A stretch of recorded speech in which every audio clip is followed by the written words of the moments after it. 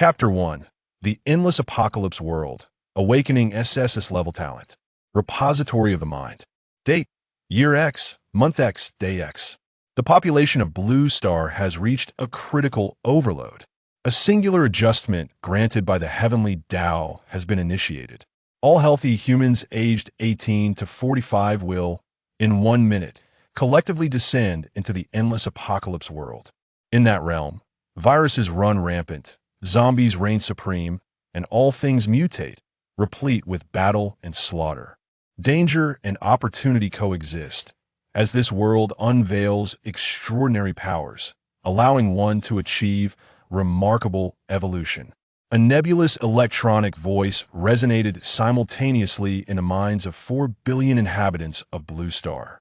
At a university, Yunfei was on the playground, playing basketball with a few friends. In the next instant, a blinding white light illuminated the heavens and swiftly enveloped the entire world. When Yunfei regained his senses from the dizziness, he found himself in a small rectangular room. The space was quite limited, merely 4 or 5 square meters, divided into 2 small compartments. One served as a bedroom, and the other as a bathroom. The electronic voice echoed in his mind once more. You have successfully bound the apocalypse survival system. Welcome to Safety Base 3418, where the initial population of each base is 1,000 individuals. This is your personal safety shelter, basic model, privately owned, entry prohibited without permission. Within the safety shelter, stamina and energy will recover at double the rate. Once you possess greater strength, you can construct your own safety shelter and gain additional attribute bonuses. Yunfei received a barrage of information. Simultaneously, a system interface materialized before him, displaying further details. I really have crossed over. Yunfei was taken aback, but quickly accepted the reality. With a thought, he opened the personal attributes panel on the interface. Since he had just arrived, everyone could only view their basic attributes. Name: Yunfei, human of Blue Star. Age: 20. Level: 100 energy points. Territory: Safety Base 3418, Area A. Position: None. Talent: Yet to be awakened. Skill: University Martial Arts Basic Staff Technique. Following this was a radar chart, illustrating Yunfei's 6-dimensional attributes. Strength: 10 points. Constitution: 12 points. Agility: 10 points. Spirit: 32 points. Wisdom: 10 points. Luck: 18 points. An accompanying note specified. Average human attributes, each at 10 points. Comprehensive Combat Power Index: 123. After reviewing his initial attributes, Yunfei felt quite satisfied. I wonder how I measure up against others. System prompt: The chat channel for Safety Base 3418 has been activated. Yunfei hurriedly opened the chat channel, hoping to glean some intel from others. The channel was already buzzing with conversation, new messages popping up incessantly. Why do we suddenly arrive in the apocalypse? This is terrifying. This is insane. I'm just going to hide in the base from now on. I find this exhilarating. I've always dreamt of crossing over. I didn't expect it to actually happen. Extraordinary powers. Here I come. How naive. What's your combat power index? I have 86. Stronger than me, I only have 65. I have 178. You all didn't break 100, did you? A middle-aged man named Zhang Wei caught Yunfei's attention. Compared to the others, Zhang Wei was indeed impressive. He reported his attributes: strength, 23, agility, 11, constitution, 16, spirit, 8. Everyone gasped in astonishment. Wow, your strength and constitution are remarkably high. I have 6 in strength and 7 in constitution, am often ill. It feels like I'm done for, Sob. Zhang Wei explained. I'm a retired soldier. I'm older now, otherwise my attributes would be even better. Yunfei observed many individuals' data, realizing that their attributes correlated with their real-life conditions. His strength was indeed among the top. Moreover, he noticed no one else had a spirit attribute higher than his. The highest was only 14 points, while he boasted a staggering 32. Perhaps it's due to my 6 years of meditation. Indeed, what one learns will eventually bear fruit. The most absurd part was that he had scored full marks in his last semester's physical education class for basic staff technique, which had unexpectedly become a combat skill. From the chat discussions, it was evident that very few had combat skills from the outset. Most were seasoned practitioners. At that moment, the system once again alerted everyone. The awakening of talents is about to commence. Please close your eyes and pray. Countdown, 10, 9, 8. Following the instructions, Yunfei closed his eyes and prayed. Oh, oh, oh, oh, oh. Before him, brilliant golden light suddenly illuminated the space. System prompt. Congratulations. You have awakened the SS level talent Virus Sovereign. Please check your personal panel for details. Upon opening the panel, the information had indeed been updated. Talent. Virus Sovereign SS level, unique. Skills. Energy Extraction SS level, unique. University Martial Arts Basic Staff Technique A level. Yunfei could not help but feel elated. SS level, Sovereign? That should be quite impressive. He carefully examined the talent description. Virus Sovereign. You are the master of viruses, the king of malevolent energies. You are immune to all viruses and harmful substances to humanity and can freely absorb energy from them or release it back. Extracting various energies from viruses and other harmful substances will greatly benefit you. Conversely, the reverse is also true. Additional skill. Energy Extraction SS level, unique, no cooldown. Note, SS level, unique, is immensely powerful in the endless apocalypse world, and you are the sole possessor. After reading the description, Yunfei's heart raced with exhilaration. This is truly extraordinary. In a world ravaged by zombies and heavily polluted, not only can he be immune to viruses, but he can also extract energy from harmful substances. Does that mean there is energy everywhere? What astounding growth potential this signifies. Yunfei's lips curled into a smile as he opened the chat channel, curious about what talents others had awakened. What were your results? I got level speed enhancement. I received level constitution boost him now 1 point higher. I don't want to live anymore. Wow, I also got Flevel, isn't that the worst? Hehe, I got Clevel Archery Mastery. System announcement. At Safety Base 3418, the talent awakenings for 1,000 individuals have concluded. Flevel Awakeners, 67.8, a level, 25.9, the level, for 0.5. Clevel, 1.6, level, 0.1, a level and above, 0.1, including a level, S-level, S-level, SS level. As this announcement was made, the chat channel erupted. What? Someone actually awakened a level or above? Who is this great person? Come forth, so I may pay my respects. Great one, look at us. Zhang Wei, great one. It must be you at a level. Zhang Wei quickly responded. Not me in level talent, bull strength. I also wish to know who that a level individual is. Zhang Wei's combat power was among the top in Safety Base 3418. Yet his talent was merely level, which surprised everyone greatly. My goodness, there's another hidden powerhouse. How strong must that a level be? Chapter 2. First Energy Extraction. Another power talent. Yet, Zhang Wei was someone the vast majority could not envy. Even being level is quite impressive statistically. That's a rare find. As for that a level, they must have saved the Milky Way in their past life, right? Throughout the unfolding events, Yunfei remained silent, choosing not to reveal his SS level talent. One would be foolish to expose such a remarkable gift in this apocalyptic environment where trust was scarce. The system announced once more. There is a 7-day protection period for newcomers in the safety base. Once this period ends, the base will be subjected to monster attacks, necessitating the fortification of defense structures. Wandering level 1 monsters are scattered around the safety base. Individuals may form teams to hunt these monsters and swiftly enhance their strength. As the announcement concluded, within every safety shelter, white light began to radiate from the tables. An axe and a set of protective clothing materialized. Yunfei picked up the axe and examined its attributes. Level Fire Axe. High power but somewhat heavy and prone to wear. Equipped, it grants 15 attack, 3 speed. The axe was somewhat rusty, lacking sharpness. Yunfei touched the rust. Does this count as a harmful substance to humanity? It probably does. It could cause tetanus. Testing it out, he utilized the energy extraction skill on the fire axe. Energy extraction successful. You have extracted 1 energy point from the rust. The Flubble fire axe has been purified and upgraded to a level. Attack increased by 8, speed increased by 1. The once rusty fire axe now gleamed clean and bright, radiating a cold, white light. This purification method is quite useful. Yunfei couldn't help but smile. A sharper weapon would allow for quicker monster slaying. As for the protective clothing, it was brand new with no signs of damage.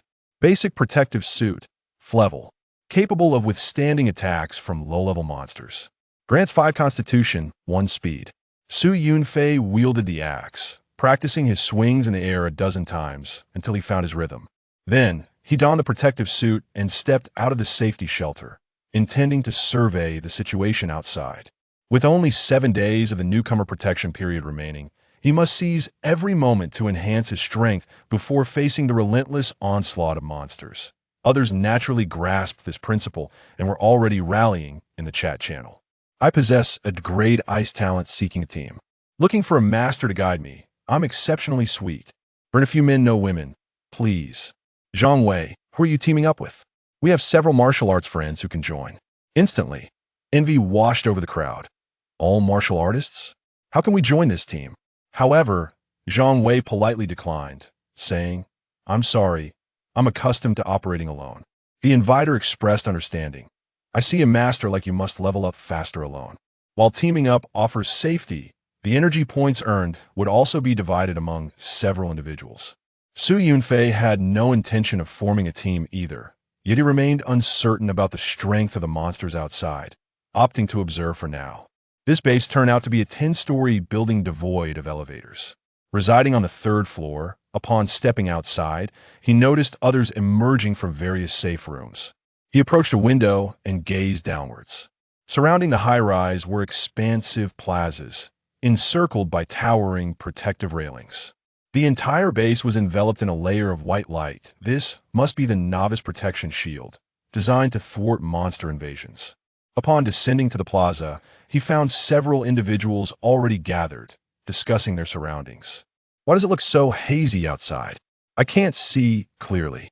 I wouldn't dare step out. It feels far too perilous. Beyond the safety of the base lay a shroud of gray mist, within which the silhouettes of several zombies could be faintly discerned, emitting ghastly screeches. In such an unfamiliar environment, no one was eager to venture outside. All remained watchful. Then, a robust figure wielding a fire axe strode down the stairs with confidence, heading straight for the base's entrance. Some soon recognized him. Zhang Wei, the master. Wow, he's so imposing, no wonder his combat prowess is so high. Zhang Wei nodded at the crowd, his expression devoid of arrogance. He'll step out for a moment. Level 1 monsters should be manageable. Shortly after he exited the door, a zombie, seemingly alerted by his presence, limped towards him with a shrill roar from several dozen meters away. In the haze, the two engaged in combat. The sounds of slashing echoed, and the zombie's cries grew increasingly shrill and piercing. On the plaza, a throng leaned over the railings, craning their necks to watch. Though it's unclear, I can imagine the master's gallant figure. How impressive! I wish I could be that strong. Gradually, the battle appeared to dwindle, the zombies' cries diminishing significantly. Zhang Wei's figure rushed back towards the base. As some moved forward to congratulate him, their eyes widened in shock. Zhang Wei's protective suit was torn, revealing long gashes inflicted by the zombie. Blood streamed profusely, and the wounds had begun to take on a greenish hue. Help, please! Zhang Wei's face turned ashen, his lips tinged with green, eyes reddened, and he appeared utterly drained. Yunfei's gaze sharpened. He immediately recognized that he had been infected by the zombie virus. A system announcement soon followed. Warning! Warning! An individual within the base has been infected with the zombie virus and will transform into a formidable zombie within 5 minutes. Urgent action required. Solutions: 1. Eliminate. 2. Administer antiviral medication. Several screams erupted as the crowd surrounding Zhang Wei scattered in panic. The realization that such a powerful individual had been injured and infected during battle struck everyone like a bolt from the blue. What was more alarming was that he was on the verge of becoming a zombie. Many were reduced to tears, unsure what to do. They dared not kill him, nor did they possess any antiviral medication. What we do? Several girls cried, covering their mouths in distress. Witnessing this, Zhang Wei understood that he had no hope left. He raised his axe and struck it forcefully against his temple, ending his own life. Everyone, including Su Yunfei, was taken aback. They had not anticipated such resolute determination from him. His actions were swift and decisive, leaving no time for anyone to intervene.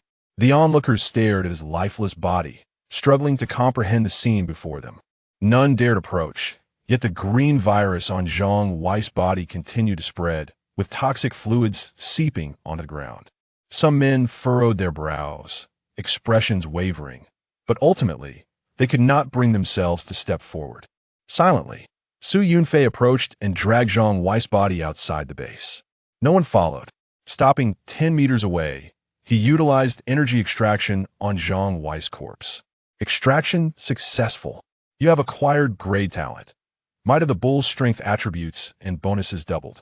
Current strength, 20 points. You extracted 12 points of energy from the zombie virus. As the virus dissipated, Zhang Wei's body gradually transformed into ash-like powder. Su Yunfei sighed. Brother acted impulsively. Rest in peace.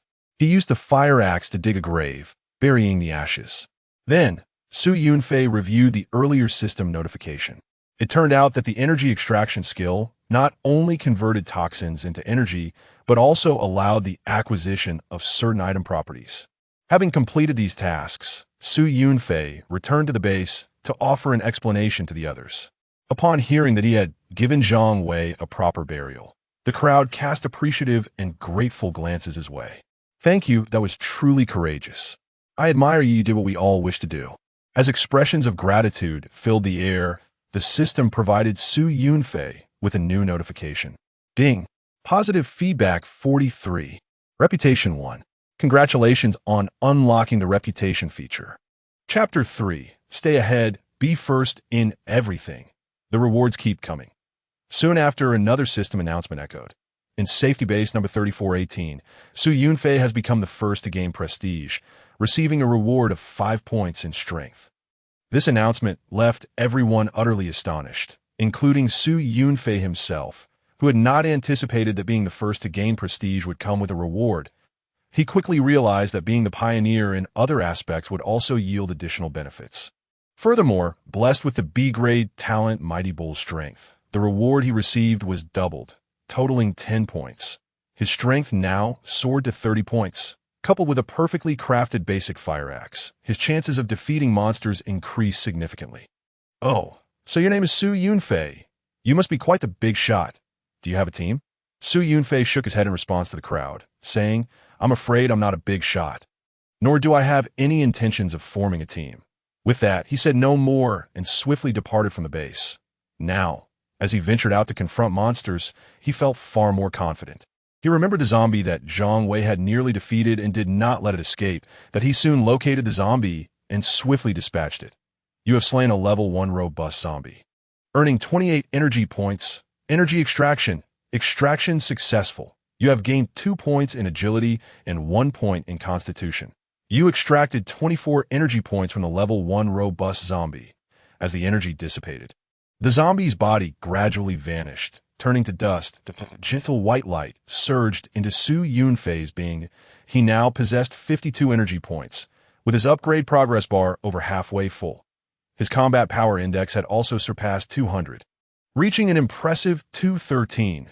With such rapid upgrades, there must be additional rewards, he pondered as he strode purposefully towards a wandering zombie. The creature, noticing him, approached with a swiping arm adorned with long claws. Su Yunfei sidestepped slightly, evading the attack, and swung his axe, delivering a heavy blow to the zombie's chest. Crack! The sound of shattering bones echoed as the zombie was knocked to the ground but still groaned.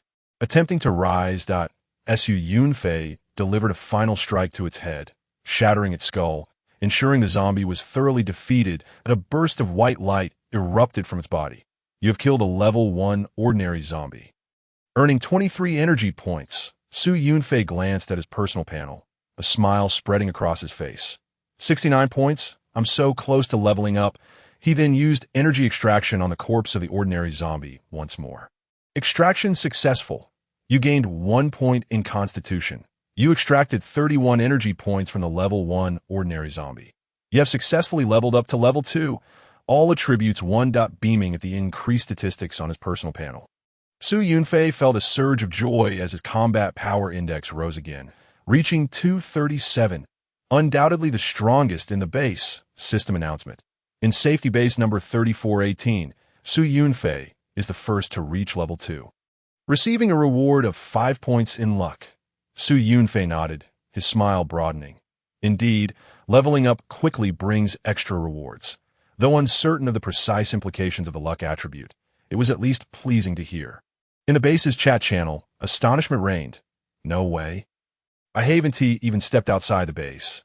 And someone has already reached level 2? Damn, this guy's the real deal. Multiple system announcements in a row. Big shot, take me with you.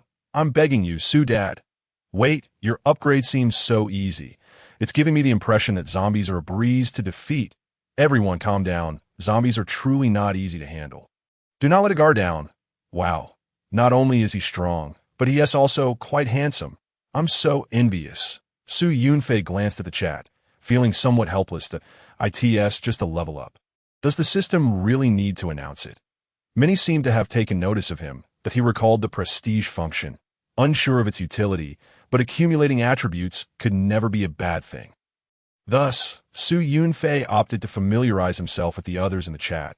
He remarked, "Yes, everyone, do not let a guard down. Be vigilant. By the way, the weak points of most zombies should be their heads. Striking there will yield faster results." This was a conclusion he had drawn after defeating a zombie. Not quite a rule, hence his tone was somewhat tentative. Yet, the others expressed their gratitude. "Thank you. Big shot for sharing your insights. So, it's true that zombies' weak points are indeed their heads. Thank you for confirming. Big shot. Ding. Favorability 12. Su Yunfei was unaware of the significance of favorability and was too indifferent to investigate further. As it clearly bore no relevance to combat prowess, he resumed his search for wandering zombies. Perhaps due to it being the first day, for newcomers, the overall number of monsters outside the safety base was not particularly high. Moreover, the faint gray mist that permeated the air made monster hunting a more arduous task. As he searched, he mused, "What is this gray mist? It must possess some level of toxicity. However, I am immune." Surrounding the safety base were abandoned factory areas, not densely populated, thus the number of zombies was limited. Scattered around were low, dilapidated buildings, surrounded by ruins and empty factories. Fortunately, the buildings were not dense, nor were there tall structures, leaving few hiding spots for monsters. Suddenly, Su Yunfei's ears perked up, catching the sound of an animal running. He immediately focused his attention in that direction, on high alert. Through the mist, a large dog dashed towards him with astonishing speed. The dog's body was greenish, bearing a set of yellowed teeth, clearly a zombie dog. Thick drool dripped from its mouth as it lunged at Su Yunfei with a furious growl. Crack! Boom! Two sounds rang out in quick succession as Su Yunfei swung his axe, striking the zombie dog's mouth and sending countless teeth flying. Almost simultaneously, he kicked the zombie dog's neck, propelling it several meters away and avoiding its deadly claws. The zombie dog staggered back, still unsteady, and Su Yunfei charged forward, swinging his axe toward its head. Bone shards flew. After 3 strikes, the zombie dog finally succumbed to its injuries. You've killed a level 1 mutated zombie dog. Earning 43 energy points, Su Yunfei stared at the creature's corpse. Mutated zombie dog? No wonder it was so large and fast. Energy extraction. He directed the extraction at the zombie dog's remains. Extraction successful. You gained 3 points in agility. You extracted 44 energy points from the level 1 mutated zombie dog. After glancing at his attributes growth on the personal panel, Su Yunfei had yet to revel in his success when another system announcement chimed. In safety base No.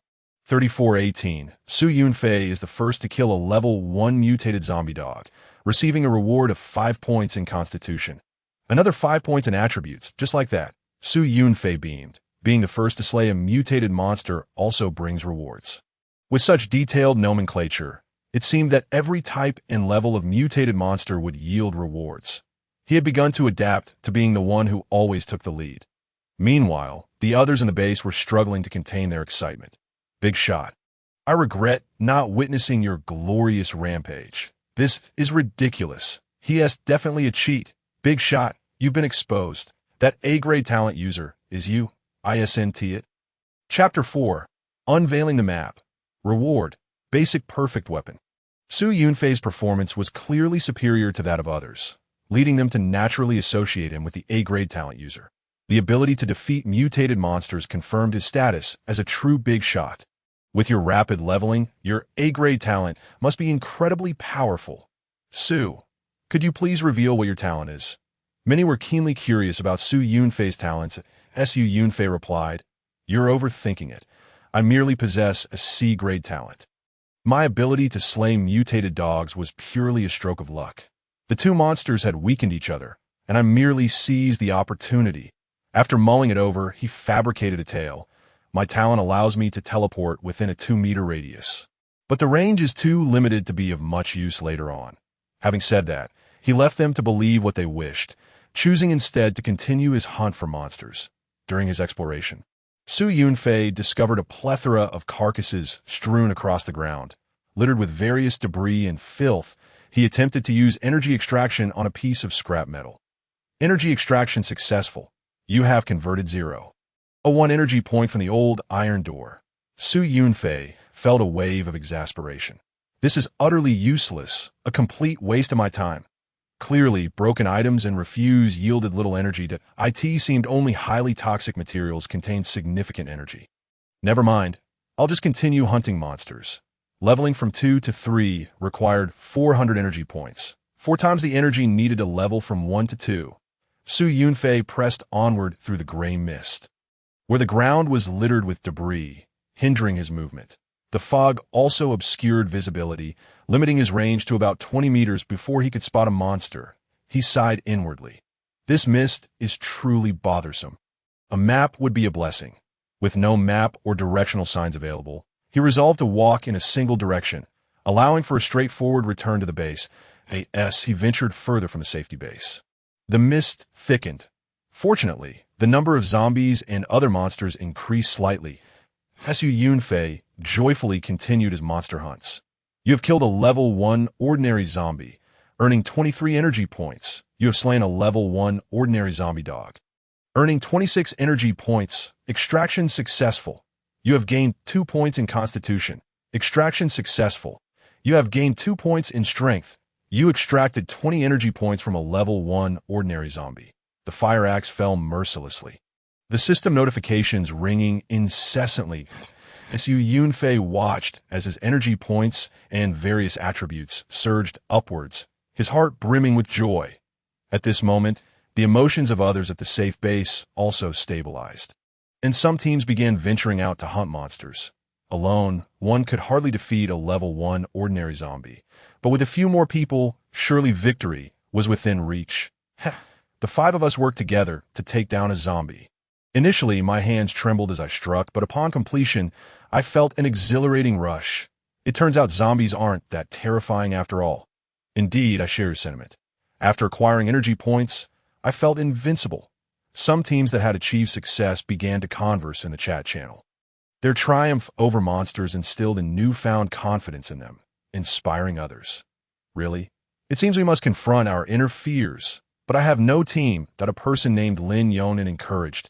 I've discovered that level 1 zombies are rather foolish. When teaming up, as long as we coordinate properly, we can easily defeat them. Once we level up, we will surely gain attribute points, making it even easier to fight. Another team leader concurred. Yes, ordinary zombies are not strong. Just don't be as unfortunate as Zhang Wei, encountering a robust zombie. Although they chatted, their movements remained diligent. After a brief rest, they swiftly resumed their search for new monsters. The pressure brought upon them by Su Yunfei was palpable. He was already at level 2, advancing ahead, monopolizing energy points. If all went according to plan, he would surely reach level 3 first. Falling behind was a slippery slope. with the surrounding monsters already sparse. They couldn't allow Su Yunfei to hoard everything. Thus, other capable teams were quite proactive. However, the newcomer Wang Feng was slain by a level 1 robust zombie. In 5 minutes, he would transform into a level 1 ordinary zombie. The newcomer Yuan Yinyin was also killed by a level 1 zombie pig. In 5 minutes, she too would become a level 1 ordinary zombie. Such kill notifications echoed repeatedly over the span of 2 hours, announcing the demise of over a dozen novices at the hands of zombies. Moreover, they would transform into new zombies. Everyone was urged to maintain caution. Do not let success lead to recklessness, though aware of the inevitability of such events. The atmosphere in Channel 3418 remained heavy with tension. Seeing the kill notifications, Su Yunfei grew more cautious. Despite his formidable strength, capable of cleaving a normal zombie skull with a single swing, he understood the importance of not becoming overly complacent. Lest he falter over trivial matters, Su Yunfei sensed he had ventured far from the base. He looked up at the sky. It seemed to be darkening. Night was approaching as he contemplated returning. The system suddenly announced, "Congratulations to Safe Base 3418. Su Yunfei has explored beyond 500 meters to the east of the base. The map function is now activated, currently displaying a radius of 500 meters around this base." With the fog effect lifted, Su Yunfei's heart raced with exhilaration. Is it truly possible to do this? He glanced back, and indeed, the gray mist was dissipating swiftly, clarity returning to his vision. The system further notified him. You have activated the map function for the base, earning a reward of 1 primary selectable weapon, accompanied by a basic skill. This time, instead of attribute points, it was a weapon. Although Su Yunfei possessed a primary perfect quality fire axe, it felt somewhat insubstantial as his strength grew. He checked the system and found there were no selectable types available, indicating he needed to make a request himself. Su Yunfei then stated, "I would like a long staff. Please ding. The reward has been issued. Please check your inventory." A radiant long staff appeared in Su Yunfei's system bag. Upon retrieving it, he was astonished at E-grade tungsten steel long staff perfect quality. Made from high-hardness tungsten steel alloy, it is heavier and deadlier. Attack 40, speed -5. When using both ends for striking, attack 8. This staff measures 2.2 meters in length, 3.5 centimeters in diameter, and weighs over 60 pounds. Given the high-strength alloy material, its attack power surpasses that of the fire axe, which is only natural. Su Yunfei wielded the long staff, performing a flourish with it, feeling immensely satisfied.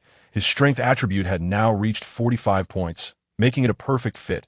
Additionally, the staff came with a corresponding skill, primary staff technique. The system was quite intelligent. You have mastered University Martial Arts primary staff technique, which has automatically advanced to intermediate staff technique D grade. Su Yunfei beamed with joy. Excellent. Now I can utilize combat skills. Chapter 5. Discovery of the Life Supermarket. The leaderboard is activated. After acquiring the intermediate staff technique, Su Yunfei felt a sudden influx of knowledge and skills regarding staff techniques in his mind. He also understood that repeatedly acquiring similar skills would result in automatic upgrades. With enough practice, he could likely enhance his proficiency. Although the staff technique was merely foundational martial arts, its damage output was 2 to 3 times higher than without skills. Now, hunting monsters would be even more convenient. Yet the system notifications were not finished. Ding. Reputation 2. Positive feedback 105. Su Yunfei understood that reputation and positive feedback were reflections of others' impressions of him. He immediately checked the chat channel, and indeed, the other individuals in the base were filled with joy and gratitude towards him. Has Su Dalao really ventured that far? Impressive. The map around the base has been revealed. The fog lifted, making it easier for everyone. We are immensely grateful. Dalao's merits are immeasurable. I bow to you. Thank you, Dalao. The chat channel was overflowing with expressions of gratitude towards Su Yunfei. The map was incredibly important. It appeared that it could only be activated through exploration. Since opening the map also yielded rewards, Su Yunfei was curious about the specific rules. How can a larger map area be unlocked?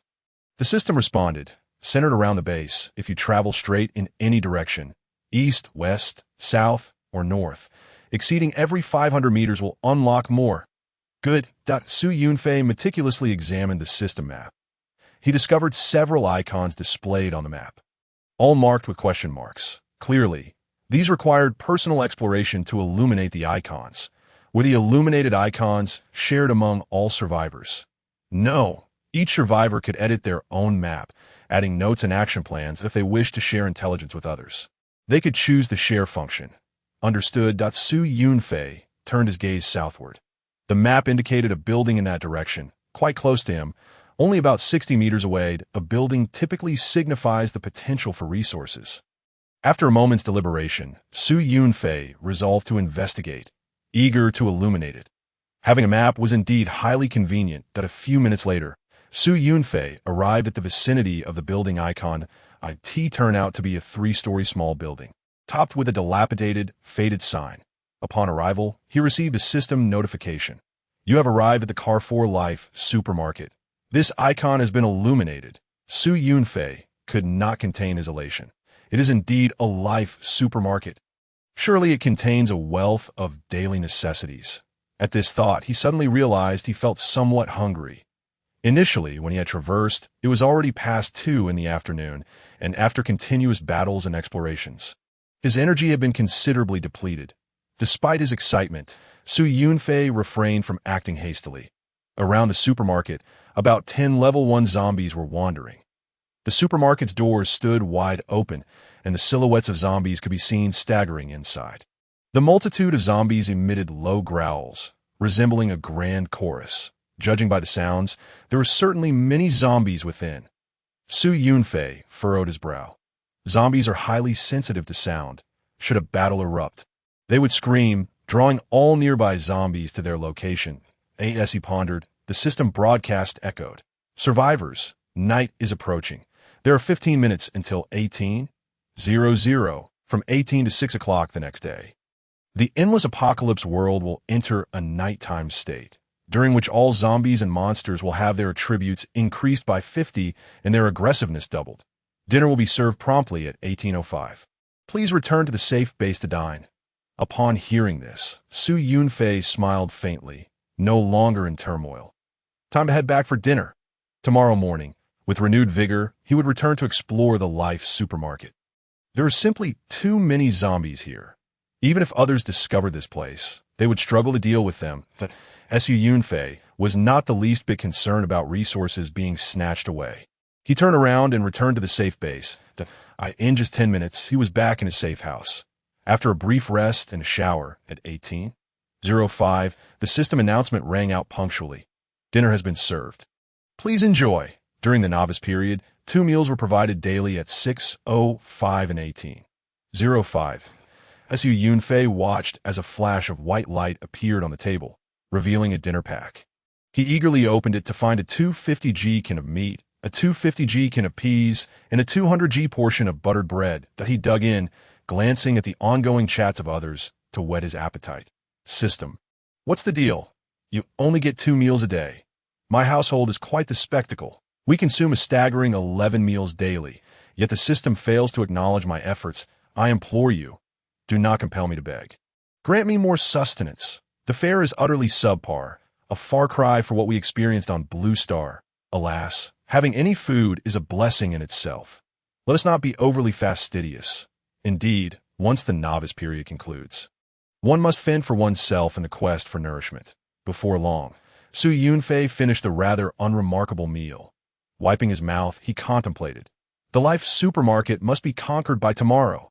Furthermore, there are undoubtedly other means to procure food, which require exploration to uncover. The clock struck 6. Darkness enveloped the sky. Su Yunfei ceased to concern himself with others and began tallying the day's gains and lessons, a habit of his. Reflecting on the day's events to enhance his memory. This afternoon had been fruitful. He had ascended to level 2, with significant boosts in various attributes. Strength at 48, Constitution at 25, Agility at 23, Spirit at 42, Wisdom at 18, and Luck at 28. That his comprehensive combat power index had reached an impressive 385, even in a non-combat state. When utilizing skills in battle, his stats would undoubtedly exceed 400. After reflecting, Su Yunfei contemplated the arrangements for tomorrow. First, the elimination of zombies in the Life supermarket, followed by a thorough search that if all proceeded smoothly, he would aim to unlock a 1,000-meter map while simultaneously battling creatures, illuminating more map icons. After freshening up, Su Yunfei retired for the night to replenish his spirit. As night fell, the number of zombies outside the safe base surged, their incessant howls echoing through the stillness of the dark. The cacophony of cries, high and low, was enough to drive many to madness. It was more unsettling than a cat in heat. How could one possibly find sleep amidst such torment? Endure it. One will become accustomed in time. Everyone forced themselves to slumber, yet Su Yunfei had already succumbed to deep sleep, utterly unfazed, his mindset remarkably resilient. However, at the stroke of midnight, he was roused by a barrage of system announcements. After a 12-hour initial experience, the endless Doomsday survival system had received a functional update. The level leaderboard is now live. The combat power leaderboard is activated. The kill leaderboard is open. The trading function has commenced. The system mall is now available. Survivors may now explore the latest features. Wishing you a pleasant survival experience. Instantly, the chat channel erupted. Oh my, without comparison, there is no disparity. Su Daolao remains unrivaled. Chapter 6. Techniques for Enhancing Constitution. Double Attribute Rewards.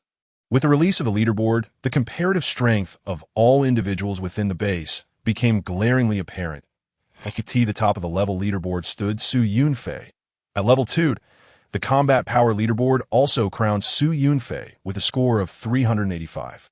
The kill leaderboard showcased Su Yunfei as the foremost, having vanquished 18 monsters, dominating all 3 lists with overwhelming force. Su Yunfei glanced at the leaderboard, confirming his anticipated standings. The level board bore little significance.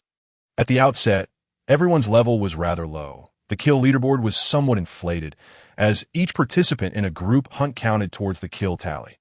The real measure of importance lay in the combat power leaderboard, which appeared to account solely for individual attribute points, excluding weapons, equipment, and skills. Nonetheless, Su Yunfei's current strength was formidable, boasting a combat power exceeding that of the second-place contender by a staggering 200 points. He took note of the top few combat powers. Second place, Lu Shan, 185 points. Third place, Lin Yongnan, 179 points. Fourth place, Jiang Ding, 178 points. Fifth place, Huang Xiaoan, 175 points. Sixth place, Li Xinrong, 170 points. These individuals had all reached level 2, while the 7th place remained at level 1. It was evident that these 5 were a cohesive team, embodying the strongest collective force within the safe base. With the leaderboard unveiled, the chat channel buzzed with excitement. Wow, Su Daolao is incredibly powerful. All first places. How can he not admit to possessing an A-grade talent? How could a C-grade be so formidable? Ah, I finally understand. Exceptional individuals remain outstanding even in different environments. Aside from the ordinary populace's admiration, the 5-member team was particularly astounded. In their group chat, they discussed Su Yunfei. I thought our strength was commendable. Yet we have fallen so far behind. His combat power is truly terrifying. How did he achieve this? This fellow is too strong. It's best not to cross him. The group chimed in the chat. Su Yunfei. Daolao. Seems familiar. This one is the true powerhouse. His growth rate is enviable. Daolao. May I request to add you as a friend? At that moment, Su Yunfei was exploring the trading and system mall functionalities. The trading market allowed for resource exchanges among players, but it had just opened, and there were few items available. Some jesters had even listed empty canned goods AS for the system mall, its inventory refreshed daily at midnight, featuring a total of 12 items, including a discount section where 2 items were offered at 20 off. Currency appeared to be energy points, which brought a flicker of joy to Su Yunfei's heart. However, upon viewing the prices, he realized he had celebrated too soon, inwardly cursing. The system is a swindler. The prices are exorbitant. A 250G can of peas cost 50 energy points, while a meat can was priced at 100 energy points. A basic protective suit was 300 energy points, and a box of compressed biscuits in the discount section still amounted to 2,000 energy points after the discount. Today, as offerings in the mall, did not pique Su Yunfei's interest. Yet he acknowledged the utility of the function, as it would expose him to an array of peculiar items. Who knows what useful items might appear on a future refresh? The motivation to accumulate energy points surged within him. Tomorrow, he would engage in a frenzied hunt. As inspiration struck, he devised a new plan. Why not enlist the assistance of others? Su Yunfei opened the chat channel and noted several friend requests awaiting his approval. He accepted them with a single click and then announced in the chat, "If anyone has monster corpses, feel free to trade them with me. I can exchange various resources. We can commence trading tomorrow." As the top contender across 3 leaderboards, his words bore a distinct radiance. The chat channel quickly became lively. Monster corpses are filthy and odorous. The Dao Lao actually desires them. His line of thought is unlike that of ordinary people. If only we had collected the zombies we defeated during the day. All right, Dao Lao, I am on board for trading tomorrow. Observing the eager responses, Su Yunfei felt reassured. Everyone, get some rest. We have battles to face tomorrow. I shall retire now. With that, Su Yunfei returned to slumber, while many others remained tense, anxious, and sleepless. The following day at 4:30 a.m., Su Yunfei awoke punctually, a testament to his commendable routine. Having been frail in childhood, he had cultivated a habit of exercise and health maintenance during his adolescence. After freshening up, Su Yunfei sat cross-legged on his bed, embarking on his daily yoga meditation. Initially, his mind wandered with distractions, but soon he immersed himself in a tranquil mental state, losing track of time. When he opened his eyes again, an hour had elapsed. Su Yunfei exhaled a deep breath, feeling invigorated and revitalized. The system suddenly notified him. You have completed a B-grade meditation. Spirit 2, system announcement. At Safe Base 3418, Su Yunfei is the first to discover that meditation can enhance spirit attributes. Reward: 12 cans of Happy Cola, 12 pieces of dark chocolate. This unexpected reward from the system brightened Su Yunfei's eyes. Reflecting on it, he realized it was indeed accurate. Meditation had the power to augment spirit, just as it did on Blue Star, and now it was applicable in this apocalypse. The rewarded food items appeared in his backpack. Once again, the chat channel erupted. So early in the morning, I'm still waking up, and Dao Lao is already in the spotlight. Is he even human? How did he discover this? How infuriating. That Happy Cola. Woe is me. Su Yunfei paid no heed to the chat's chatter, nor did he glance at the system rewards. Instead, he promptly stood and began practicing a regimen for physical enhancement, the 8 parts of the Golden Bell. This Taoist technique was renowned for its health benefits and yielded excellent results. Eager to claim his rewards, Su Yunfei hastened his movements, completing what typically required half an hour within merely 10 minutes. Naturally, the results were subpar, but if the system asserted its validity, then so be it. You have completed an F-grade 8 parts of the Golden Bell exercise. Constitution 0.2. System announcement followed swiftly. At Safe Base 3418. Su Yunfei is the first to discover that the 8 parts of the Golden Bell can enhance Constitution. Reward: C-grade protective boots, X1. Gazing upon the striking black boots that had appeared in his system space, Su Yunfei felt a surge of joy, though a hint of dissatisfaction lingered as he mused. System, could you refrain from announcing the rewards next time? Certainly. The reward announcement has been hidden for you. At that moment, in a secure room on the 4th floor, Lin Yongnan, engaged in military-style training, paused upon hearing the system prompt, letting out a sigh. Alas, just a hair's breadth away, ultimately a step too slow. He felt a deep sense of frustration. What manner of creature is this person, with reactions so astonishingly swift?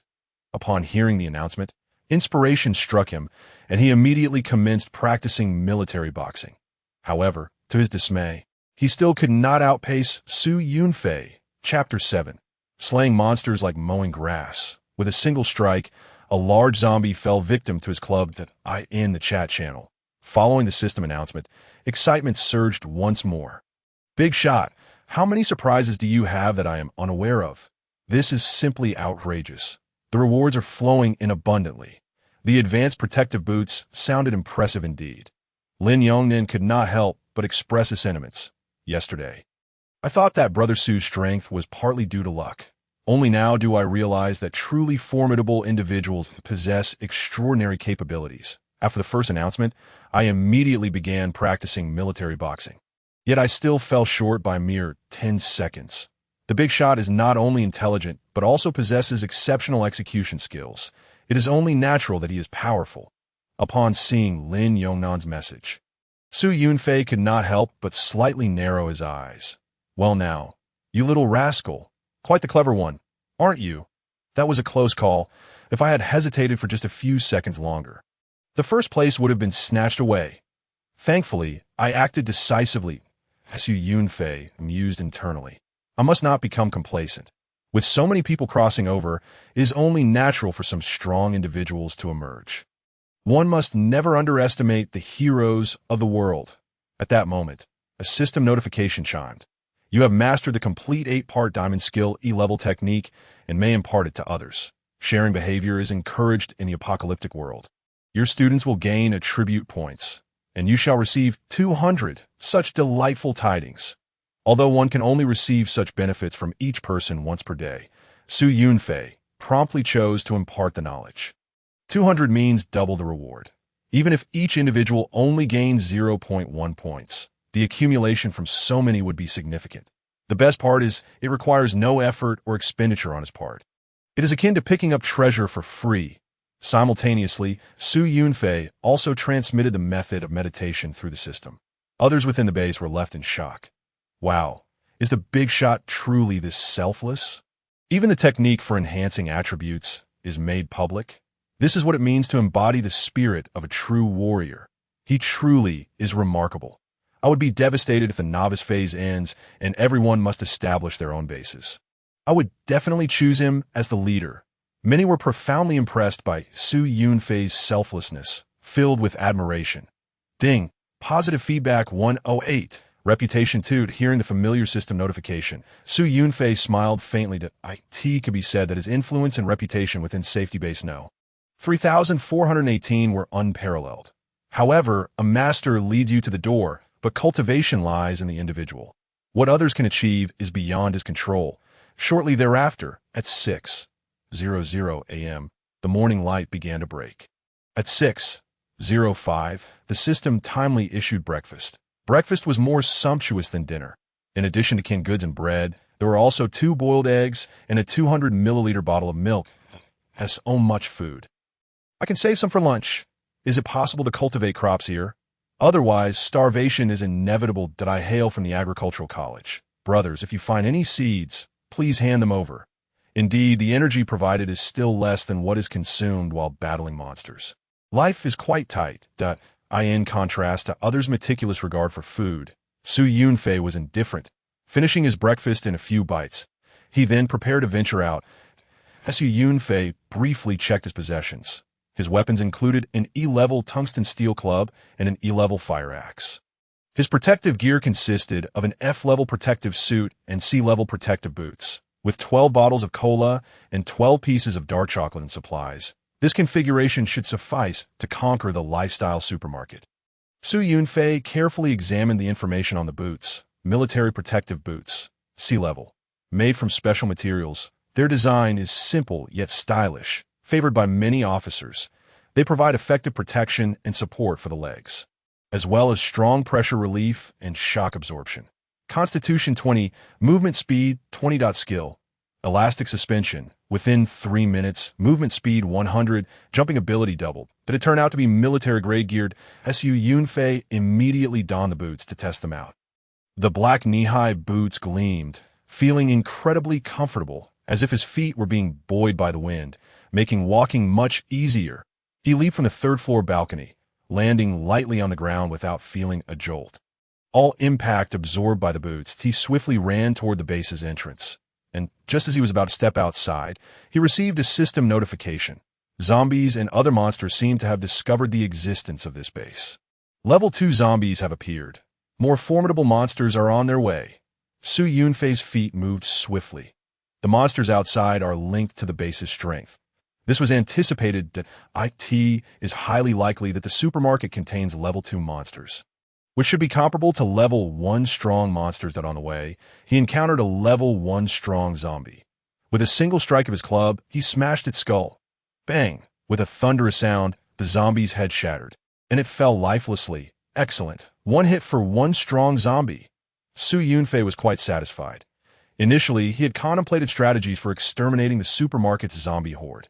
Now it seemed, why bother with strategies? Just attack, extracting the strong zombie's virus. He gained a total of 82 energy points from the kill, but he needs only 38 more energy points to reach level 3. This was just a matter of slaying an ordinary zombie. Su Yunfei refrained from continuing to fight monsters on the way and arrived at the lifestyle supermarket in just 6 or 7 minutes. Outside, a dozen zombies continued to roam, along with an additional level 2 one. Holding the tungsten steel club, Su Yunfei approached the nearest zombie. Roar! The dozen or so zombies turned in unison and charged towards him. Su Yunfei deftly maneuvered his feet, wielding his club with precision. Swing, strike, jab. His moves flowed effortlessly, delivering a cacophony of blows to all the zombies. With a rustling sound, the horde of zombies fell like grass mowed by the wind. The level 2 zombie, momentarily dazed, soon had its head severed. Instant kill. Without pausing, Su Yunfei pressed onward. The hideous roars of zombies echoed throughout the supermarket as several zombies surged out from the entrance. Su Yunfei met them head-on. With 2 swift strikes, the first zombies to exit collapsed at the threshold.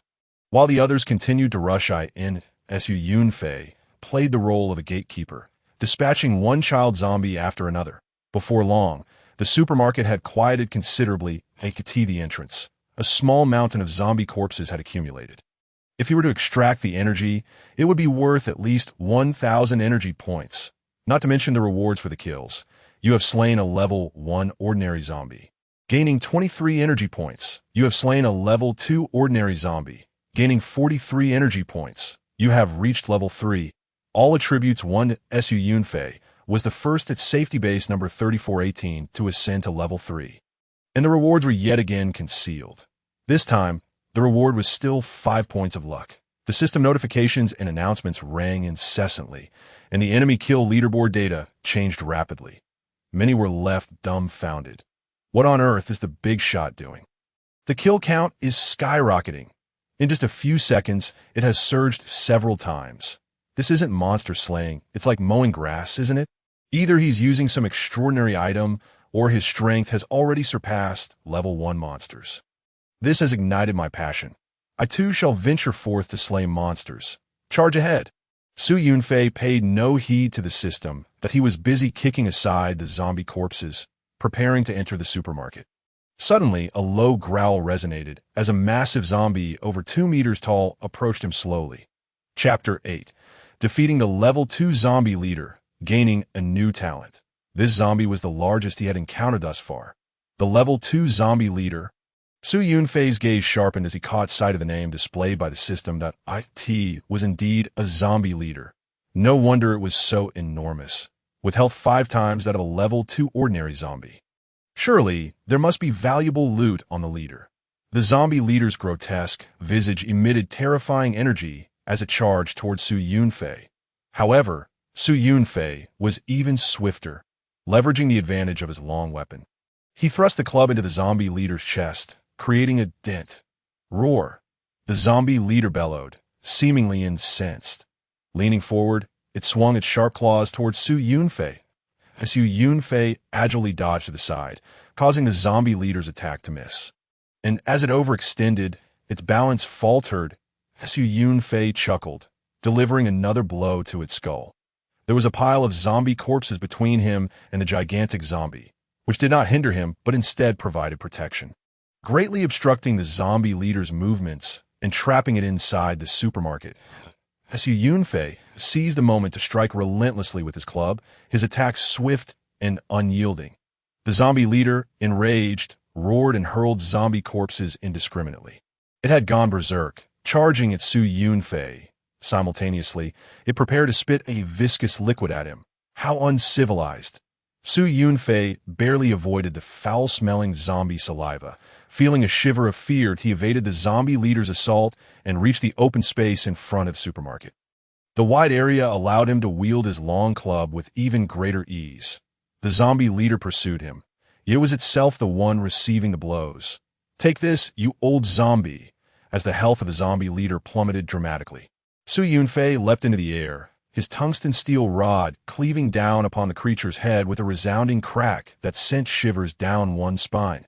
With all its health depleted, the zombie leader stood motionless for a few moments before crashing to the ground. "You have slain a level 2 zombie leader and earned 98 energy points." System announcement. At safe base number 3418, Su Yunfei has become the first to slay a level 2 zombie leader. Rewards have been concealed. Su Yunfei glanced at the massive corpse of the creature, then turned his gaze toward the now eerily silent supermarket. A grin spread across his face as he contemplated the system rewards. Stunned for a moment, he was soon engulfed in overwhelming joy. Incredible. In A-grade talent. It appeared that aside from awakening and extraction, there were other methods of obtaining talents. Upon careful examination of his new talent, he discovered weak point insight A-grade. Your keen eyesight allows you to discern the weaknesses of monsters.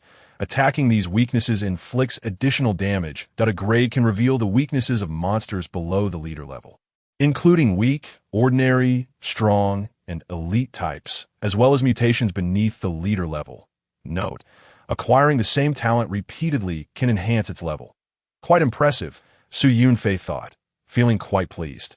Although this talent may not seem potent at the moment due to the relatively weak monsters encountered, it would prove invaluable as the monsters grew stronger. That IT was akin to possessing a strategy guide for battling monsters. With this talent, he felt more confident about securing first kills against formidable creatures in the future. Presently, Su Yunfei possessed 3 talents. Primary talent, Virus Overlord SSS grade. Other talents, Strength of the Bull B grade. Weak point insight A grade. That Su Yunfei could hardly fathom the sheer power he would wield with a dozen or even dozens of talents.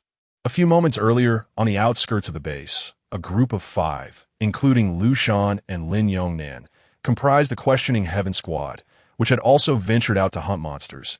Each member possessed commendable combat prowess. And after yesterday's practice, their coordination was seamless, leading to improved efficiency. They could dispatch level 1 ordinary zombies within a minute. This smooth progress instilled a sense of accomplishment, and as they observed their kill counts steadily rising, they engaged in light-hearted conversation. Though we cannot compare to Su, we are not lacking either, consistently ranking 2nd to 6th. Indeed, let us all put in more effort and aim to ascend to level 3 soon. At this rate, we should achieve it by this morning. However, within mere minutes, the 5 members of the Questioning Heaven Squad widened their eyes in astonishment as they gazed at the kill leaderboard. Su Yunfei's stats are skyrocketing. He is killing one every few seconds. Goodness, that's ruthlessly impressive. Did he dive into a monster den? Before they could fully digest this revelation, a system announcement echoed. At safe base number 3418, Su Yunfei is the first to reach level 3. The members of the Questioning Heaven Squad fell into a stunned silence. They had been hoping to level up quickly to narrow the gap with Su Yunfei, only to discover that he had achieved level 3 shortly after stepping out. After pondering for a moment, team leader Lu Shan remarked, "The big shot must have been close to level 3 for a while." Lin Yongnan chuckled, "Don't even try to compare. He is a monster who end up in a state of isolation."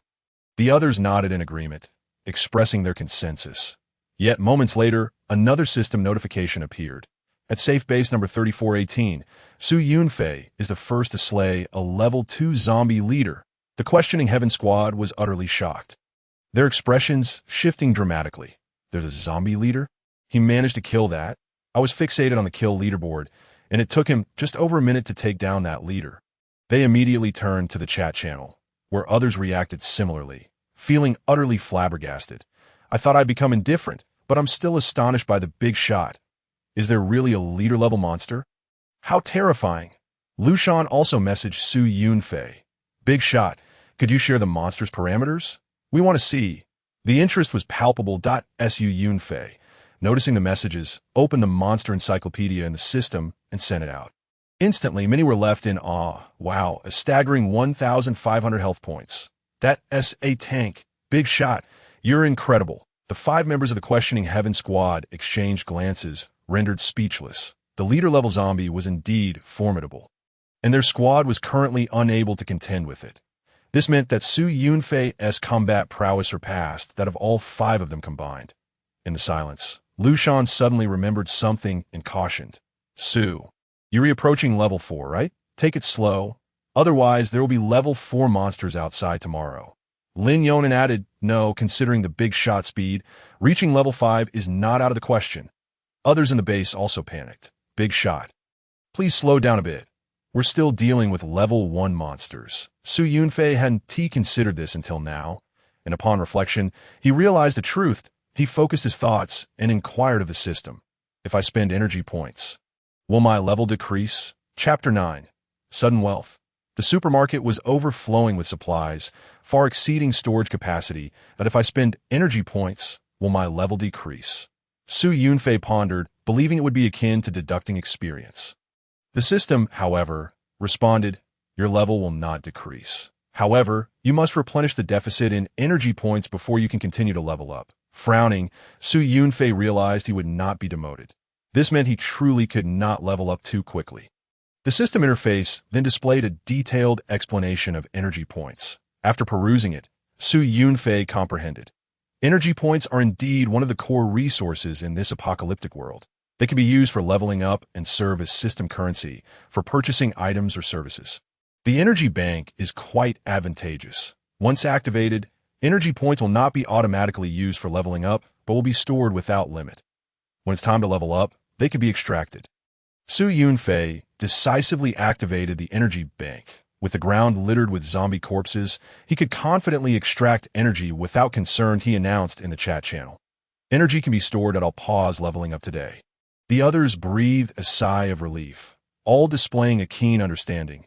Thank you, Big Shot, for your magnanimity. We'll seize the opportunity to level up today. Subsequently, Su Yunfei prepared to enter the supermarket to assess the available supplies when he received several system notifications. Zhao Xiaoyi successfully practiced the 8 parts of the diamond skill you taught. Increasing physique by 0.2. Your physique increases by 0.4. Liao successfully practiced increasing physique by 0.5. In the blink of an eye, Su Yunfei's physique surged by an impressive 4.8 points, and he hadn't even lifted a finger. A wave of satisfaction washed over him. It seemed that some individuals had completed their training with remarkable results. In the chat channel, several individuals expressed their excitement. The technique taught by the Big Shot is incredibly effective. After serious practice, my physique increased by 0.3. Me too. I feel warm all over. Absolutely exhilarating. I'm planning to practice again shortly to boost my attributes before heading out to hunt monsters. Those outside, upon witnessing this, expressed their envy. Is the effect really that good? I'll practice when I get home tonight.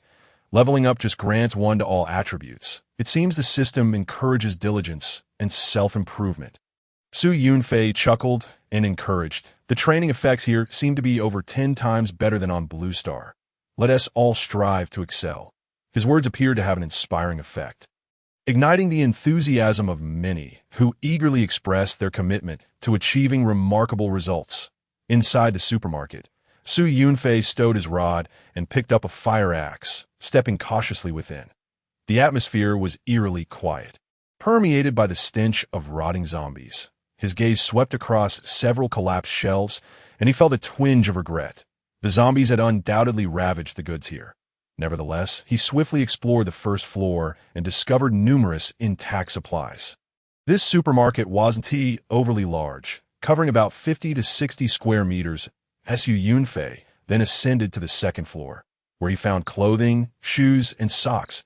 He proceeded to the third floor, which appeared to be the proprietor's living quarters. The items here were fewer in number, but relatively well-preserved. There were no zombies on the upper 2 levels, and as Su Yunfei returned to the first floor, he discovered that there was indeed a basement below. He initially ignored the basement, focusing on gathering supplies from the first floor that he collected various daily necessities such as toiletries, cleaning products, an assortment of packaged snacks, and numerous intact items like scissors, bowls, chopsticks, small hammers, and pliers, all in excellent condition, water bottles, cooking pots, thermoses, and umbrellas, as well as basic medical supplies like band-aids, alcohol, and ointments that in the tobacco and alcohol section. Su Yunfei gathered boxed and packaged cigarettes, along with a lighter. He also took all types of alcoholic beverages. In the beverage section, he collected juices, cola, sparkling water, and more, and in the purified water section, barrels of clean water were neatly stacked. The fresh produce section was mostly rotten and wilted, which Su Yunfei disregarded. However, dried goods like mushrooms, black fungus, grains, and dried chilies were well sealed in glass jars. Soon, Su Yunfei also found salted fish, cured meat, sausages, and ham. At this point, he realized the most significant issue was that his system space was insufficient. In the beginning, the storage space stood at 1 cubic meter, with an increase of 1 cubic meter for each level upgraded.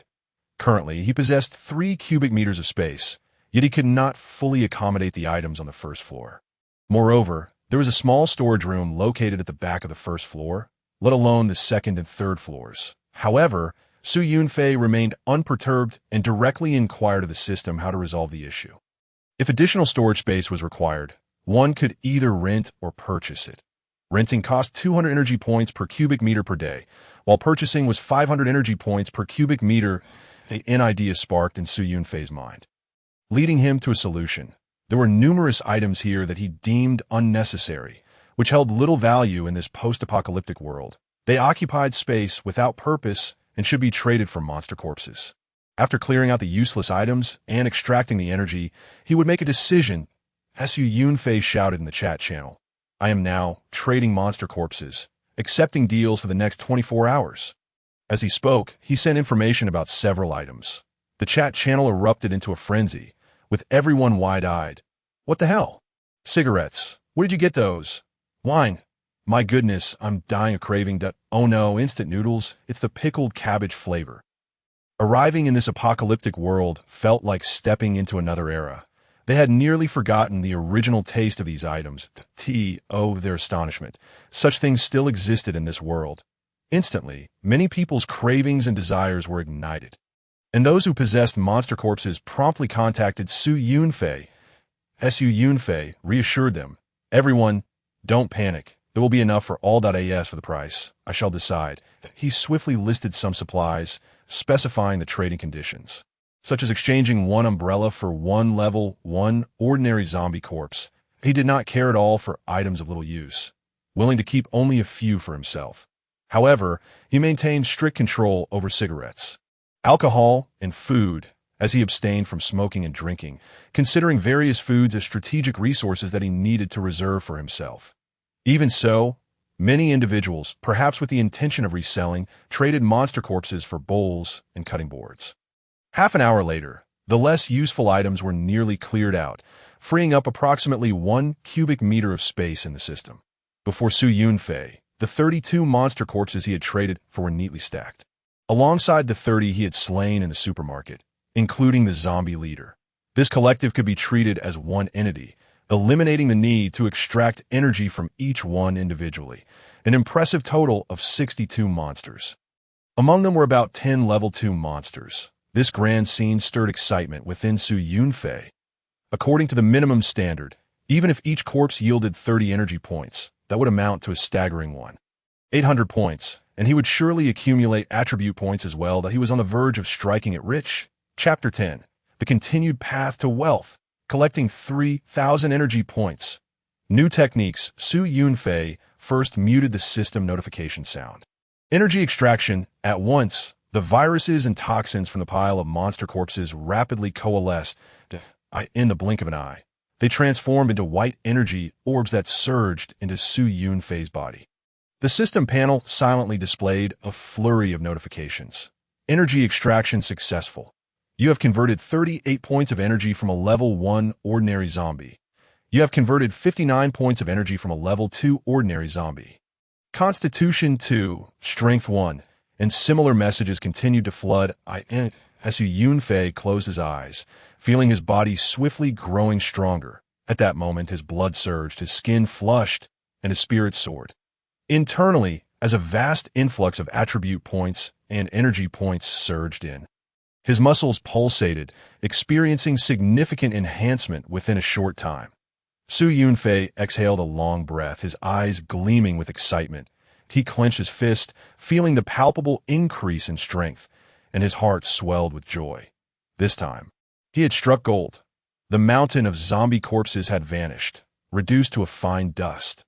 The energy points he extracted amounted to an impressive total of 3,165 points, all securely stored away. The accumulated attribute points were enough to drive the other members of the base into a frenzy.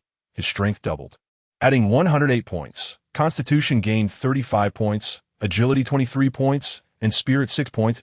As for wisdom and luck, both stood at 0, underscoring their rarity.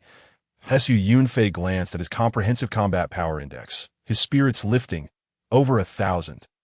At this moment, his overall combat power stood precisely at 1,001. In the chat channel, Su Yunfei's data changes had become the focus of everyone's attention. They quickly noticed the shifts in the combat power rankings. First place, Su Yunfei. Combat power 1,001. Second place, Lu Shan. Combat power 202. Such a disparity left everyone speechless. What the heck? How did he suddenly increase so much? Is he even human? What kind of pay-to-win player is this? It has certainly more than just an A-grade talent. There's no way an A-grade could be this terrifying. Despite many being unable to believe their eyes, the system data could not lie. Once some individuals regained their composure, they could only conclude one explanation. Su Yunfei's talent was beyond anyone's imagination. The A-grade was merely an excuse. Envy, jealousy, and resentment had grown tiresome. It was now imperative to seek his favor. Big boss. Big boss, my ancestral skill is unwavering loyalty. From today, you shall be my revered elder. Please allow me to pay my respects. The members of the Wantian team, 5 in total, wore solemn expressions, their eyes filled with shock. They were not foolish. They could easily deduce that Su Yunfei's rapid growth stemmed from his extraordinary talent. As for where he procured those supplies, Lu Shan and the others had already speculated. He must have explored some building. The issue remained that their team had also passed a residential building, intending to scavenge some items, only to be driven back by a horde of zombies. They still lacked the capability to deal with such swarms. Lin Yongnan suddenly remarked, in this cursed environment, it's a blessing to have a strong presence in the base. I see this individual has a decent temperament. At the very least, he isn't arrogant. Huang Qiuyan concurred. Indeed, this esteemed individual is quite low-key and composed. The others nodded in agreement. Having navigated the martial arts circle for years, they had encountered too many arrogant individuals. Jiangding bluntly stated, he has no conflict of interest with us. The gap is substantial. We should establish a good relationship sooner rather than later. Lu Shan pondered for a moment and said, all right, I will extend congratulations on behalf of the team. Su Yunfei's private messages flooded in incessantly. He planned to respond uniformly once he finished, for he had yet to fully digest the benefits gained from the pile of zombie corpses. Among them, he discovered 2 corpses belonged to deceased survivors, newcomers who had previously fallen to zombies. From them, Su Yunfei extracted 2 new talents. Vision Enhancement, F grade. Your eyesight is moderately enhanced, allowing you to see farther in the fog. Fire Manipulation, D grade. Your control over fire elements has barely reached the entry level. Su Yunfei pinched his fingers, igniting a small orange flame. He chuckled. While its utility was limited, it was certainly better than nothing, that he would no longer require a lighter. In addition to these, he extracted a low-grade zombie crystal core from the level 2 zombie leader. This item could be decomposed into 100 energy points, though energy points could not coalesce into a crystal core. Su Yunfei decided to keep it for the time being, uncertain of when it might come in handy.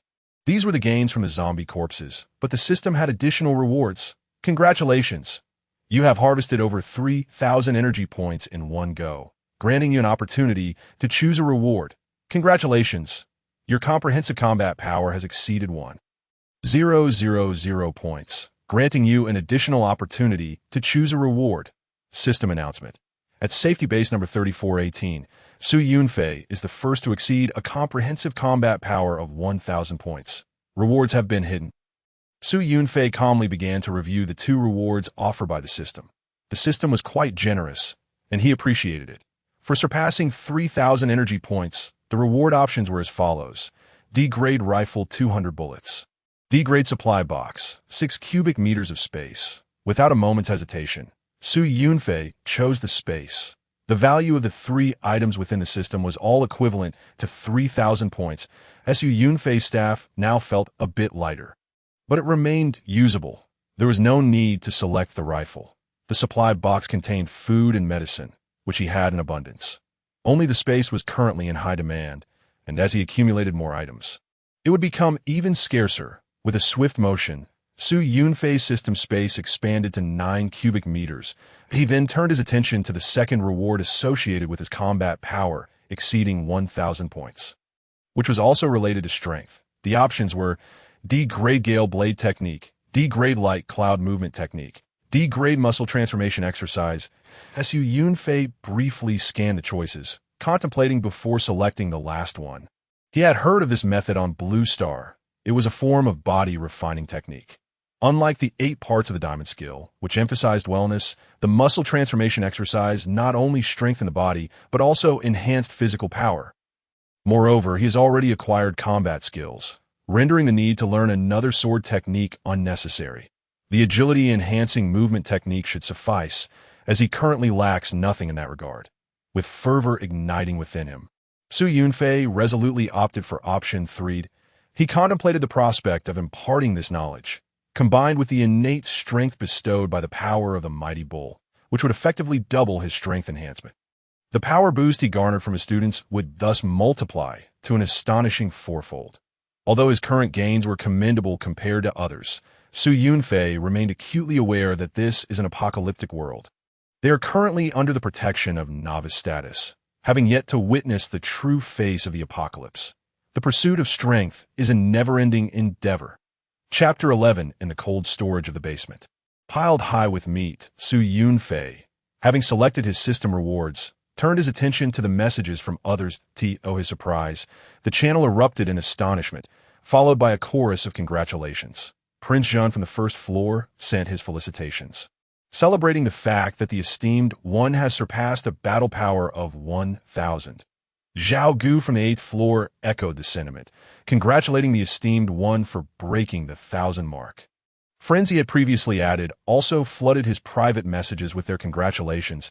Yunfei merely glanced at the flurry of messages, allowing a faint smile to grace his lips. I end this apocalypse. Strength serves as the ultimate passport and business card. He promptly responded in the chat channel. Time is limited, and I cannot reply to each message individually. Thank you all for your kindness. I have matters to attend to, so I must be off. I shall return this evening for a more in-depth discussion with everyone. Heat out at this moment. The original 3 cubic meters of space, augmented by the 6 cubic meters of system rewards, afforded Yunfei a total of 9 cubic meters, which was barely sufficient for the time being. With a mere thought, he collected the remaining supplies for the first floor into his spatial storage. As the system automatically organized them, he then proceeded through the back door towards the small storage room on the first floor. As soon as he opened the door, a cacophony of squeaks erupted as several black rats, panicked, scurried out. These creatures were nearly 20 centimeters long. Yunfei's gaze sharpened, and with a lightning-fast kick, he dispatched the last rat. Observing for a moment, he frowned. Such large rats, could they be on the verge of mutation? However, he received no notification of a kill or energy points, indicating they were not yet classified as monsters. Not wishing to linger, he stepped into the supermarket storage room. Regrettably, there were few supplies left. Only numerous gnaw marks, and a mere few snakeskin bags of wilted vegetables. Cabbage, potatoes, carrots, and sweet potatoes. Yunfei did not disdain them and collected them all.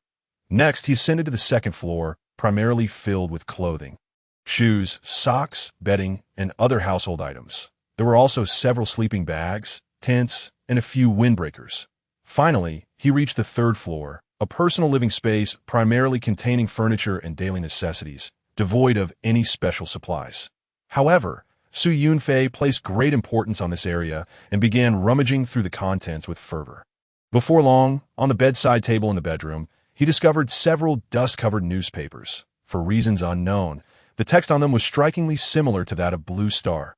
On February 12, an outbreak of K-type zombie virus occurred in Jiangdu County, infecting over 200 individuals. prompting a large-scale mobilization of troops and the Biochemical Research Institute that on February 27, an S-type zombie virus outbreak occurred in Bastia, revealing cases of animal infection that on March 15, a major in the Shadow Legion of Lion Nation suffered a gene evolution failure, transforming into a madman and biting 12 comrades that on March 20.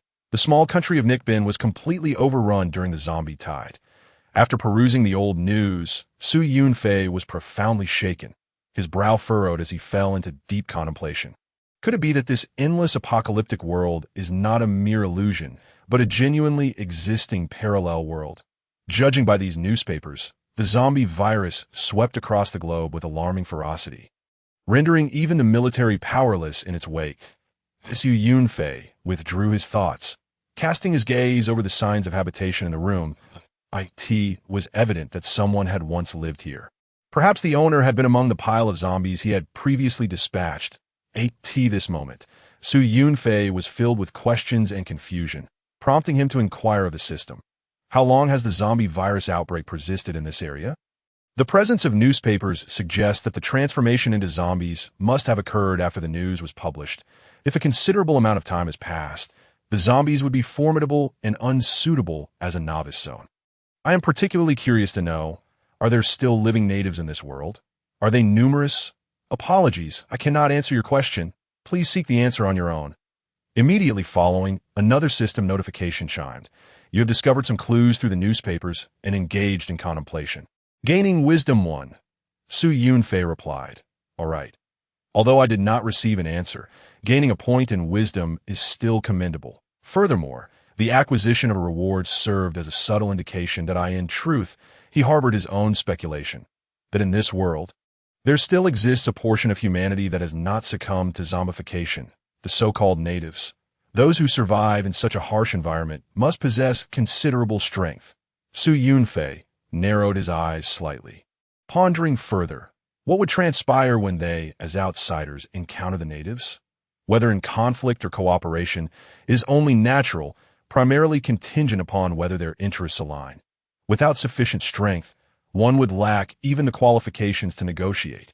Moreover, with a staggering 4 billion people having traversed here, alongside for millions such safe bases, surely some strong individuals must emerge.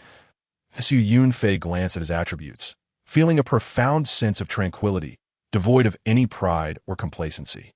This world is vast, and there remains much that he does not know. You have engaged in contemplation regarding the endless world, gaining wisdom 1. You maintained absolute calm during your reflections, gaining spirit 1. Su Yunfei disregarded the system and did not dwell on the matter. He discovered a large bunch of keys on the 3rd floor, which included one for the basement. He descended to the underground level, cautiously opening the heavy iron door of the basement. Immediately, a chill rushed forth to greet him.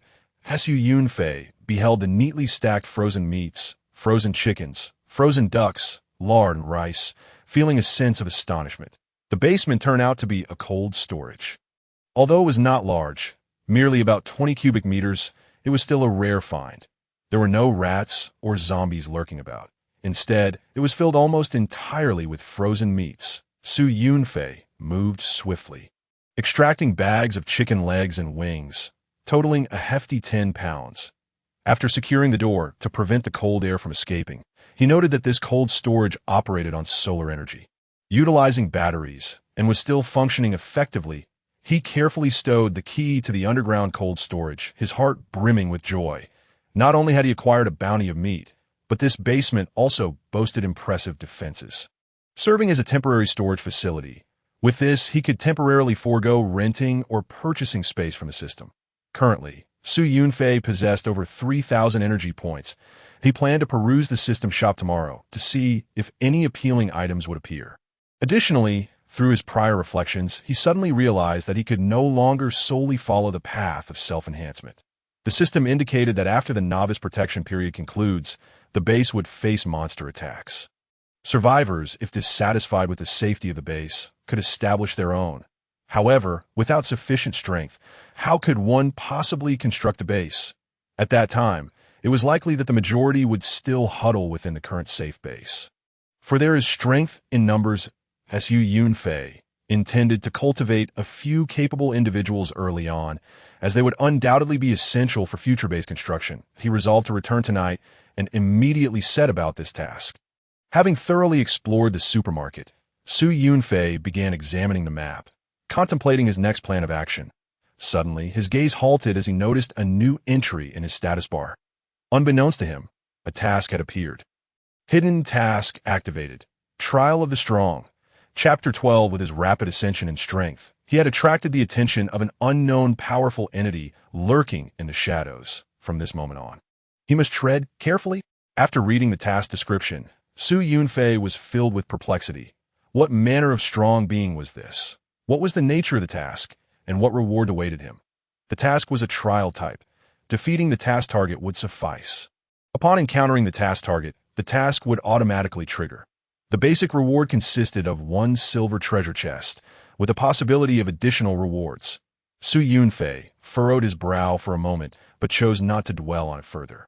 He opened the map, deciding to continue illuminating icons for other buildings, slaying monsters, accumulating resources, and amassing energy points and attributes. Before long, 2 hours had passed. Su Yunfei cleared out a small gas station. The 20 or so zombies there had all been vanquished, yielding over 800 energy points and several attribute points. The most significant harvest was 400 liters of gasoline, filling 2 large barrels. Strangely, Su Yunfei discovered that some of the gasoline barrels had been gnawed at by rats. He also eliminated several large rats that reeked of gasoline. In this apocalypse, aside from zombies, the creatures he encountered most frequently were rats. On the second floor of the gas station, Su Yunfei prepared a sumptuous lunch to replenish his energy. Suddenly, the base chat channel erupted with activity. Had something occurred? Su Yunfei's mind raced as he opened the bustling chat channel. Upon glancing at the messages, he was somewhat taken aback. Just a few minutes ago, the regional chat function had quietly been activated. This marked the first time since their arrival that everyone received news from individuals outside the base. Su Yunfei immediately entered the regional chat, remaining silent as he scrolled through the previous messages. Judging by the avatars, the chat comprised individuals from various races. However, the messages were automatically translated into a language he could comprehend. Miller, 3427. Wow. Another base has surpassed an average combat power of 130. Wendy, 3427. Listen up, little ones. In just a few days, your base will belong to our boss. Surrender now and save yourselves. Andis, 3427. Come over to our side. If you're willing to work, you'll surely enjoy the good life. Zhu Wenhua, 3423. How arrogant. If you have the guts, come here right now. Ashnadaba, 3451. White-skinned pigs, still as repugnant as ever. Do you think you're saviors? Wendy, 3427. Haha. Shout all you want. Once the novice period ends, we will systematically conquer all surrounding bases. Morgan, a 3427 friend from base 3418. How many A-rank talents do you have? Wolf, a 3427. Hee. I adore petite beauties. Come here, big brother will take care of you. Our average height is 2 meters, and we're in superb shape. Seeing the discourse in the regional channel, Su Yunfei couldn't help but furrow his brow. He had gleaned some information. A base with an average combat power exceeding 130 would automatically activate the regional channel. The area roughly spanned a provincial level. Base 3427 was particularly ostentatious, demonstrating formidable strength and being the first to activate the regional channel. They were also quite fortunate, possessing 6 A-rank talents. The boss they referred to remained an enigma, described as more illustrious than even the celestial dragons. Within the base, many had witnessed the regional channel's conversation and were somewhat alarmed, eagerly seeking Su Yunfei's opinion. There was a general discontent towards the audacious 3427 base. They're insufferably arrogant. Their sense of superiority is practically slapping me in the face. Based on their name, they seem to be Caucasian and an average height of 2 meters isn't impossible. Indeed, their physical constitution might be exceptional, granting them a significant advantage in the early stages. Su Yunfei reassured them. There's no need for self-deprecation. There's always a way out. Moreover, despite being in the same region, there are distances to consider. Regardless, we must focus on enhancing our own strength and not let our mindset be affected. Upon hearing this, Lu Shan, Lin Yongnan, and others immediately expressed their agreement. Exactly, let us not be swayed.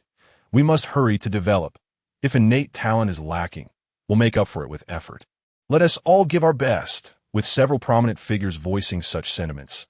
The morale of the others stabilized significantly. Yunfei added, I advise everyone to refrain from speaking in the regional chat. We must keep our information confidential. The others promptly acknowledged. I am the ace diver. They chose to remain silent, preoccupied with their own affairs while secretly observing the regional channel. Yet the members of Base 3427 were unwilling to be ignored, chattering incessantly without any effort to extract intelligence, having already divulged much. Neighbors, what do you usually eat? We consume steak to the point of nausea daily. Do you have something lighter for us to try? If you learn about our leader, you 1T resist joining us. Let me tell you, our Prince Ted stands 2.2 meters tall and excels in over 20 sports, including boxing, martial arts, skiing, and surfing. Having participated in the Oceania Games on Blue Star, the Prince is currently an SS-ranked Awakener, destined to lead us in establishing the strongest survival base in history and to conquer the world. Join us, and whatever your past was, you will be friends in the future. Should you choose to oppose us, it would be regrettable. You will face the wrath of Prince Ted. This information left everyone at Base 3418 aghast. Their leader is actually a prince? No wonder the sycophants are so loyal in SS-ranked talent. And in such robust health, this fellow is extraordinarily fortunate. This base is indeed powerful and has exhibited aggressiveness. The situation is perilous. Many express their concerns, fearing the unpredictable nature of a rabid dog. However, what one fears often comes to pass. Suddenly, an urgent system announcement echoed. Base 3418, Base 3427 has initiated a comprehensive PK against you. The PK involves 4 aspects: overall combat power, highest combat power, highest level, and map range. The victorious side will receive a 10 boost to all attributes, along with the coordinates of the opposing base, an activated map, and 100,000 energy points or resources. The defeated side will suffer a -10 reduction to all attributes, along with corresponding penalties. Note, if the initiating party fails, they will incur a double attribute penalty and lose 100,000 energy points or resources. The PK will commence from the 3rd day, 6:0 to 1800 hours. Inside Base 3418, there was a profound silence. Chapter 13. This is what strong individuals should consume. Yunfei meticulously read through the system's explanation of the comprehensive PK and could not help but frown.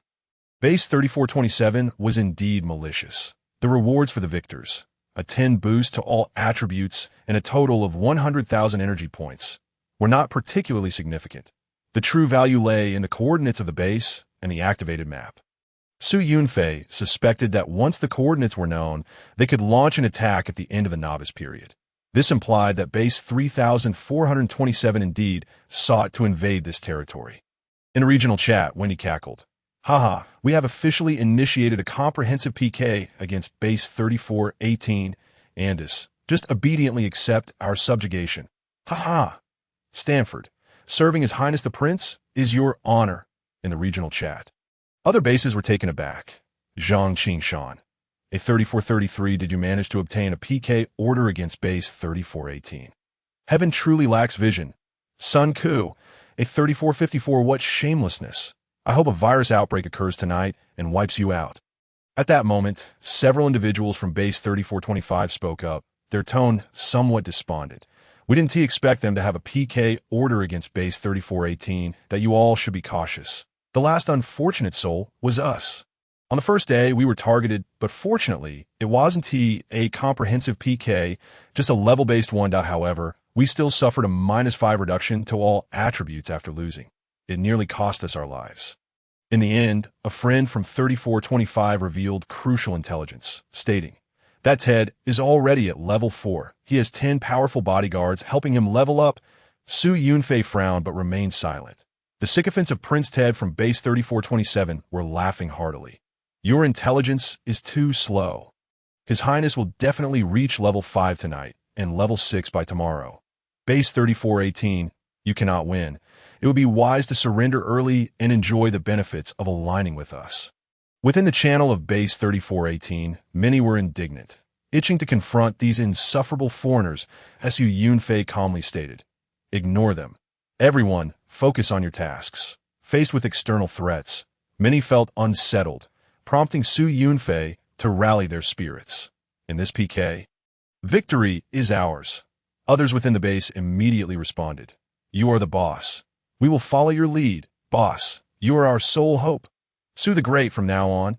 You shall be our leader, Great One. How can we surpass the opposition? I genuinely have no confidence. Noticing similar inquiries, Su Yunfei refrained from providing direct answers. Who knew if there were any traitors among them? Su Yunfei remarked, Is there anyone who wishes to go to the opposing side? If so, no one will stop you. Upon hearing this, some individuals within the base were immediately incensed. Damn it, boss. Do you look down on us that much? Which coward wants to go over, even if the boss agrees? We want tea. Su Yunfei replied. In that case, I have my own plans that I will not fall behind Ted in levels. My primary task tomorrow is to activate the map.as for the rest of you. Focus on defeating monsters and leveling up to enhance your combat power. Return to the base early today. After dinner at 6:30 p.m., we will gather in the plaza downstairs to commence military training. In such moments, having a plan equated to having hope. Everyone voiced their support. All right, we trust the boss. Looking forward to military training. It will surely enhance our strength, Su Yunfei added. By the way, continue collecting monster corpses. We can accumulate them for trading later. To Su Yunfei, this PK was a guaranteed victory. Therefore, it would not disrupt his other arrangements for the base. Su Yunfei inquired in the chat. Was there someone who claimed to be from the agricultural college? Add me as a friend. Others couldn't help, but expressed their envy. Wow. The boss is actually taking the initiative to add someone as a friend. Boss, I can also farm. Before long, Su Yunfei received a friend request from someone named Zhengguyu. Zhengguyu, is the boss referring to me? Previously, Su Yunfei from the Agricultural College of Yunnan University remarked, Yes, that's you. Here are a few items for your research. See if you can cultivate them. He handed over the cabbage, carrots, potatoes, and sweet potatoes he had acquired from the supermarket, trading one of each to Zhengguyu.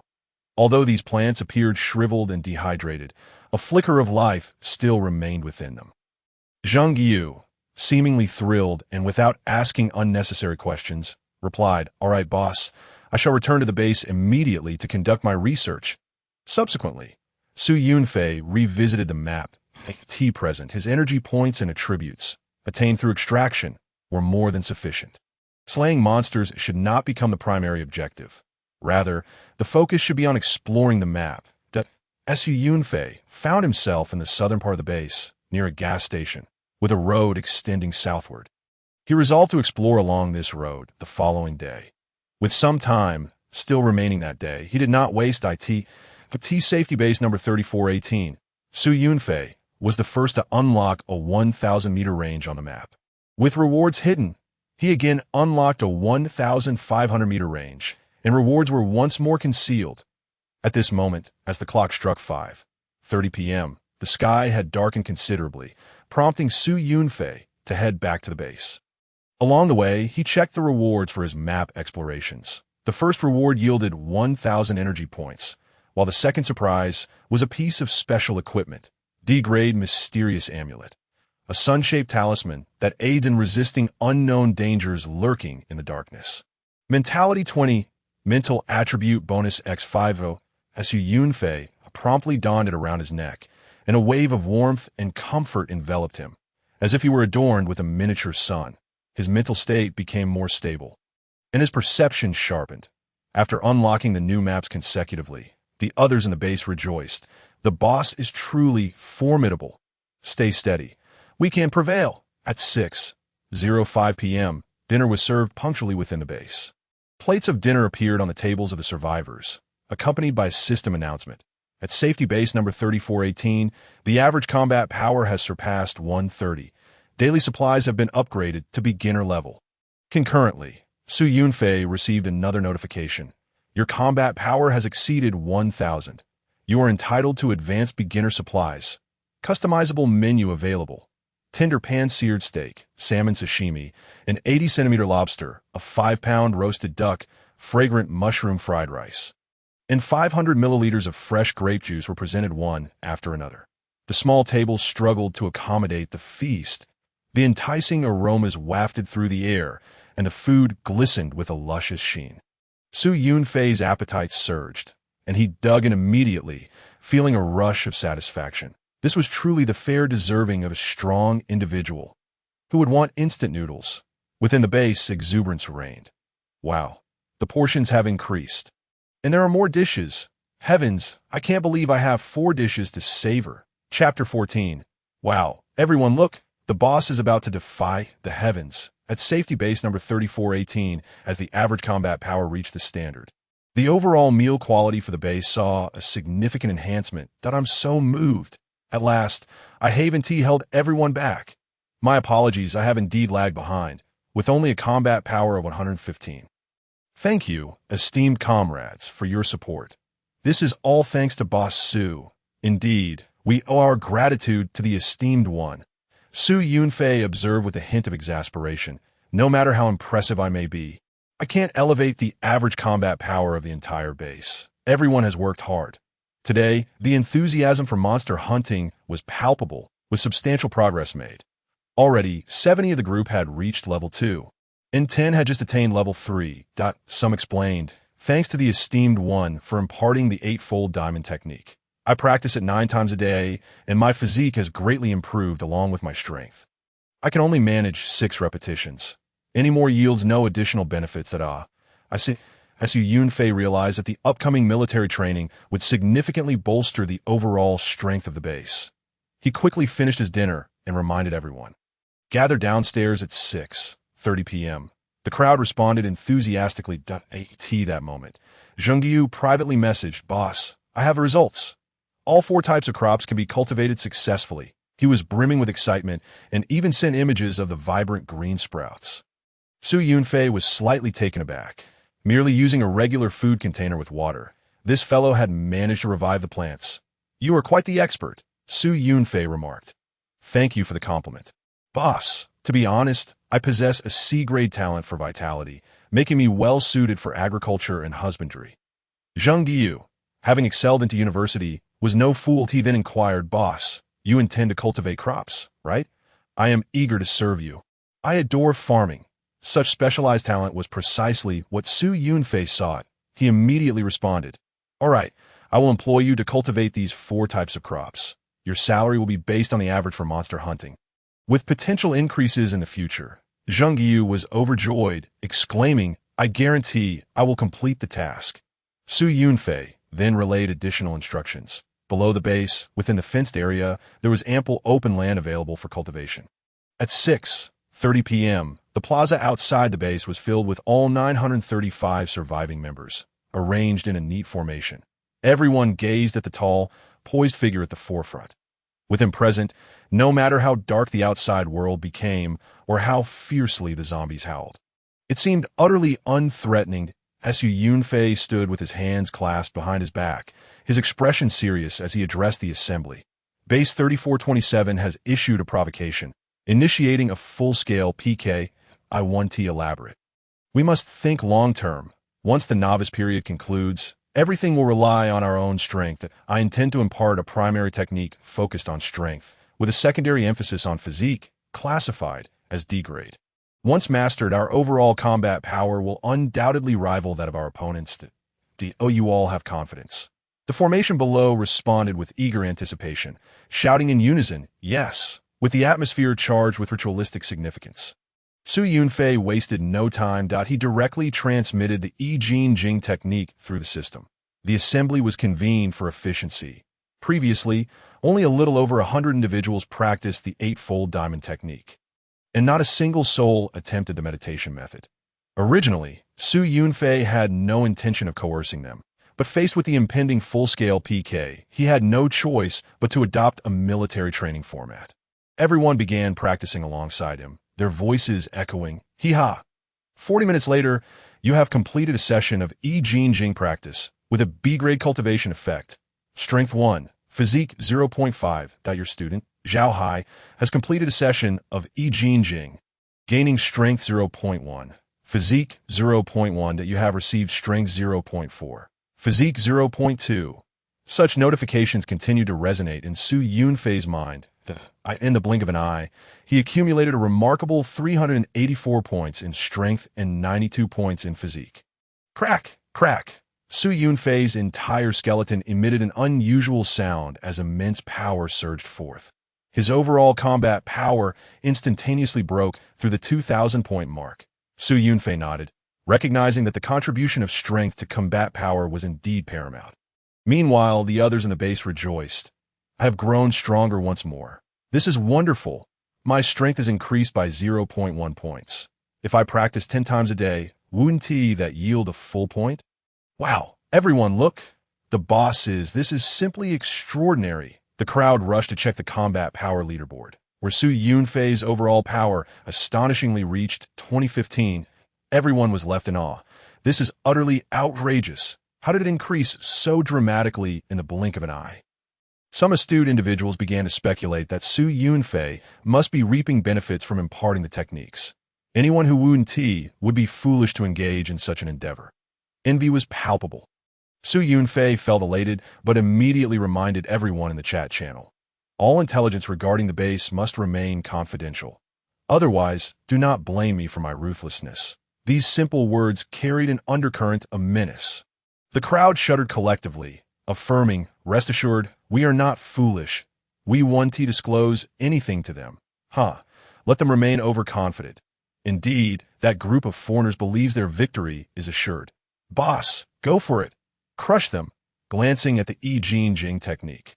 Su Yunfei noted that it belonged to a higher tier of skills, granting him attribute gains every 3 days. This was rather beneficial, as each session could yield 300 to 400 attribute points. As for the others, due to differing physiques, their effective practice times varied daily. Now, without needing his supervision, everyone practiced diligently. Your overall combat index has surpassed 2,000, granting you 2,000 energy points. You qualify for top-tier beginner supplies. With a customizable menu, Su Yunfei promptly customized his breakfast for the following day. He returned to the safety room to extract the monster corpses acquired through trading. A total of 38. Swish.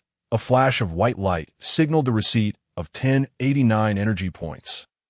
His various attributes also saw improvement. Before long, night fell that Su Yunfei reflected on the day's abundant gains.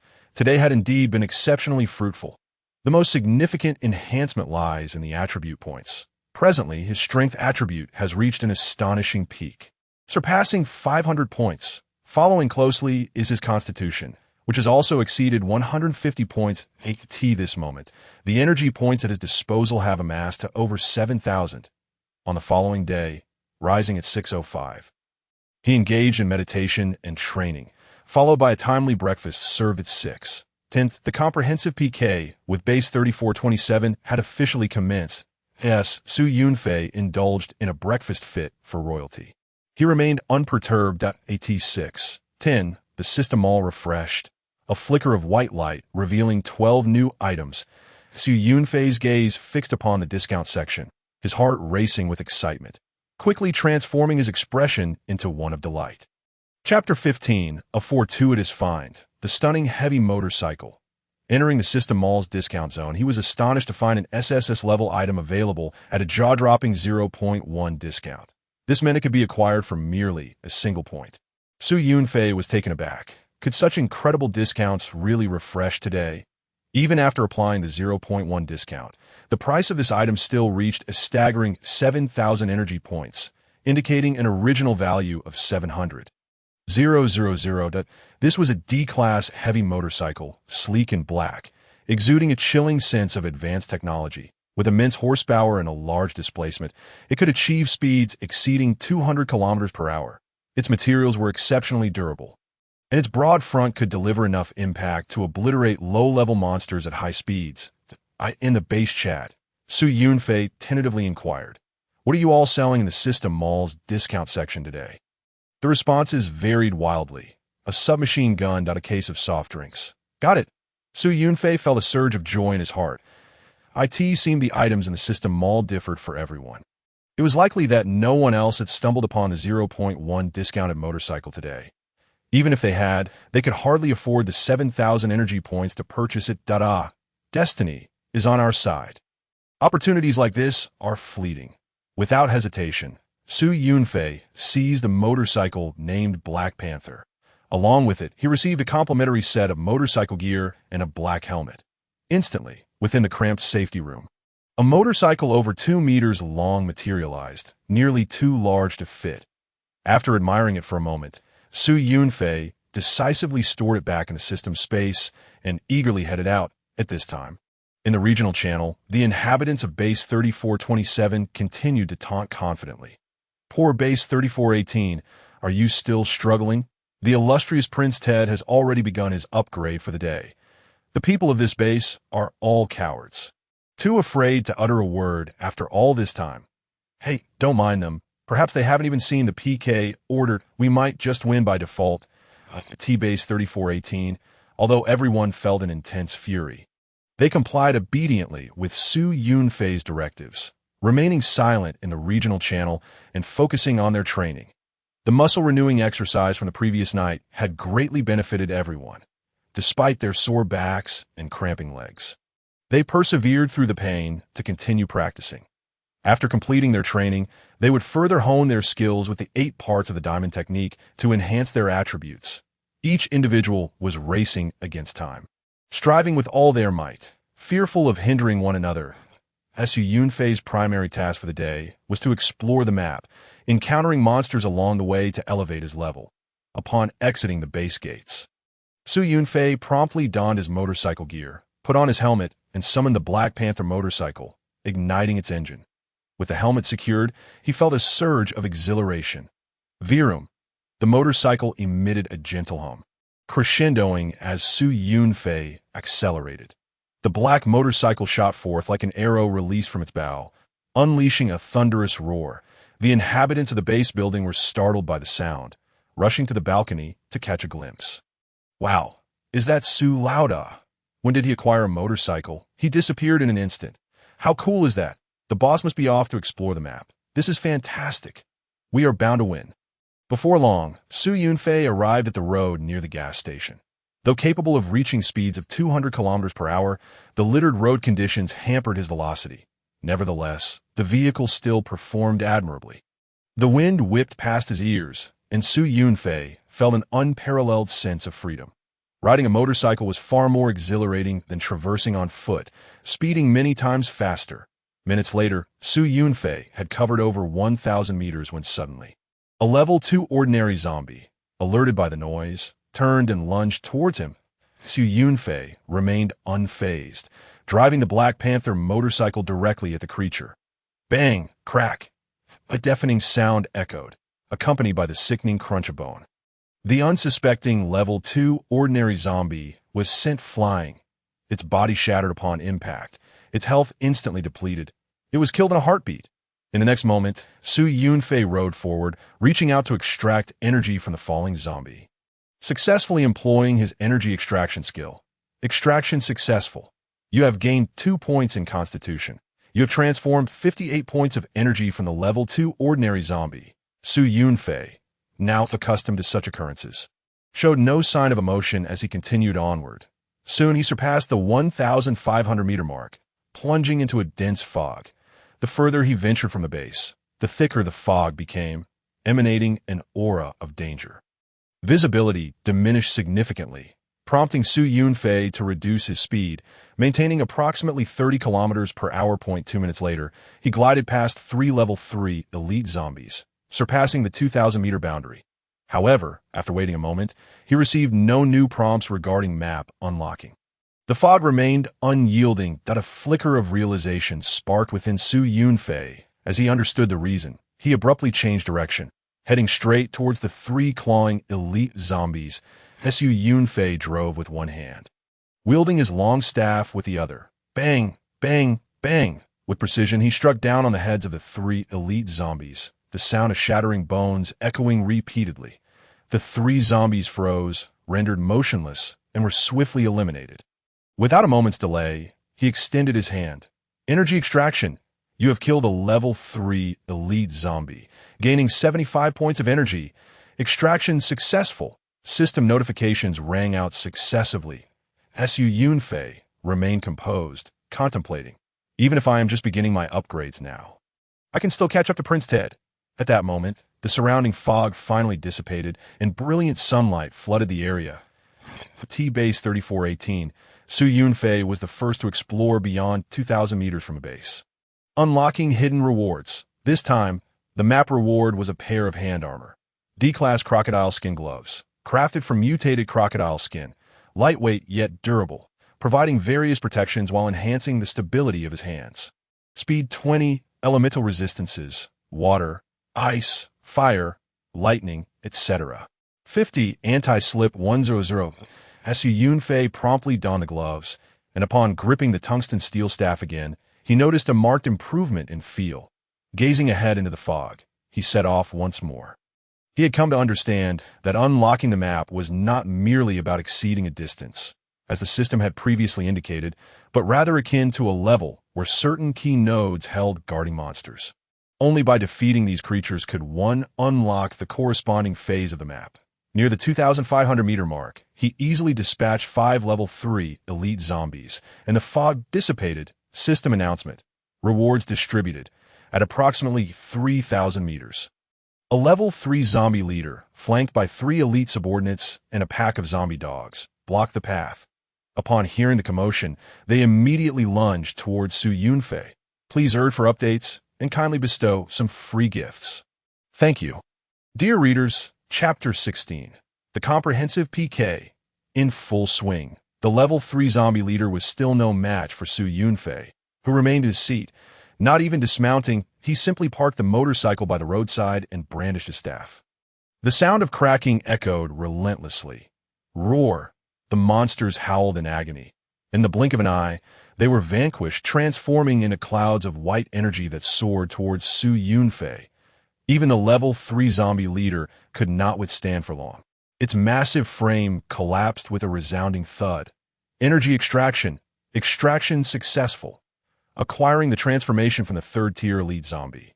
The system notifications chimed in succession, signaling the accumulation of another 700 energy points that AT present.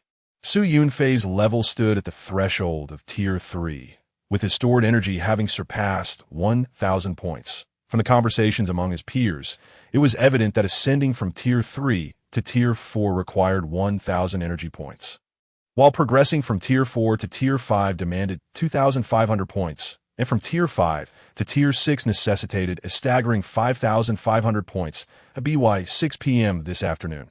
Reaching level 5 posed no challenge for Su Yunfei. With a concerted effort, attaining level 6 was not beyond the realm of possibility. After vanquishing the guardian monsters within a 3,000-meter radius, the map within that range erupted into visibility as the gray mist dissipated. The system announcement went unnoticed by Su Yunfei, who was far too preoccupied with advancing forward. Reputation 2, positive feedback 188. The others within the base, upon hearing the announcement, were invigorated with enthusiasm. Ha! Our great leader is making remarkable progress. It's so reassuring having such a formidable ally. Everyone was diligently honing their skills, and the atmosphere was truly uplifting. Let us keep pushing forward. Victory is within our grasp. Is there anyone without a team? Let us form one together. Take me with you. My attributes have improved significantly since yesterday. Within the safe base, a spirit of camaraderie prevailed, a flourishing scene of collective effort. Su Yunfei had neither the time nor inclination to manage everyone. Yet Lu Shan and the members of the Wentian squad instinctively took on the role of leaders. Lu Shan declared, "Everyone, focus on training. After a break, we shall form teams to tackle monsters, even if it takes 10 to a team. We must venture out this afternoon to level up." Lin Yongnan added, "Let us start by taking on level 1 monsters. With more people, we can dispatch them rapidly. There are more monsters outside today. By nightfall, we should ensure that everyone reaches at least level 2. Lu Shan continued, "This is the bare minimum. Do not entertain thoughts of slacking off or idling. Those who lag behind shall face collective reprimand. After all, there is a total combat power requirement. Everyone must contribute. We cannot rely solely on our esteemed leader." These individuals were among the top ranks, regarded as formidable by others, and their words carried weight. "Understood. We will diligently hunt monsters. What if we lack a team?" Some individuals, average in power and disinclined to socialize, struggled to find a group. The Wintian squad convened to discuss. Lucian proposed, newcomers at level 1 without a team may join us. Each of us will take 5, but you must reach level 2 on your own thereafter. Thank you, great leader. We bow to you. Su Yunfei advanced along the road, and after about 10 minutes, he arrived near the 3,500-meter mark.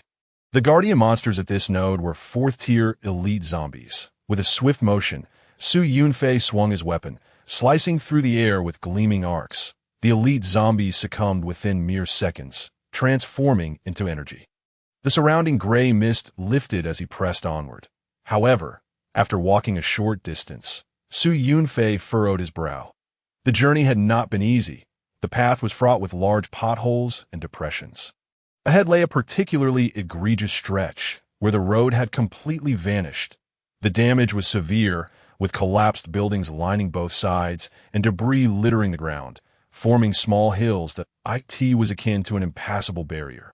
After assessing the situation, Su Yunfei resolved to circumvent this area in search of a new passage. As long as he continued outward, he would eventually unlock new sections of the map.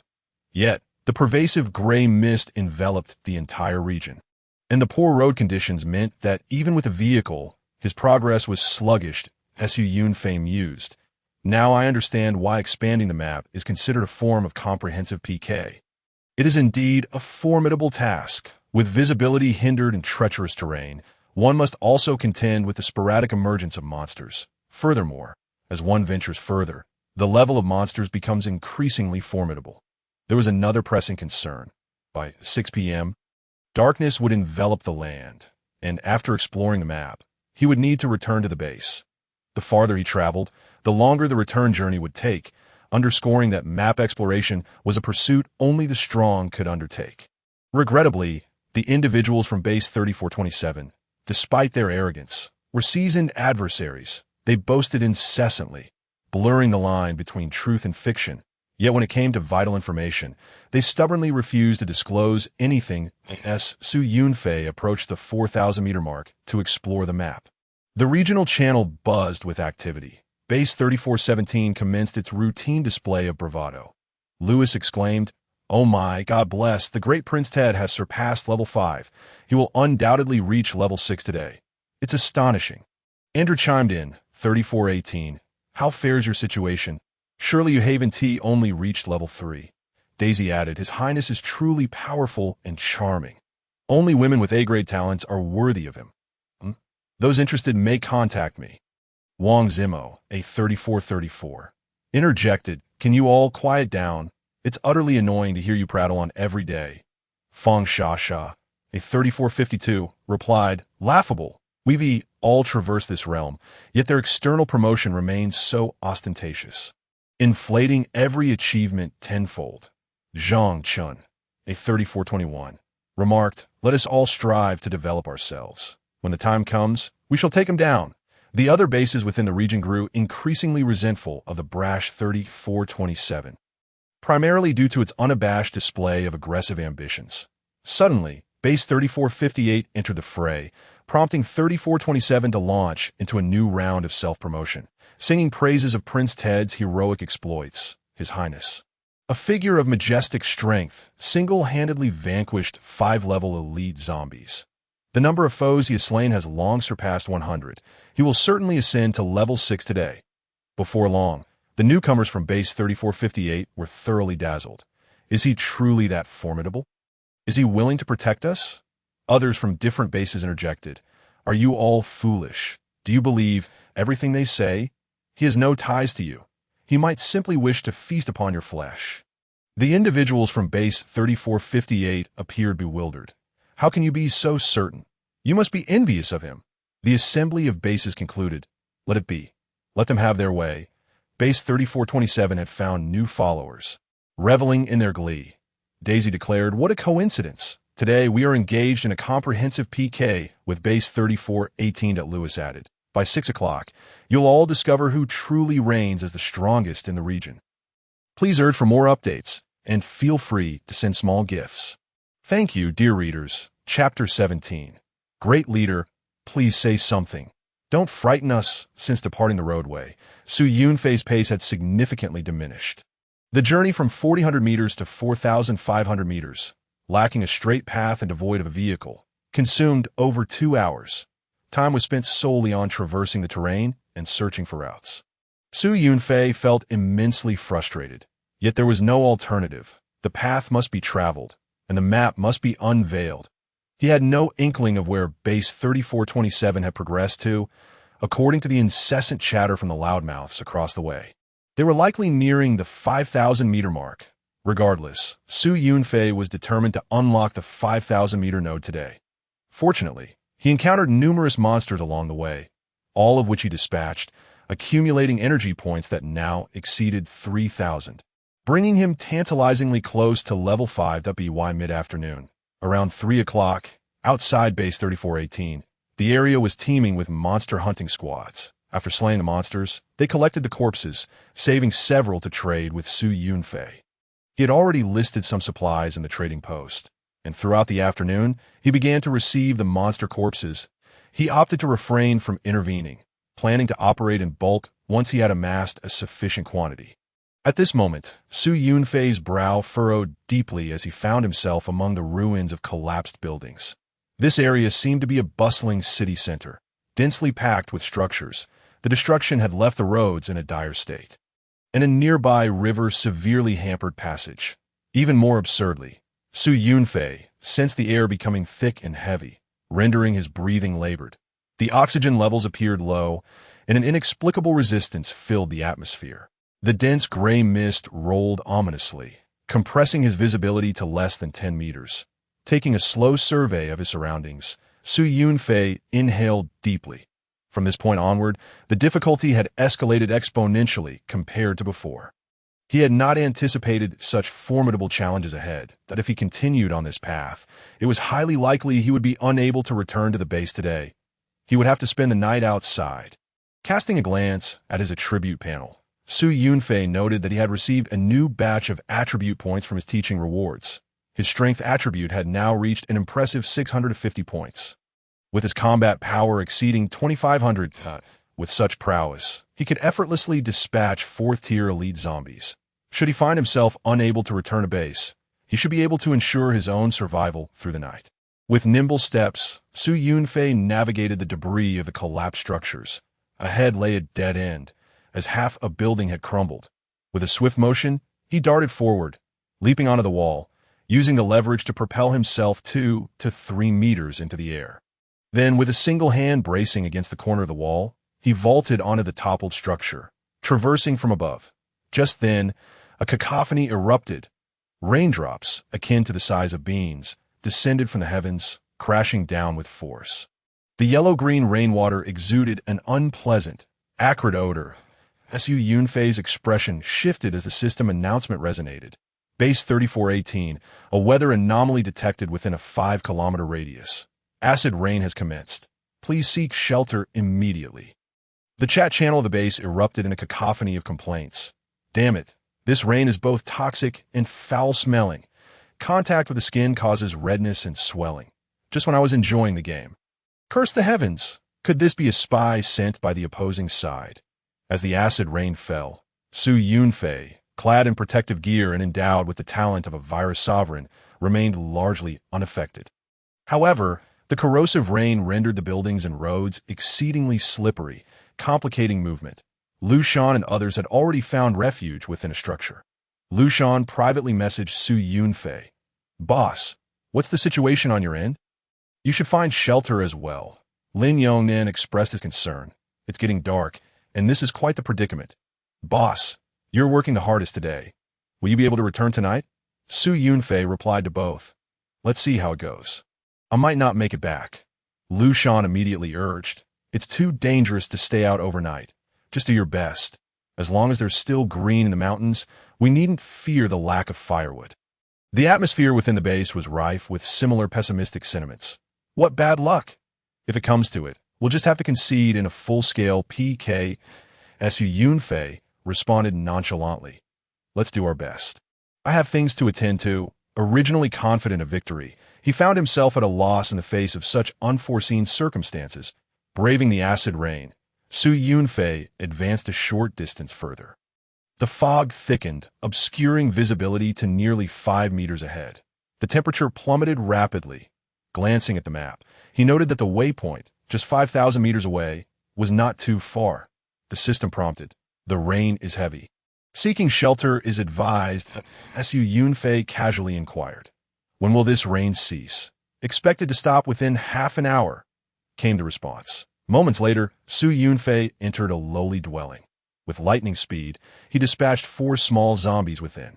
The interior was dim and uninviting. He had no intention of venturing deeper, merely seeking refuge from the rain.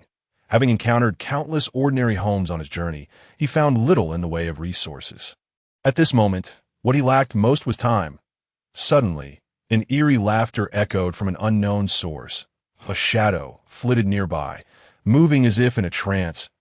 Su Yunfei's body tensed, a chill running down his spine, and he spun around in a flash. Just then, a wave of dizziness washed over him, inducing a dreamlike haze. The system alerted. "Hidden mission. Trial of the Strong has commenced." This notification jolted Su Yunfei's senses. He realized with clarity that the shadow he had seen moments ago was the target of the hidden mission. However, his mind began to drift uncontrollably into a dream, ensnared within its depths.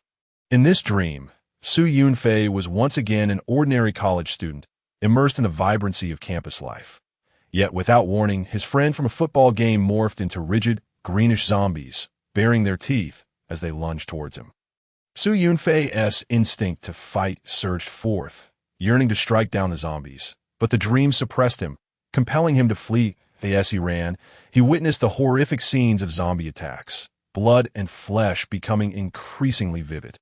Within the base's chat channel, nearly everyone had either found shelter or returned home. The acid rain had instilled a sense of anxiety among them. "Damn it, it's already past 4. Soon it will be 6. They lamented, "Alas, we're bound to lose. Luck is simply not on our side." That a chorus of grievances filled the air. Lu Shan and the others found themselves equally at a loss. Suddenly, someone exclaimed in shock, "Why has Su Daolao's avatar turned gray?"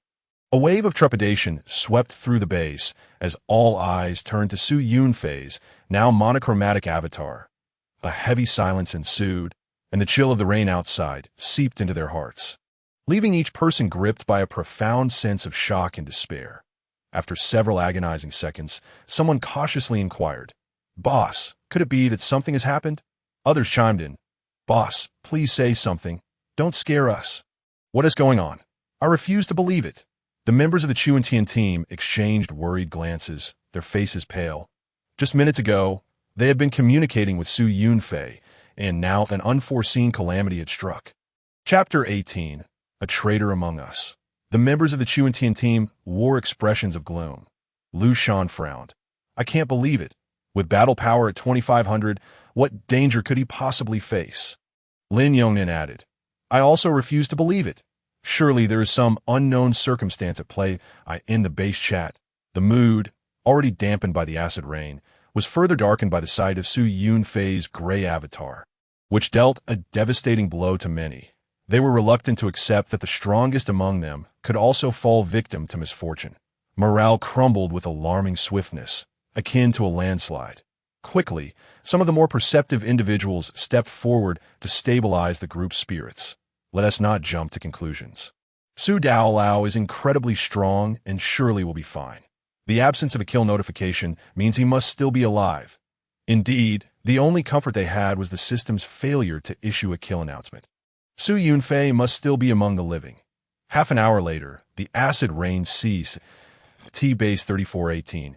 Everyone resumed their questing around the perimeter. Yet, the pervasive anxiety lingered as they noted the time, just past 5. The boss's avatar remains gray. They murmured in despair, "It's all over. A full-scale PK is imminent." Sigh. Why is the boss only level 3? Even the highest level Lu Shan is only at 4, and Prince Ted must be nearing 6. All eyes were fixed on the hope that Su Yunfei's avatar would soon light up again. Many sent him private messages, inquiring about his status, but received no response. Within the Chuantian team, discussions were rife. Lin Yongnan pondered aloud. The absence of a kill notification coupled with the prolonged gray avatar. Could it be that he is severely injured or unconscious? Upon hearing this, the others snapped to attention. That's quite possible. Jiang Ding frowned. But we have no idea where he is. Su Yunfei had not shared his location, operating independently. Moreover, with his motorcycle, he could have easily traveled beyond 4 kilometers. Qiu En's brow furrowed. Where on earth do we even begin a search? The 5 of them wore expressions of dismay. At that moment, within the base chat channel, an individual named Li Yuanqing began to incite unrest. It seems our esteemed Su Daolao has been silent for far too long. The outlook is grim, I fear. Brothers, we must devise an alternative plan that if we lose the full-scale PK, all attributes will be reduced by 10 points, and that is no trivial matter. Such a loss would render us weaklings. Too timid to even exit the base, and our coordinates would be exposed, making us easy prey for those Hollanders. His analysis struck a chord with a small contingent. Their anxiety amplified. The atmosphere, already dismal, grew even more fraught as Li Yuanqing's words resonated. Make matters worse. Base 3427 continued to broadcast their triumphs unabashedly. It seemed they had members specifically tasked with external communication, with less than an hour remaining. My yellow-skinned comrades, how fares your situation? Lewis inquired. Today, Prince Ted has had an exceptional haul. Not only did he slay a level 4 zombie leader, but he also hunted a 400-pound wild boar. Enough provisions for several days.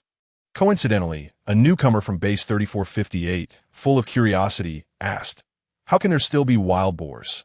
Lewis and his cohorts seized the opportunity to boast. "Indeed, we are blessed by the heavens. Our base is ideally situated near a freshwater lake, with a mountain behind it teeming with unmutated beasts. We also have an abundance of fruits. Our farmers, chefs, and doctors each play their roles with precision. Join us and enjoy a life akin to paradise." Naturally, the neighboring bases were irked by the display of arrogance from Base 3427 as night approached. They too were eager to learn of Base 3418's progress. Point 3418, come speak to us. Your silence is quite unnerving. Previously, when Su Yunfei was present, he had advised against speaking in the regional chat to avoid revealing information. Yet now, with his avatar gray, the morale of the base began to crumble like a house of cards. Li Yuanqing was the first to break the silence in the regional chat. Alas, we've truly fallen on hard times. Everything was fine this morning, but suddenly this afternoon, acid rain poured down, costing us a full hour. To make matters worse, our leader's avatar has inexplicably turned gray. As he spoke, the other nearby bases felt a chill run down their spines. Indeed, it seemed they were beset by misfortune. Fate appeared to be against them. Alas, Base 3427 is about to seize another stronghold, and if this continues, their power will undoubtedly grow. Within Base 3418, many witnessed Li Yuanqing's remarks in the area and could not help but berate him. "You imbecile! How can you so easily extinguish your own ambition while inflating that of others? Are you out of your mind, divulging everything to them? Even in defeat, one should maintain dignity." Li Yuanqing, incensed by the insults, thought to himself, "I told you. Why are you concerned about me? I merely speak the truth. Those who recognize the times are the true heroes. Given the current situation, ISNT our defeat inevitable. The base will eventually fall. What use is your futile persistence?" Ignoring the internal uproar, Li Yuanqing turned his attention back to the regional channel. His earlier disclosures had ignited a spark of joy among the members of Base 3427. But those cunning Hollanders were not to be underestimated. Lewis remarked, "Li Yuanqing, we do not believe a word you said. You yellow-skinned soldiers are notorious for your deceit," the Duwacy added. "Unless you divulge more information, such as your leader's combat strength, we remain skeptical." Others from Base 3418 joined the regional channel, furiously declaring, "We won't tell you anything," revealing it would terrify you. Li Yuanqing, dare to say that again, and I shall render you incapable. Li Yuanqing, dismissive of the anger within the base, retorted, "What difference does it make if I tell you? Our leader's combat strength is merely a little over 2,000. It certainly pales in comparison to your Prince Ted." As soon as he finished speaking, Prince Ted appeared with a flourish. Judging by his avatar, he was indeed quite handsome and robust. Ted exclaimed, "Are you jesting?" That damned yellow-skinned pig is toying with us and wasting our time. Li Yuanqing, taken aback, wondered what he had said wrong. Ted then scrolled through his previous remarks, seemingly satisfied, and contemptuously declared, "Since your avatar is already gray, it is hardly worth mentioning. Base 3418, you are destined to lose. If anyone wishes to change their allegiance now, we will cover all expenses." Ted personally reached out to recruit, and the response was remarkable. Immediately, someone from Base 3458 expressed a desire to join. Li Yuanqing, bewildered, inquired, "You can really change your allegiance? What are the costs? How do we get there afterward?" His questions ignited fury within Base 3418, as many exclaimed when our leader inquired if anyone wanted to switch sides. "I thought he was overthinking. I never imagined there would actually be traitors among us." Enraged, they continued, "You little brat. Where are you now? Come see my 40-meter-long blade." In Chapter 19, without any effort, they had grown so much stronger. Within Base 3418, the atmosphere was one of anger. They were shocked to discover that a traitor was among them. No, perhaps more than one. Under Li Yuanqing's influence, several individuals began to waver, especially with Ted's promise to cover all expenses. Yet, many were filled with righteous indignation, for they were not yet at the point of surrender. Although this was a post-apocalyptic world, to be human and not driven to a desperate situation was a matter of dignity. The collective anger stifled any expression of doubt among those wavering, while Li Yuanqing remained unperturbed, countering, "Everyone has their aspirations. There is no law here. You intend to coerce me? How laughable. I will go wherever I please. What business is it of yours?"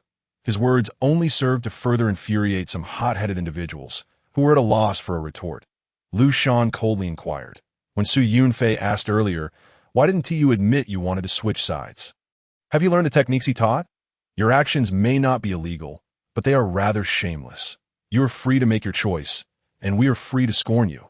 Is there a problem?" The others rallied. "Well said.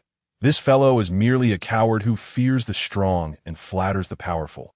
A mere opportunist. You have drifted aimlessly through life, and now that you encounter a worthy leader, you ought to recognize Ted as your benefactor. Hurry and call him father." Unfavorable sentiments brewed against him, as they speculated he might lead others to their doom. Li Yuanqing found himself momentarily speechless. He no longer wished to monitor the internal messages and instead sought refuge in a dilapidated structure, paying attention to the conversations of others in the region. Lewis from Base 3427 proclaimed, "Changing allegiance only requires 500 energy points, fully covered by us. Those who join us will be treated as our own, with stable employment and excellent benefits. A-class talents will receive Prince Ted's utmost attention, and their treatment will be unparalleled." At this moment, two individuals from Base 3458 had successfully changed their allegiance. Fu Yangbo exclaimed, "Wonderful! After midnight tomorrow, we shall witness the might of a powerful base." Abdul Niyima expressed gratitude. "Thank you, Prince Ted, for granting me a chance to survive." Andrew welcomed the newcomers. "We have already prepared your rooms." Li Yuanqing, upon reviewing the chat logs, understood that once one changed their allegiance, they would be automatically transferred to the new base after midnight. The entire cost was indeed borne by Base 3427, who showed no concern for the 500 energy points, flaunting their wealth. Base 3427 was well aware of human nature and released numerous photographs of their base. Crystal-clear lakes, verdant mountains, plump wild boars, and numerous enchanting beauties with angelic faces and devilish figures. The abundance of food and flourishing plantations tempted Li Yuanqing further.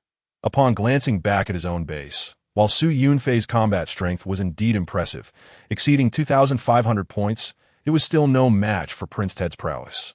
The prince was nearing level 6. Su Yunfei, inexplicably, had remained at level 3, no longer the top of the base leaderboard.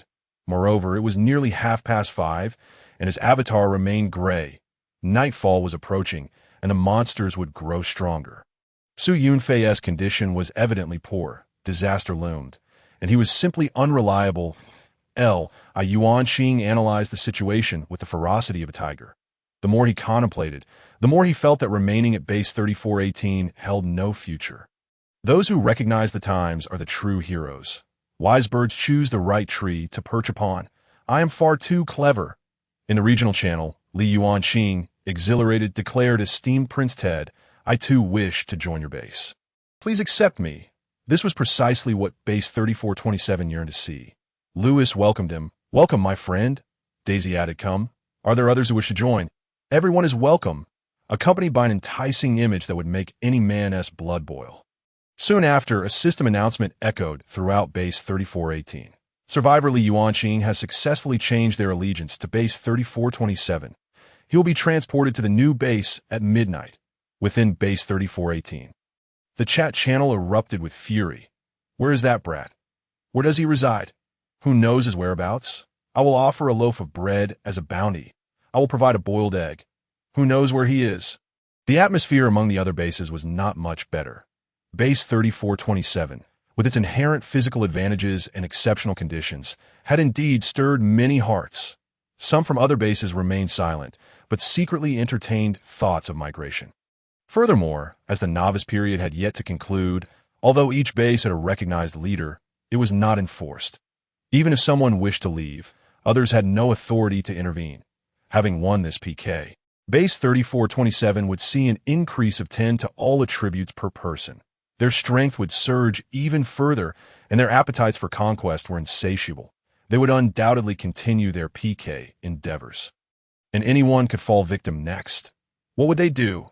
Some strong individuals suddenly realized that the threat from zombies was not the most terrifying aspect. Internal conflicts among humans were equally daunting.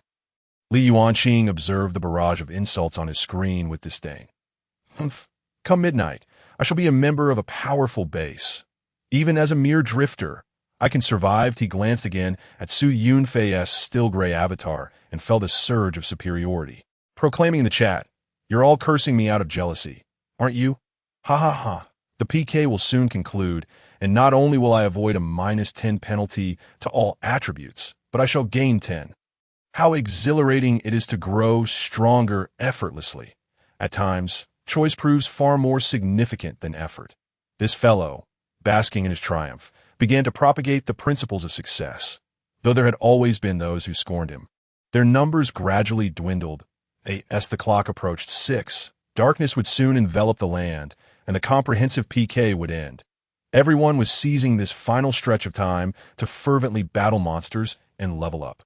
The Asking Heaven squad, comprised of 5 members and a novice, took some time to level up, but now, with the defeat of a level 4 elite zombie, a white light enveloped the 5. In unison, they ascended to level 5. All attributes increased by 5, and their combat power surged yet again. After a moment of exhilaration, Lu Shan let out a deep sigh. We have nearly reached our limit. We have done our utmost. Time is of the essence, and before night falls, it is impossible for them to reach level 6, Lin Yongnan exclaimed. Let us return and practice boxing. We might still gain some improvement. Let us go. The 5 immediately made their way to the base. They had never given up. Even in defeat, they would maintain their dignity. At that moment, nearby, someone suddenly shouted in delight. The leader's icon has lit up again. He is still alive. A plea for updates or small tokens of appreciation. Thank you, esteemed readers. I bow in gratitude. Chapter 20. The Nightmare Secret Technique. Junior Mentalist Certificate. Soon, individuals in the base channel discovered the news and immediately reported ecstatically. The leader's icon has lit up again. The previously somber atmosphere was ignited in an instant. Many felt a surge of optimism. Their spirits lifted. Wonderful, there is hope. Regardless of the circumstances, having a leader instills hope. At the very least, it fosters unity. Many once ordinary individuals on Blue Star found themselves thrust into the apocalypse, utterly lost and in dire need of directives from above. In this perilous environment, they desperately required a formidable ally to provide a sense of security. At this moment, within a modest dwelling, Su Yunfei rose swiftly from the ground, his gaze sharp as he scanned his surroundings. The area was eerily silent, devoid of any monsters. The acid rain had ceased. On the ground lay 2 luminous orbs encasing items that a system notification sounded. Congratulations! You have successfully slain the level 5 special monster, Nightmare Walker, completing the hidden quest, Trial of the Strong. You have received 1 silver chest. The silver chest has been deposited into your system space, Yunfei quickly picked up the two luminous orbs from the ground. These were the spoils dropped by the Nightmare Walker, totaling 2 items. Nightmare Fragment X3. Resembling a dark, eerie soul, it writhed slowly, emanating a sinister aura that functioned like a magical scroll, containing the Nightmare's secret technique, ready for immediate use. Junior Mentalist Certificate X1. This certificate belonged to the Nightmare Walker, but was considered a B-grade equipment for others. Once acquired, it doubled one's mental attribute bonus. Accepting the rewards, Su Yunfei felt a wave of joy. The previous ordeal flashed through his mind. Upon entering the dwelling, he had been ambushed by the Nightmare Walker, plunging him into a nightmare, or rather, into a tightly woven, illusory mental realm. Su Yunfei struggled to escape the dream and ultimately discovered a sinister soul lurking in the corner, cackling with glee, which he successfully vanquished. It turned out that was the Nightmare Walker, a rare breed of mental creature. Su Yunfei's expression turned grave. He had no time to ponder further and directly opened the silver chest. A-grade technique, Abyss of Nightmares. This exclusive skill of the Nightmare Walker, when employed, would plunge the target into a nightmare, causing confusion of the mind at best and mental collapse at worst. Usage requirement.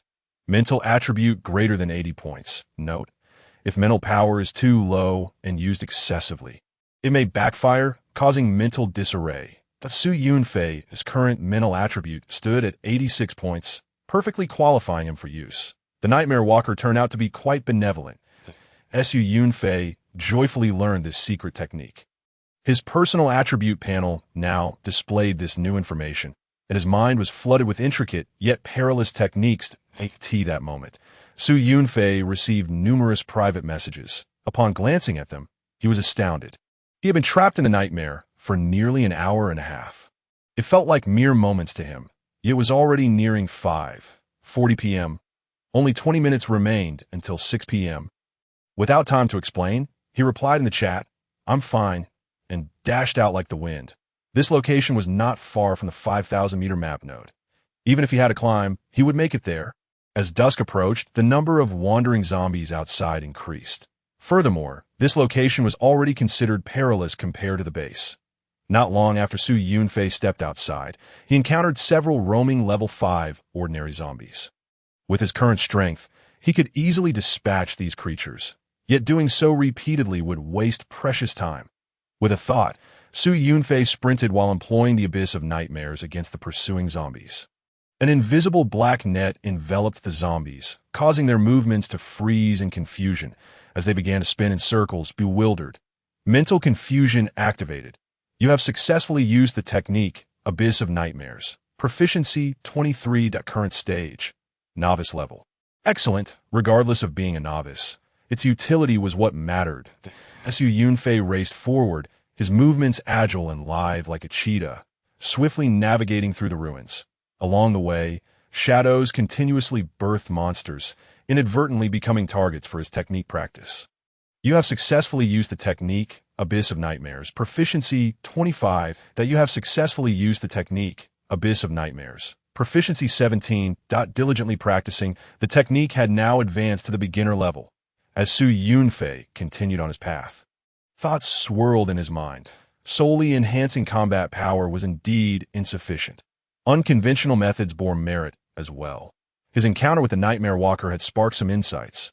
Firstly, attribute points were undoubtedly the foundation of strength. But blind faith in the system panel's combat power was misguided. The Comprehensive Combat Power Index was merely a theoretical figure, not necessarily reflective of real-world prowess. Skills, talents, areas of expertise, and weaknesses all influence the outcome of actual combat. Nightmares, mental-type monsters that a mentalist. It sounded like a profession primarily focused on mental prowess. Was it simply a matter of having a high mental attribute?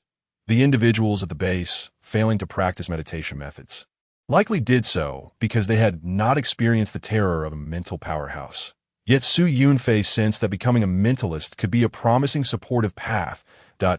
In battle, its brilliance lay in its element of surprise.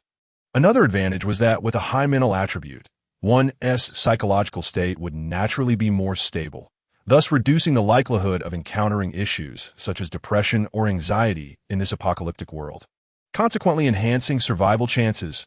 Base 3418.8's evening approached. Nearing 6 p.m., many began returning to the base. Groups of people made their way back, anxiously discussing what is happening. In just a few minutes, the full-scale PK will conclude. Can we actually win? The PK is based on 4 aspects. It's not entirely hopeless, right? But the leader is only at level 3, yet his kill count is the highest. It doesn't make sense for his level to remain unchanged.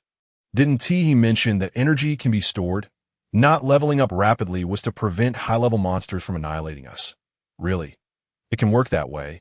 As a crowd approached the entrance, they suddenly noticed the door was shut, allowing only 2 people to pass through. 2 burly men stood by the entrance, looking at the crowd and declaring, "State your names." The crowd instinctively lined up. Li Meng, Wang, Fei. One by one. They entered. Some had already realized the purpose of the guards and chuckled. They're trying to capture Li Yuanqing. Aren't they? Of course, he'll have to return to spend the night after being transported only at dawn. In the line, someone called out, "I saw him just now. I know where he is." The 2 guards, members of the Asking Heaven team, immediately rushed toward the speaker. "Is that true? Quickly, lead us to capture him."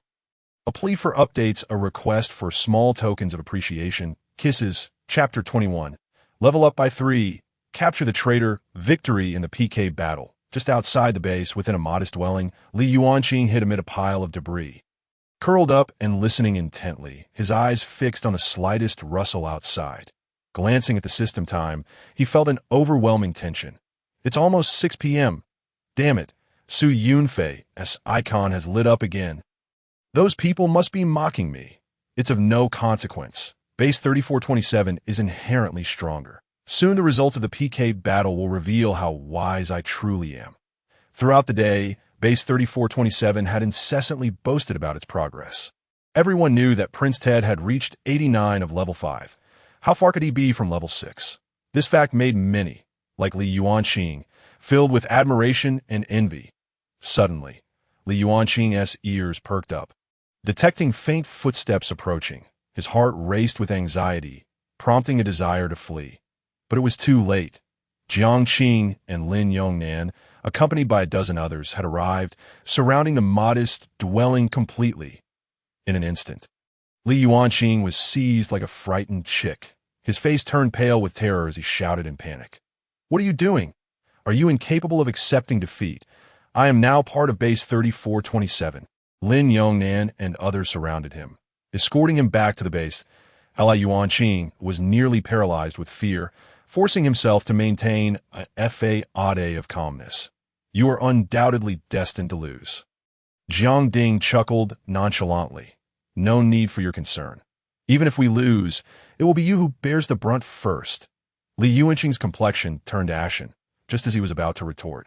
Suddenly a system announcement echoed through the base. "Safety base number 3418. Su Yunfei has ventured outward, exceeding a straight-line distance of 5,000 meters to the south of the base. Safety base number 3418. The hidden mission of the novice base's wild map has been completed, earning additional points which have been included in the novice period settlement." This announcement filled everyone in the base with elation. Trailblazer. The boss is truly remarkable, having covered a staggering 10 miles. To think it was a hidden mission. Its significance in the overall PK must not be trivial. In an instant, everyone was buoyed with optimism, feeling hopeful about surpassing their opponents. Li Yuanqing also received the system announcement, his face instantly paling. He could hardly believe how formidable Su Yunfei was to AT that moment. Only 1 minute remained until 6 o'clock in the evening. Base 3427 had already begun celebrating in the regional channel. Champagne is popping. We have ceased all activities awaiting the system to announce the results. Li Yuanqing sneered. "What is the matter? Are the people in the base terrified? Hurry up and kneel to pray." Base 3418, prepare for reduction in all attributes. Beg for mercy. The other bases in the region were also tense, closely monitoring the outcome of this comprehensive PK. Deep down, they already anticipated the result, yet until the final moment, they remained hopeful, observing the confidence of the Hollanders. Li Yuanqing, being dragged towards the base, steadied himself, Feeling slightly more at ease, he felt emboldened and coldly retorted, "So what if you've opened the map? Their base must have accomplished it long ago. With your low levels, even Prince Ted is already at level 6. You talk too much." The members of his base, already anxious, felt a surge of displeasure at his words. Jiang Ding glared fiercely and, with a hand as large as a fan, delivered a slap to Li Yuanqing. Lin Yongnan, however, kept a close watch on Su Yunfei's movements, exclaiming in astonishment, "The boss is at level 4. No, he is already at level 5 now." The others hurriedly checked the leaderboard, and to their astonishment, Su Yunfei's level had indeed reached 5. Before they could fully absorb this shocking news, in an instant, the data shifted again to in the blink of an eye. Su Yunfei attained level 6. System announcement. Safety base number 3418. Su Yunfei is the first to reach level 6. Rewards have been hidden. Safety base number 3418. Su Yunfei is the first to advance 3 levels consecutively. Rewards have been hidden. Everyone in the base was left dumbfounded. Holy cow. Energy can truly be stored and then unleashed in a grand display. To level up 3 levels at once is accompanied by additional rewards.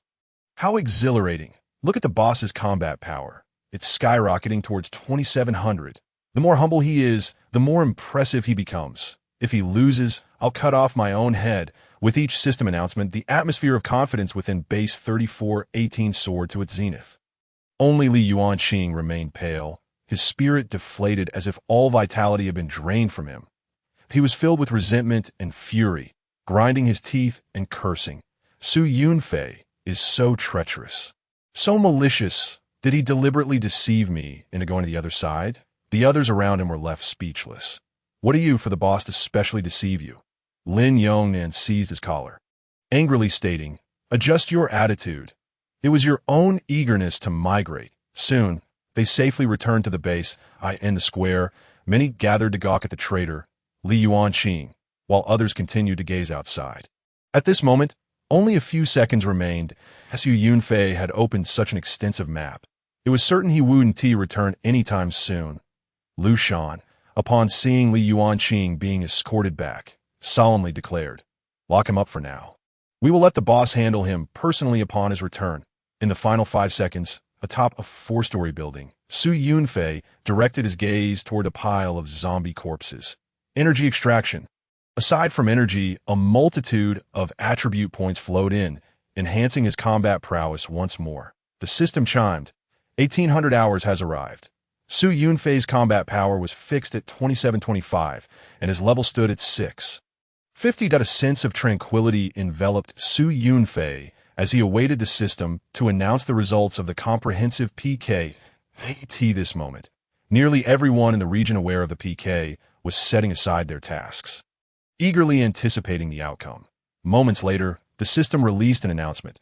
"Congratulations to Safety Base number 3418 for achieving victory in the comprehensive PK against base number 3427. Specific rewards are currently being calculated. Please hold on." Inside Safety Base number 3418, jubilation erupted. "We truly won. We knew we could do it. Having such a robust ally is simply exhilarating. Sudada, I adore you. I want to bear your children. This is hilarious." The opposing team must not have anticipated this outcome. Did anyone actually rush to migrate over? Now, I'm curious, will Li Yuanqing suffer attribute deductions like the opposing side? At this moment, in base 3427, a group of towering Hollanders were celebrating, champagne already halfway popped. Upon hearing the system announcement, someone immediately began to cheer. Hooray! Amidst the dizzying atmosphere, men and women danced wildly, throwing confetti, shrieking in excitement. However, midway through their cheers, they suddenly realized what they had just heard. 3,418 won. How infuriating! Damn system. It must be malfunctioning. A champagne bottle slipped from someone's grasp, shattering on the ground, spilling its contents. Everyone stood frozen, exchanging bewildered glances.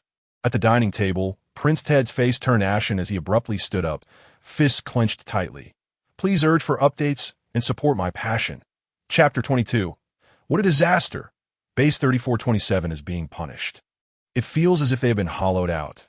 The members of Base 3427 could not fathom this outcome. Oh my God! We actually lost. This is utterly impossible. There must be some mistake. I refuse to accept this result. I protest. The system must provide us with an explanation. Although the system announced the results of the PK battle, the specific rewards and penalties were still being calculated. The members of Base 3427 grew frantic. The anticipated all-attribute boost of 10 was gone, and they faced deductions instead.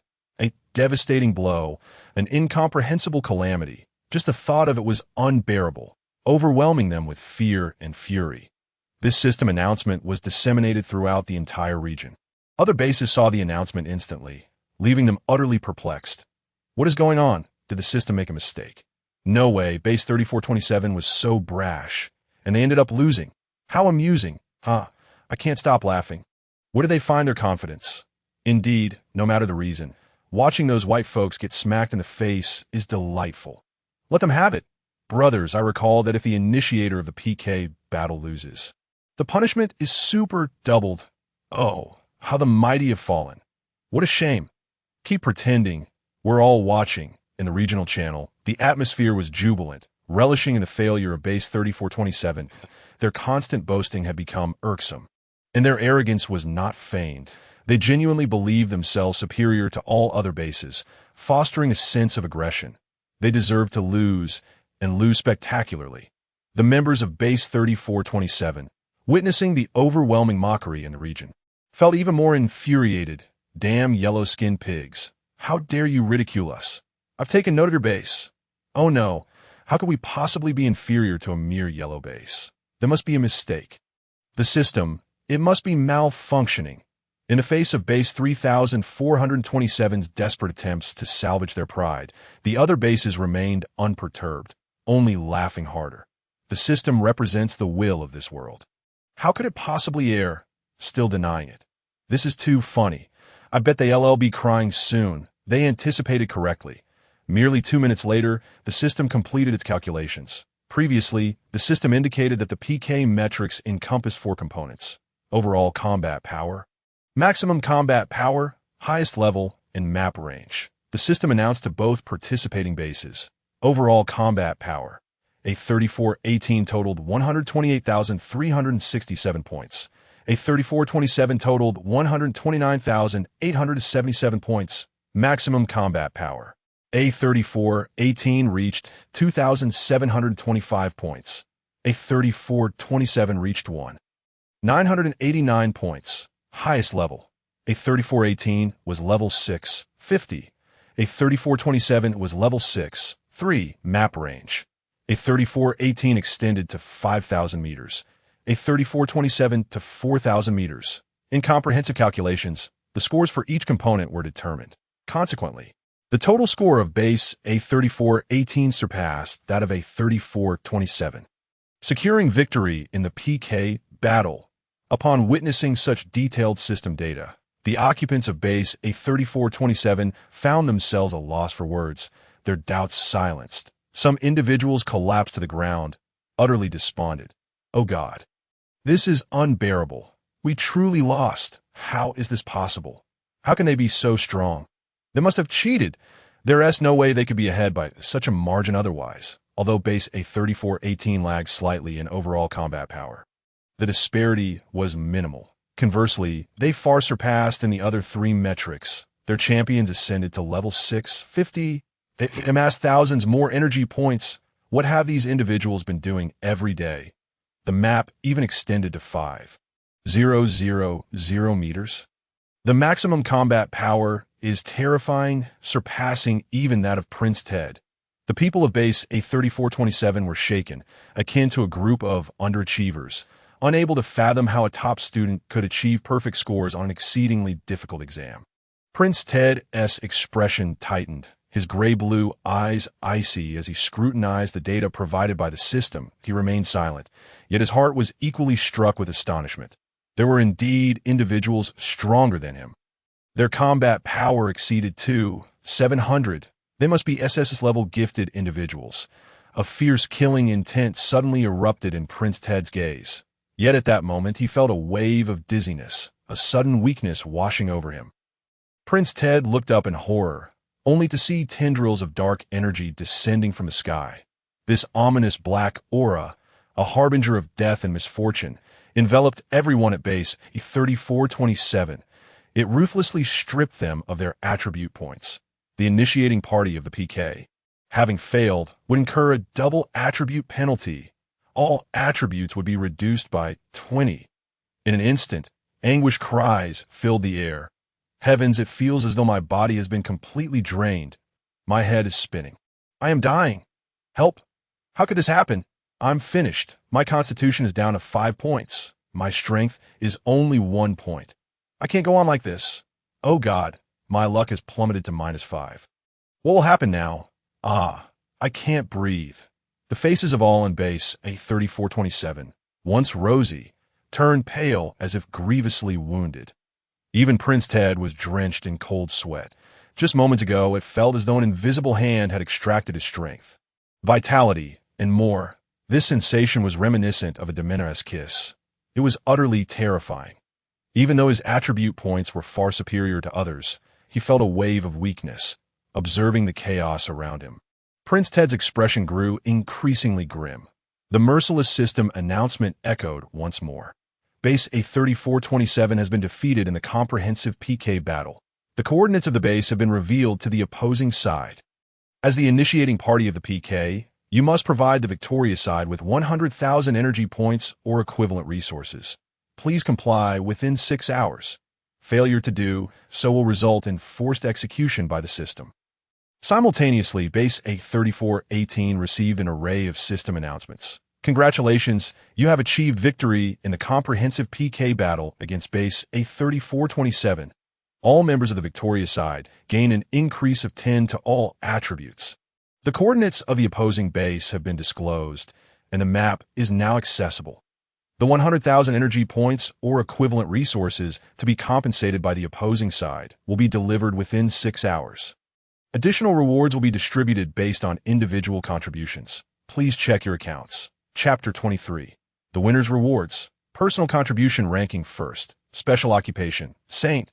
The atmosphere at base A3418 was jubilant, filled with the sounds of drums and firecrackers. Exuding joy, exhilaration, and confidence, morale soared to its pinnacle. We actually won.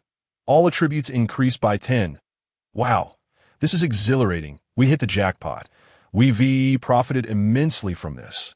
And their S 100,000 energy points, even if it's not evenly distributed. It's better than nothing, especially since it's from our enemies. Sue, great leader. I adore you. I'd love to have your children. Buzz, streams of verdant light, brimming with vitality, descended from the heavens, infusing every individual with renewed strength. In the blink of an eye, everyone's complexion and strength improved. All attributes increased by 10 points. Elation swept through everyone as they laughed heartily in the plaza outside the base. WY now. It was dinner time, yet the enticing aroma of the delicious meals prepared by the system went unheeded, as everyone was engrossed in sharing their current joy. Wow, my strength has reached 32 points. This feels incredible, this sense of effortless gain. Who says we didn't work for it? We've all been striving to level up. Moreover, we can also receive additional rewards based on personal contributions later. Sue, the esteemed leader, would surely take the lion's share. I wonder what I'll receive. Regardless, it's all free loot. How delightful. Every face radiated happiness, beaming like a bountiful harvest, except for Li Yuanqing, who sat among them. His complexion ashen, gasping for breath, appearing utterly frail. His expression was one of desolation as he realized that his attributes had plummeted, mirroring those of base 3427, each reduced by 20. Now, each of his attributes was either 0 or negative. I lost the gamble. Cursed Hollanders. Help! My heart is racing. I'm doomed. At this moment, regret consumed Li Yuanqing. He felt profound remorse. No one mocked or ridiculed him, for everyone else was joyfully immersed in checking their system rewards, basking in the newfound strength, relishing this rare delight. Who would bother with Li Yuanqing, who resembled a beaten dog? Ding! The personal reward from the system were also credited. I actually received a bronze treasure chest. Your luck is astounding. I only got a little over 200 energy points, sigh. Meow, meow, meow. My strength attribute increased by 20, instantly compensating for my shortcomings. Everyone's eyes sparkled with delight. The enhancement of their strength filled them with confidence for the future. Lu Shan surveyed everyone, remarking, "This enhancement will enable us to combat monsters more effectively and bolster our strength." Others wholeheartedly agreed. Indeed, our chances of survival have increased. In the chat channel, many expressed their gratitude. Su Yunfei. This victory over the opposing side is entirely thanks to the great leaders. We appreciate your hard work. Where are you now? It's dark out. Thank you, great leader, for opening the map. You're incredible. Please be cautious tonight. Gradually, everyone emerged from their ecstasy, immediately recalling the greatest benefactor. Su Yunfei had ventured too far and could not return before nightfall, causing widespread concern as they urged him to remain safe. Meanwhile, seated on the ground, Li Yuanqing thought to himself, with the monsters so formidable at night, whether he can return is uncertain. His only hope now was to survive. If he could endure until midnight, he would be transported to base A3427, that although the future remained uncertain, it was preferable to staying here. He truly did not wish to remain any longer, for they would undoubtedly kill him. At this moment, on the rooftop of a 4-story building, Su Yunfei sat cross-legged, surrounded by an array of exquisite dishes, their aromas wafting through the air. He was savoring the dinner provided by the system, while countless zombies gathered below. Drawn in by the delectable scents as he dined, he perused the rewards bestowed by the system. Today had indeed been arduous, yet yielded substantial rewards. Opening the map, reaching level 6 first, and contributing most in the PK battle, he was truly inundated with rewards. Being the top contributor in the comprehensive PK battle, the system granted him generous rewards. Thank you for your tremendous contribution to the base.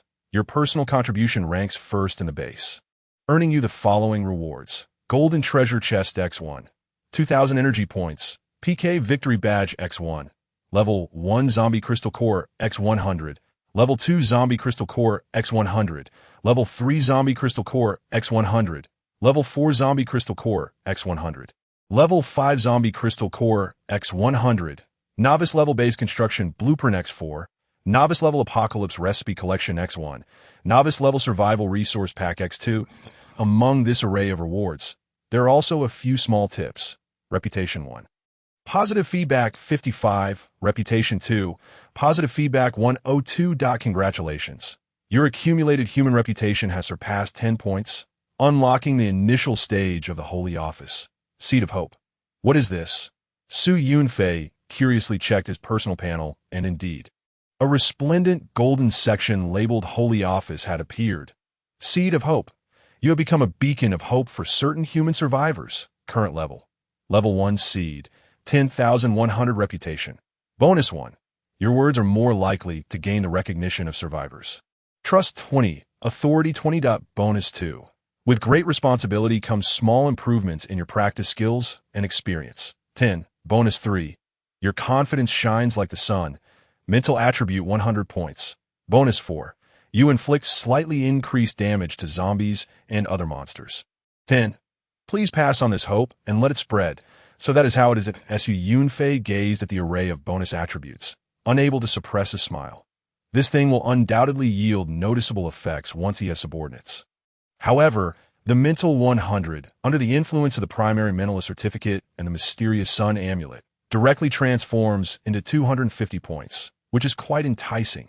As for the other bonuses, it is evident that they will become more powerful only after the Holy Office is upgraded. Overall, Su Yunfei was very satisfied. The title of Holy Office Holder sounds impressive, and its color, shimmering with a kaleidoscope of hues, is a brilliant golden, undoubtedly rare. Su Yunfei then glanced at his combat power. With an increase of 250 mental attributes, his combat power had only risen by 250 points. It seems that the Nightmare Abyss secret technique was not taken into account, that Su Yunfei was indifferent. As long as he knew he was formidable, that was enough. This moment, Lu Shan and others sent him private messages, expressing their concerns. Boss, are you coming back tonight? If possible, it would be best not to spend the night outside. After all, this world harbors extraordinary powers. Su Yunfei was initially unconcerned, but upon reading this, his gaze flickered thoughtfully.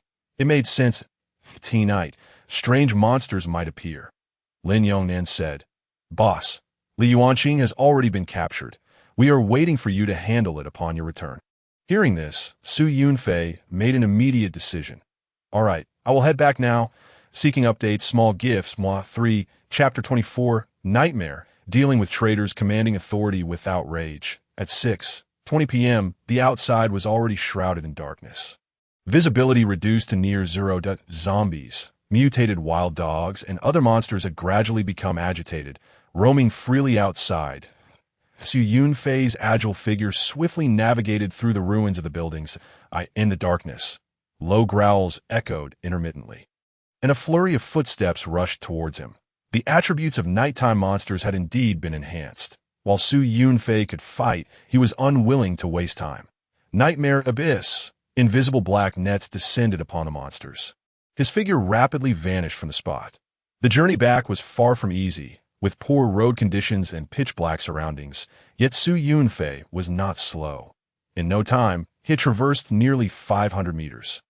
Suddenly, a series of howls echoed from the southwest. How could there be wolves? Su Yunfei was taken aback, quickly turning his head to look. Naturally, he saw nothing to belie the sound. The wolf was quite distant. His astonishment did not stem from the presence of wolves, but rather from the overwhelming ferocity emanating from the howls. Such a loud call indicated that its size could not be small. It was undoubtedly a boss-level monster. Su Yunfei felt a heightened sense of vigilance towards the unknown territory. However, not long after, a rumbling sound reverberated through the sky. It resembled the drone of an airplane, yet was sharper than that of a regular passenger plane, implying a much faster speed. Su Yunfei paused, a hint of surprise crossing his face. "Are there fighter jets here?" He quickly sought refuge in shadow. Soon, the roar passed overhead and swiftly faded into the distance, accompanied by a long, piercing CRY. Su Yunfei's heart trembled. It was a large bird, perhaps an eagle or an owl. Regardless of what it was, the commotion it caused while flying indicated that its size was certainly considerable.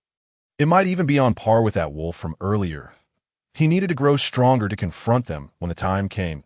Su Yunfei mused as he continued on his way back.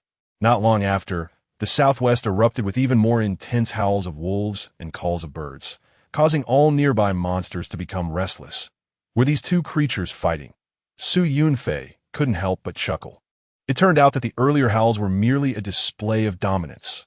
However, that was of no concern to him. He needed to hurry back to the base. Eventually, he reached the road and pulled out his motorcycle, speeding away. At 8 p.m., Su Yunfei returned to base 3418 in the plaza outside the building.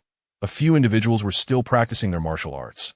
Upon seeing Su Yunfei's return, they immediately abandoned their training and gathered around him, their bright eyes fixed on him. "Boss, you finally returned. We were so worried. It's far too unsafe to stay out overnight. Su Dalao, thank you for leading us to victory against the opposing side and securing so many rewards." "Boss, your motorcycle is as handsome as you are." A chorus of voices erupted, quickly attracting the attention of others. The Qingtian team, led by Lu Shan and accompanied by Li Yuanqing, hurried down the stairs. Upon witnessing Su Yunfei's safe return, Lu Shan and the others breathed a sigh of relief. They then briefly summarized the situation, emphasizing that they were waiting for him to handle it. Su Yunfei cast a faint glance at them and nodded slightly. He understood Lu Shan's intention. It was a gesture of goodwill, subtly indicating that he was willing to offer his service. Looking at the almost lifeless Li Yuanqing, Su Yunfei smiled slightly. Being powerful was indeed advantageous. Many matters could be resolved without his direct intervention. As for this individual, Su Yunfei feigned anger and inquired. "Earlier, when I asked if anyone wanted to go to the opposing side, why didn't you speak up?" Li Yuanqing appeared dejected, resembling a lost dog. He did not answer, but instead clung to Su Yunfei's leg, pleading, "I am cowardly and blind to greatness. Please spare me." Sob. Su Yunfei gently shook him off, the cold light reflecting off his dark boots. He said, "You should be pleading with Tade, right?"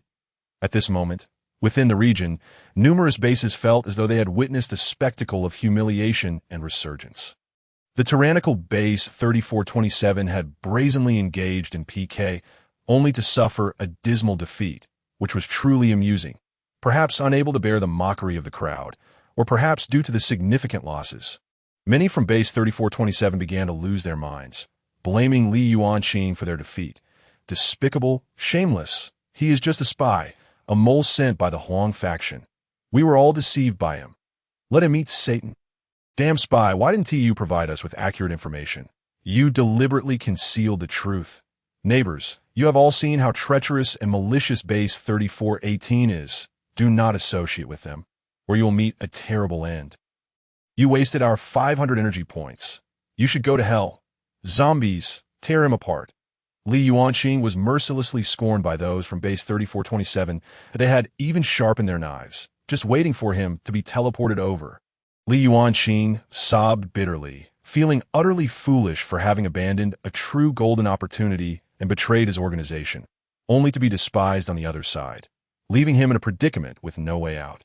At base 3418, many rooms lit up. The balcony soon filled with people watching below, quietly discussing and speculating how Su Yunfei would deal with Li Yuanqing. Su Yunfei raised his gaze slightly, glancing at the upper floors. Regardless of how Li Yuanqing pleaded, he remained impassive, a traitor. Moreover, a rather unremarkable one. If such a person could be spared, wouldn't the entire base regard him as soft-hearted? In a profound silence, Su Yunfei spoke softly, akin to a harbinger of nightmares. You shall be torn asunder by the zombies. As he uttered these words, his fingers moved slightly, invoking the abyss of nightmares. The surrounding individuals remained oblivious to the anomaly, and a nightmare descended upon Li Yuanqing. Su Yunfei's prior statement had sown the seeds of terror within him. With his current mental attributes in the negative, even the faintest nightmare was beyond his capacity to endure. His psyche shattered completely. Li Yuanqing, in a frenzy, dashed out of the base's gates. His deranged figure swiftly vanished into the darkness. Shortly thereafter, the air was rent by the jubilant howls of zombies that a scream pierced the night sky, plunging the entire base into an eerie silence. All but Su Yunfei were gripped by terror. They felt as if a sudden chill had enveloped their very beings, glancing at Su Yunfei, who remained as handsome and poised as ever. An indefinable aura of dread seemed to emanate from him.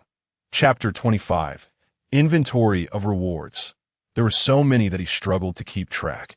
Following Li Yuanqing's anguished cries, the others remained ensnared in shock and fear. While Su Yunfei took a step forward, heading toward the outside of the base, the crowd hesitated, contemplating whether to follow.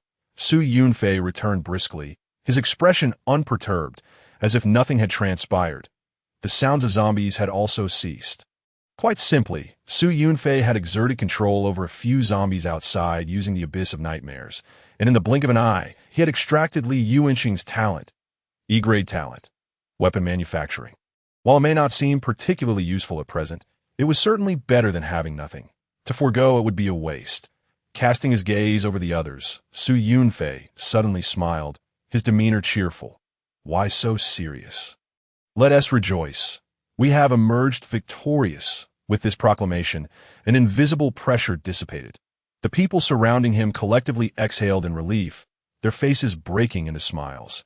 Yet within their hearts, a newfound, unarticulated reverence for Su Yunfei began to blossom. Especially among several older men, like Lu Shan, who had navigated the complexities of society and encountered countless individuals. Their hearts were filled with a sense of solemnity. This Su Yunfei appeared to be merely in his 20s.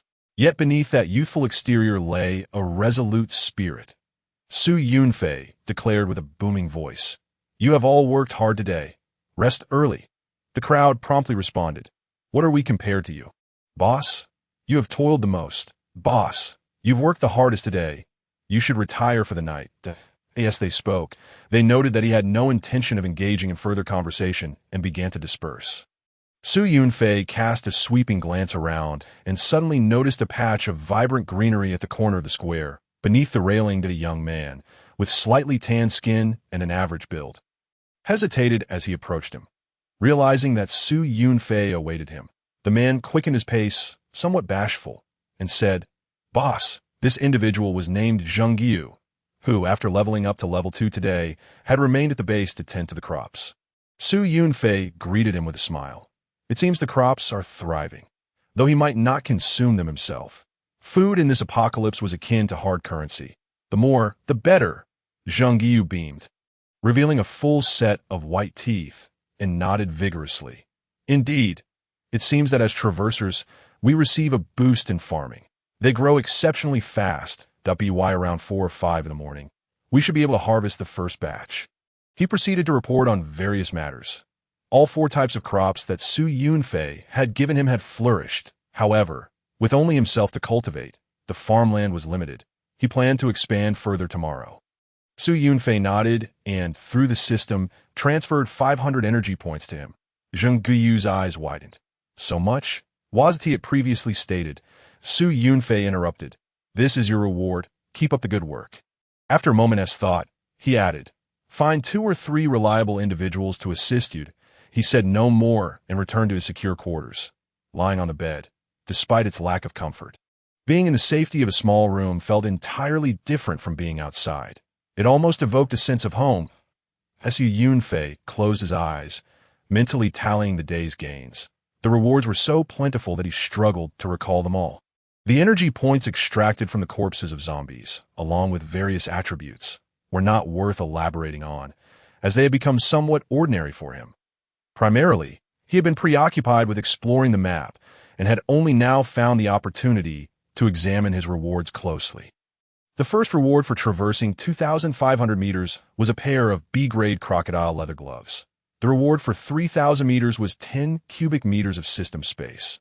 For 3,500 meters, it was a C-grade combat armor. The cold iron armor. The reward for 4,000 meters comprised 1,000 soybean seeds. The 4,500-meter reward was a D-grade novice alloy crossbow.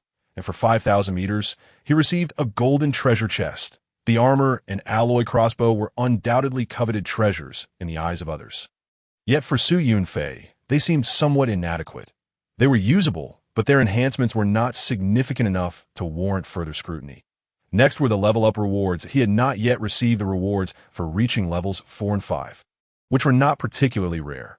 According to the system announcement, they simply awarded points in strength and constitution attributes. He had, however, received the reward for reaching level 6, 1,000 liters of gasoline for someone like him, who owned a vehicle. This was indeed necessary. As for the rewards for ascending 3 levels consecutively, they included a silver treasure chest. After resting for a moment, Su Yunfei sat up from the bed and retrieved all the treasure chests. For being the top contributor in the PK battle, he was awarded a golden treasure chest. For traversing 5,000 meters, he received another golden chest. And in addition to that, there was the silver one. After some contemplation, he decided to open them. For who could predict what rewards tomorrow might bring? Open. All 3 chests were unsealed. The silver treasure chest yielded 5 incendiary grenades and 5 standard grenades. The first golden chest contained 1 advanced medical kit and 1 A-grade life potion recipe. The second golden chest revealed 1 water purifier blueprint, 1 guitar, and 1 A-grade level 5 mutated monster trial arena blueprint. The items that were easily comprehensible did not warrant immediate examination. What was this trial arena blueprint? Did it require him to construct a trial arena? Yet upon closer inspection, he realized he had misinterpreted its purpose. This was, in fact, a small secret realm. It bore similarities to a dungeon in a game. Blueprint for level 5 mutated monster trial arena. Upon activation, it will transport participants to a trial arena populated exclusively by level 5 mutated monsters, allowing a maximum of 10 individuals to enter as a team, with a total of 100 monsters present. The blueprint will become invalid once all monsters are defeated. Note: dying within the trial arena does not affect real-world status. Only a portion of attribute points will be deducted. That's a splendid find. After thoroughly reviewing the description, Su Yunfei's eyes sparkled with excitement. There was no need to worry about a lack of monsters, nor about perishing within. Mutated beasts could be skinned and harvested for meat, providing valuable resources. However, it seemed he could not make direct use of it. Yet that mattered little. This item was undoubtedly of considerable value and could serve excellently for trade in the future.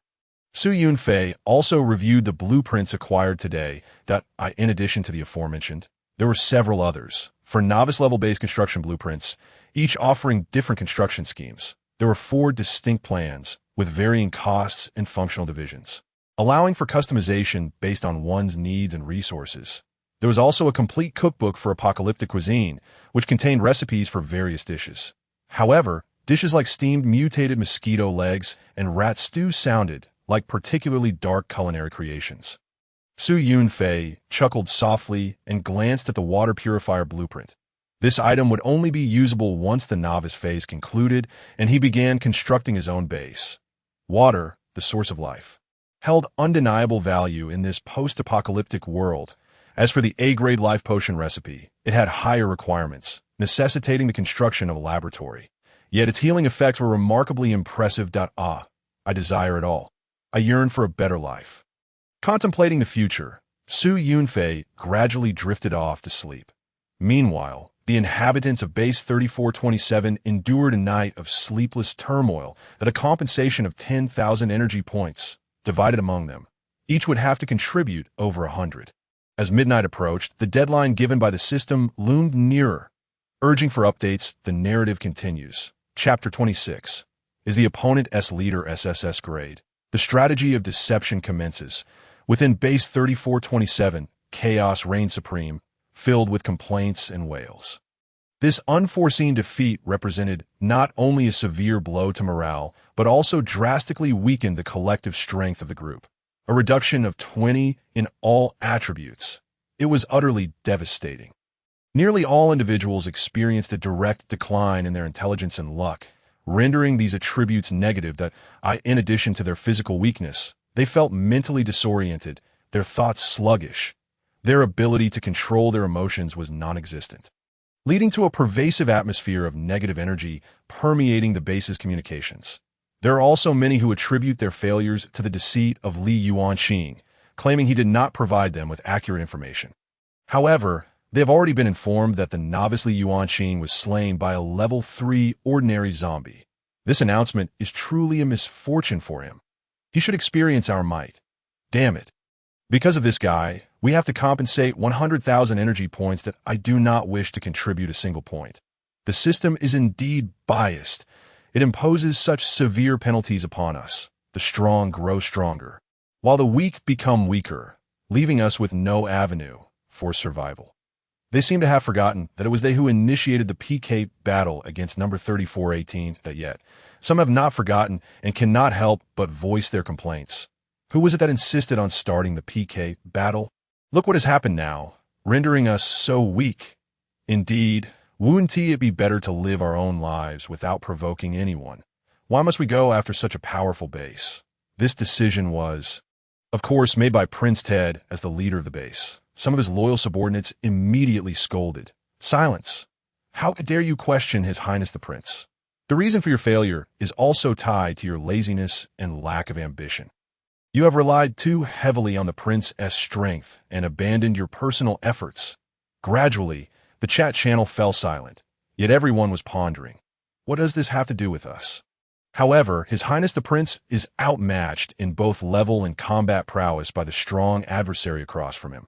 The more they think about it, the more dreadful it becomes. Prince Ted possesses an SS talent, which is already formidable, but the enemy is even more powerful. What manner of monster is this? Ted appeared, issuing a cold command. Everyone, immediately submit 100 energy points or equivalent resources. Ever since the results of the PK battle were revealed, a fire of rage has ignited within his chest, his expression exceedingly grim. The 100,000 energy points, divided among everyone, is not much, yet it represents a profound humiliation. It is akin to a reparative payment for defeat. As a noble Hollander and a royal descendant, when has he ever endured such disgrace? What infuriates him further is that, even now, he does not know who the formidable leader of the opposing side is. Ted has long commanded some to gather intelligence, yet several hours have passed without any information. The leader of base 3418 has not uttered a single word in the region, and the others have resisted the temptation to disclose their boss's information. Ted's curiosity and animosity towards this individual have reached a boiling point. He personally intervenes, stating in the regional channel, "I shall forever remember the humiliation you have inflicted upon me today. I am an SS level talent, yet I was defeated by you. You must be an SSS level talent, low-key yet insidious. You shall inevitably become a malignancy in the region, destined to annihilate all other bases in due time." Ted has straightforwardly cultivated animosity towards Su Yunfei, intending to plant a seed of hostility in the hearts of others, as expected. Once these words were spoken, despite the late hour, the regional channel immediately became lively. Is there truly an SSS level talent? Wow, this must be the child of destiny. Indeed, we all speculate it must be an SSS level. Otherwise, how could Ted have lost? This is astonishingly powerful. Unbelievable. Yet still no one knows the name of this SS level powerhouse. Ted's reasoning holds true. SSS level talents are so rare that if they survive, they will surely become a dominant force. Regardless, as long as they treat their subordinates well, they are deemed good leaders. However, the leader of base 3418 remains absent. Following this wave of discussion, the focus shifted back to Ted. By the way, has the 100,000 compensation from base 3427 been paid? The prince must be furious, right? Your Highness, please calm your anger. Allow me to massage your shoulders. Take heed. You should have thought twice before provoking them.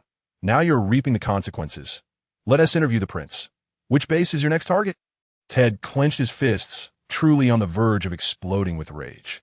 Not long after, the 100,000 energy points from base 3427 were gathered, compensated by the system to base 3418 that divided among everyone. It amounted to a little over 100 energy points each, yet everyone was incredibly excited and filled with exhilaration. A bounty indeed, worthy of commemoration. There exists even an energy bank that allows for transfers and red envelopes. Prince Ted, I've heard you are a prince. V me 50 to see your prowess, Sister Daisy, VU 100. I want to watch a game. Due to their excitement, the regional discussions began to include more mentions of base 3418. They were madly celebrating the familiar faces from base 3427 to base 3427. Many were bewildered. Have these yellow people gone mad? What nonsensical things are they saying? Not a single word makes sense. As the saying goes, when you cannot understand, it is highly likely that the other party is insulting you. Despicable. Is it not enough to win just once? Must they flaunt it before us? The two sides were embroiled in heated arguments, creating a lively atmosphere in the region, with the crowd from other bases unable to interject. Prince Ted noticed that the opposing base seemed somewhat carried away with their own pride. He narrowed his eyes and ordered some to quickly gather information about their leader. Lewis, esteemed leader of base 3418, you are more powerful than our prince. I would very much like to meet you. Please come forth. Prince Ted shot him a fierce glare, too direct. The purpose is written all over his face. Unexpectedly, Lewis received a multitude of responses. The members of base 3418 replied in unison. Our leader's surname is Sun. Given name Wukong.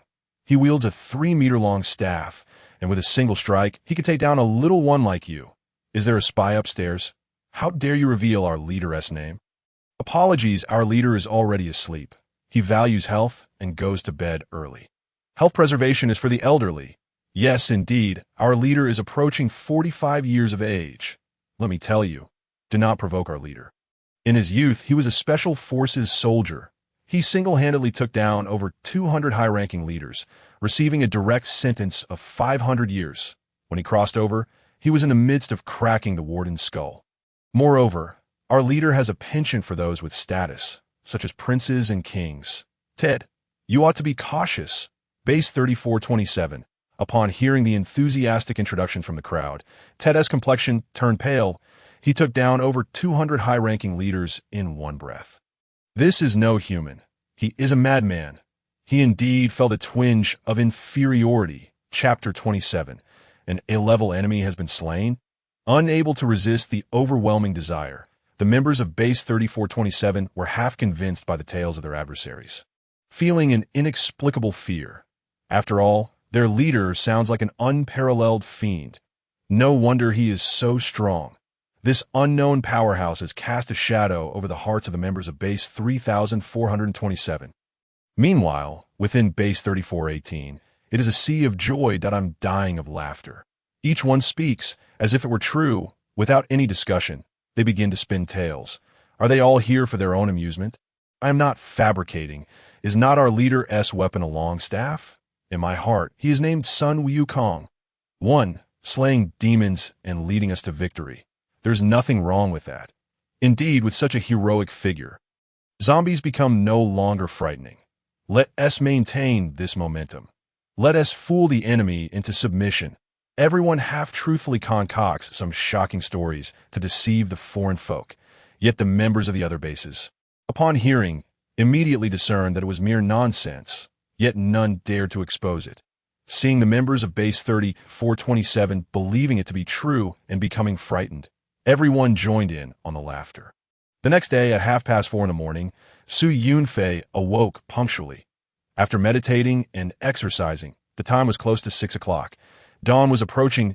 Su Yunfei glanced outside and noticed Zhengyu already busy in the fields. This fellow is quite diligent. Breakfast time arrived. With Su Yunfei's current strength, the food supplies he enjoyed were already at the pinnacle of novice configuration, an imperial feast. After a meal, he felt his energies surging, his body brimming with vigor. Today, no other bases sought trouble, and everyone resumed their previous lives. However, now that the map has been unlocked, they could directly illuminate the icons. For the time being, Su Yunfei did not plan to venture further. Within just 5,000 meters, formidable monsters such as giant wolves and giant birds had already appeared last night. The farther away, there would only be more powerful mutated creatures. Su Yunfei descended to the fields for a look. Upon seeing him, Zhengyu flashed a shy smile. "Good morning, boss," he then reported. "The crops from yesterday have ripened, and I have harvested them. I have now planted some new ones, after settling the accounts." The harvest yielded 213 units of cabbage and 189 units of carrots. In the midst of their conversation, the crops were traded to Su Yunfei. He nodded in approval. "Excellent." However, Zhengyu displayed a look of guilt, furrowing his brow as he spoke. "Boss, I arrived late this morning, and unfortunately, some crops were eaten by rats. I managed to kill a few, but the rest scurried away too quickly." Su Yunfei frowned. "Rats? There are still rats in the base." Zhengyu replied, "Yes, when I arrived around 4, there were at least 30 or 40 of them, and they consumed a good number of units." His face was filled with self-reproach. "It's my fault for not keeping a better watch." Su Yunfei asked, "Are those rats without tails about 20 centimeters long?" Zhengyu confirmed, "Indeed. They've grown quite large, bold enough to bite me. I've already collected the dead ones. What about you?" Upon hearing this, Su Yunfei anticipated what he was about to say and interjected decisively. "I don't want to see it." He then reassured him, "It's nothing, that's just the beginning. We lack experience. But today, you need to recruit some people and plant more that we will also need to take shifts during the night." Su Yunfei handed him an additional 600 soybean seeds. "You handle it." "Understood, boss." Zhengyu nodded vigorously. Farming was merely a side task for Su Yunfei, who didn't invest too much effort yet still saw daily yields. As he turned towards the base's entrance, his mind lingered on the issue of the rats. He had initially thought they were only a concern outside, but to discover them within the base was unexpected. Those that could enter the base had not been classified as monsters by the system. Given the rats' formidable reproductive capabilities, their population would be substantial, and the likelihood of mutations would only increase. While lost in thought, he approached the entrance and suddenly halted, noticing the gate ajar and several individuals standing in the courtyard. Gazing at him, Su Yunfei raised an eyebrow, already forming a hypothesis about the situation.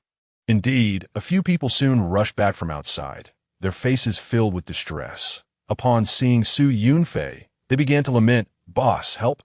There are a bunch of level 6 monsters outside, and we can't fight them." Thankfully, we managed to escape quickly. Heaven have mercy. Most of them were only level 3, even with a 10-point boost to all attributes. They were far from a match for level 6 monsters, as Su Yunfei nodded. Stepping outside, he had foreseen this predicament yesterday.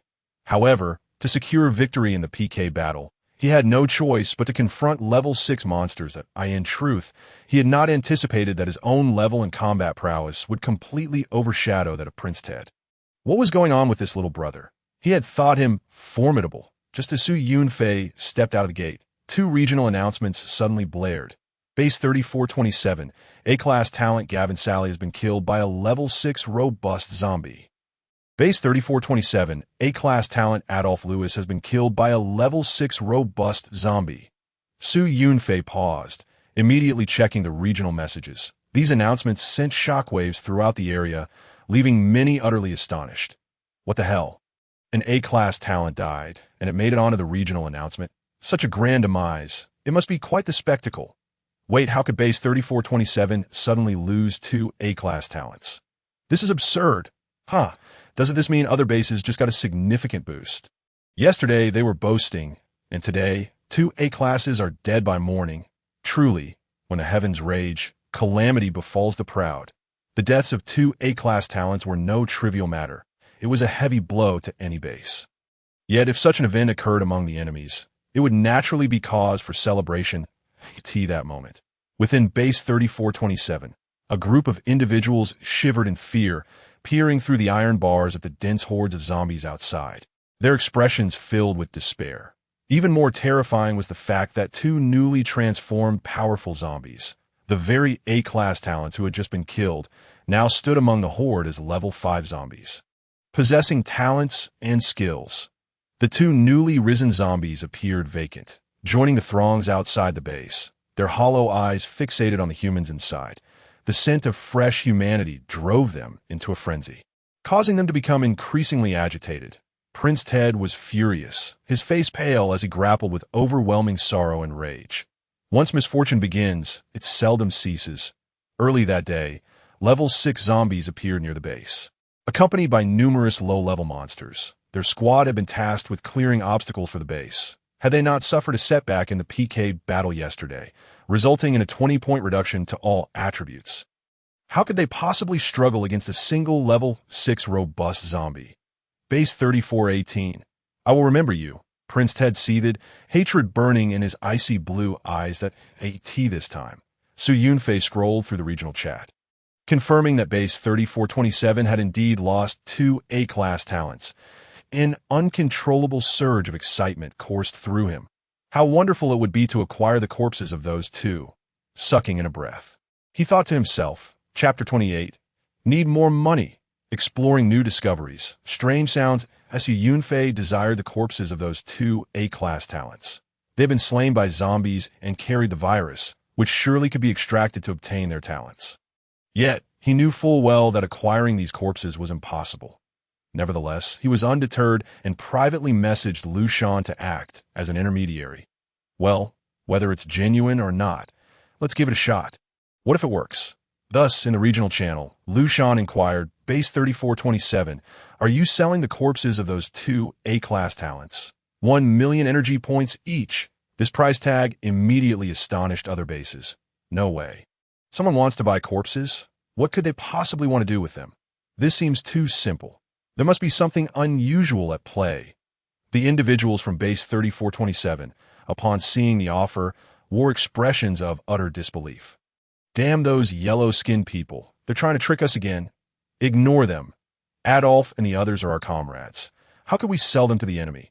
Lu Shan responded, I'm quite serious and very sincere. I'm not joking to AS for the reason. Perhaps I have a corpse fetish. Is that sufficient? The group from the region looked on, dumbfounded. What the hell? This base is full of extraordinary individuals. ISNT it. Ugh, that S disgusting and so loud. In a bid to help Su Yunfei test the waters, Lu Shan discarded all pretense, urging so, is it a deal or not? Speak up. The people of Base 3427 were incensed. You think you can buy them for 1 million energy points? Dream on. Besides, even if we wanted to sell, we couldn't.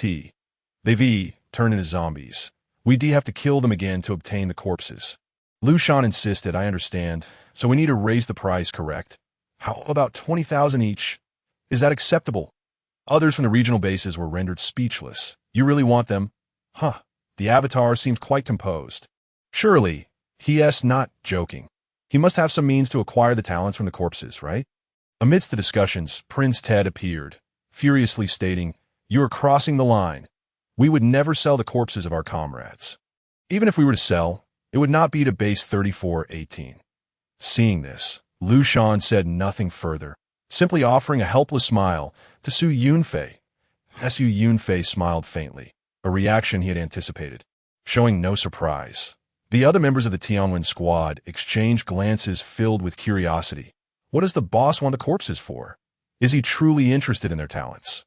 Su Yunfei refrained from explaining, instead retrieving his tungsten steel baton and striding out of the base. Outside the base, the monsters were more numerous and at higher levels than the previous day. Level 6 ordinary zombies had a minimum health of 1800, far sturdier than regular survivors. Yet in Su Yunfei's eyes, they were merely fragile. With a swing of his baton, the level 6 zombies fell effortlessly as for the lower level monsters. He paid them no mind. Near the gate, a crowd had gathered, all eyes wide with disbelief, and AWEIT was the first time they witnessed their boss battling monsters. It truly was a swift execution, with a combat power of 2,700. Fighting monsters was exhilarating. His movements were decisive and graceful, reminiscent of the great Monkey King. In an instant, men were envious, and women gazed starry-eyed. Before long, Su Yunfei's figure vanished beyond the base, leaving the onlookers emboldened to step outside and engage with the lower-level monsters. Suddenly, someone exclaimed in delight, "This level 6 zombie is nearly out of health." With a swing of his fire axe, the level 6 zombie collapsed, releasing a burst of energy to he and Su Yunfei split the energy points. And the man was overjoyed, exclaiming, "The boss is truly amazing." Haha. However, in reality, Su Yunfei merely navigated swiftly through a horde of monsters. If some level 6 monsters happened to have a bit more health, and he failed to slay them in one strike, he could not be bothered. He had his own matters to attend to, as he planned to explore several building icons today. Once the novice period concluded, the system would likely cease to provide food supplies. So he needed to stockpile resources in advance. This marked the 4th day since entering the world of Endless Apocalypse that on the first day, Su Yunfei unlocked a 500-meter map, discovering a supermarket. On the second day, he scavenged supplies from the supermarket and defeated a level 2 zombie boss, earning the A-grade talent weakness insight. On the third day, while 2 bases were engaged in a comprehensive PK, Su Yunfei spent nearly the entire day mapping out the area, earning rewards in abundance. Now, on the 4th day, it was time to reap the rewards of his mapping efforts. Throughout most of the day, Su Yunfei was bustling about, riding his Black Panther motorcycle as he explored 5 buildings. Illuminating all the icons, he visited a hardware store, an elementary school, a private clinic, a 24-hour convenience store, and finally a computer store. In total, Su Yunfei discovered various tools, food supplies, and some ordinary anti-inflammatory medications, along with basic medical equipment. The last exploration of the computer store surprised him slightly. From the clues he uncovered, Su Yunfei realized that the computers in this world catered to the economically disadvantaged. The store even had some dilapidated light brains. Despite being secondhand, they were priced significantly higher than most computers. This observation led Su Yunfei to deduce that this world possessed relatively advanced technology, albeit with a correspondingly greater wealth disparity. Unfortunately, the devices were damaged and without power. Otherwise, he could have examined what the light brains were like and whether they resembled the system, that he only found a small quantity of brand new, unopened electronic devices, but lacking power, he could only temporarily stow them in a corner of his space.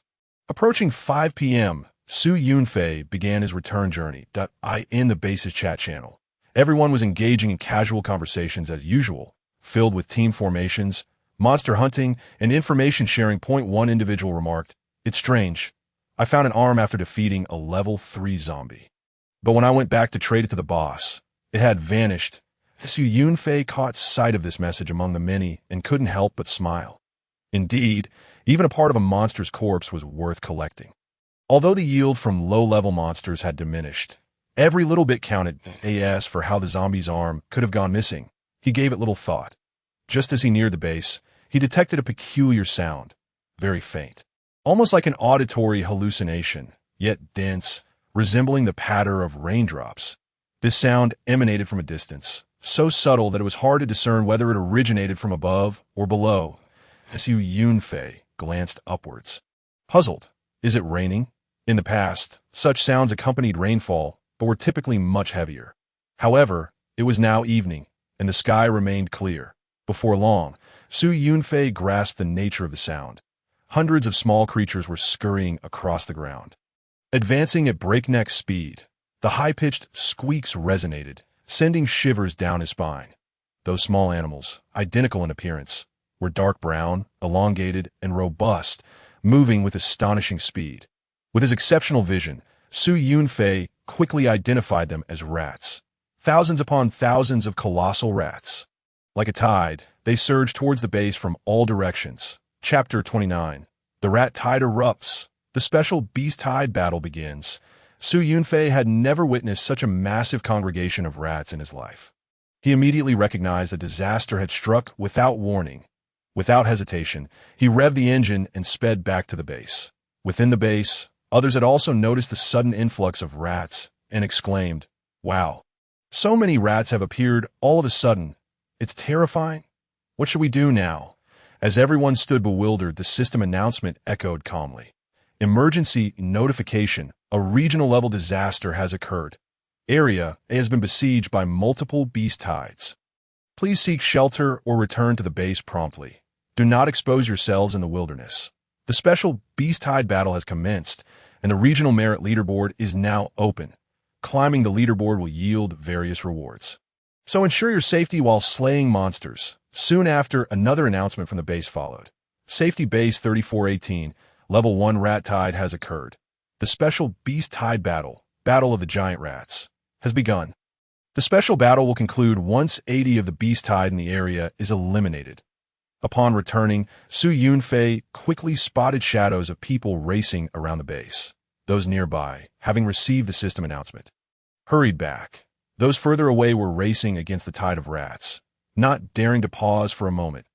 As for the survivors who had ventured even farther, they could only pray for their own safety. Some individuals had reached the base ahead of time and were now rushing down from the upper floors. Before long, hundreds of survivors congregated in the yard, all gazing pale-faced towards the front, where a rapidly advancing black line could be seen. The rat tide, comprising countless rats, truly resembled a surging wave. Yunfei too fixed his gaze outside, calculating that within a maximum of 3 minutes, the rat tide would reach the base. He glanced at the regional merit leaderboard, which remained silent for now. Since there was a leaderboard, rewards would surely be distributed upon its conclusion. He couldn't help but wonder whether these rats were naturally present or spawned by the system. As Yunfei pondered, anxious voices filled the air.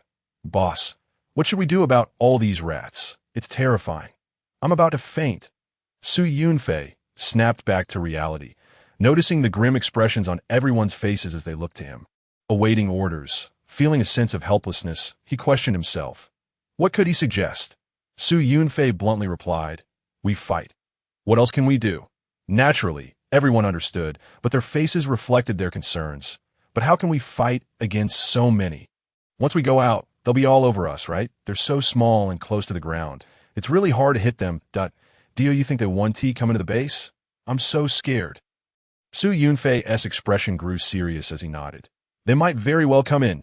Just this morning, we spotted rats in the fields guarded by Zhengyu, indicating that some of these rats are not monsters, but rather pests that the novice protection shield cannot keep out. As he spoke, the rat tide was nearly upon them. They could almost see the glimmering red eyes and long teeth. Their target was none other than Safety Base 3418. Yunfei commanded, "Everyone, spread out and secure the barriers. Employ whatever means you have at your disposal to fight back."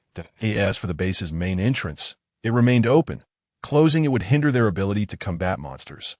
And more people were still trickling in.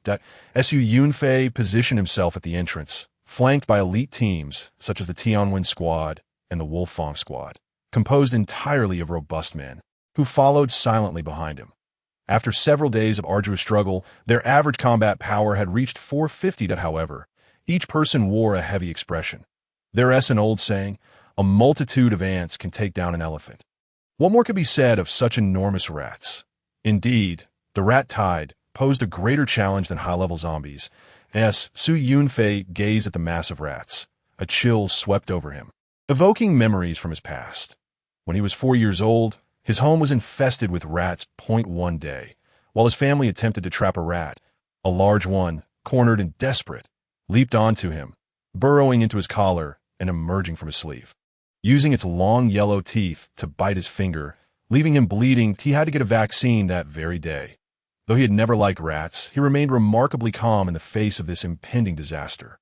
The combined strength of thousands of rats might not be inferior to his own. The crucial difference was that the rats could bite him, but he could not bite back. Turning to glance at the others, Su Yunfei noted that aside from a few wielding fire axes, most had equipped themselves with new gear, strange weapons such as 3-section staffs, chain hammers, and boomerangs. 2 individuals even carried homemade slingshots. Su Yunfei continued to wield his long staff, which allowed him to deal area damage and strike at ground level, making it the most suitable weapon for him. Although he could use his alloy crossbow, it consumed arrows, which he could ill afford. He had previously opened a silver treasure chest, yielding 5 incendiary grenades and 5 hand grenades. These should prove useful, though their limited quantity necessitated careful timing. At last, the first wave of rats arrived. Wherever they passed, not a blade of grass remained unscathed, as everything was devoured. The 3418 base, teeming with the essence of the living, would certainly not escape their notice. In the depths of their red eyes lurked an insatiable hunger. Bang! A solitary figure drew back the slingshot, launching a stone with great velocity. The force was considerable, toppling 4 or 5 rodents in an instant. The small horde of mice stirred momentarily, only to immediately pounce upon the carcasses of their fallen comrades, tearing into them with fervor. Meanwhile, others pressed onward, drawn by the scent of the 2-legged beasts ahead, which promised a bounteous feast. Within mere seconds, the still living remnants of a few mice were reduced to mere skeletons. As time passed, even the bones disappeared. The onlookers from the base were left horrified, each feeling as though they stood on the brink of calamity. These creatures were indeed ruthless, devouring even their own kind. Leaving no trace behind, Su Yunfei furrowed his brow, realizing that the ordinary mice of this world seemed far more ferocious than those of Blue Star. At that moment, a group of around 10 individuals at the entrance began demonstrating their prowess, wielding their respective weapons against the advancing tide of mice. Su Yunfei swung his staff with precision, striking down, sweeping across. The staff generated fierce gusts of wind, slicing through the air, clearing a small area amidst the swarm of rodents. Many mice, however, charged toward the barricade. Beneath the base's palisade lay an imposing wall, towering at 80 centimeters. For the mice to ascend, they would first need to scale the wall, providing an opportunity for the defenders to strike. Some braver souls took it upon themselves to knock down the mice, attempting to squeeze through the gaps, while the timid trembled nearby, unsure of what to do. The system notifications echoed relentlessly. Newcomer Li Yunyun has been slain by the rodent horde. Newcomer Wan Fong has been slain by the rodent horde. Barely a moment into the onslaught, over a dozen individuals from the base had already fallen.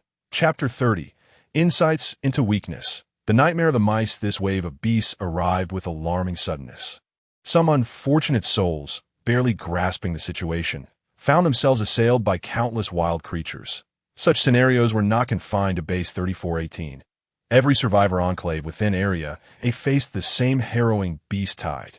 In a base close to the forest, innumerable snakes of varying sizes emerged from unknown depths, swiftly advancing toward the stronghold.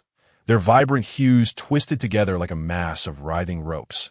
Each mutated serpent, with its flattened head held high, sprayed venom as it struck. One survivor, lagging behind momentarily, found his legs ensnared by a multitude of serpents, their venomous fangs biting down mercilessly. Soon, he staggered and fell, quickly transforming into a pool of blood.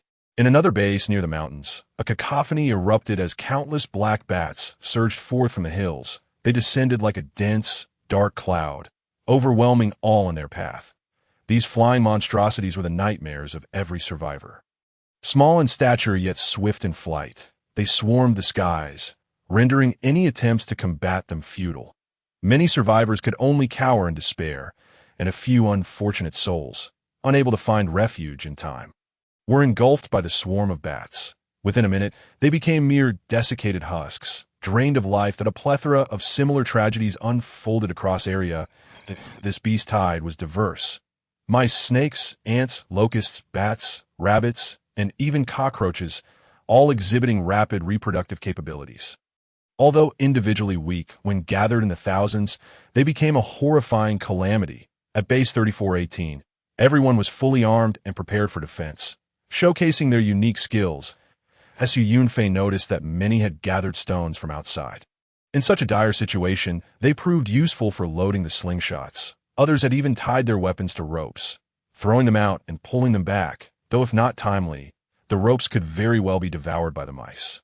A few individuals gradually found their rhythm, but the majority remained flustered, losing faith in their chances against what seemed to be an unending wave of rodents. Moreover, the area near the base's barricades could accommodate only a limited number of people.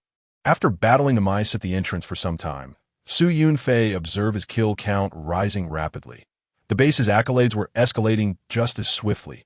However, a frown creased his brow, though he could fend off the mice. It was not sufficiently satisfying. The crux of the matter lay in the fact that the rodent tide appeared inexhaustible. While humans could indeed tire, a solution was urgently needed. That moment, Yunfei set aside thoughts of those outside the base.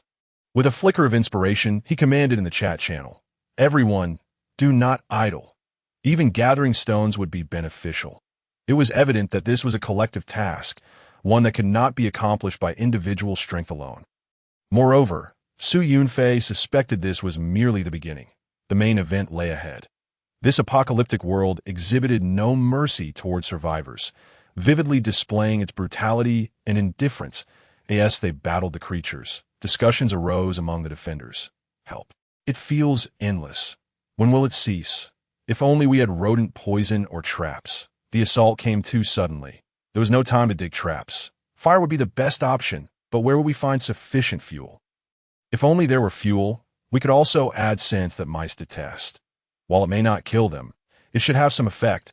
The notion of using fire had already crossed Yunfei's mind. He still possessed over 1,000 liters of gasoline, along with unused incendiary devices and grenades. The situation, though dire, was not yet desperate. The next wave of rodents might be even more ferocious. Yet amidst the discussions, the suggestion of using unpleasant scents for mice sparked an idea within Yunfei, activating his A-class talent, insights into weakness. This ability, originally intended for individual monsters, could potentially be applied to analyze the weaknesses of the horde. Instantly, a wealth of information regarding the vulnerabilities of the mice flooded his mind.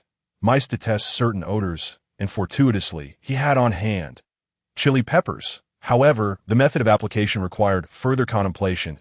Yunfei articulated his thoughts. "I have gasoline and a substantial quantity of dried chili peppers. How can we utilize them to maximize benefits?" An experienced individual cautioned, "Exercise caution when burning chili peppers. Mishandled, this could serve as a bioweapon, indiscriminately harming both friend and foe. The combination of gasoline and chili peppers is lethal." While Yunfei lacked first-hand experience, he could envision the potential outcome. That he replied, "I understand. I will maintain a safe distance. But now is not the time. Everyone must endure." As he spoke, his mind raced, scanning the horizon with his F-class visual enhancement talent, allowing him to perceive further. In the distance, the swarm of rodents remained a formidable black mass, showing no signs of abating. That if this continued, they might not even have time for dinner. As night fell, human vision would be further hampered, complicating their plight. The only solace was that the rodent horde clashed with the zombies and other monsters, resulting in immediate skirmishes. The ultimate outcome, of course, was that the rodents prevailed. With sufficient numbers, even ordinary mice could bring down a level 5 zombie, devouring it entirely. Yunfei made a decisive choice. At 6 o'clock, I will set up a quarantine zone outside, which should deter them for a time. Everyone should take the opportunity to eat quickly. A tough battle awaits us tonight. The others responded enthusiastically, their morale and confidence bolstered. Yunfei continued, "I need 2 swift individuals to accompany me. Only those who are confident should come. Several voices chimed in. I will. As 6 o'clock approached, the sky darkened considerably, the veil of night descending. With just 5 minutes until dinner time, Yunfei led a few companions, treading over the backs of countless mice as they swiftly departed the base. Their movements were rapid. Any hesitation would result in being swarmed by the rodents. Each individual carried 200 liters of gasoline, along with dried chili peppers and lighters. Under Yunfei's unified command, they dispersed in various directions, pouring gasoline upon the ground approximately 100 meters from a base. They then scattered the dried chili peppers and ignited the mixture. Soon, a roaring flame illuminated the night sky. With a few brave souls hastily returning to the base, as the flames soared, an acrid, pungent aroma enveloped the area. The mice, evidently alarmed, became agitated, their instincts to flee ignited by the flames. Their acute sense of smell detested the pungent odor. Yet, in a bizarre twist, this horde of creatures seemed to lose their senses. Despite their fear of fire, their aggression intensified. The swarm of rodents charged toward the flames. Before long, numerous mice aflame lay motionless on the ground, perishing in the inferno, yet an even greater tide surged forth. Witnessing this scene, Yunfei felt a pang of frustration. Although the gasoline and chili pepper strategy could provide temporary respite, its efficacy was limited. That it appeared that a true battle awaited them tonight. The critical issue was that this action had consumed 1,000 liters of his gasoline, leaving him with a mere 300 liters. In the current circumstances, gasoline was an invaluable resource, and the loss stung. Yunfei furrowed his brow, rapidly contemplating. Was there a method that was low in cost, high in damage, and capable of inflicting area damage? Please urge for updates. Support the cause with your love. Chapter 31. The Virus Master. The SSS grade skill energy release and the zombie toxic fog presented a conundrum for Yunfei, who had yet to devise a truly effective method for large-scale extermination. Fortunately, the situation was not entirely dire. The members of the base were showcasing their unique talents, employing every conceivable tactic to claim credit for eliminating the rodents. They were no longer the inept individuals they had been upon their arrival in this new world. A portion of them had gradually honed their courage and combat spirit, displaying considerable creativity. After igniting the flames, Yunfei, along with a few others, swiftly returned to the base. The scent of gasoline, spiciness, intermingled with the aroma of roasted rats, began to permeate the AIRWY this time. It was past 6:05 p.m., and the system had issued the dinner call. The inhabitants of the base proceeded to eat in shifts, despite the overwhelming presence of countless rats. Some found the sight nauseating and unpalatable, yet they forced themselves to consume food to avoid delaying subsequent operations. In this apocalyptic environment, self-indulgence could no longer be tolerated. One's inner resolve must grow strong and composed, or risk inevitable elimination. Yunfei also took the opportunity to eat quickly, leaving the entrance in the care of others. As they dined, they finally had a moment to check the circumstances of other bases. The regional channel was filled with lamentations that it's over. There are giant ants everywhere. The ants can even fight. We can't stop them. Fortunately, our base is by the lake, another lamented. All we have here are cockroaches. And flying supersized cockroaches, laying eggs as they fly. I'm going insane. Yet another expressed, I couldn't care less about military merit now. I'm hiding in a compartment on the rooftop of a tall building, hoping the monsters won't find me. It was evident that the region was in a state of utter chaos. However, Yunfei merely glanced at this information. When death was imminent, there was little time for idle chatter. Indeed, the situation appeared grim. The overall scenario in the area was in disarray. Yet upon reviewing the leaderboard of military achievements, Yunfei was taken aback to find base 3418 ranked only 11th, with a total score of over 30. 000. The top 3 bases had amassed an astonishing 60,000 points. How had they accomplished such feats? Pondering this, Yunfei chuckled with intrigue. Every crisis encountered was, in fact, a trial and a means of selection. While luck played a role, certain bases indeed rose to prominence amidst the turmoil. thereby securing greater rewards from the heavens and ensuring their future prosperity. The thought of what rewards awaited the top base filled him with urgency. He surmised that the bases with higher rankings undoubtedly possessed formidable talents, but they likely also enjoyed favorable circumstances. Each base faced different types of beast waves, rendering any notion of fairness moot. The troubling aspect was that everyone had channeled their energy into exterminating the rats, leaving no time for upgrades. Suddenly, Yunfei recognized this dilemma. Frowning, it was indeed true that following the onset of the rat tide, the number of zombies and other monsters had significantly diminished. Instead, other predators such as zombie cats, wild dogs, and crows began to appear. Regardless of how many of these creatures they killed, they garnered no energy points, rendering upgrades impossible. Deep in thought, Yunfei contemplated two pressing issues: the need to swiftly eliminate more rats and the necessity of acquiring energy points. He resolved to reflect on this further. He reviewed the items at his disposal, including his talents and skills, lamenting their scarcity in times of need. Yunfei's gaze flitted across the description of his innate talent, and a bold idea sparked within him. Innate talent, virus sovereign SSSS grade. The description contained a pivotal line. You are immune to any virus and harmful substances to humans, and you can freely absorb their energy or release it. Release it? Was it referring to releasing the virus? Yunfei felt a surge of excitement, as though a grand door had opened before him, leading to a new world. The virus sovereign talent came with the skill of energy extraction. Yet the method of release remained unspecified. Previously, he had no need to release the virus, so he had given it little thought. But now, filled with fervor, he was determined to gain clarity. The quickest way was to directly inquire of the system. How does one release energy? Please explore on your own. In contrast to energy extraction, without further ado, Yunfei began his attempts. Energy extraction was an innate skill that started at maximum level. He would reverse its use that he recalled the sensation of absorbing energy.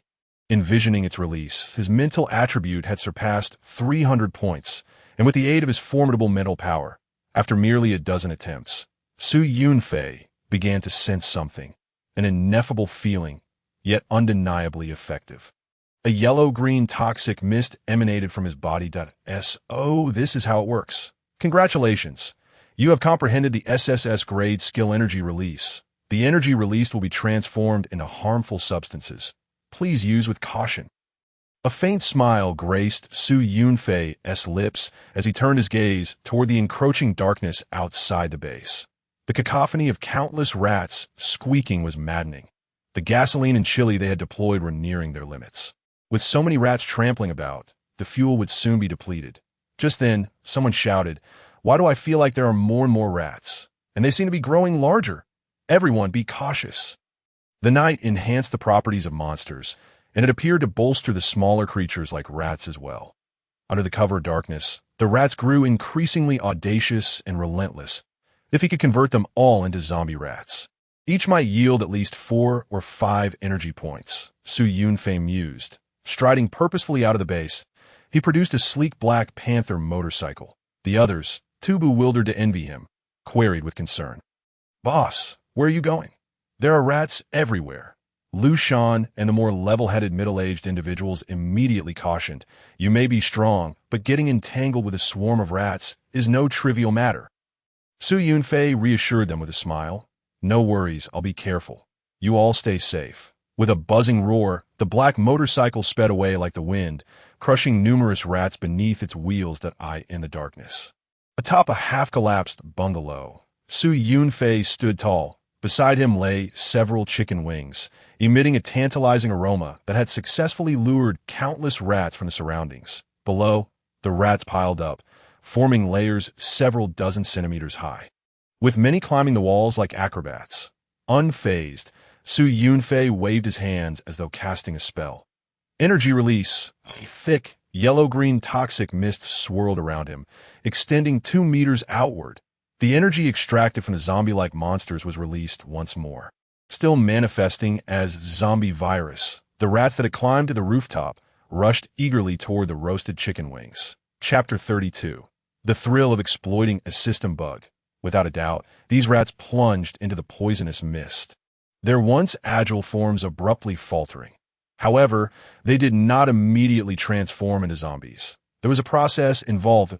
Yunfei remained calm as another batch of rats ascended, entering the toxic fog. Once approximately 100 rats surrounded him, he casually employed his secret technique, Nightmare Abyss. Given their pitiably low mental strength, even the most rudimentary nightmare technique was sufficient to completely manipulate them. Yunfei implanted a singular thought in their minds: tear apart your kin. An invisible black net descended, ensnaring the 100 rats, rendering them immobile and unable to advance an inch. After a brief pause, they began to stir and scatter in panic, yet they dared not venture toward Yunfei. For in their subconscious, he loomed as an overwhelmingly terrifying presence. This is the effect of the nightmare secret technique, which subjected them to the crushing weight of mental power. Before long, the rats infected by the zombie virus and the nightmare secret technique began to plummet from the building, landing amidst the rodent horde. They immediately opened their mouths indiscriminately and bit into their companions nearby. The bitten rats, in turn, felt pain and quickly retaliated, resulting in an unconscious contagion of the zombie virus spreading among the rodent population. Beginning a chain reaction of 1 to 10, 10 to 100 during this time, more and more rats crawled up to the rooftop. The toxic mist surrounding Yunfei grew increasingly dense as it accumulated. The energy expenditure for release was acceptable, akin to the process of extraction, with energy being released in dozens at a time. As for the mental power consumed by the nightmare secret technique, it posed no challenge for him. A brief rest would suffice for replenishment. Thus, the combination of the zombie virus and the mental control of nightmares led to waves of infected rats that fell back into the horde. The self-replication speed of the virus was astonishingly rapid, and gradually, the number of infected rats below increased, scurrying farther away, carrying the virus to distant locales. Countless more rats were on their way here. However, Yunfei's position in the wilderness was rather limited. Many more rats bypassed this area altogether, heading directly to the forward base. Unperturbed, Yunfei intensified the release of the virus, unleashing vast clouds of toxic mist from above onto the densest clusters of rats. In just 2 minutes, the originally dark brown rats began to emanate a green glow, gradually transitioning into a zombified state. 10 minutes later, the system prompted, "The virus you released has successfully infected 813 rats." 20 minutes later, "The virus you released has successfully infected 38,604 rats." 30 minutes later, "The virus you released has successfully infected 567,782 rats." This number continued to surge at a terrifying pace. Because the zombie rats that became infected would still count as a result of Yunfei's released virus. Surrounded by a thick fog of toxins, Yunfei gazed at the sluggish yet increasingly aggressive horde of zombie rats below. Unable to suppress a hearty laugh, "Am I not a devil? A clever little rascal?" Yet the incoming rats from behind remained oblivious to what had transpired ahead, pushing forward relentlessly. Consequently, they fell victim to the ravenous bites of the zombie rats, leading to an ever-growing number of infected rodents. Even other animals were caught in the crossfire. "You have successfully infected 35 wild dogs with the virus. You have successfully infected 48 crows with the virus." In an instant, numerous animals had succumbed to zombification. Yunfei did not receive any rewards from this. Rather, his skill proficiency surged. Energy release had reached the proficient level. The Nightmare Abyss had ascended to mastery level. Moreover, outside the base, the number of level 1 zombie rats and other monsters had multiplied into the tens of millions. After killing them, energy would be credited to him, while other bases struggled to manage the beast tide and could not upgrade. The 3418 base continued to advance without delay. This alone constituted a tremendous gain. Yunfei conducted a personal experiment. "You have slain a level 1 ordinary zombie rat, earning 5 points of energy. Extraction successful. You have converted 1 point of energy from a level 1 ordinary zombie rat. On average, a single zombie rat yielded 6 points of energy. Releasing a single toxic mist cost approximately 40 to 50 energy points. Initially infecting hundreds of rats, with subsequent infections numbering in the thousands. Averaging out, the cost of infection per rat was roughly 0.5 energy points. Thus, even if Su Yunfei refrained from extracting the corpses after killing the zombie rats, he could still profit 4.5 energy points. After a brief calculation, Su Yunfei's expression brightened, and he could not help but burst into laughter. I've truly struck gold. I've figured out the system S-bug. However, while ideals may be grand, reality often proves stark. Even with hundreds of thousands of zombie rats, it was impossible for Su Yunfei to eliminate them all individually. The horde of zombie rats was steadily advancing towards the base. With a continuous influx of wild rodents, Su Yunfei remained in the single-story building, creating wave after wave of zombie rats. Within the base, many individuals had already noticed the changes in the rodent population. What is happening? The rats seem to be turning into zombies. Level 1 zombie rats are monsters that cannot enter the base. This is splendid. If the rat tide truly is endless, the base will eventually be breached, and we will be forced to take refuge in the safe house. Brothers, follow me, and let us fight our way out. With so many level 1 zombie rats, we must upgrade quickly. Zombified rats became increasingly ferocious, attacking anything that moved. However, their movements were indeed somewhat slower than before, making it easier for survivors to kill them. Excitement spread throughout the base. Even though night had fallen, many rushed to the gates to begin their frenzied assault on the rats. Of course, no one dared to venture too far, as other formidable monsters were still lurking nearby. Before long, the base's communication channel was filled with positive feedback. I'm overjoyed. The energy is pouring in. How blissful. I am moved to tears. The zombie rats are just too adorable. I want to sleep tonight. I want upgrades and military merits. I want it all. No one attributed the phenomenon to Su Yunfei. They assumed the rat tide was naturally occurring. Initially, low-level rats appeared, followed by higher-level zombie rats. This seemed quite reasonable. Su Yunfei glanced at the base's chat and smiled faintly. He then checked the regional military merit leaderboard. Their base's military merit had surged, officially entering the top 10 with a remarkable momentum as for the top 3 bases. Although their total military merit remained higher, their growth rate had begun to decline. With a resolute gaze, Su Yunfei declared, now, with the base number of zombie rats sufficiently high, there's no need for me to create more ITS time to commence the extermination. Chapter 33. Surge in Military Merits. Regional Tremor's Su Yunfei's plan for exterminating the rats was straightforward. Through repeated experimentation, he discovered that these rats possessed a notably weak capacity for mental endurance. Relying on physical means to resolve the issue was fundamentally flawed. Mental attacks were the way forward. If he intensified the use of the nightmare abyss, nearly all the rats would succumb to sheer terror. They simply could not withstand such mental pressure. The nightmare abyss, while a relatively gentle mental attack that did not inflict direct harm, fundamentally served as a mental control skill.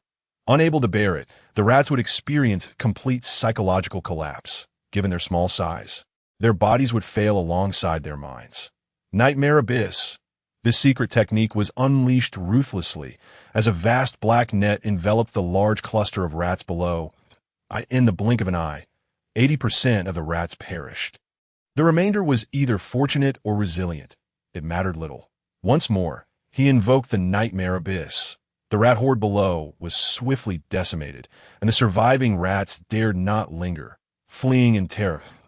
Su Yunfei leaped from the rooftop, striding towards the densest concentration of rats. With each invocation of the nightmare abyss, he coldly harvested wave after wave of rats. Su Yunfei moved like a demon among the tide of rodents, and his military merit numbers began to skyrocket. 5,000, 10,000, 20,000, 30,000. As a result, the total military merit of the entire 3,418 base surged rapidly on the leaderboard. The 3,418 base's ranking steadily climbed, surpassing 6th place to become the 6th. In the region, the overall situation had stabilized for most bases. Activity within the region had markedly increased, with individuals not only sharing their respective circumstances, but also probing into the military merits of the leading bases. The beast tide was no trifling matter. These bases were reaping significant military merits, indicating their capabilities that I've heard. The top-ranking 3,479 base faces a snake beast tide. They hold the first position due to an SSS-level female powerhouse with ice-based talents. The entire area outside their base is a frozen wasteland, a veritable nemesis to snakes. Coincidentally, the second-place base seems to boast a fire-type powerhouse, incinerating ants. The 3,418 base has performed admirably this time. Climbing to 6th place, already 6th, their military merit has increased remarkably. I remember they were still 11th. The further forward you go, the more challenging it becomes, as all are formidable. The military merits are tightly contested. No, I've observed that the growth of the other bases has been mediocre, but the 3418 base has shown impressive growth. This base has something special. Perhaps they were feigning sleep to lull their opponents into complacency? What are you talking about? ISNT the beast tied their opponent. This time is not comparable to the PK battle. Even a slight lapse in vigilance could lead to the breach of our base. Regardless of the outcome, winning the PK battle and the commendable performance of the beast tide cannot be overlooked, especially in the absence of an SSS-level powerhouse. Alas, their enigmatic nature and excessive modesty have rendered them shrouded in mystery, leaving us devoid of any intelligence about them. Indeed, even those within the confines of Base 3418 remain utterly oblivious to the true extent of Su Yunfei's talents, which have proven to be extraordinarily formidable.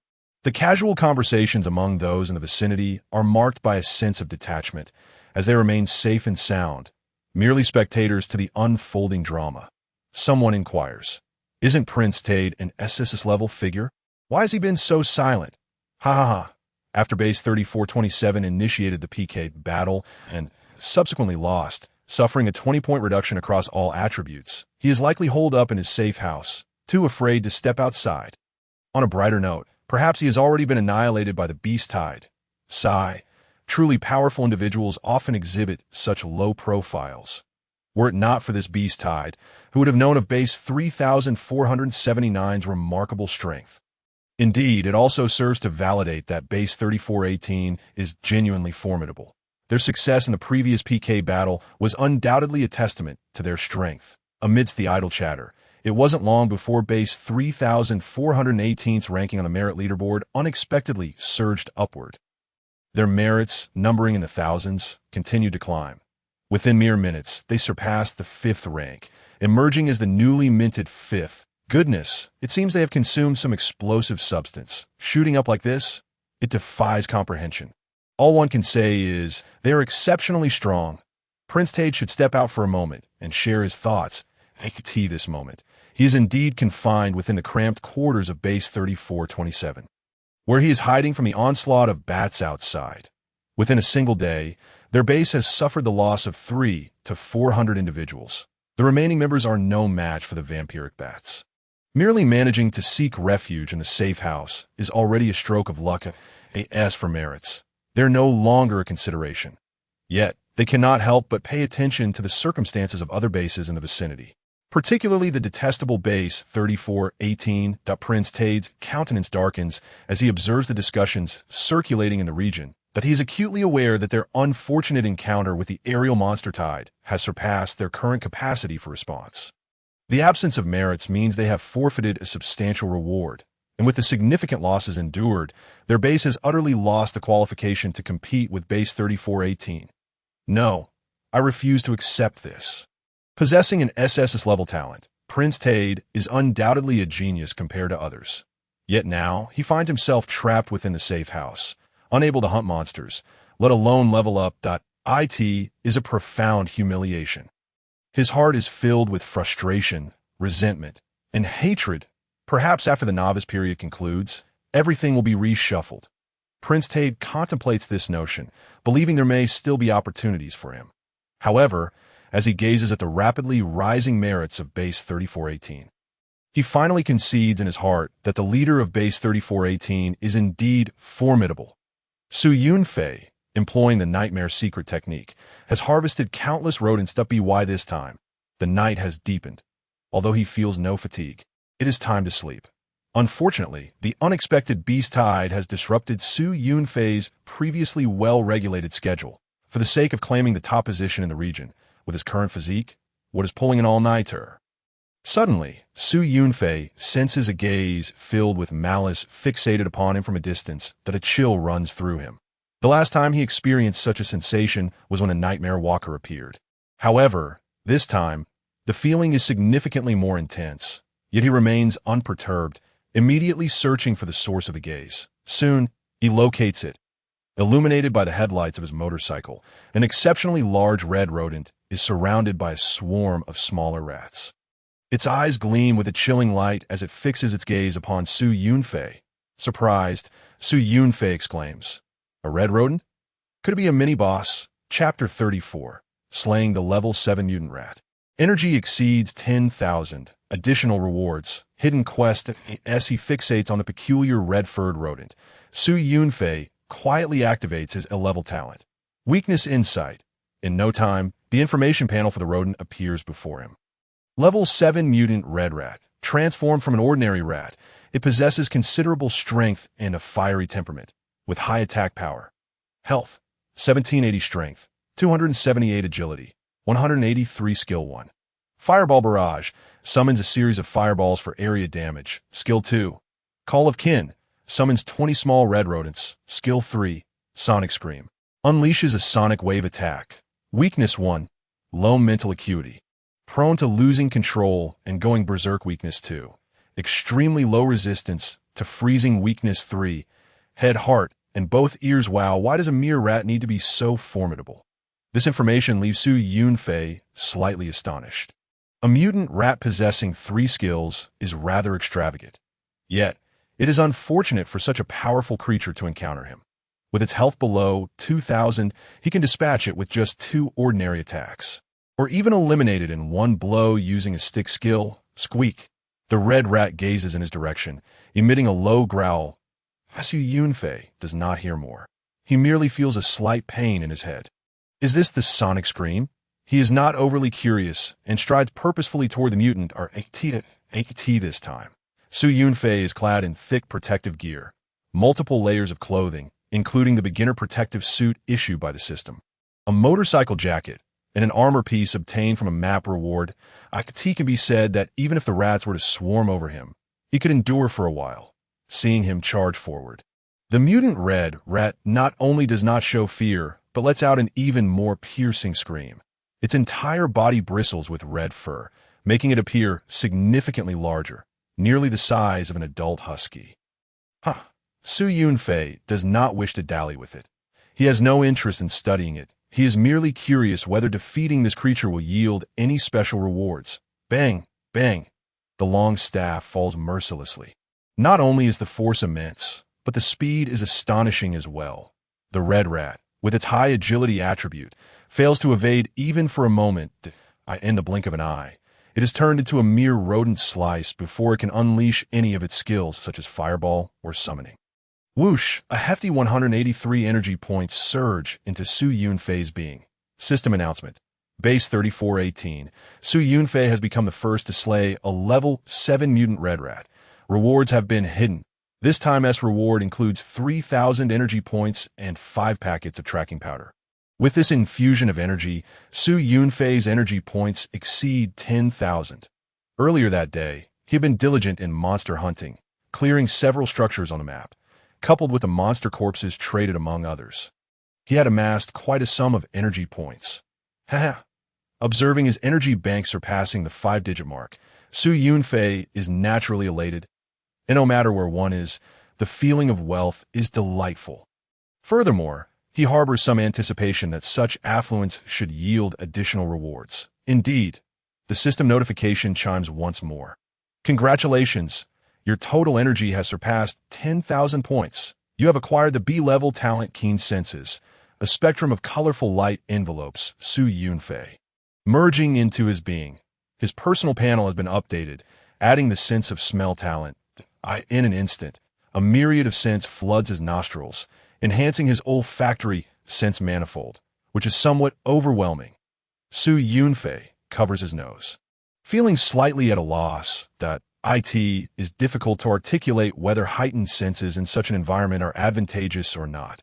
Fortunately, he quickly learns to deactivate this talent, utilizing it only when necessary. Before he could fully revel in his fortune, Another system announcement reverberates within the base. Base 3418 has discovered a mutant red rat.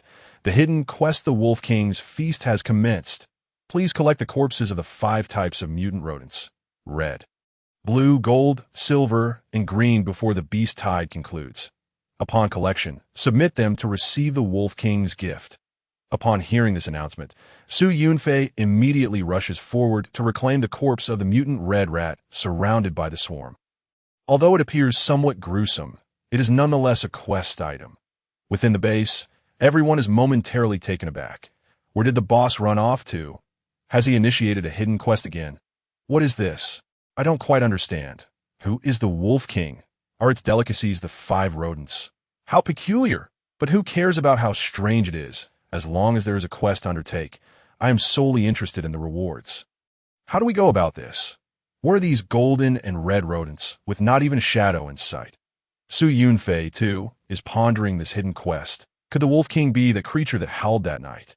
On the day of the PK battle, he was outside studying the map and did not return to the base until nightfall. He heard the howls of wolves and the cries of birds, which must have been formidable monsters present. Yunfei believed that these 2 creatures were likely not within 5,000 meters of the base. Otherwise, given the magnitude of the rat tide, they would undoubtedly have made some noise. After a moment, Yunfei set aside his thoughts. Regardless of who the Wolf King was, he resolved to tackle the immediate issues at hand before delving into such inquiries. This hidden task was one he was determined to undertake. The previous hidden task, Trial of the Strong, had granted him a plethora of rewards, such as a Junior Psychic Master Certificate and the secret technique of the Nightmare Abyss. Simply exhilarating. Yunfei mounted his heavy motorcycle and exuberantly navigated through the throngs of rats. On the lookout for the mutated ones. Should he encounter particularly dense clusters of rats, he planned to unleash the Nightmare Technique and Energy Release skill, instantly reaping a significant amount of battle achievements. This was far superior to merely standing guard at the base that in reality, at that moment, Base 3418 was buzzing with battle achievements and hidden tasks, and some capable individuals could no longer contain their restlessness and ventured out to hunt monsters. However, under the cover of night, they exercised great caution, confining their activities to within 200 meters of the base, and they moved in tightly knit teams, fully capable of supporting one another, out in the wild. The presence of rats was abundant, making the hunt especially gratifying. The Wentian team, the Huya team, and the Anyue team, daring survivors, were near the base, simultaneously battling rats and searching for signs of mutated ones. Suddenly, the Wentian team made a noteworthy discovery. Lin Yongnan pointed ahead. A blue-haired rat. Really? The others surged with interest, and upon confirming the target, they all charged towards the blue-haired rat. Meanwhile, another team stumbled upon a green-haired rat and, equally excited yet cautious, engaged in battle that a few hours later, as they chatted among themselves, they shared observations. It seems there are quite a few mutated rats. Their numbers are gradually increasing.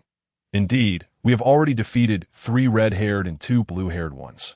It appears easy, yet there's an unsettling familiarity to it. Inevitably, one type will elude us, and we won't receive the rewards. Could it be a collection of 5 blessings? Chapter 35. This leader can be dealt with. He truly takes care of matters. Yunfei acutely felt the truth behind the saying that there is strength in numbers. While searching for mutated rats outside the base, he encountered a few. However, in the darkness, being alone rendered it impossible to find all the mutated rats in a short span of time. Others within the base had encountered some and shared their findings. Mutated blue-haired rat. Ice attribute. Mutated green-haired rat can spray venom. Mutated silver-haired rat has a metallic texture to its fur, making it quite tough to defeat. As for the mutated gold-haired rat, no one had encountered it. Yunfei also shared information about the red-haired rat. Upon comparison, he realized that the ordinary colored mutated rats were rather unremarkable. In contrast, the silver mutated rats appear to be more formidable. Thus, it could be surmised that the golden ones would undoubtedly be even more powerful. With no other choice, he pressed on with his search, while brushing aside the hidden tasks. The accumulation of battle achievements did not falter, effectively allowing him to reap multiple benefits. the shared intelligence within the base gradually shifted topics. A member of the Huya team remarked, "It turns out the target of the rat tide is not our base. Many rats are heading forward to be precise. Some have attacked our base while others are busy making their way elsewhere." With no clear destination, others speculated, are they undergoing a great migration?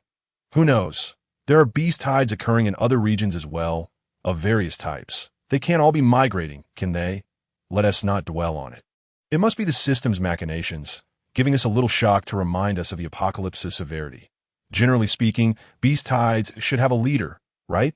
Aren't these mutated rats the ones? Otherwise, why would we need to gather them all? I doubt that's entirely the case. Can there be so many leaders? Yunfei glanced at the discussions within the base, finding some merit in their arguments. While wild beasts lack intelligence, rats are inherently social creatures and must certainly have a leader. The mutated rats likely do not command all the others, merely serving as minor leaders. The true leader. Could it be something akin to the Wolf King? The Rat King, perhaps?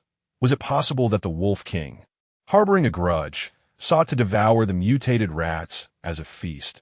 Yunfei's imagination ran wild. However, there was a 70% chance that this rat tide was indeed orchestrated by a colossal rat lurking in the shadows. The issue remained that he had no idea where it was located. Not long after, a chilling regional announcement echoed. All survivors of Safety Base A3458 have perished. This base has been removed from the region. The announcement was terrifying. The entire regional channel fell into silence for several seconds before erupting into frenzied discussions. In a way, did they really experience a total wipeout? Incredible. How unfortunate. Even if the beast tide breached the base, it couldn't enter the safe house. This base was previously ranked in the top 500 for battle achievements. How could it suddenly vanish? Many bases trembled at the news of this annihilation. 1,000 souls. All lost. Indeed a chilling thought. Upon reading the news, Yunfei furrowed his brow. In a region with thousands of bases, those ranked within the top 500 must possess some level of strength. How could this happen? They must have encountered an unforeseen situation that no one anticipated. He speculated that perhaps other bases had also experienced significant reductions in numbers, yet had not been entirely wiped out. Thus, the system had not issued a report. A heightened sense of vigilance and caution settled within Yunfei, but he had to recognize that this world was rife with unpredictability. Anything could happen. The next moment, chaos erupted within Base 3418. Damn, the rats have burrowed in. I'm terrified. So many rats are pouring in. It hurts. Yunfei's gaze sharpened as he immediately inquired, "What happened?" "If you can't hold them off, retreat to the safe house immediately." Some individuals simply lacked the aptitude for combat. They were inept at dealing with monsters and could only cower. Lu Shan, the captain of the Wentian team, responded, "We were just about to head back to the base. We need to hurry." After a while, Lin Yongnan reported in the chat, "Boss, the problem has been resolved. Some rats dug in from below. Fortunately, there were no mutated ones." Lu Shan added, "A dozen people were injured. Are there any medical supplies for disinfection?" Everyone can trade among themselves. Ordinary rats do not carry the zombie virus, but they do possess a form of rat poison. A bite results in red, swollen, and painful wounds. Yunfei traded Lu Shan some antiseptic alcohol and anti-inflammatory medication, instructing him to handle the situation. These medications were quite basic and could only provide rudimentary disinfection. Moreover, they were nearing expiration, so it was better to use them than let them go to waste. Not long after, the chat within the base was filled with expressions of gratitude. "Thank you, Suda, for saving my life. Suda, I will strive to hunt monsters and offer you their corpses." Many individuals pledged to provide Yunfei with the corpses of future monsters free of charge. In truth, others were equally astonished. They had not expected Yunfei to be so magnanimous. This leader truly takes care of matters. Reputation 8. Positive feedback 196. Yunfei paid little heed to the accolades and simply instructed, "There should be someone on guard every 10 meters around the base to prevent similar situations from occurring again." At 8T that moment, he began to understand how Base 3458 had been wiped out. They must have encountered a far worse predicament. They had nearly forgotten the common knowledge that rats could burrow. Where there is one, there will be another. Yunfei frowned. growing weary of the seemingly endless rat plague. He yearned to put an end to this torment. While he could not control the beast tide across the entire region, he could at least attempt to halt the troubles at the base. Without comparison, there is no disparity. The simple joy of his previous life, battling monsters and scavenging for resources each day, now felt like a distant memory. As Yunfei declared, "I wish to find the source of the rat tide and cut it off at the root. Does anyone have any ideas? Let us brainstorm together." The crowd replied, "You truly dare to dream." But upon careful consideration, aside from the difficulty, it seems there is nothing fundamentally wrong with it, that it's quite simple. Step 1. Find the source. Step 2. Eliminate the source. That's all there is to it. Damn, that's just stating the obvious. The real issue is how to locate it. I have a question to provoke thought. Where are these rats coming from? And where are they headed? Su Yunfei silently mused. I wish I knew. However, this indeed presented two potential avenues for exploration, following the rat tide upstream to trace its origin or accompanying them to see where they were headed. In theory, both approaches were feasible. Yet upon contemplating the journey ahead, particularly the segments where riding was impossible, Su Yunfei felt a wave of exhaustion wash over him. Sigh. If only I could fly, the journey would be far less arduous. Ultimately, Su Yunfei resolved, forget it.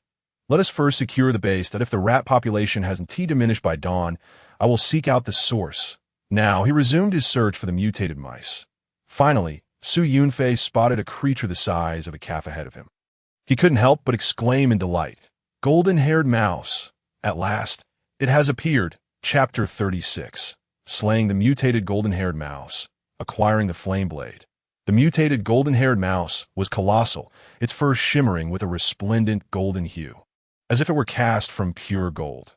Its eyes, glimmering with a golden light, radiated a hint of intelligence, indicating a considerable level of wisdom. It had already noticed Su Yunfei, glaring at him with a wary gaze. Su Yunfei had successfully gathered the red-haired, blue-haired, and silver-haired mice, leaving only the green-haired and golden-haired mice. Upon encountering the exceedingly rare and precious golden-haired mouse, he knew he could not let this opportunity slip away. Instead, he advanced eagerly. The golden-haired mouse emitted a low growl, reminiscent of a king, its muscles taut and poised for battle as Yunfei activated his A-grade talent, weakness insight, and in the blink of an eye, he comprehended all the information regarding the golden-haired mouse. Level 8 mutated golden-haired mouse elite. Health, 2558 strength, 361 agility, 243 indeed. It was an elite among mice. Its attributes were vastly superior to those of the red-haired mice. However, even a single mouse could possess strength of 3 to 400. Su Yunfei could only marvel at the prowess of mutated creatures. Before long, he sensed it. Whoosh! The mutated, golden-haired mouse propelled itself off its hind legs, leaving two impressions in the muddy ground. It charged towards Su Yunfei with astonishing speed, like an arrow released from a BOWT. Oh, his surprise! This creature was so proactive. How delightful! Su Yunfei brandished his long staff and met its advance. The golden-haired mouse's fur bristled like that of a small lion, baring its long fangs as it rushed towards Su Yunfei. Bang! Su Yunfei struck the golden-haired mouse with his staff, producing a sound akin to metal clashing. A golden light swirled around the mouse's body, significantly reducing the damage taken. It was as if it had practiced a form of invulnerability.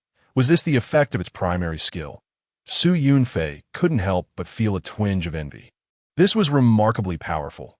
If it reached a higher level, it would be formidable indeed. Despite the golden-haired mouse's exceptional defense, it ultimately took a beating.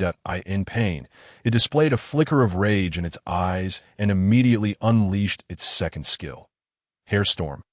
The golden fur bristled and hardened into needle-like spikes. Then countless strands of golden mouse hair shot forth like tiny golden arrows, weaving a net that enveloped Su Yunfei. Damn! Su Yunfei hadn't anticipated such ferocity. The creature wasted no time casting skills. Yet his reflexes were swift. The moment the golden mouse hair was released, he propelled himself off the ground with his staff, leaping over 3 meters high, with the added bounce from his advanced protective boots. Su Yunfei landed directly behind the golden-haired mouse, Bang, bang, bang. In the blink of an eye, taking advantage of the golden-haired mouse's momentary disorientation, Su Yunfei unleashed 6 swift strikes. His staff left traces in the air. The golden-haired mouse suffered substantial damage, its health plummeting to just over half. Squeak, squeak. The golden-haired mouse let out a pained shriek, blood seeping from its golden-furred body. The other mice nearby, spurred by its cries, charged towards Su Yunfei in a frenzy that Su Yunfei had no intention of allowing the golden-haired mouse to display more of its skills. Nightmare Abyss. He unleashed a mental control skill, enveloping all the mice in a powerful psychic force, rendering them momentarily dazed and bewildered. Even a mutated golden-haired mouse's movements slowed considerably. Bang, bang, bang. A relentless barrage ensued as Su Yunfei executed his advanced staff techniques to perfection. The golden-haired mouse was vanquished. At base 3418, Su Yunfei became the first to slay the level 8 elite mutated golden-haired mouse, and a reward was concealed. With this notification, Su Yunfei's system backpack was suddenly graced with a 1.7-meter-long blade, wreathed in flames. A-grade flame blade, a weapon forged from fire crystal iron, inflicting additional fire damage. Attack power 400, fire damage 200. Su Yunfei first collected the golden-haired mouse's corpse. Then, with a beaming expression, he drew out the flame blade for a closer inspection. Goodness, it was heavier than his tungsten staff, at least 100 pounds. What a delight to wield! He swung the blade experimentally, watching as fiery streaks sliced through the air, leaving him thoroughly satisfied. As for the blade's attack power, he knew merely glancing at it sufficed, for the final damage would also depend on his own strength attributes. Without sufficient strength, he wouldn't even be able to lift the blade, let alone inflict any damage. Soon, Su Yunfei discovered that wielding the blade with both hands allowed him to unleash greater power. It could be used with one hand, but the lethality would be somewhat diminished.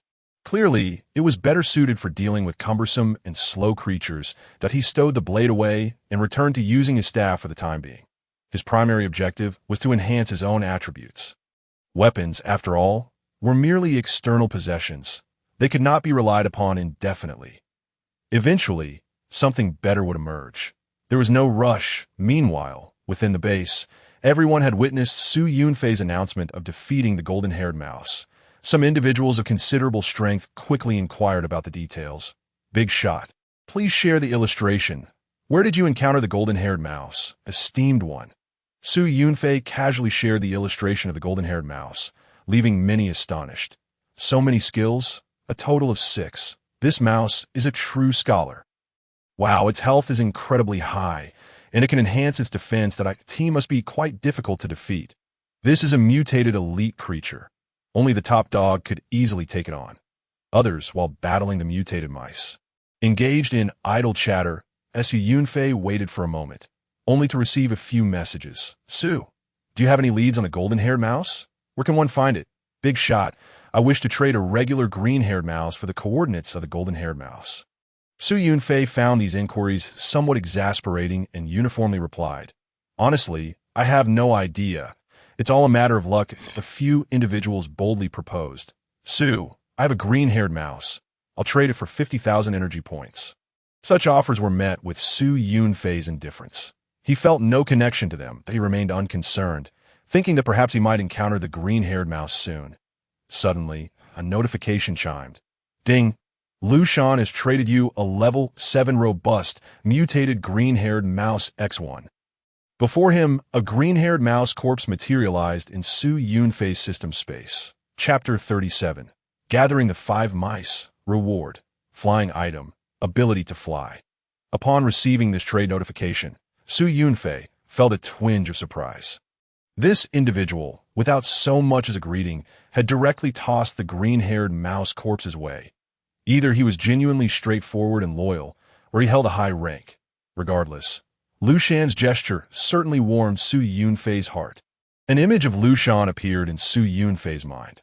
A man in his 30s, with a square face, bright eyes, and a tall, imposing figure, exuding an air of maturity and steadiness. It seemed Lu Shan had trained in martial arts in his youth, then served in the military, where he had earned commendations. A capable individual indeed. Su Yunfei promptly inquired, "What do you need in return?" Lu Shan ranked second in combat strength within the base and had received numerous rewards. Yet Su Yunfei would not be in his debt. He understood that others in possession of green-haired mice had varying demands, and some were unwilling to trade with him. Almost everyone had guessed that he was merely one green-haired mouse away from completing his hidden quest. The Wolf King's gift would undoubtedly be extraordinary. Some individuals were reluctant to see him receive such rewards. This was a subtle sentiment, quite understandable. They feared their peers would struggle, yet simultaneously wished for their success. Some felt uneasy when they witnessed familiar faces thriving while they themselves lagged behind, unable to sleep through the night. Even though Su Yunfei was the strongest in the base, others naturally yearned for their own strength. And this time, the hidden quest was different. Everyone had an opportunity. Many individuals aspired to gather all 5 mice to receive the generous gift from the Wolf King. Should they fall short by even one, they will be denied the most coveted rewards.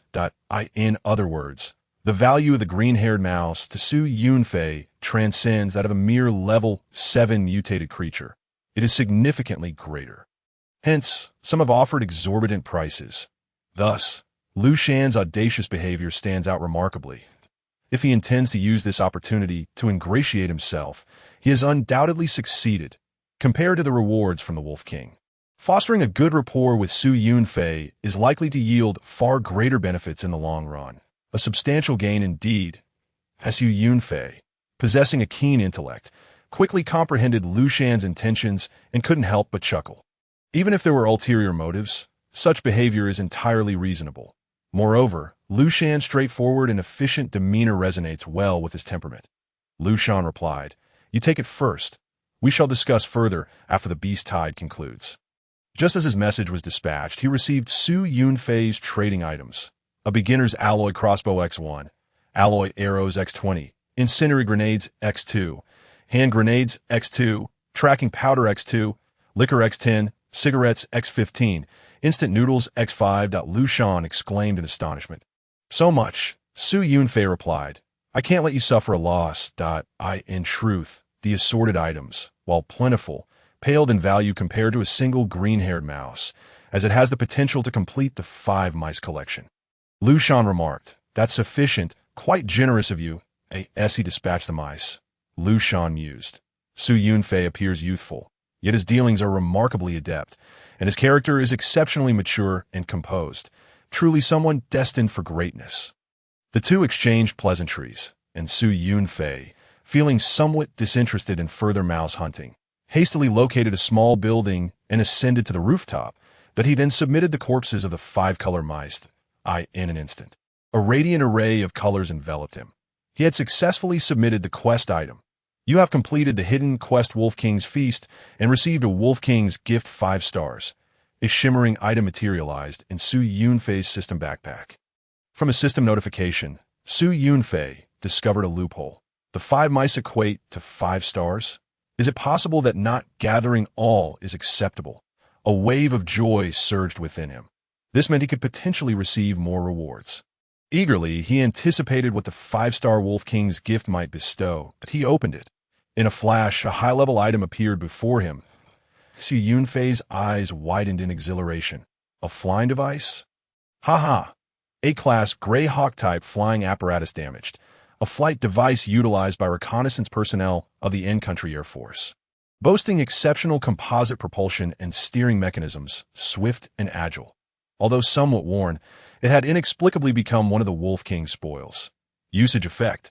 Once equipped, you can fly within a height range of 1 to 300 meters. Durability, 2,000-6,000. Note, like all equipment, when energy is low, energy points can be consumed for replenishment. That I can fly. Even though this contraption is damaged, with only 1/3 of its durability remaining, Su Yunfei felt as though he had struck gold and was overjoyed. Its age had not compromised its flying capabilities. With his flying apparatus, he could soar above, temporarily breaking free from the constraints of the ground and engaging in numerous endeavors. Su Yunfei promptly extracted the flying device and examined it. It resembled winged suits used for flying, but relied less on airflow and more on its own propulsion. After a moment, he was astonished to see the color of the flying device shift from military green to a deep black that IT could even change color. He was even more delighted. The original price of the Black Panther motorcycle in the system shop was 700,000 energy points in reality, its performance was not exceptional, and its technological sophistication could not compare to this flying apparatus. Yunfei speculated that this A-class flying device would be worth at least 1,000,000 energy points in the system shop. Even if it bore some damage, it would still be valued at no less than several 100,000 now. He had spent not a single penny, having merely slain a few mutated mice. What a tremendous windfall. With this, could he perhaps attempt to locate the source of the mouse tide? Yunfei decisively donned the flying apparatus and began to test its capabilities. Soon, a figure appeared against the night sky. With bat-like wings spread wide, crafted from special materials that were both lightweight and resilient, the flying device's sides and tail generated powerful thrust and lift. After flying for a while, Yunfei quickly acclimated to the sensation of being lifted into the air. He felt light and agile, as if he had transformed into a bird.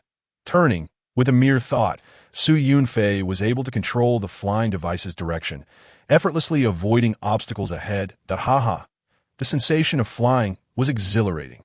Yunfei practiced ascending and descending in the air, simultaneously experimenting with aerial attacks. The mice below were utterly defenseless against him. Even a brick plummeting from the sky could dispatch a multitude of mice. What a thrill! Yunfei was in high spirits. Upon glancing at the energy points consumed, he noted that while flying was exhilarating, the energy consumption was somewhat steep. Calculating, he realized that it would consume 2,000 to 3,000 energy points per hour. With his current energy points, he could fly for just over 3 hours. The virus overlord. There was no choice. Yunfei resumed his toxic onslaught against the mice. Meanwhile, many individuals at the base had accumulated heaps of zombie mouse corpses, awaiting the conclusion of their transactions with him.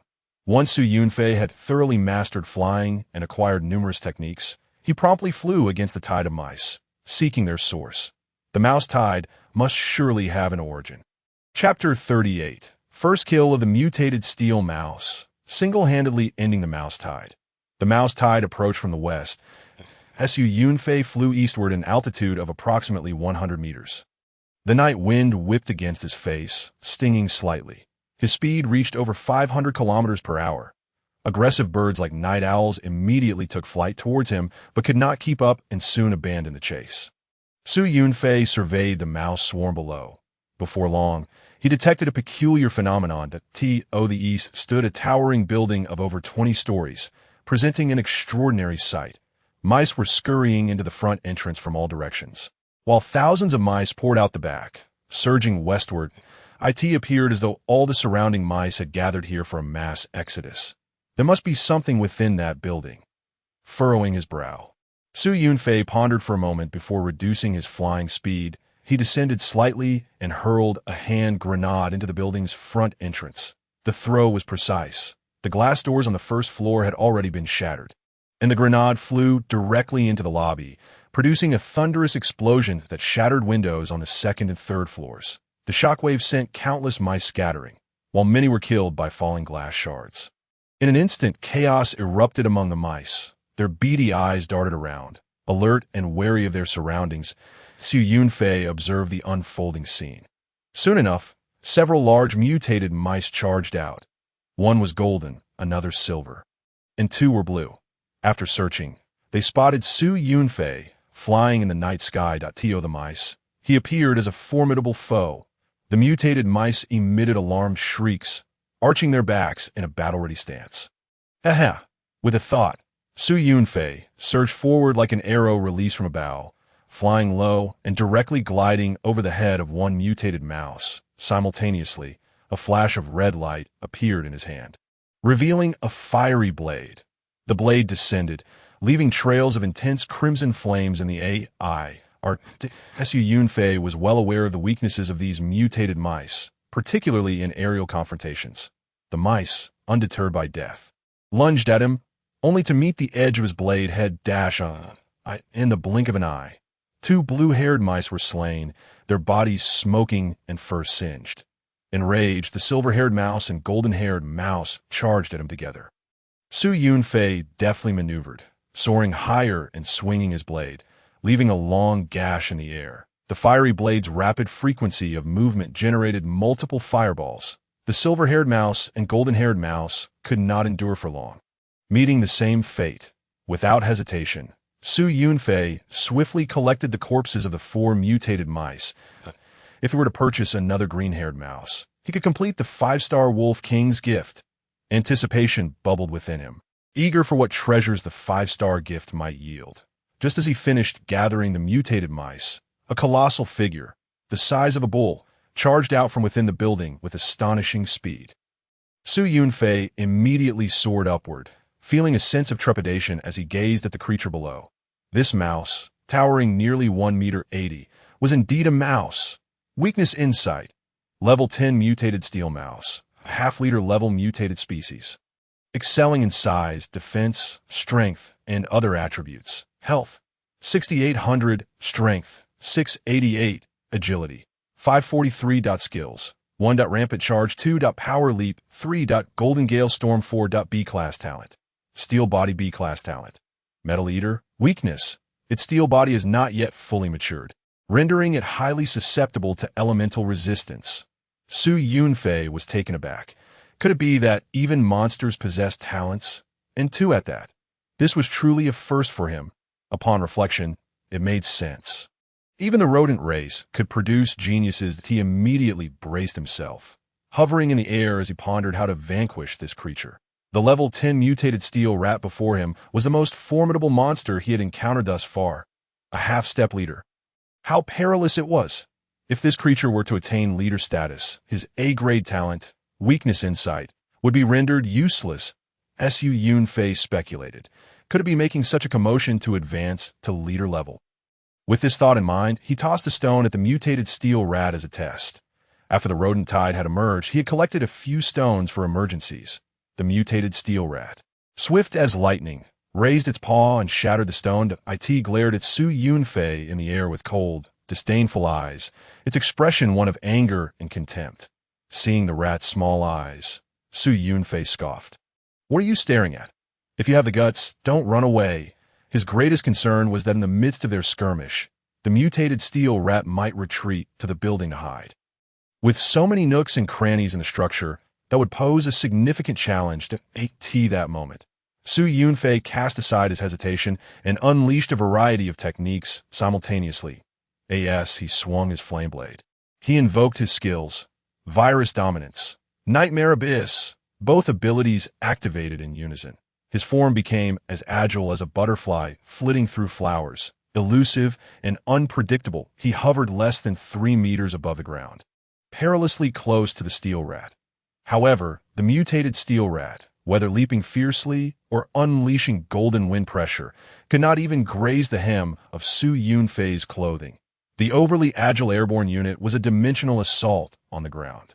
Fueled by martial prowess, Su Yunfei suddenly floated behind the mutated steel rat, raising his flame blade and swiftly thrusting it at a particular vulnerable spot. Secret technique.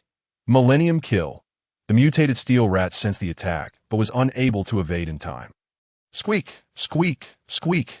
It let out a frenzied screech, its eyes turning crimson with fury.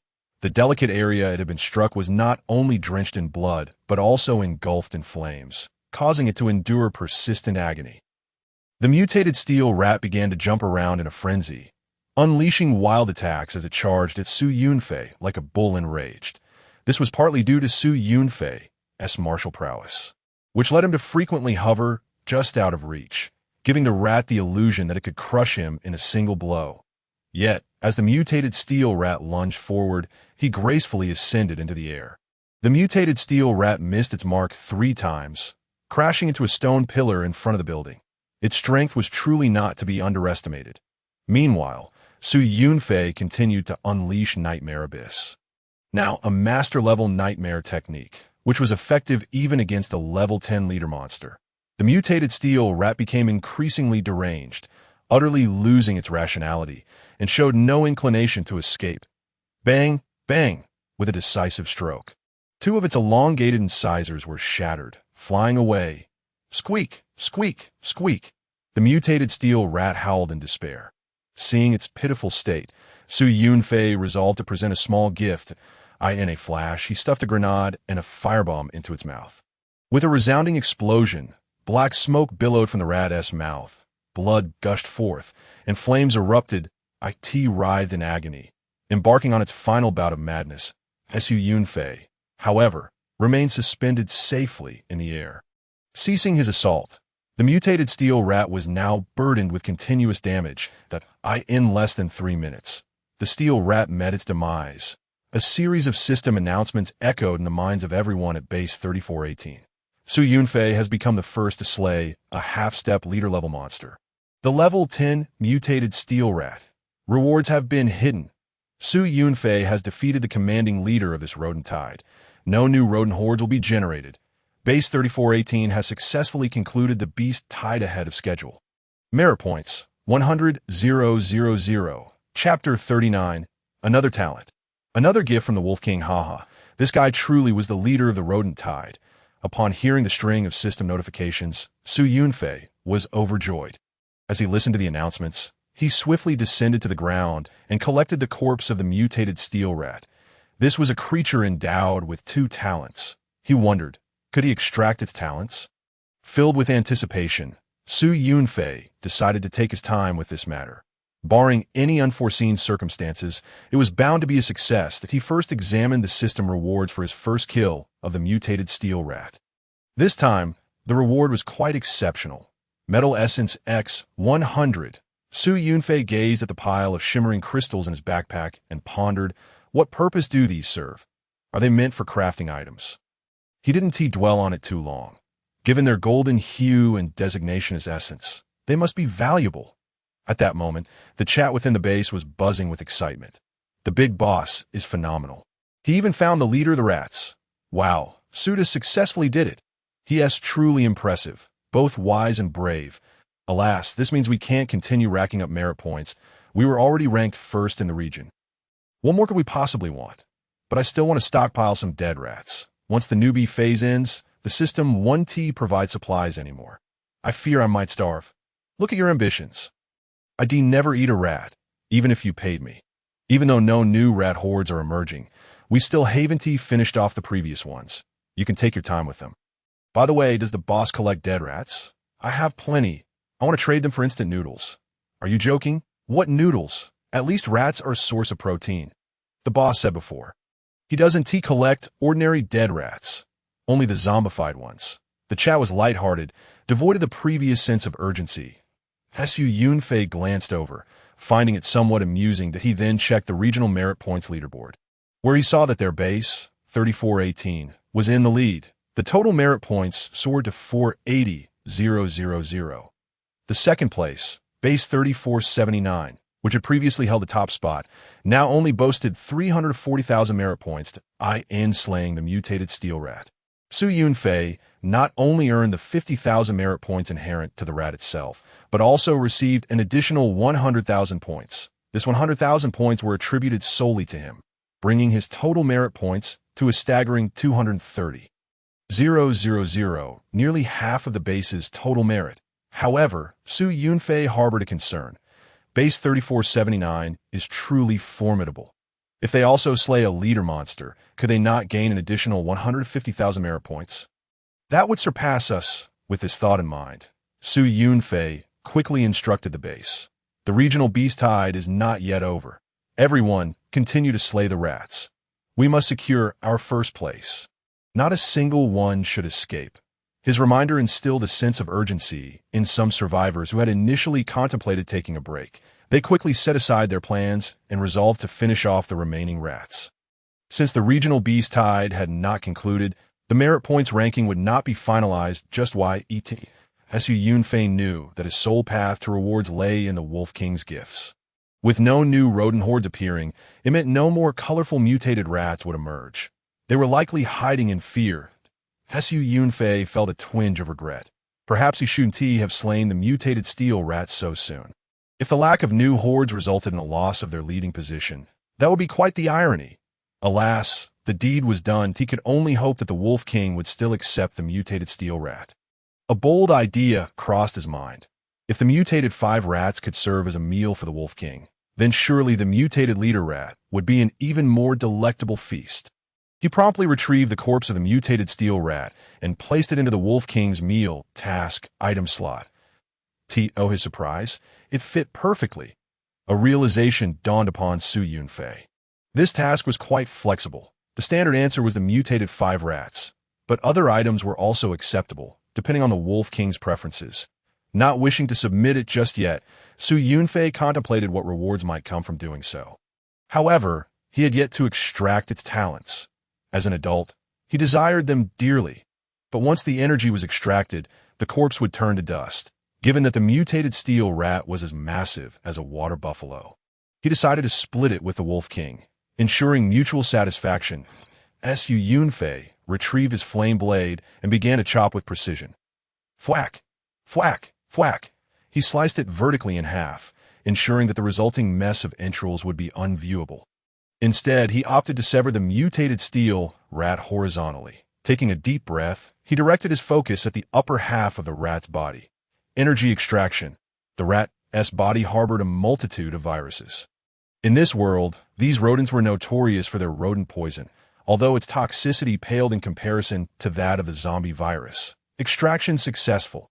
You have converted 98 energy points from the mutated steel rat. Constitution 10. You have acquired B-grade talent. Steel body. You have acquired B-grade talent. Metal eater.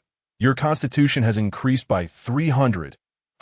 It truly worked. He had not failed. To have obtained 2 B-grade talents was a joyous triumph for Su Yunfei. A golden radiance enveloped his skin. Surging into his body, he felt a tingling sensation in his bones and flesh, as his fair skin gleamed with a metallic luster. The indomitable body, akin to the mutated iron rat, subtly transforms its surface into a metallic sheen, possessing extraordinary resilience and defense. AS for the metal eater. The name speaks for itself. It is capable of devouring metal, harnessing its energy to refine its own physique, making it an exceptional complement to the indomitable body. Su Yunfei promptly examined the first kill reward of the mutated iron rat in his backpack. Metal Essence X100. Its primary purpose was indeed to forge items, but it turned out to be for his consumption. This essence was extracted from metal, requiring 10 units of metal to yield a single essence. Su Yunfei was overjoyed, although he had not mastered the iron rat scale. Acquiring a special physique was still quite remarkable. Perhaps, at a certain stage, he would be able to comprehend even more powerful skills related to it. Now, it was time to offer tribute to the Wolf King. Su Yunfei decisively submitted the other half of the iron rat, successfully completing the quest item submission. You have completed the hidden quest feast for the Wolf King and received Wolf King's gift 5 stars. Once again, an item radiating iridescent light appeared in Su Yunfei's system backpack. Is this truly possible? The Wolf King is certainly not picky. Su Yunfei found it immensely amusing. However, had he submitted a complete mutated iron rat, he might have received a 6-star reward. Nevertheless, it was better than nothing that Su Yunfei unhesitatingly opened the item. Chapter 40. Acquiring rare items. The mysterious red mist and deep pit. From this Wolf King's gift, Su Yunfei unveiled a rare item. A-class medal of the Storm Knight. Upon wearing it, one can feel the power of the wind, with agility increased by 100 and the agility attribute bonus doubled. Su Yunfei nodded. Not bad. With the doubling, his agility surged by 200 points. Up to this point, his attributes, strength, physique, spirit, and agility, had all received additional enhancements. Strength was bolstered by the B-class talent Mighty Bull Strength. Physique by the B-class talent Indomitable Body. Spirit by the Mysterious Sun Amulet and the Junior Psychic Master Certificate, while agility was granted by the Medal of the Storm Knight in essence, apart from the elusive qualities of wisdom and luck. He had attained comprehensive augmentation. Currently, he possessed 1 golden rat, 1 silver rat, 1 red rat, and 3 blue rats, just 1 green rat short of submitting another 5-star quest. Su Yunfei felt quite pleased, holding a favorable impression of the Wolf King. This fellow was rather generous, providing decent rewards.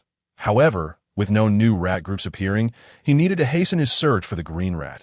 At base 3479, amidst a wintry landscape where icy winds howled, a young woman clad in a red protective suit emanated all the chill.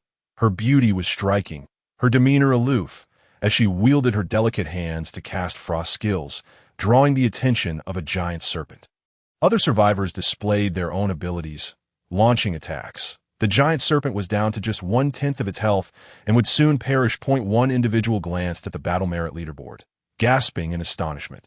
3418 is in first place. They have a whopping 140,000 points, more than us. Others were equally astonished. How is this possible? How could they have amassed so many points? Unless they had already slain the boss of the beast tide. Sigh. We are close to, just one step away. As they continued to assault the giant serpent, a sense of regret hung in the air, feeling they had narrowly missed the top position after leading for so long. The woman in red maintained her calm demeanor, softly sighing and murmuring, "There are heavens beyond heaven, and people beyond people." Despite feeling a hint of disappointment, she remained unfazed, not overly concerned with attaining first place. Yet base 3418 was somewhat renowned in area, likely due to the presence of a formidable powerhouse. As the serpent fell, the red-clad woman felt little joy. Instead, she pondered the strength of that powerful opponent. The leaderboard data was in constant flux. Soon, base 3418 noted a change and reported, "Boss, base 3479's battle merit suddenly increased by 90,000. But they are still below us." Yunfei glanced at the information, comprehending that the opposing side had likely defeated the leader of the base's beast tide. However, since they were not the first to do so within the region, their rewards were limited. With a sigh of relief, Yunfei felt that maintaining first place in regional battle merit was secure for now. Yet, the situation remained precarious, with potential for change. Continuing his onslaught against the rats, the dawn began to break. Nearly a night having passed, Yunfei activated his flight device, advancing toward the direction of the rat swarm to discover their destination. His speed was remarkable, and within mere minutes, he reached the edge of the gray mist. Precisely where he had previously explored, within 5,000 meters below him, countless rats plunged into the gray mist without hesitation, as if compelled to do so. After a moment's contemplation, Yunfei decided to follow suit, though he slowed his pace to avoid any unforeseen collisions. Even so, he was still moving significantly faster than if he were on the ground. Soon, he arrived at the 5,500-meter juncture. In midair, he swiftly dispatched a group of nearby zombies with 2 precise strikes. Instantly, a system announcement resonated.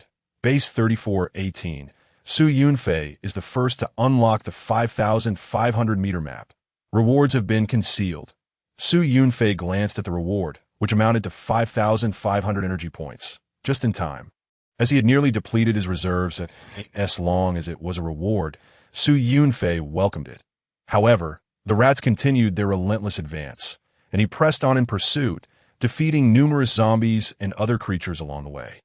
The zombies here were gradually increasing in level. Now around level 10, he continually unlocked new maps. 6,000 meters, 6,500 meters, 7,000 meters, 7,500 meters. Finally, nearing 8,500 meters, the rat swarm's pace began to slow. The sound of squeaking filled the air, emanating a sense of dread. Yunfei suddenly realized that ahead lay an area where the mist appeared red, resembling blood. A mysterious and terrifying aura wafted from the crimson haze. Yunfei sensed an exceedingly formidable presence lurking just beyond, albeit still at a distance. After much consideration, he resolved to investigate.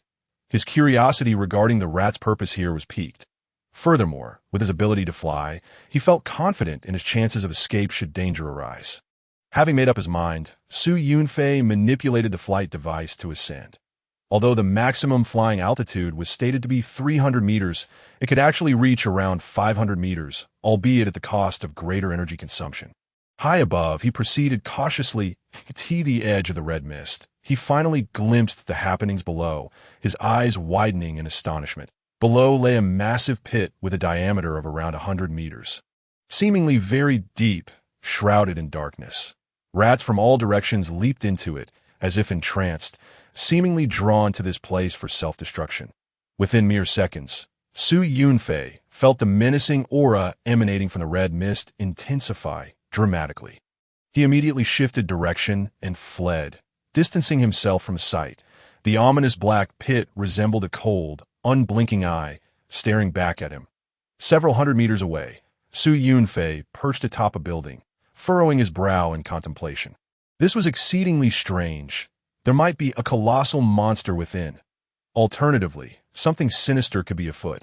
Otherwise, such a dangerous aura would not be released.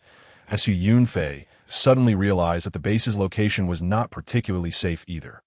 Nearby, monstrous entities such as the Wolf King and Night Owl had already been discovered. Now, a more mysterious pit had emerged. To establish a foothold in the apocalypse and possess a territory of one's own indeed tested one's strength. It was best to focus on exterminating monsters and accumulating energy points. As Su Yunfei once again immersed himself in the endeavor of rat hunting. After a while, he spotted a large rat covered in green fur, and his heart leaped with joy. Why slaying this green rat? He could once again earn a 5-star Wolf King's gift. Chapter 41. Reviewing rewards, truly striking it rich, acquiring S-Class virus. Now, Su Yunfei's combat power had long surpassed 3,000, making the defeat of a mutated green rat a trivial task. Before long, Su Yunfei had gathered another set of mutated 5 rats. Surely, the Wolf King wouldn't find me bothersome.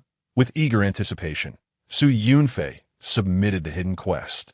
You have completed the hidden quest feast for the Wolf King and received Wolf King's gift 5 stars. An item shimmering with iridescent light once again appeared in Su Yunfei's system backpack with practiced ease. He opened it in a flash. A burst of colorful radiance illuminated the surroundings.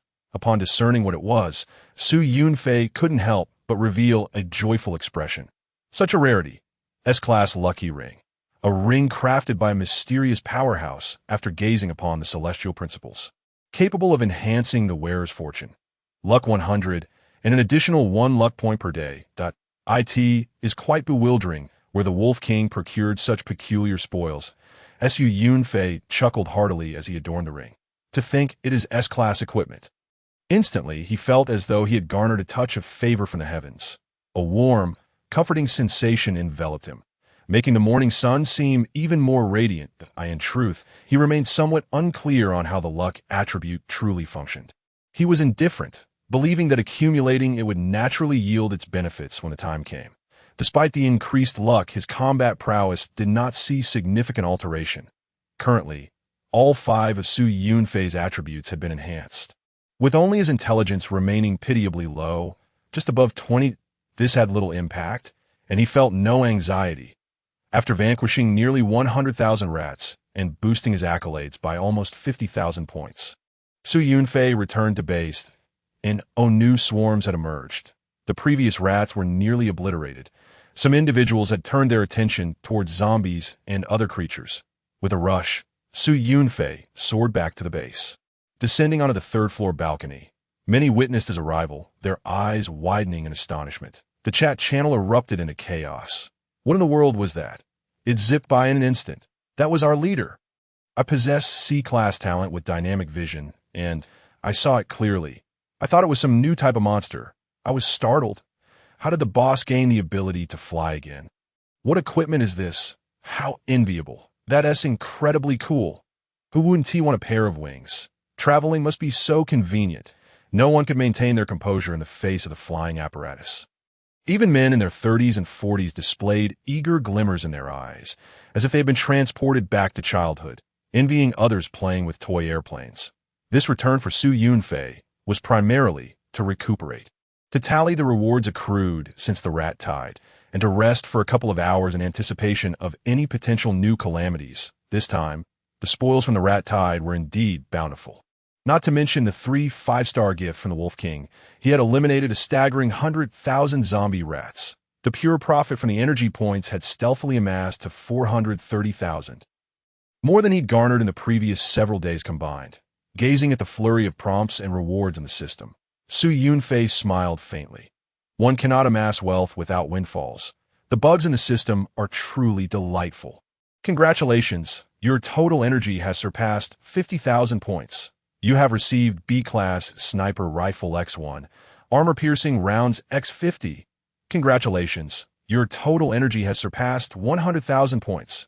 You have acquired B-Class Talent Danger Sense. Congratulations, your total energy has surpassed 200,000 points. You have received Silver Treasure Chest X2. Congratulations, your total energy has surpassed 300,000 points. You have obtained B-Class Slayer Rocket Launcher X1, armor-piercing rounds X50. Congratulations, your total energy has surpassed 400,000 points. You have received S-Class Virus-Breaking Army. The rewards of newfound wealth directly elevated Su Yunfei's arsenal, even bestowing upon him a novel virus. Previously, he had extracted viruses from zombies and other monsters. A question nagged at Su Yunfei. Which virus was more formidable? The Breaking Army or the current zombie virus? The viruses from zombies were not uniform. Some were hybrids, while others had undergone evolution. He could experiment with them when time permitted. If zombies were to be infected with a new virus, might they become even more powerful? These were the rewards associated with energy points. The earlier reconnaissance of the Rat Tide's destination had unveiled new maps in the skies, yielding yet another wave of rewards. 5,500 meters. Reward of 5,500 energy points, 6,000 meters. Reward of 10 cubic meters of space, 6,500 meters. Reward of A-Class Construction Team, Summoning Scroll, 7,000 meters. Reward of Silver Treasure Chest X1, 7,500 meters.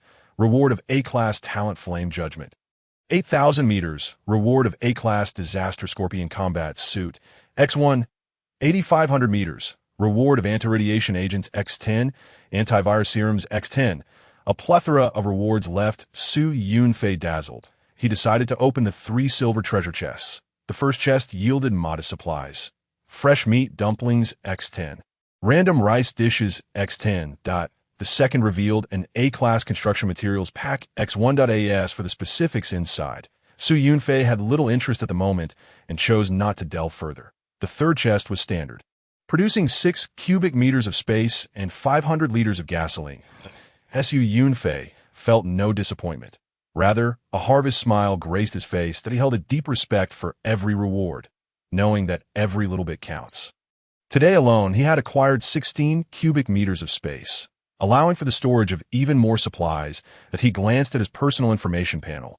Originally possessing 9 talents, it had now increased to 10. The previous D-Class Flame Manipulation had been superseded by A-Class Flame Judgment.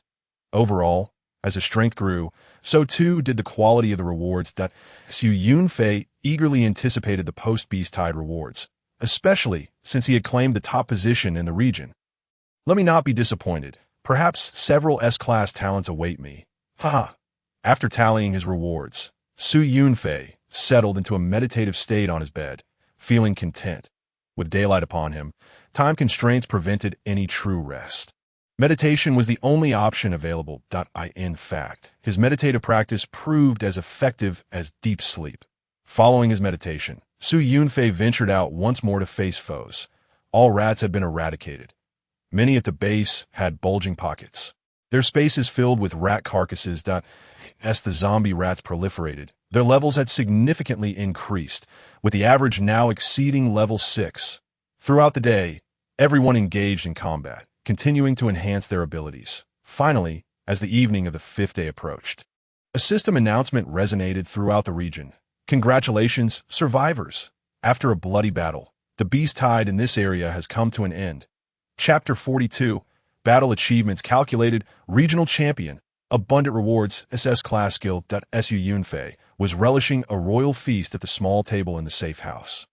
Laden with exquisite delicacies, upon hearing the system announcement signaling the end of the Beast Tide, his eyes lit up with anticipation. At last, it is over. Everyone in the region eagerly awaited the upcoming battle achievement calculations. We've been waiting so long, we feel like flowers withered. Who isn't? To those on the upper floors, 3418, you must have received substantial rewards as the top of the leaderboard. I'm truly envious.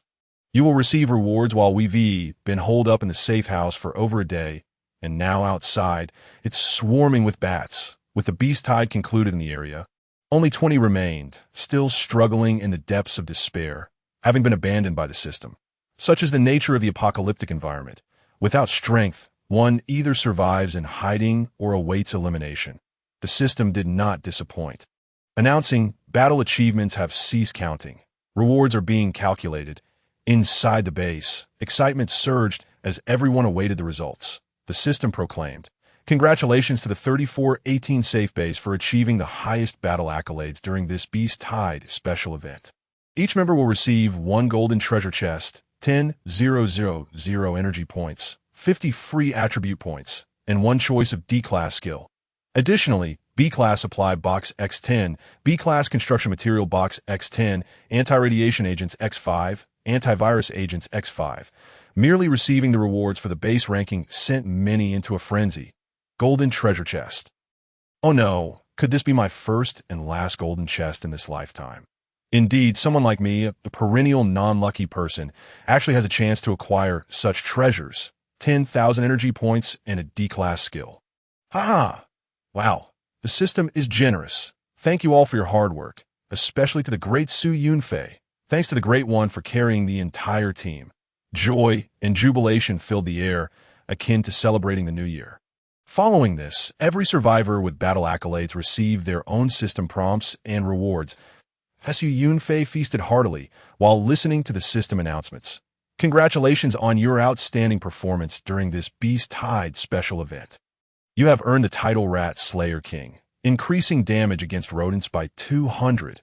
You submitted 3 exquisite meals to the Wolf Clan, raising their favorability to 600, achieving friendly status. Your total battle accolades rank first in the region, earning you the SS Class Skill Energy Arrow, PK Token X1, and S-Class Task Scroll X1. Your military achievements place you at the pinnacle of the base rankings, earning you a reward of 50,000 energy points, 20 cubic meters of space, and a selection of 10 seed packs. The rewards for being first in the base rankings are relatively standard. However, Yunfei was hardly concerned with that. His interest lay in the reward for being first in the region. Although there were only 3 items, they were all peculiar and rare. Clearly, the region and base were not on the same level. Even in a sparsely populated region, the number of bases would still be in the thousands. As Yunfei pondered this, a wave of elation washed over him, accompanied by a sense of pride. After all, the region was vast, and there were bound to be other SS-level powerhouses. Yet, even among those with SS-level talent, their strengths and areas of expertise would undoubtedly differ, establishing a hierarchy among them that, in conclusion, those stronger than Yunfei might simply be less fortunate. Indeed, luck can often be the difference between life and death. Yunfei first glanced at the PK token, which glimmered with a golden sheen. Although it did not display a grade, he instinctively felt it corresponded to an S grade. This meant that the 3 rewards for being first in the region were all at least S grade. It was likely that this token was the reason 3427 could initiate a full-scale PK. Thus, Ted's luck was commendable for acquiring the tokens so early, but Yunfei believed his fortune surpassed that. At present, Yunfei had no intention of initiating a PK and decided to store the token for future US and AS for the S-grade task scroll. It similarly radiated a golden light. The item description stated, upon use, you can randomly accept an S-grade task. Completing it will reward you with a dark gold treasure chest. Note 1. The difficulty and rewards of the S-grade task are related to your strength at the time of using the scroll. Note 2. There is no time limit on the scroll's task. For now, he was not inclined to undertake any tasks, opting instead to set it aside. Yunfei was more curious about how the rules would change once the novice period concluded. Perhaps after further enhancing his strength, he could tackle tasks for greater rewards. Currently, he found himself lacking in needs that he then turned his attention to the S-grade skill that, in addition to the 2 SSS level skills inherent to his innate talent. Virus Sovereign, Energy Extraction and Energy Release. This marked the first time Yunfei had acquired a skill of S-grade or higher. This underscored the rarity of such items. The S-grade energy arrow skill allowed him to convert energy points into arrows. With no upper limit on quantity, each arrow would have a minimum attack power of 1,000 and could inflict various elemental damages. The actual power would be determined by the user's mental strength and influenced by the arrow's flight speed. With no cap, the skill's name may seem simple, yet it held great potential. After reviewing the description, Su Yunfei, feeling a surge of excitement, decided to give it a try. He had already mastered the skill and, without any conscious thought, successfully transformed one energy point into a diminutive energy arrow.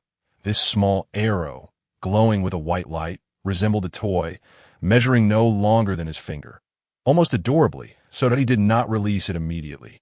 Instead, he patiently infused it with the A-grade talent, Flame Judgment, causing a flicker of red light to envelop the energy arrow, exuding a menacing aura. As Yunfei smiled slightly and leaped from the third floor. Rushing towards the base's exterior, the energy arrow hovered quietly in his palm, awaiting its moment to strike. Before long, he encountered a robust level 7 zombie with over 3,800 health points. The level 7 brute lunged at him.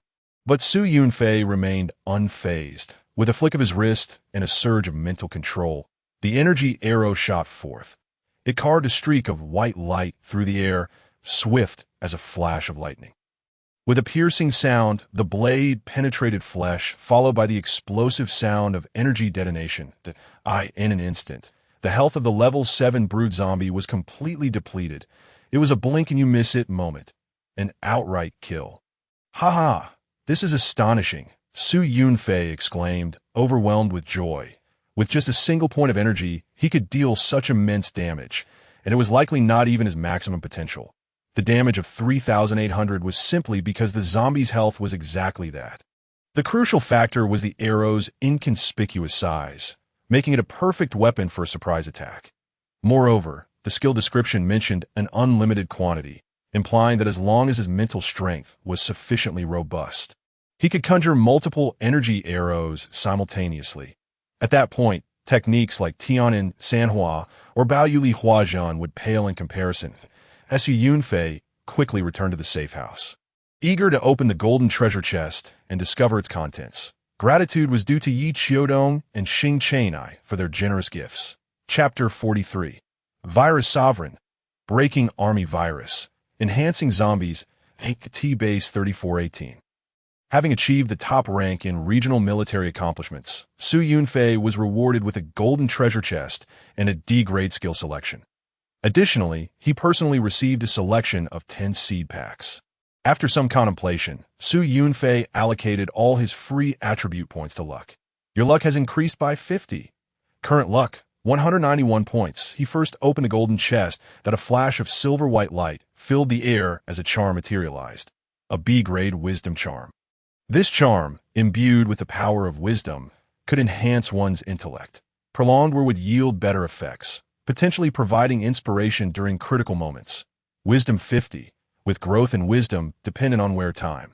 Upon reading the description, Su Yunfei likened it to a precious jade, recalling the belief that jade gains spiritual qualities over time. Although he had only unearthed a single item, it was precisely what he needed. Without hesitation, Su Yunfei adorned himself with the charm. His collection of accessories, charms, medals, and the like was already extensive. Upon donning the wisdom charm, he felt an indescribable sensation wash over him, as if he had gained deeper understanding of certain matters. His six-dimensional attributes had all been enhanced. Such an opportunity was rare for the average person.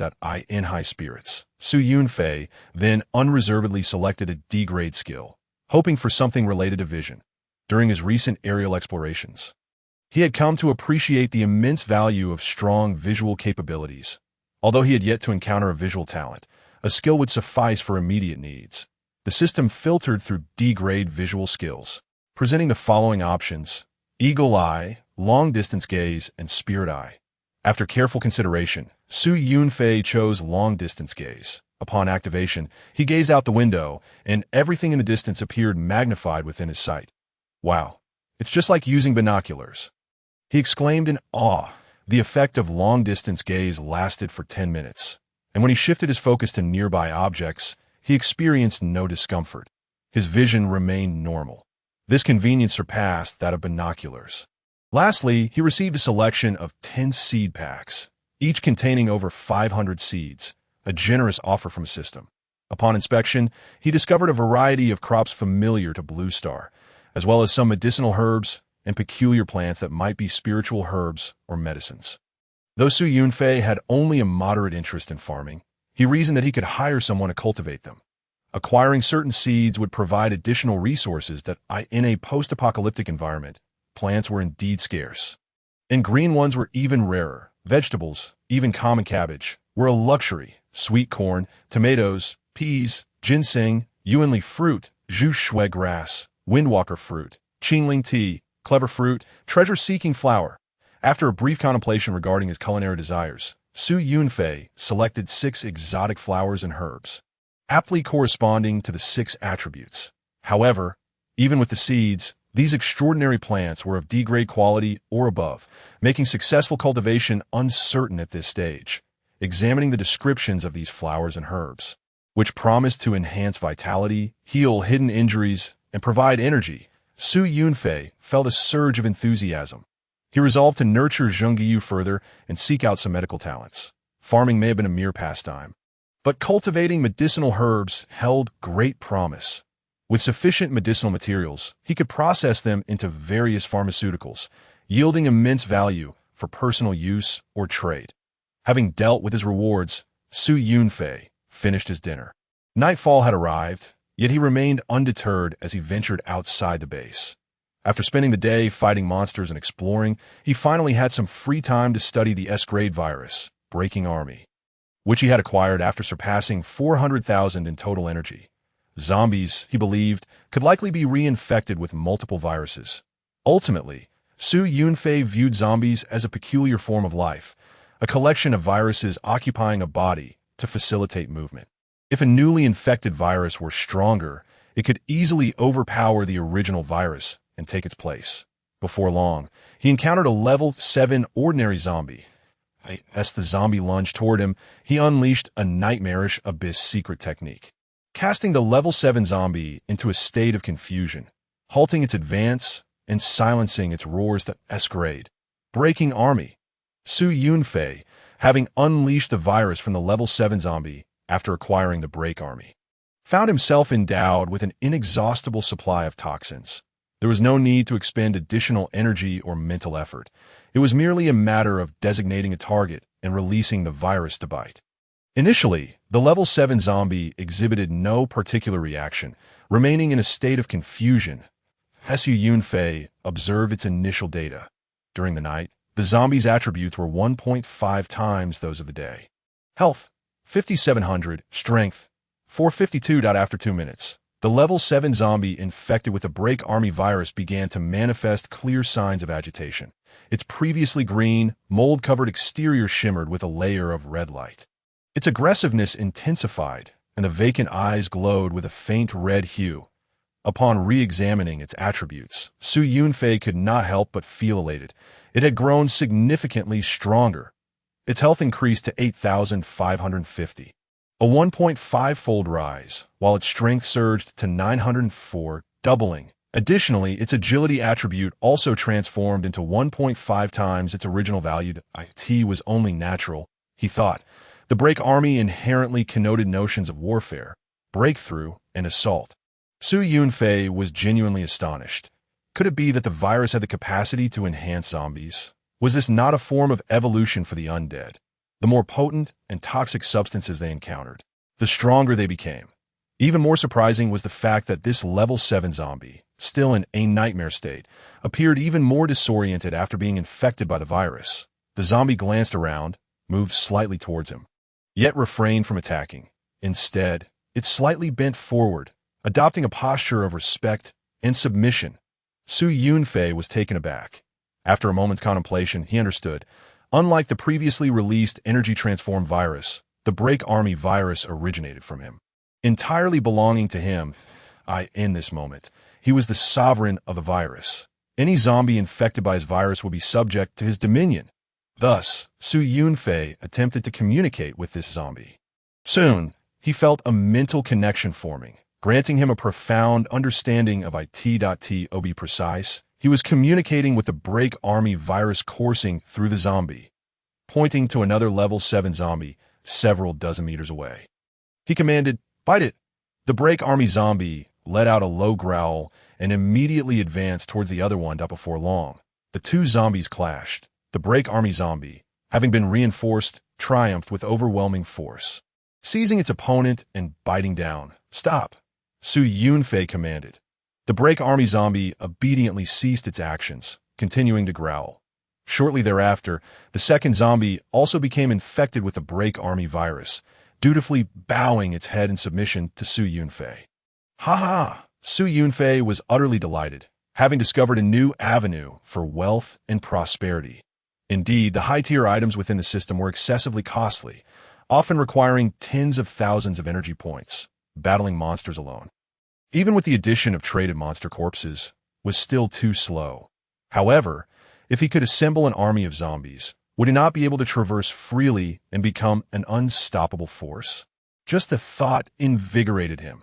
As Yunfei envisioned his future, the regional system announcement echoed.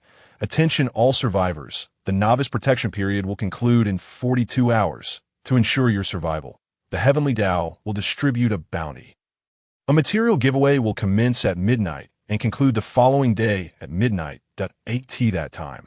Regional and base material point rankings will be activated that we encourage everyone to participate actively. Chapter 44. Material Giveaway. The zombie army assists when the announcement of the material giveaway was made.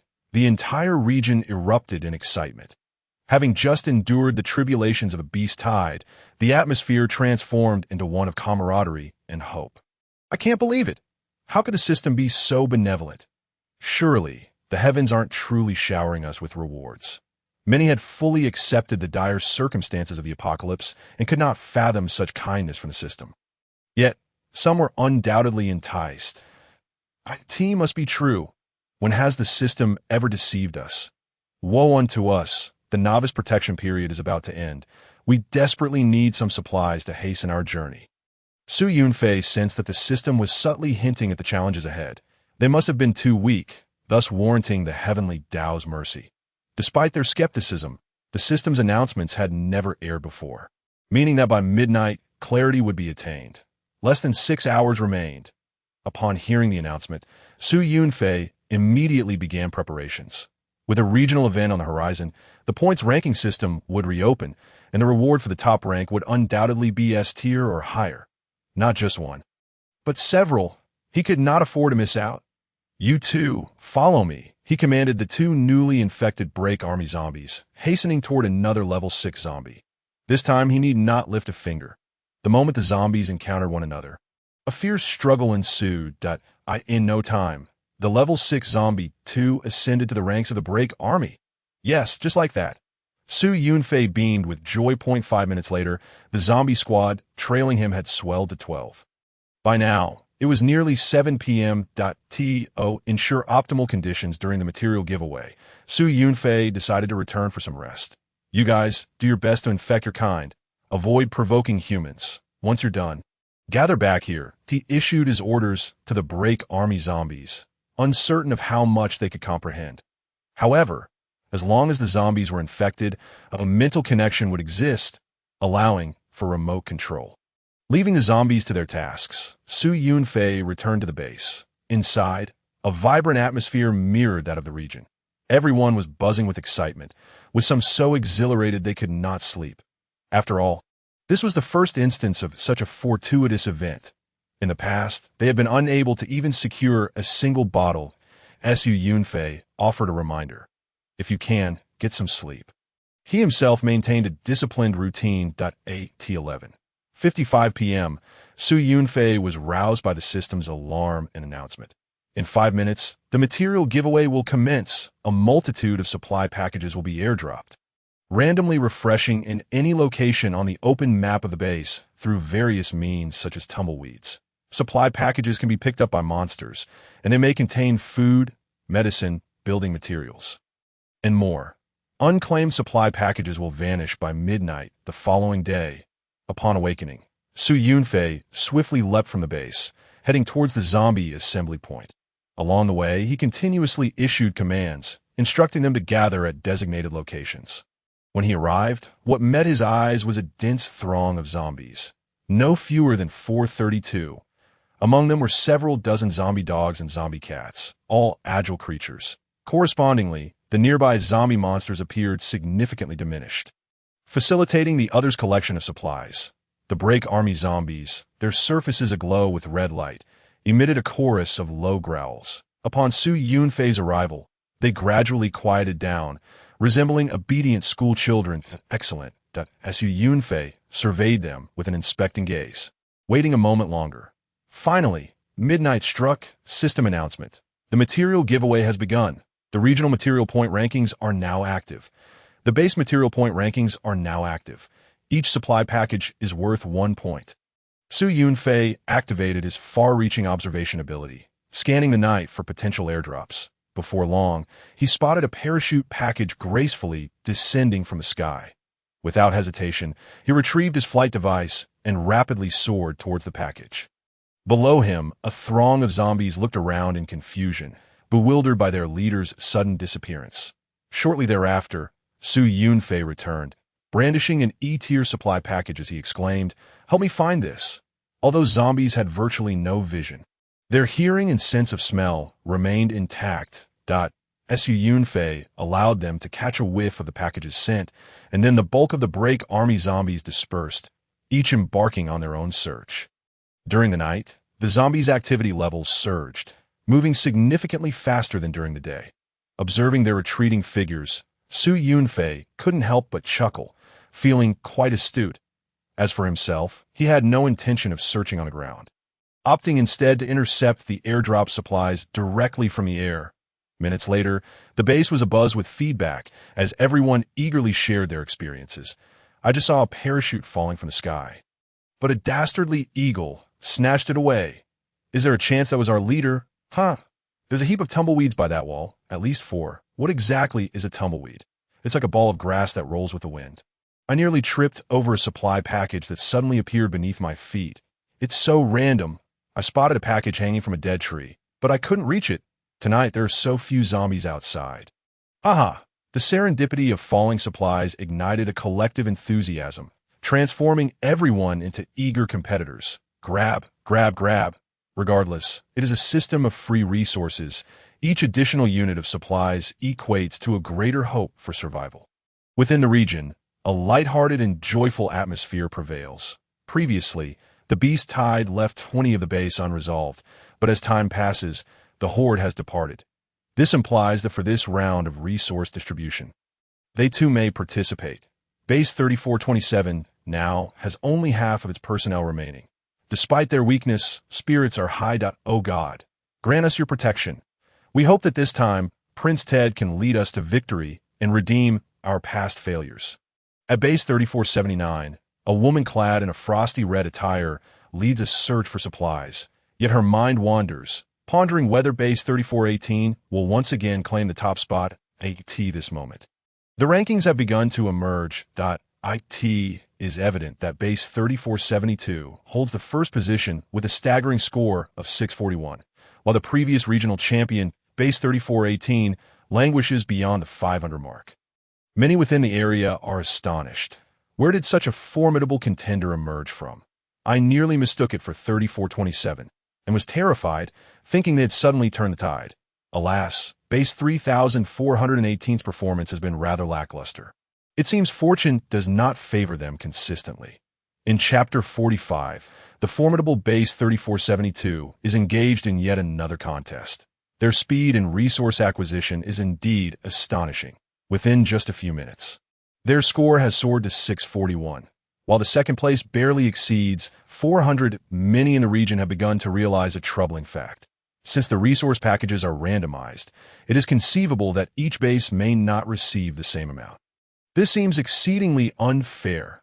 Observing closely, it quickly becomes apparent that Base 3472's points have surged by dozens once more, far outpacing the other bases. After all, the area outside the base is vast, and one must invest time to locate the supplies. What could possibly be the reason behind this? Su Yunfei glanced at the leaderboard and noticed the leading Base 3472, which has set itself apart right from the start. It is a testament to the fact that there are always extraordinary individuals in the world. He is unsure of the methods they are employing, but he knows he must intensify his efforts. The people of Base 3418 have also taken note of the regional banter as the previous regional competition champions. They feel the weight of their pride. Observing the teasing remarks from the region, many within the base cannot help but hold their breath in indignation. Just wait, you'll soon understand the prowess of our base. The allure of the resource packages is immense. In no time, everyone at Base 3418 is bustling about like diligent workhorses, driven by an unspoken determination. Even Zhongyu and the other 4 hired hands have abandoned their farming duties to scurry outside in search of supplies. Other bases are equally motivated, yet despite their fervor, they cannot keep pace with Base 3472. IT baffles them.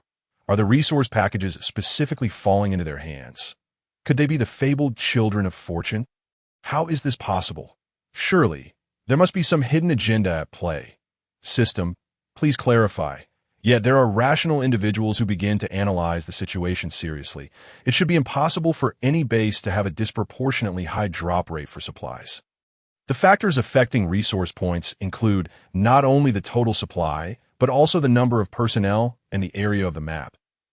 If they have a particularly large number of personnel with a relatively small map area, it is indeed plausible for their points to climb rapidly. This explanation resonates with many, as it is true that resource packages can only fall within the explored areas that a smaller area would naturally facilitate the search. The inhabitants of Base 3418, upon hearing this explanation, cannot help but feel a mix of amusement and despair. Li Wei exclaims, "Wait, are you saying that because the area is too vast, it's difficult to locate supplies?" That's rather absurd. Liang Yun ponders aloud. Upon reflection, that does seem reasonable, yet something feels amiss. Lin Yong'an adds, it still doesn't seem quite right. Even if their base has 1,000 people, none of whom have perished. The map must be at least 500 meters open. Otherwise, they wouldn't be able to disperse the fog, impairing visibility. Jiangding posits if the map is open to 500 meters, that equates to a radius of 1 mile, resulting in an area of 4 square miles. Ishushu interjects. Our open map radius is 8,500 meters, which translates to 17 miles, granting a total area of 1,156 square miles. If each base drops 100 resource packages per minute, they would indeed be significantly dispersed. This statement leaves many in the base astonished. One Foshan exclaims, "Goodness, our area is that extensive? I've never ventured beyond 1,000 meters." Li Mingming remarks, "Our explored area is indeed quite vast. Will we be able to cover it all in a day?" Lu Shan reassures, "Everyone, let's not rush. Let's observe for now. There are still 23 hours until 0 hour, and we have ample opportunities."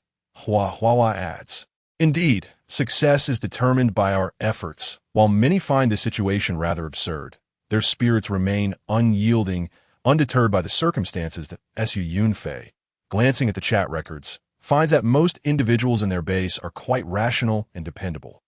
However, upon further reflection, he considers that a large explored area might not be entirely disadvantageous. Perhaps those less frequented locales could be brimming with resource packages. Yet, the formidable competition looms large, instilling a sense of urgency within him. These zombies are still insufficient. As Su Yunfei intercepts resources from the air, while simultaneously continuing to amass a legion of breaker-type zombies on the ground, he is kept exceedingly busy. Unbeknownst to him, over an hour has passed, and base 3,472 score has already surpassed 3,200. The second place now merely stands at 1,800. This is indeed astonishing, bordering on the miraculous. The outcry within the region grows increasingly fervent, with many protesting to the system. What on earth is happening? How can this be happening so swiftly? System, please speak up. If this isn't fair, then these leaderboards are nothing but a farce. Well, I believe that loudly denouncing the Heavenly Path system may not be entirely appropriate. After all, providing you with resources is already a considerable favor. Must you complain so? The individuals from Base 3472, brimming with excitement, cannot help but make their presence known in the region. Dwight exclaims, "Oh my goodness! What bliss! Supplies are abundant, sprouting up like mushrooms in a meadow after rain." Constantine adds, "Thank God for his blessings. The Almighty has finally favored us." Lillian chimes in, "This is marvelous. Our leader is far more formidable than Prince Ted or the leader of Base 3418. Amalia exclaims, indeed, Prince Claude will lead us to victory in this competition.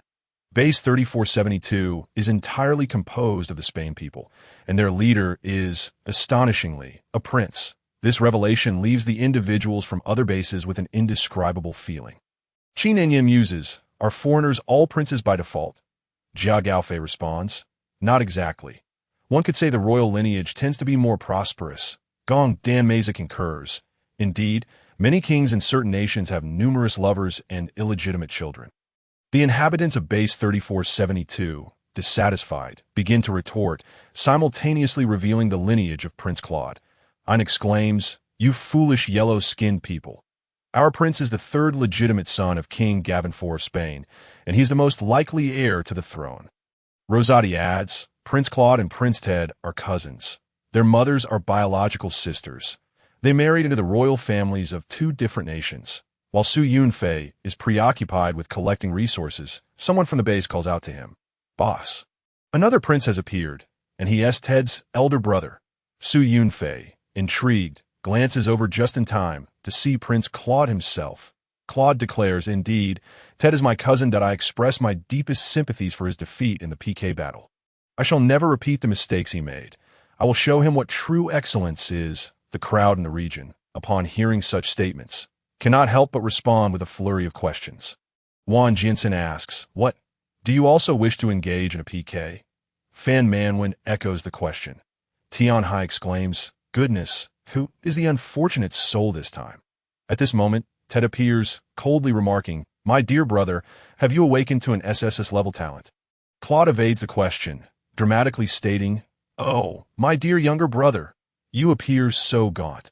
And he must be heartbroken. Claude asserts with authority, little Ted, observe closely how I will avenge you. Regional announcement. Base 3472 has declared a resource PK against Base 3418. In Chapter 46, an urgent system announcement echoes. Base 3418, Base 3472 has initiated a resource PK against you. The PK will encompass the total resources acquired during this round of material distribution, which will be tallied as points. The victorious side shall plunder 50 of the total resources from the defeated side, while the losing side will forfeit 50 of their total resources and suffer a reduction of 3 levels for all members. Attention! Should the initiator of the PK fail, they shall incur a double penalty, a loss of 100 resources. All levels will decrease by 6. The PK commences now and will continue until midnight. This familiar scene rendered the 3418 safety base silent as a grave. After a brief pause, everyone erupted in indignation. What is this nonsense? Why do they always target us? Those wretched scoundrels. What sort of madness drives them to plunder incessantly? Let us charge forth and show them our might. The penalty for the initiator's failure is indeed severe, and I ponder where they draw their confidence from. The issue, however, is that the current situation is decidedly unfavorable for us. The 3472 base has audaciously launched a resource PK, undoubtedly fortified by their considerable confidence. Their resource points are soaring as if they had consumed an energy drink, rising at a seemingly impossible rate. The data appears almost fabricated. Conversely, the growth rate at the 3418 base is comparatively moderate, reflecting what is achievable by human effort. Some pessimistic individuals have been disheartened. Alas, they must possess some undisclosed means. What shall we do if we lose? Yet, a greater number remain fervent, united in spirit, insisting, it is still too early. They may very well falter soon, as long as we stand together. Victory is not out of reach. At this moment, no one dares to mention Su Yunfei's error of enlarging the map. Who will be foolish enough to speak up? Do they wish to jeopardize their standing? Something feels amiss. Su Yunfei furrowed his brow, observing the area for a moment, sensing an unusual confidence emanating from the 3472 base. From where does this confidence arise? As he scavenged for resources and created his legion of zombies. He remained vigilant to the information circulating in the area at this juncture. Upon the announcement of the resource PK, other bases were equally astonished. The familiar scene unfolded once more, with the same actors involved. However, last time, Prince Ted was brimming with confidence when he initiated a comprehensive PK, believing he could overwhelm the 3418 base in every aspect, only to face defeat, suffering a 20-point reduction in all attributes. A dismal outcome. Consequently, in the subsequent Beast Tide special battle, the 3,427 base garnered virtually no rewards and fell significantly behind many other bases. Yet this time is different. Their brother base, 3472, has displayed an unparalleled momentum from the outset. Seemingly unstoppable, this has left many within the region indecisive. I now remarked. Which side will ultimately prevail? I truly cannot say at this moment. Yunfei Nung responded. 3418 is indeed formidable, having achieved the highest accolades last time. But this time it is uncertain if they can turn the tide. Wei Qi Juntai interjected. What is there to discuss? This time, 3418 is bound to lose. Jiu Ren Chi Taku stated. Indeed, there are no eternal victors, only the right timing, geographical advantages, and unity. Yes, the current situation undeniably favors them. However, many bases do not wish to see such an outcome, although the 3418 base is undeniably strong and somewhat ostentatious. Evoking a sense of caution, the 3472 base, comprised of Spains, presents a greater potential threat if they become overly powerful, at least, thus far. The 3418 base has maintained a non-aggressive stance, quietly developing without invading other bases. Xie Jia cautioned, do not rejoice too soon. The world is unpredictable. Su Man Ting added, exactly, the curtain has not yet fallen. Do not rush to celebrate, Shenli remarked. It's maddening every day this and that. Can't we enjoy a moment of peace? Is what she chimed in. Daily PKs are essentially a gamble, and gamblers do not win. You'll end up losing it all. Amidst the clamor, the people of the 3472 base appeared in high spirits. Frank declared, this is the world of the strong. You must adapt and be willing to invest in order to reap substantial rewards. As for the ordinary bases, they are of no concern to us. We only engage with the strong, O'Casey asserted. Since we have initiated the PK, it signifies our unwavering confidence. Yvrit stated, 3,418 base members, you must strive hard. The more resources you gather, the more we shall ultimately receive. Prince Claude himself also made an appearance. From his avatar, he appeared to be a tall, stoic Caucasian man, his cold blue eyes revealing a flicker of pride. Compared to Ted, he seemed more weathered, with an added air of depth. Prince Claude spoke. Where is the leader of 3418? Why do you never speak, offering no response? Do you prefer to remain enigmatic? The more mysterious you are, the more intrigued we become. There are many reasons for this PK. A fortuitous coincidence, perhaps orchestrated by the heavens. But it is also because of you. I wish to see how you will turn the tables this time. Show me your strength, or prepare to be plundered. Seeing Prince Claude's challenge, Su Yunfei remained unperturbed, refraining from any response, deeming it a futile endeavor. Yet he understood.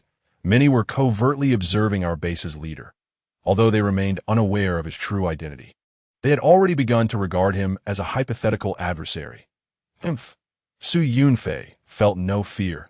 In fact, he looked forward to the day of a one-on-one confrontation. However, for now, he must focus on gathering resources. Currently, his horde of zombies had nearly reached 800. Furthermore, Su Yunfei discovered that in this situation, agile creatures like zombie dogs were particularly effective. He had also amassed some zombie birds specifically to intercept aerial resource packages. But the quantity remained insufficient. The zombie legion needed to expand further until it reached its operational limit. The data from the 3472 base soared, and the triumphant Spains could no longer contain their excitement.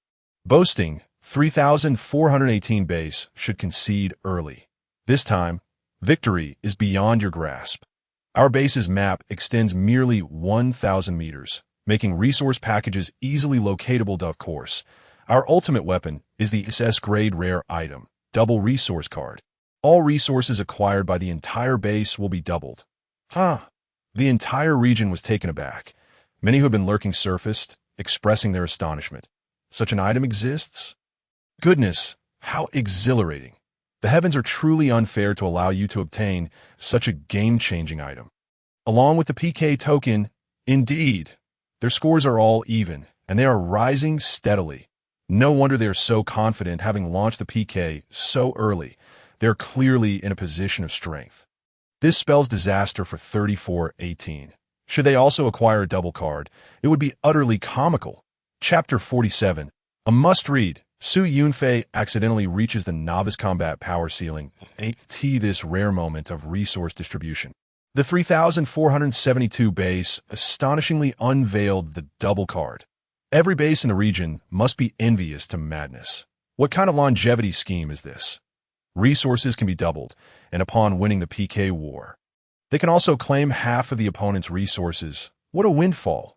Damn it, jealousy drives me mad. How could such fortune exist? Su Yunfei furrowed his brow tightly. Like others, he felt an overwhelming sense of envy. His heart aching. Is the double card truly a tangible item? What extraordinary luck is this? I desire it so much. How can I obtain it? Yet at present, it seems the only way is to rely on chance by opening resource packages, which carry a minuscule probability of revealing at least an S-grade rare item. Despite understanding the significant advantage the opponent holds, Su Yunfei's enthusiasm remained unfazed. Until the final moment, the outcome is not predetermined. Nevertheless, it is indeed time to hasten the pace and create more zombie subordinates. Moreover, Su Yunfei's operational area had already extended to the outer fringes of the base, leaving the inner regions for those without transportation. The outer areas were sparsely populated, devoid of competition, and indeed, littered with resource packages. At this moment, within the region, after the 3472 base garnered much attention, a large-scale recognition event commenced. Base 3460. Gustav proclaimed. Prince Claude. I am your loyal Minister of Education, Gustav Stone. Your Highness remains as wise and formidable as ever, a force to be reckoned with. And surely, you will achieve your aspirations, if inter-base trading were possible. I would certainly assist you in becoming even stronger. Fortunately, I have already garnered the support of the majority within the base. Once the novice period concludes, I shall come to serve you. Strictly speaking, Gustav is an underling of Claude's father.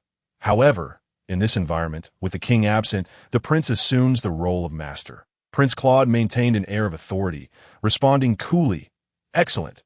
Yet suddenly, Prince Ted from base 3427 appeared, stating, "If I were you, I would not reveal my trump cards so early. Such folly." Prince Claude replied, "Dear little brother, who told you this is a trump card?" Su Yunfei glanced at the regional chat records. These two fellows, embodying a plastic brotherhood, had likely grown up in constant comparison with one another. Yet, the sudden emergence of base 3460, along with the sycophantic Gustav, made Su Yunfei acutely aware of the lingering energies of privilege and class.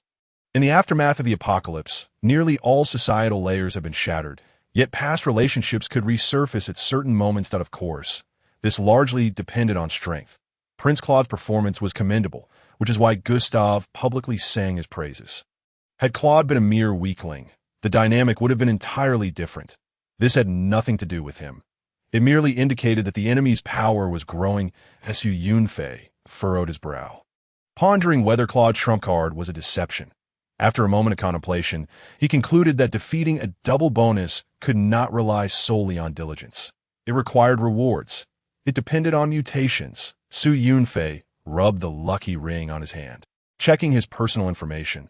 The closest reward now was 500,000 energy points. He was a little over 2,000 short. That it was also due to his addiction to the aircraft that he had consumed a considerable amount of energy.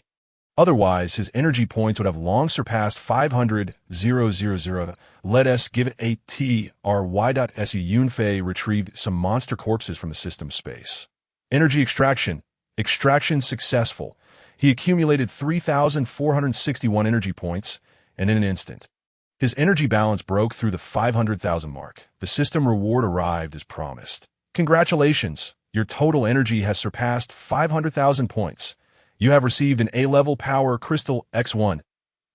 Although he knew it was impossible to obtain a doubling type item from a single reward, Su Yunfei felt a twinge of disappointment. He examined the power crystal. Its effect was quite singular. Power 100 points. The method of use was simply to consume it.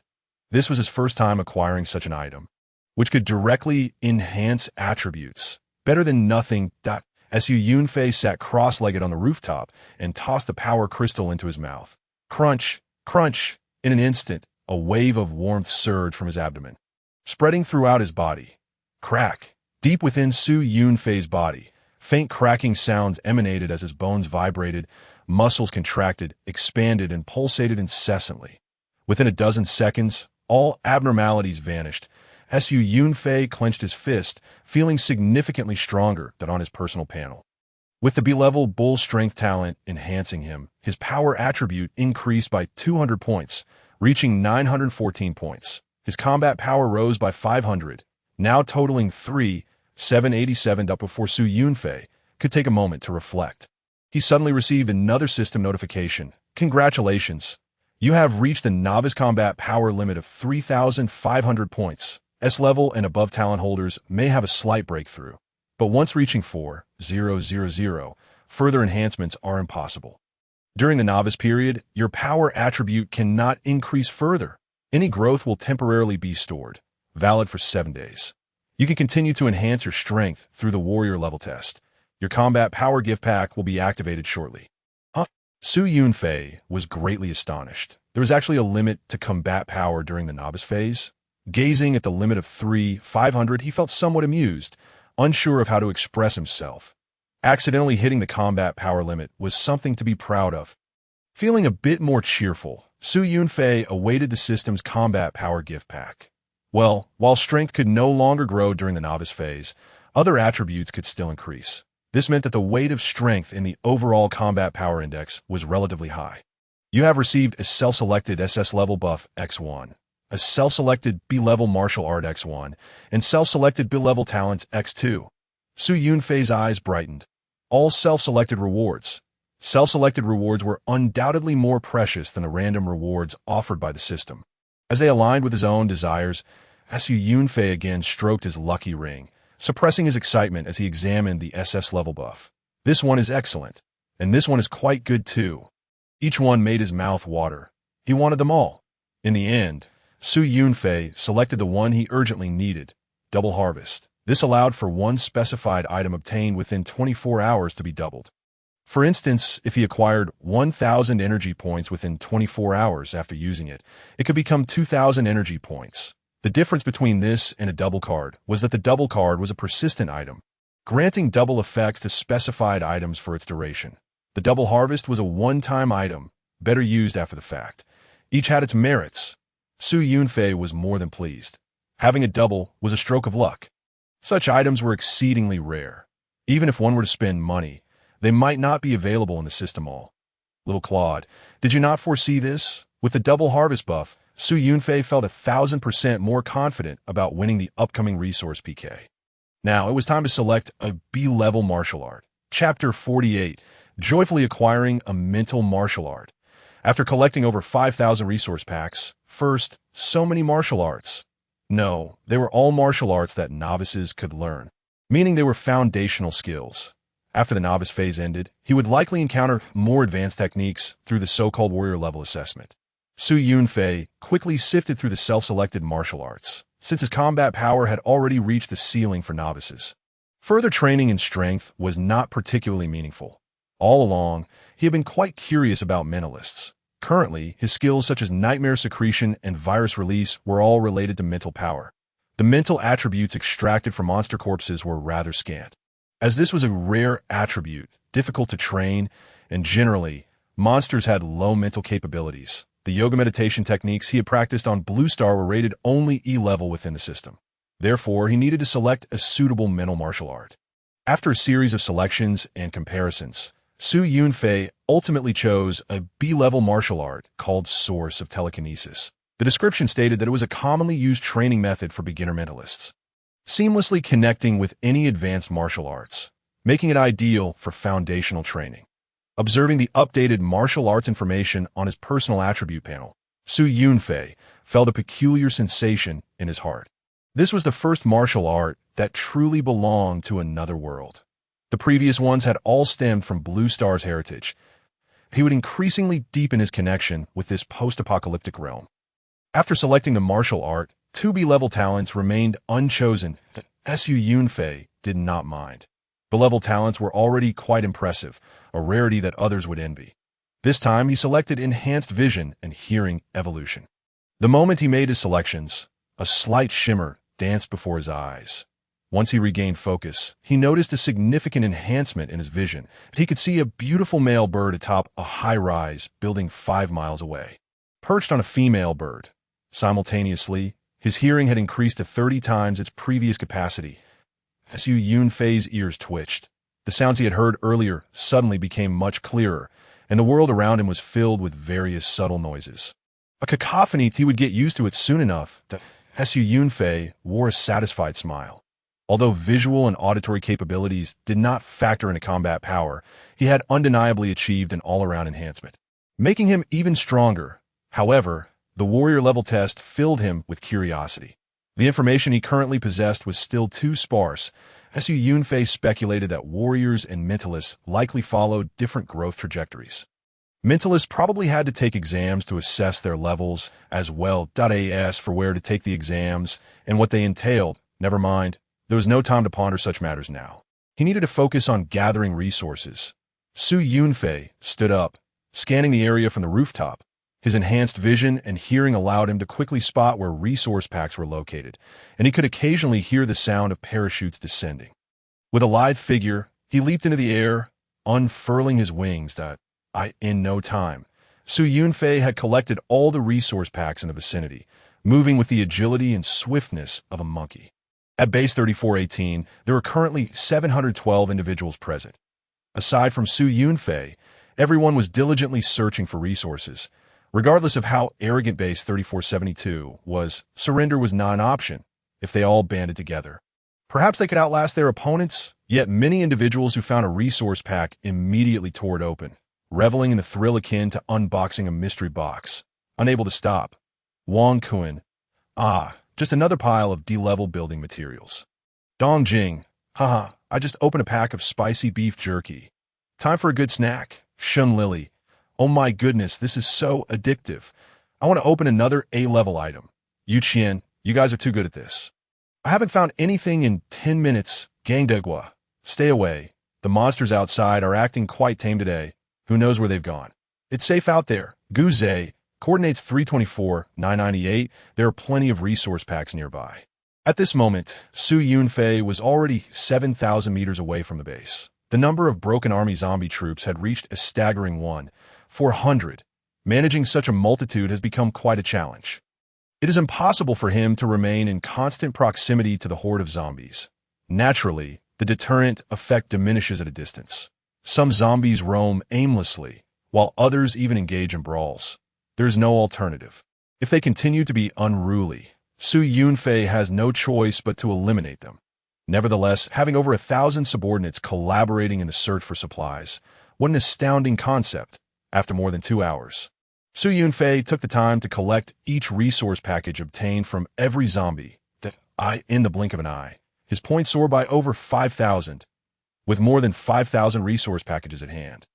He himself had only managed to find a little over 120. This efficiency is already quite remarkable, considering the need to search and gather. Soon, the people at the base were astonished. Wow, boss, are you cheating? Did the data car malfunction? How did you suddenly acquire so many points? Previously, he ranked first, but the gap with the second-place competitor, Shanggu, was not substantial. Now, the disparity is simply outrageous. A big shot is indeed a big shot. There must be some special means at play. You must have 100 clones, otherwise, how could it be possible? Collecting 5,000 in 120 minutes means an average of 42 per minute. That's absurd, unless they were all dropping right at your feet. Regardless, we might not necessarily lose. In truth, the total points of 3,418 still have a considerable distance to cover compared to 3,472. However, Yunfei's sudden surge in points instantaneously boosted everyone's confidence. Unbeknownst to them, the people in the base had indeed begun to regard him as their spiritual pillar. Yunfei also encouraged them. Let us all keep pushing. We will surely prevail. We cannot afford to lose this resource PK. Otherwise, half of all our resources will be lost, and that would be devastating to Li Quan. I've decided to enjoy the distant scenery. Seeking a team. Lu Daowei. Team up 1. Zhou Junshin. Count me in. Many resolved to venture a bit farther, believing the chances of finding resource packages would increase at that moment. Lin Yongnan laughed heartily. I've just uncovered a C-grade tractor. Its cargo area is vast and can accommodate over 10 people. Immediately, a throng inquired coordinates. Please take us along. Would you be interested in being our bus driver? Lin Yongnan pondered for a moment before agreeing. Sure, in no more than half an hour. Gather at 367, 312. After a while, another person joyfully exclaimed, I found a bicycle. Though it has only 2 wheels, it's better than nothing. Upon seeing so many individuals finding useful items, Su Yunfei couldn't help but smiled at in his system backpack. 5,129 resource packages were stacked within a single compartment. His current concern was whether opening them all would exceed the system's storage capacity. However, with 500,000 energy points in hand, he could easily purchase 1,000 cubic meters of space. Open them all. With this many packages, not obtaining a rare item would be a disservice to those diligent zombies. Grateful to the selfless Lu Fanling Yao and the gifts from Dan Long, who delights in fertile fields. He sent a kiss 3, Chapter 49. The 3 major factions, how fortunate he is. How vexing it is for me. Su Yunfei opened all 5,129 resource packages at once, and in an instant he was inundated with 5,129 system notifications. You have opened 1 resource package and acquired D-grade compressed biscuits X10. You have opened 1 resource package and obtained C-grade Qingling tea leaves X250G. You have opened 1 resource package and received S-grade building materials Duran alloy X20 units. In the blink of an eye, Su Yunfei's system space was filled to capacity, with some items enveloped in a system light sphere floating in the air, purchasing 100 cubic meters of space. Su Yunfei first spent 50,000 energy points to expand his space. That today's haul of resources was undoubtedly explosive. Expanding the space was only a matter of time. After collecting all items, he glanced and couldn't help but smile wryly. He had indeed opened 12 S-grade rare items, but all were building materials. However, some materials possessed unique properties, and the structures made from them would have special effects. For instance, Qingjing stone, S-grade special building material that emanates a purifying aura, beneficial for calming the mind and enhancing spiritual cultivation. Gangjin stone, S-grade special material, incredibly hard and resilient, with multiple applications, suitable for crafting shields, armor, base defenses, and training mannequins. Such materials would undoubtedly be useful once the novice period concluded and he began constructing his base. Particularly, the Qingjing stone was of utmost necessity for Su Yunfei. As for the other items, they primarily consisted of instant food and various daily necessities. Given the ample space, Su Yunfei did not mind the abundance of items and stored everything. He then commenced a new round of resource gathering. In the area, the atmosphere was also bustling with vigor. Time flies too quickly. Nearly 3 hours have passed, and I've only found 15 packages. Indeed, I wish we could be trapped in this day, endlessly looping, so we could keep opening blind boxes. It would be exhilarating. Dear friends, what treasures have you all uncovered? By the way, I've noticed that building materials and food are the most frequently obtained. Is this hinting that the focus ahead will be on major infrastructure? Absolutely. Once the novice period ends, we should begin constructing our own bases. If we were to retain the current base, we might have to pay a fee. When it comes to infrastructure, our Donglong nation has never feared anyone. Shameless. All of you have stolen our technology. Semida. Today marks the 6th day of the novice period. Essentially, all bases have met the average combat power requirement of 130. The area is even more vibrant than before. Survivors from various nations of Blue Star, Lighthouse Nation, Sea Cherry Nation, Divine Cow Nation, Southern Stick Nation, Great Sun Nation, and Bear Nation have gathered here. Once a collective is formed, past grievances naturally resurface. Thus, when the 3472 base, composed of Spanians, challenged the Donglong Base 3418 to a resource PK, a 3-way faction began to emerge in the area. The neutral faction watched the spectacle, remaining impartial and free from the worries of drawing fire upon themselves. Those supporting the 3472 base were predominantly white. Those backing the 3418 base were primarily Donglong people, along with several weaker bases. However, regardless of which side other bases chose, they could only voice their opinions, as regional trading had not commenced, and they could not support their factions. Yet, since everyone was opening blind boxes together, some could not resist boasting. I'm ecstatic. I just opened 100,000 energy points. The system rewarded me with a plethora of items for having too much savings that I'm suddenly rich. Wow, envy-inducing tears are streaming from my mouth. What is that? I found an A-grade skill. Can 100,000 energy really buy an A-grade skill? Indeed, skills and techniques are exceedingly rare and thus quite expensive. While everyone was engaged in idle chatter, Gustav from base 3460 suddenly spoke with excitement. Prince Claude, the Lord has bestowed upon us the holy light, and we have been granted good fortune. Just now, I opened a 1.5x card which I have already utilized. It will multiply all obtained resources and points by 1. 5. Prince Claude appeared, still exuding an air of haughty superiority. Very well. Let us strive to become the second in the region. Gustav replied, at your command, my prince, it is my honor to stand beneath your feet. As their conversation unfolded, the area erupted with excitement. What is this? Is this how you foreigners converse? I truly lack the words to express my disbelief. Yet they are fortunate. I am quite vexed. More people, ignoring the banter, exclaimed, another multiplier card has appeared. Surely there can't be a threefold card? What level would that be? Oh God, I want one too. Wonderful, it proves that this world still favors us white folks, the Donglong people of base 3418. You are surely destined to lose. One should not be too confident. Be careful not to choke on your words. Just because 3460 has a 1.5x card does not mean it will be of much use against 3472. How can one act as if victory is guaranteed? I see that 3418's growth isn't slow either. Without a multiplier card, they are still quite formidable. They have strength. In an instant, many bases were embroiled in disputes. As the three-way factions formed due to this resource PK became increasingly distinct.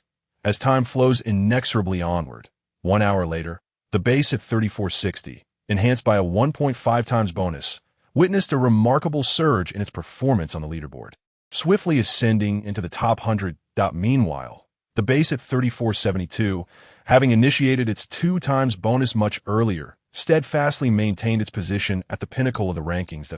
In contrast, the base at 3418, with a mere 712 individuals, languished in the realm of the 300. However, with the covert mobilization of over 1,400 zombie monsters orchestrated by Yunfei, it too managed to break into the top 100. Yet, those bases that could still rank among the top 100 after withstanding the beast tide possessed a certain caliber.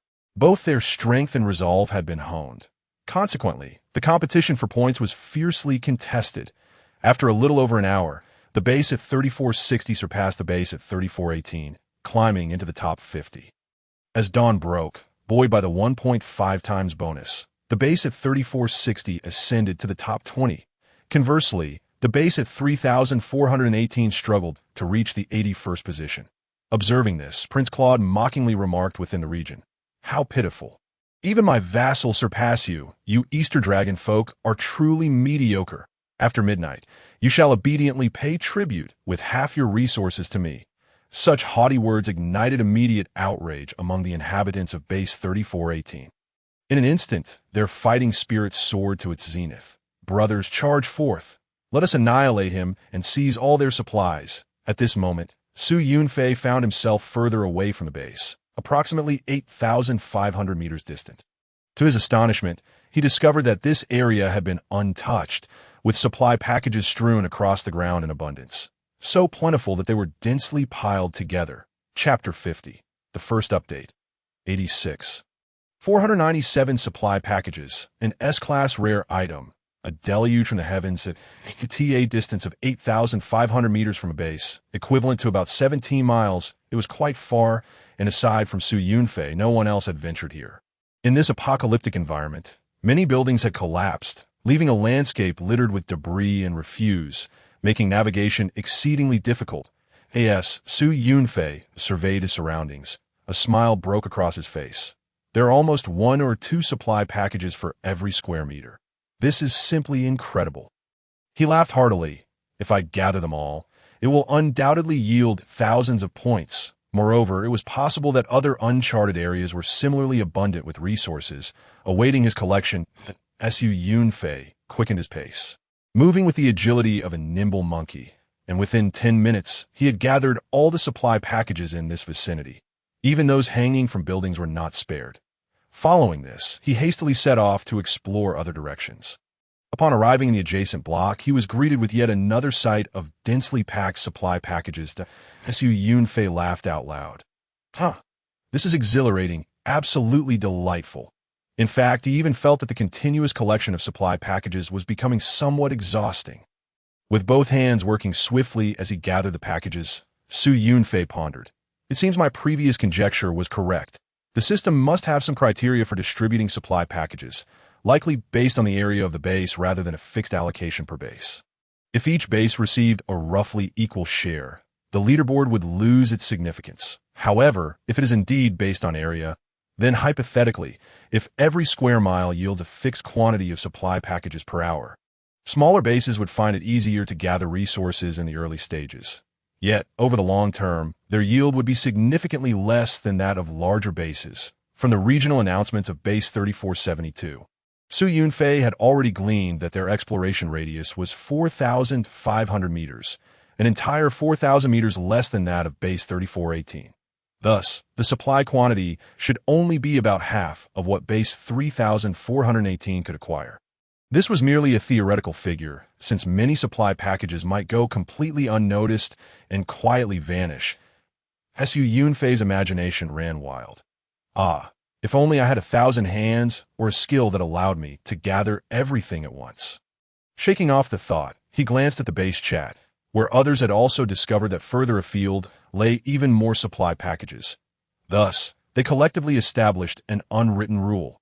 Today, with fewer monsters outside, those with greater strength should venture further to gather supplies. Leave the vicinity of the base for the weaker ones. In truth, there was no need for explicit commands. The allure of more resources at a distance was enough to draw many towards them. The thrill of collecting packages and unboxing was simply intoxicating. While they may not have experienced the same luck as bases 3472 and 3460 in uncovering double items, the prospect of finding A-class or above items was still a tremendous temptation. After over 6 hours of relentless effort, an increasing number of individuals had uncovered means of transportation, even embarking on a taxi service, generating a tidy profit solely from transportation fees. Observing the remarkable diligence of his peers, Yunfei felt a surge of confidence that he quickly resumed his collection of supply packages. By noon, Yunfei took a brief respite, simultaneously retrieving the supply packages from the zombie horde. Within them, a storage space had formed, albeit with limited capacity. During the day, under the blazing sun, the zombies were somewhat lethargic, yet influenced by the broken army virus, they were considerably more active than before. Furthermore, after this period of coordination, Yunfei had become much more adept at controlling the zombie horde. They had gradually developed a habit of obeying commands. With only 12 hours remaining, Yunfei glanced at the regional rankings. Base 3418 was now in 51 SD place. As for Base 3472, its growth rate had indeed slowed somewhat in the past hour. Yet Prince Claude appeared unfazed. Shortly thereafter, their progress surged once more. Yunfei surmised that they must have gone out to explore. I shall refrain from doing so. Initially, Yunfei had planned to continue expanding the fog-free area. Yet he quickly recalled the wolf, the giant bird, and most terrifyingly, the massive pit into which the rodent horde had leaped to their demise. If he continued to explore, the fog surrounding that pit would dissipate. This gray mist seemed to provide a protective barrier for novice bases. Yunfei was unwilling to take that risk. He prioritized securing resources through competition, resolutely refusing to lose. Once that was accomplished, he could later study the rodent suicide pit at his leisure. At 6 p.m., darkness enveloped the sky, yet the majority of the base's inhabitants remained engaged in battle outside. For today, the monsters were notably fewer. Even when they did appear, they were merely weaklings. Everyone was lost in the thrill of collecting and unboxing, unable to extricate themselves. After enjoying a royal dinner, Yunfei, unable to contain himself any longer. Gazed at the 86,497 supply packages in his system backpack. In a moment of resolve, he decided to expend the remainder of his energy points to purchase additional system space. The purchase was successful.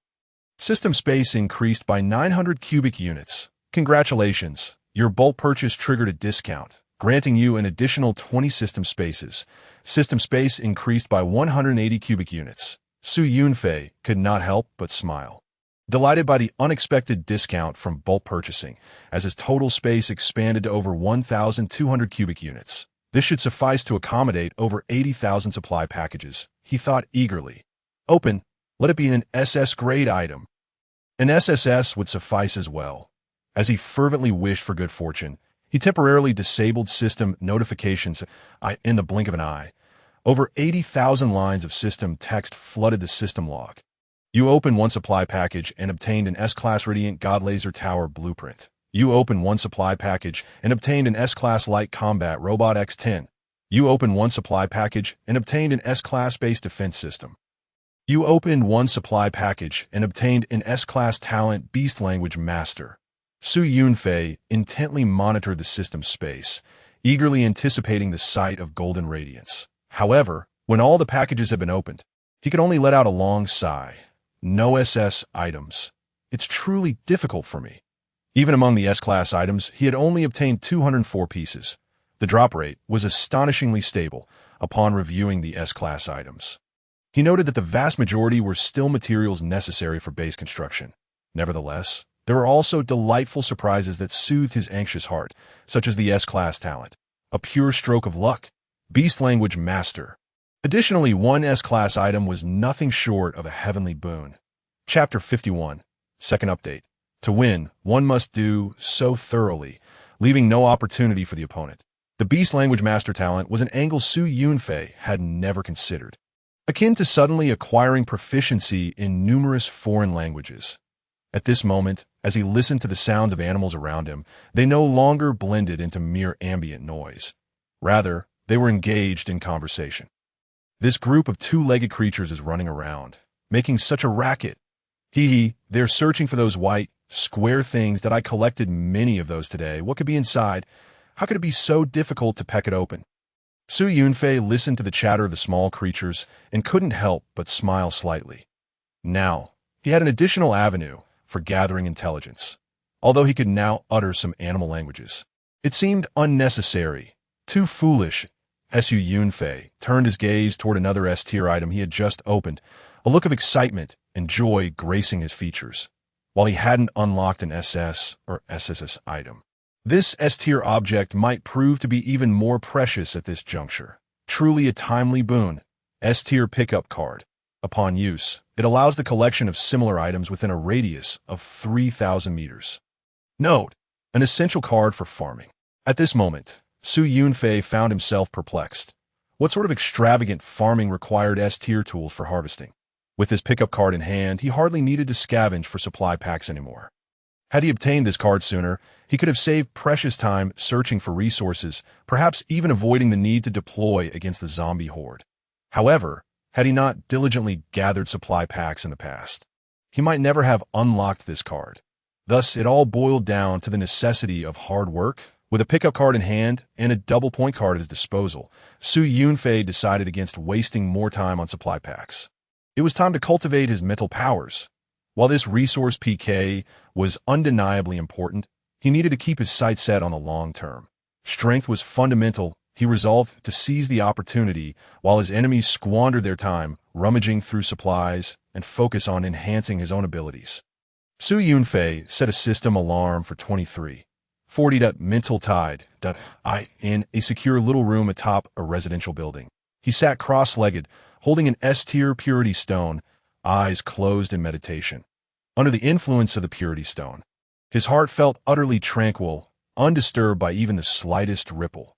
Gradually, his entire consciousness seemed to enter a mysterious universe, suspended above a planet, experiencing the tides of the ocean, rising and falling, with a rhythm akin to breathing. Once this technique reached its pinnacle, his mental energy would surge like oceanic tides, systematic yet explosively powerful.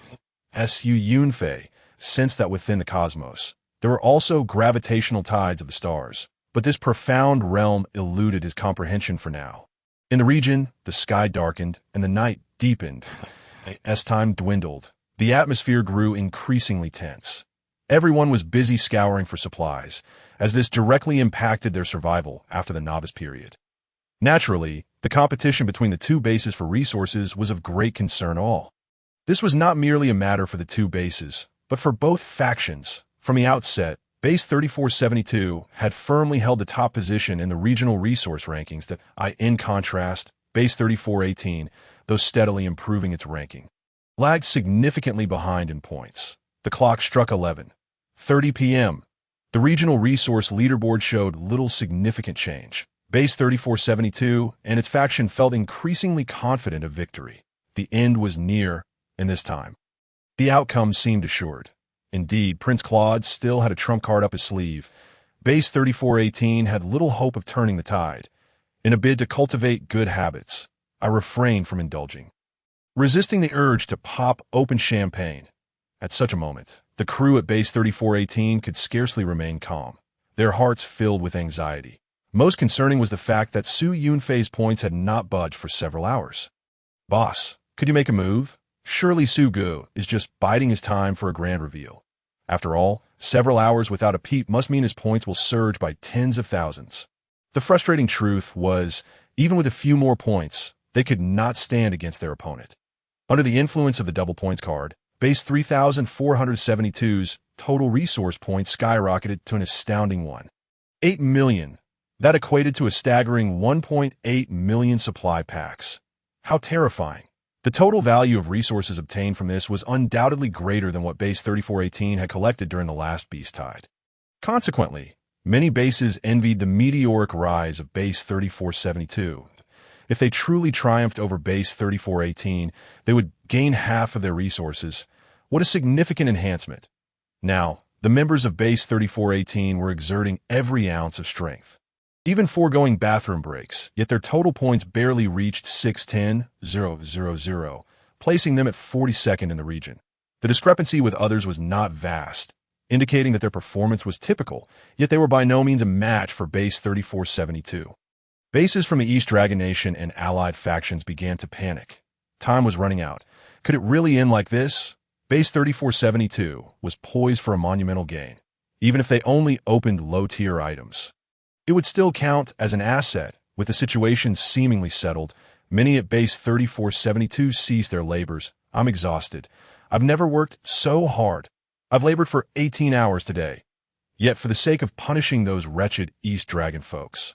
Today's efforts were indeed worthwhile. Prince Claude appeared, exuding confidence.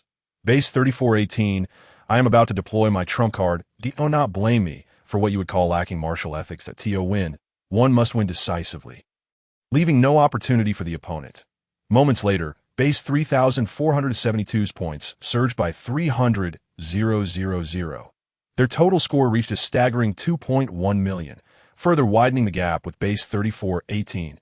At Base 3418, the crowd erupted in chaos. "Boss, where are you? Only 20 minutes left. I feel like I'm going to burst. Save me. I can't afford to lose my precious supplies." Su Yunfei slowly opened his eyes, exhaling a breath of stale air. His mind felt remarkably clear. "You have completed an S-tier mental tide meditation, gaining 80 points in mental energy, already enhanced." "Excellent." Su Yunfei's eyes sparkled with delight. The effects of this meditation surpassed those of simple mindfulness.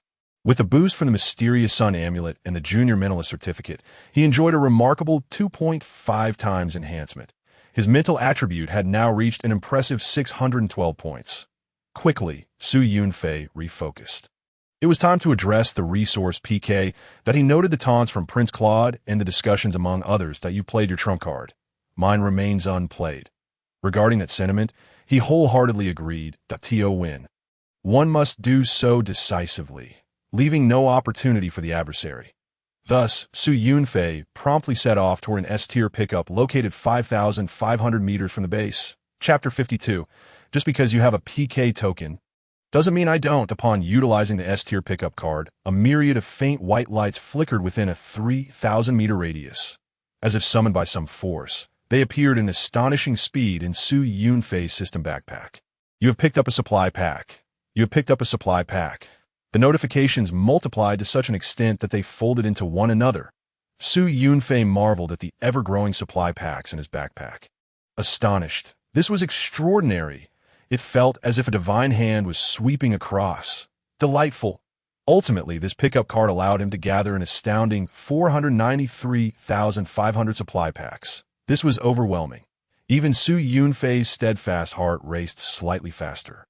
But that was not all. He had activated the pickup card far from the gathering point of the zombie horde. Su Yunfei flew swiftly, colliding with a massive group of zombies, rapidly collecting the supply packs they had scavenged. After a night's accumulation, they had gathered 86,600 packs. In an instant, Su Yunfei's personal total points surged to 671,800, surpassing the total points of base 3418. At that moment, due to his sudden surge, base 3,418's total points also skyrocketed to 1,283,500. Some individuals refused to give up, but their increases were too minuscule to be noted. By now, it was already 11:50 p.m., and the leaderboard rankings contest was essentially concluded. The members of base 3418, who had been closely monitoring the data, immediately realized the change. Whether in the safe house or out in the wild, everyone widened their eyes in disbelief. What the incredible! What has happened? How did the boss manage that? Is the boss a magician? Can he perform tricks? It seems impossible for a mere human to achieve such a feat. Ha ha! Suddenly, our points surged. Is there more? Bring on more miracles. In the region, various bases, previously engaged in fervent discussion, now appeared somewhat dumbfounded. What is going on? Are they cheating? How did they suddenly gain so many points? Their ranking has unexpectedly risen to 4th place. First place, base 3472, with 2,104,400 points. Second place, its vassal base 3460, with 1,576,300 points. Third place, the low-key yet formidable base 3479, with 1,327,900 points. Fourth place, the enigmatic and mysterious base 3418, with 1,283,500 points. T-base 3479, a red-clad woman with ice and snow abilities frowned, her delicate features etched with confusion. At base 3460, Gustav's eyes widened in disbelief, filled with anxiety. Could it possibly rise again? Will a reversal occur? Oh God! At base 3472, Prince Claude's icy blue eyes narrowed coldly, his brow furrowed. After a moment of contemplation, he grasped the situation and scoffed disdainfully at base 3418. You must have utilized a pickup card, Haven to you. He was aware of this, for it was precisely his trump card. Previously, the points at base 3472 had surged by 300,000, thanks to the pickup card acquiring a bounty of 150,000 in supplies. Only then did other bases realize, so such a miraculous artifact existed. No wonder your points soared. You are truly fortunate. And I am filled with envy. My heavens, with such an abundance of resources, how blissful you must be. At this moment, Lu Shan from base 3418 spoke up. Our leader inquires if you have any more trump cards left. If not, it's our turn to showcase our prowess. Apologies, Prince Claude retorted with contempt. Showcase away. No matter how you struggle, you cannot surpass us. It is simply impossible. As soon as he uttered these words, his gaze fixed upon the leaderboard, his face contorted with disbelief and terror, whispering repeatedly, "This is impossible." Claude suddenly leapt up, horrified and enraged, shouting, "This cannot be! No way!" Just moments ago, the point for base 3418 had suddenly doubled. From 1,283,500, it surged to 2,567,000, a staggering increase of 462,600 points, utterly overshadowing base 3472. The gap was immense, decisively trampling base 3472 unless they had another trump card to reveal. However, if they did, Claude would have already deployed it. After all, this was a prime opportunity to showcase their strength and gain renown in the region. His original plan was to eliminate base 3418, thereby claiming half of their resources, while simultaneously proving that his cousin Ted was inferior to him. creating a vivid advertisement to attract talent once he established his own base. Yet now, Base 3418 had crushed his ambitions and reputation beneath their heel, obliterating them completely. The system announcement resounded. The current time is 23:55. There are 5 minutes remaining until the Resource Bonanza event concludes. Only 5 minutes left until the PK between the two bases ends. Open, let me open. Prince Claude's complexion turned ashen as he frantically opened all the supply packs in his possession, hoping for something that could turn the tide. Yet, Base 3472's fortune had already peaked with the acquisition of double cards and pickup cards. It was exceedingly rare to wish for something and have it manifest. Nothing at all. In despair, Claude cast a desperate glance at the array of items he had opened, finding no useful tools at hand.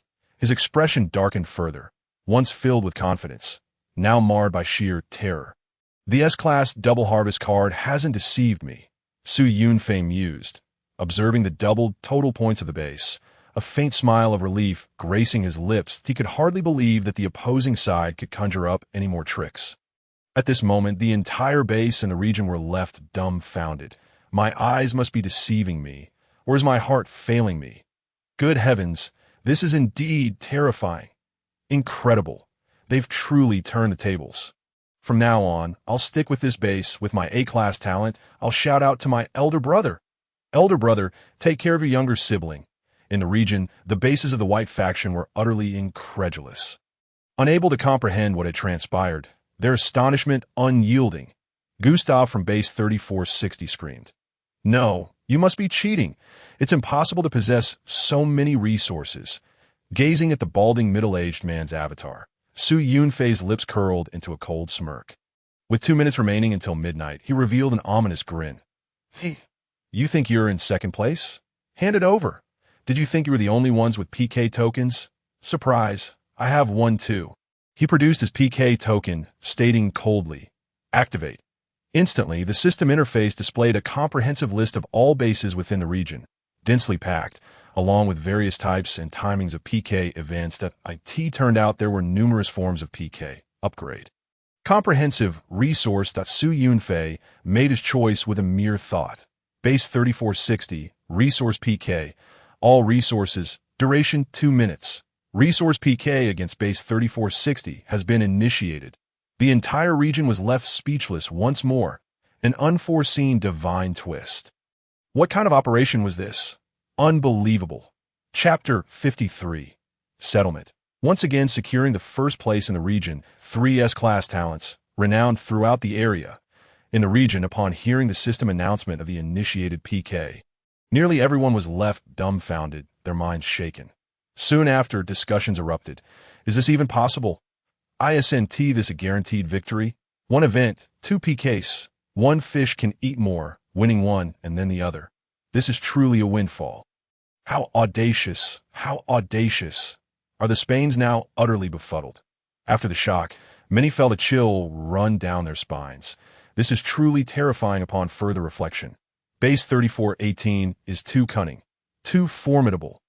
Indeed, they had calculated meticulously, waiting until the last moment to unleash their trump card, not only defeating the opponent, but also pulling in the second place. They had maximized their gains. What kind of seasoned veterans are these?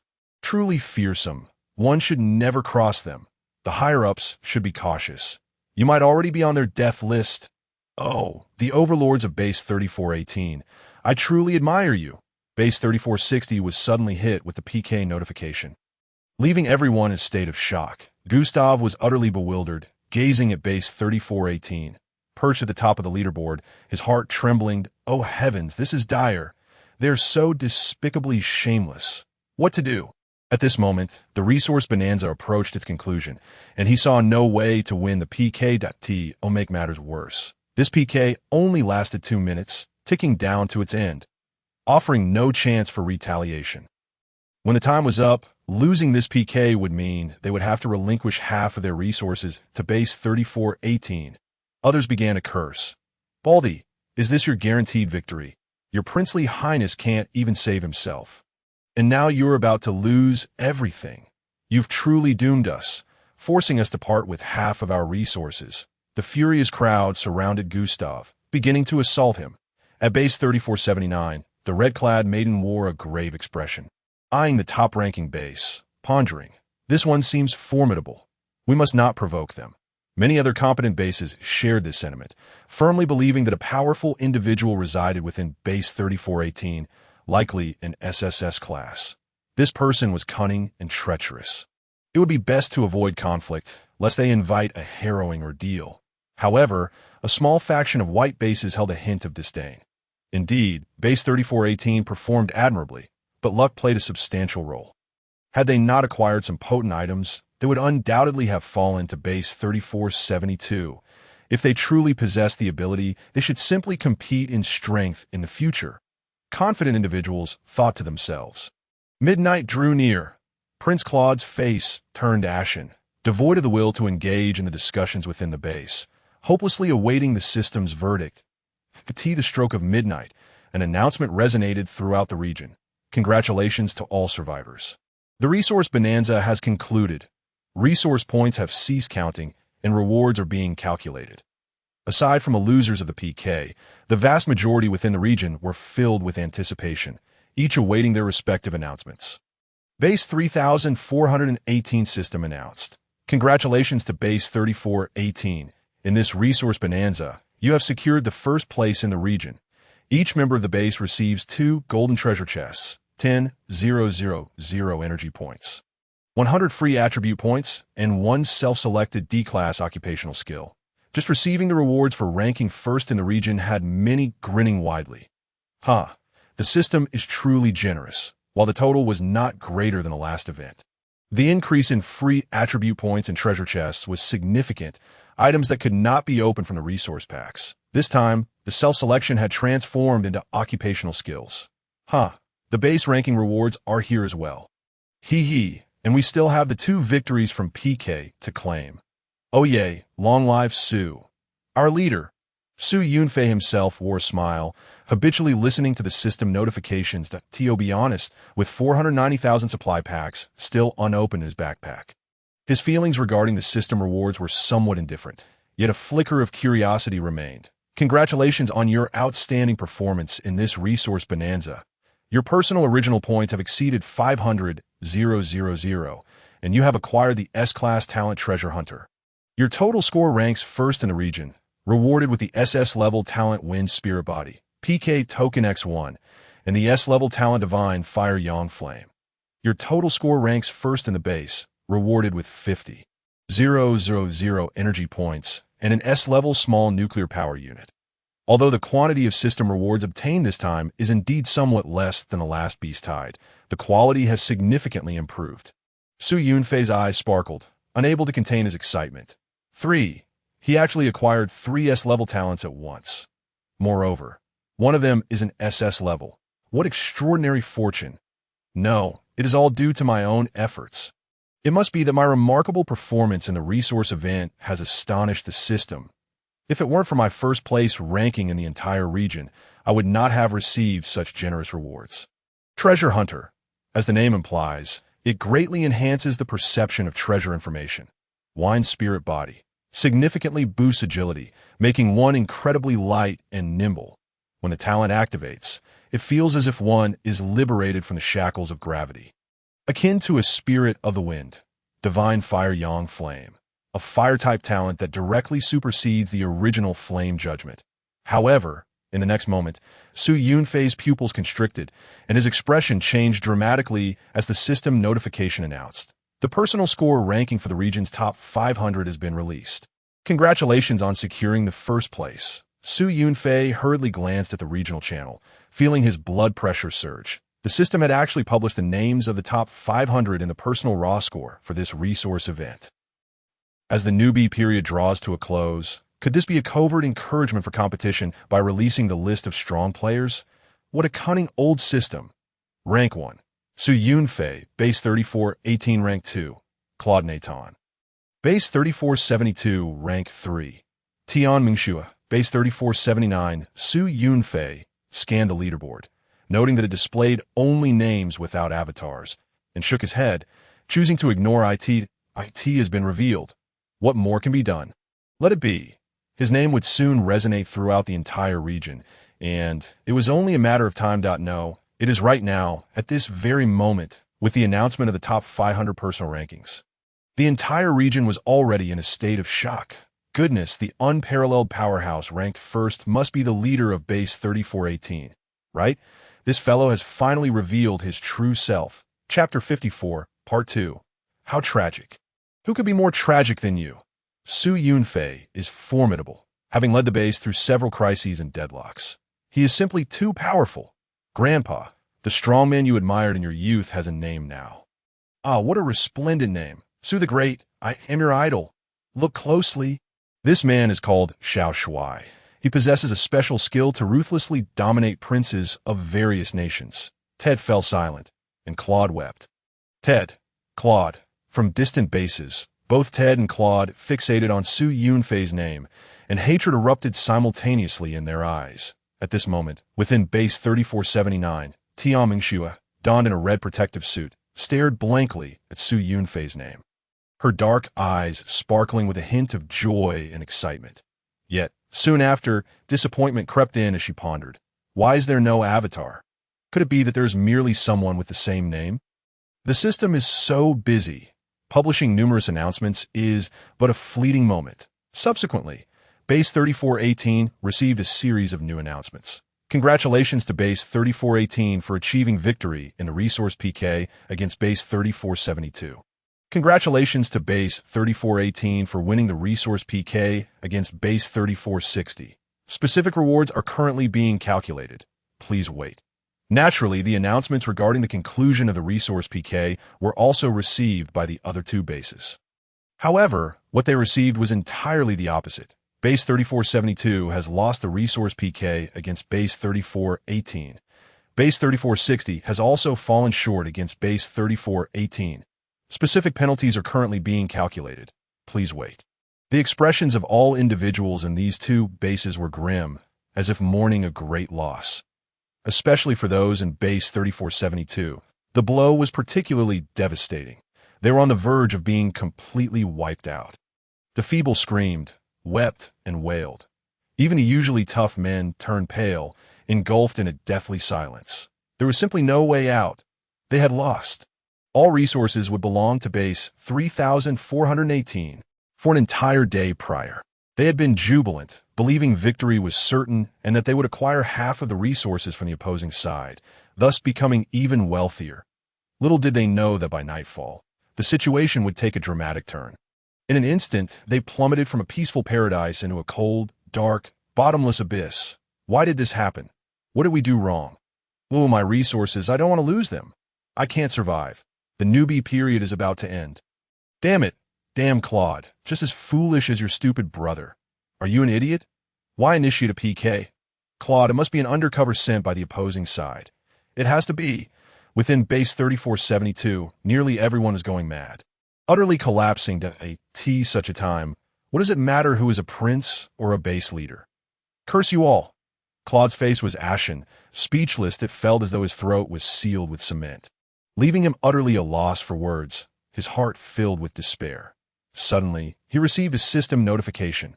Your reputation -10, 000. Base members are flooding you with negative reviews. You have lost the qualification to become the leader of the base after the newbie period ends. Puff! Claude's heart was stabbed once more. Yet at this moment, the merciless system announcement echoed again. Base 3472 has failed in the Resource PK battle. As the initiating party, you will receive double the penalty for failure. Lose 100 resources. All members will lose 6 levels. The failure penalties will be executed immediately. In an instant, within Base 3472, all survivors found their resources vanishing as if struck by a spell. Whoosh, whoosh, whoosh, streams of white light flashed, and items disappeared into thin air. Furthermore, the resources mentioned by the system were not solely those obtained during the resource giveaway, but included all tangible resources acquired since traversing the apocalyptic world. Countless exclamations erupted from Base 3472. Oh my God! Everything in my backpack has vanished. Everything in the system space is gone too. It's all gone, nothing left. In an instant it disappeared, leaving only an empty safe house. God, my treasure chest hasn't been opened yet. Help! My biscuits are half-eaten, and now they're gone. My clothes have disappeared. Prince Claude's eyes widened in terror as he witnessed all his possessions vanish in the blink of an eye. Everything from the safe house, the system space, and the system backpack was gone. He even felt a sudden chill, looking down to find that even the protective suit he wore had been stripped away by invisible giant hands. Everyone else experienced the same fate. Anything obtained from the apocalyptic world was ruthlessly reclaimed by the system. Of course, once taken, they were given to base 3418. The resource penalty was just one aspect. Only when they regained their senses did they realize that their levels had indeed been reduced by 6 levels. A cacophony of wails filled the region. Help! I become level 1. The attribute points gained from leveling up are gone. I'm at level 0. We've been utterly defeated. Ha ha ha. I'm not insane. At this moment, the scene in base 3460 mirrored that of base 3472. The situation was merely slightly better. The penalty they received for losing was only 50. Oh God, we've lost half our resources. It's terrifying. Even a piece of bread has been split in 2. Ooh, I just managed to reach level 5, and now I've dropped 3 levels. Damn you, Yunfei, why did you PK with us? Just because you're strong. Does that make you impressive? It's all Gustav's fault. Why provoke this demon? Your prince is a fool. May you be punished. After the system imposed its penalties, chaos reigned in both bases 3472 and 3460. Akin to a frenzy of demons dancing wildly. They were utterly insane. The newbie period was about to end, yet they had lost so many resources and regressed in levels. How many more days could they survive in this apocalypse? Across the region, many other bases were keenly observing the situation of the PK participants. After the 2 defeated bases lamented, many onlookers expressed their thoughts. This is the price of forced bravado. You will be punished. Now you know to wail? Wow. Those who were once so arrogant are now facing the consequences. Ah, I delight in witnessing the dramatic rises and falls of others. It's exhilarating, my friends. The ancestors were right. Survival is the path to longevity. Once I establish a base, I shall call it Survival Gate. Within bases 3472 and 3460, some individuals remained unconvinced, cursing, Base 3418 has harmed us. You are all accomplices. The most despicable and shameless breed in the world. Many allied bases angrily retorted, Shut up. You were the ones who initiated the attack, the SU Yunfei. I did not wish for this. You all forced my hand. What do you mean by justifiable defense? It is fortunate that your head has not been entirely shattered. You should count your blessings. Chapter 55, the first round, dividing resources and loot. Within the region, following the conclusion of the resource PK, the 3 factions erupted into yet another quarrel. The morale of the Caucasian faction plummeted, leaving them sounding rather unconvincing in their arguments that in stark contrast. The faction aligned with the Eastern Dragon Kingdom exuded confidence and comfort. The neutral parties observed intently, choosing to remain uninvolved. The 3418 base, as the epicenter of the events, compelled everyone to share their thoughts. Are you Caucasians unable to accept defeat? You lose and immediately begin wailing. Did you not consider this when you initiated your invasion? Had we been the ones to lose, you would surely have relished in our misfortune, Prince Claude's leader remarked. You and your vassals are merely working for us for free. Previously, Claude had claimed that even his vassals were inferior to the 3418 base. Now, both he and his vassals faced a dismal downfall, losing access to resources. According to system calculations, the resources of these 2 bases had been allocated to the 3418 base. Distribution was based on the original individual points, proportional to the total points of the base. Yunfei alone claimed half of the spoils, possessing the right of first choice, albeit restricted by a time limit of 3 minutes, as many others awaited their turn. A vivid tapestry unfurled in Yunfei's mind. Filled with numerous resources from enemy bases, with swift strokes, he disregarded everything but the radiant golden items. Employing the lightning-fast reflexes honed over 20 years of solitude and his formidable mental prowess, he swiftly selected all items emitting golden light, along with a few purple ones, efficiently exhausting his share of resources. Only then did it become the turn of others at the base. Those with quick hands prospered, while those who were slow missed out. Su Yunfei scrutinized the surplus of A-grade and higher items in the system space, revealing a satisfied grin. How does one alleviate worries? Only through the spoils of victory. Regardless of how meager a base may appear, within the total resources, there are invariably some high-grade treasures. An A-grade heavenly cold blade, an S-grade spiritual herb, purple leaf orchid, and an S-grade protective suit, perfect for upgrading his armor. He selected 4 golden treasure chests, 10 S-grade items, and 22 A-grade items. Overall, the occurrence of S-grade items was indeed quite rare. As for SS-grade items, none were found. In truth, Su Yunfei hoped to acquire skills or techniques, or even attributes, but upon reflection, he realized these were not tangible resources and thus unattainable. After pondering for a moment, he refrained from hastily opening his 579,600 resource packages and instead began to clean the S-grade protective suit. All while diving into the regional discussions. The atmosphere in the region was fervent.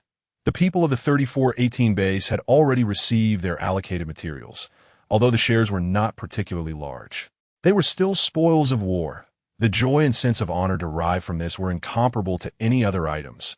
Light-hearted and jubilant, they began to jest. "Oh, you foreigners are far too polite. Losing is losing, why offer gifts? I snagged an A-grade golden crossbow with elemental damage, thanks to the generous brother who gifted it. Alas, I ended up with a half-eaten apple. I'll save it for my pet." What a delight. More of such events. Is there anyone who wishes to challenge us? The crowd responded, "We won't fall for your tricks. Even with a PK order, there's no way we would use it now." In stark contrast to the jubilant atmosphere of the 3418 base, some individuals from the 3472 base were in a woeful state. "Help! Have pity on me. My protective suit is gone, and I have nothing from head to toe. It is so cold. I have no clothes, no weapons, and I'm only level 1. What to do? It's freezing at night. I'm so furious. I'm not cold anymore." Many from the 3460 base, witnessing this unfortunate group, found themselves suddenly uplifted from their own gloom. It turns out someone is worse off than me. At least they weren't stripped of their clothes by the system. They had only lost half their resources, which was far better than having none at all. Observing the once arrogant and domineering individuals from the Spain faction now reduced to a state of despair, many bases could not contain their laughter. "How amusing! How were you strutting about before? Who could possibly be more miserable than you? I declare, the Meichuan family welcomes a new addition. You must be the stinky brother of Meichuan Kuzu." "Meichuan Kucha? No way, a group of men and women rushing about. The imagery is too beautiful for me to comprehend. I don't understand. Did they arrive here clad in light?" The people of the 3472 base remarked. "Our original clothes offered no protection whatsoever. We discarded them long ago. How were we to know it would come to this? I thought we would acquire increasingly better gear." At this juncture, the other individuals in the region fell silent, contemplating. A bunch of profligate fools. This is a post-apocalyptic environment. You must acknowledge your penchant for squandering resources. Global warming is predominantly your doing. This is the consequence of reckless behavior. Those who dare challenge the Eastern Dragon shall face retribution. No matter how far they are. Ted Claude, will you not offer a few words of defeat? TSK. Is this the prowess of a race with an average height of 2 meters? What a sight to behold! Faced with the caustic taunts of numerous bases, many in the Caucasian faction felt their noses twitching in indignation. Their defeat has nothing to do with us. Those 2 brothers are merely foolish individuals representing themselves. We, the Lighthouse Nation, would never act as they did. What is there to be proud of? Once the novice phase concludes, let us see if you can last 10 days before flaunting your prowess before me." Despite their waning confidence, they continued to feign a tough exterior, refusing to allow their morale to falter. Within their base, they were vocally chastising Claude, cursing him even more fervently than others. Many Caucasian elites deemed Claude and Ted to be nothing more than foolish brothers, unworthy of concern. However, Su Yunfei from the Eastern Dragon Kingdom, along with several other top-ranking elites, was indeed worthy of attention. It would be best to eliminate them early on. At this moment, Su Yunfei withdrew his focus from the regional channel. His S-grade protective suit was now clean. The material was inherently lightweight, with excellent stain resistance. After disinfection, it felt as good as new, and he donned it without a shred of hesitation. Safety first. The snug orange and black suit accentuated his tall and well-proportioned physique, rendering him even more pleasing to the eye. Yunfei calmed himself, preparing to tally the immense bounty he had accrued, which was truly beyond measure. He felt slightly overwhelmed.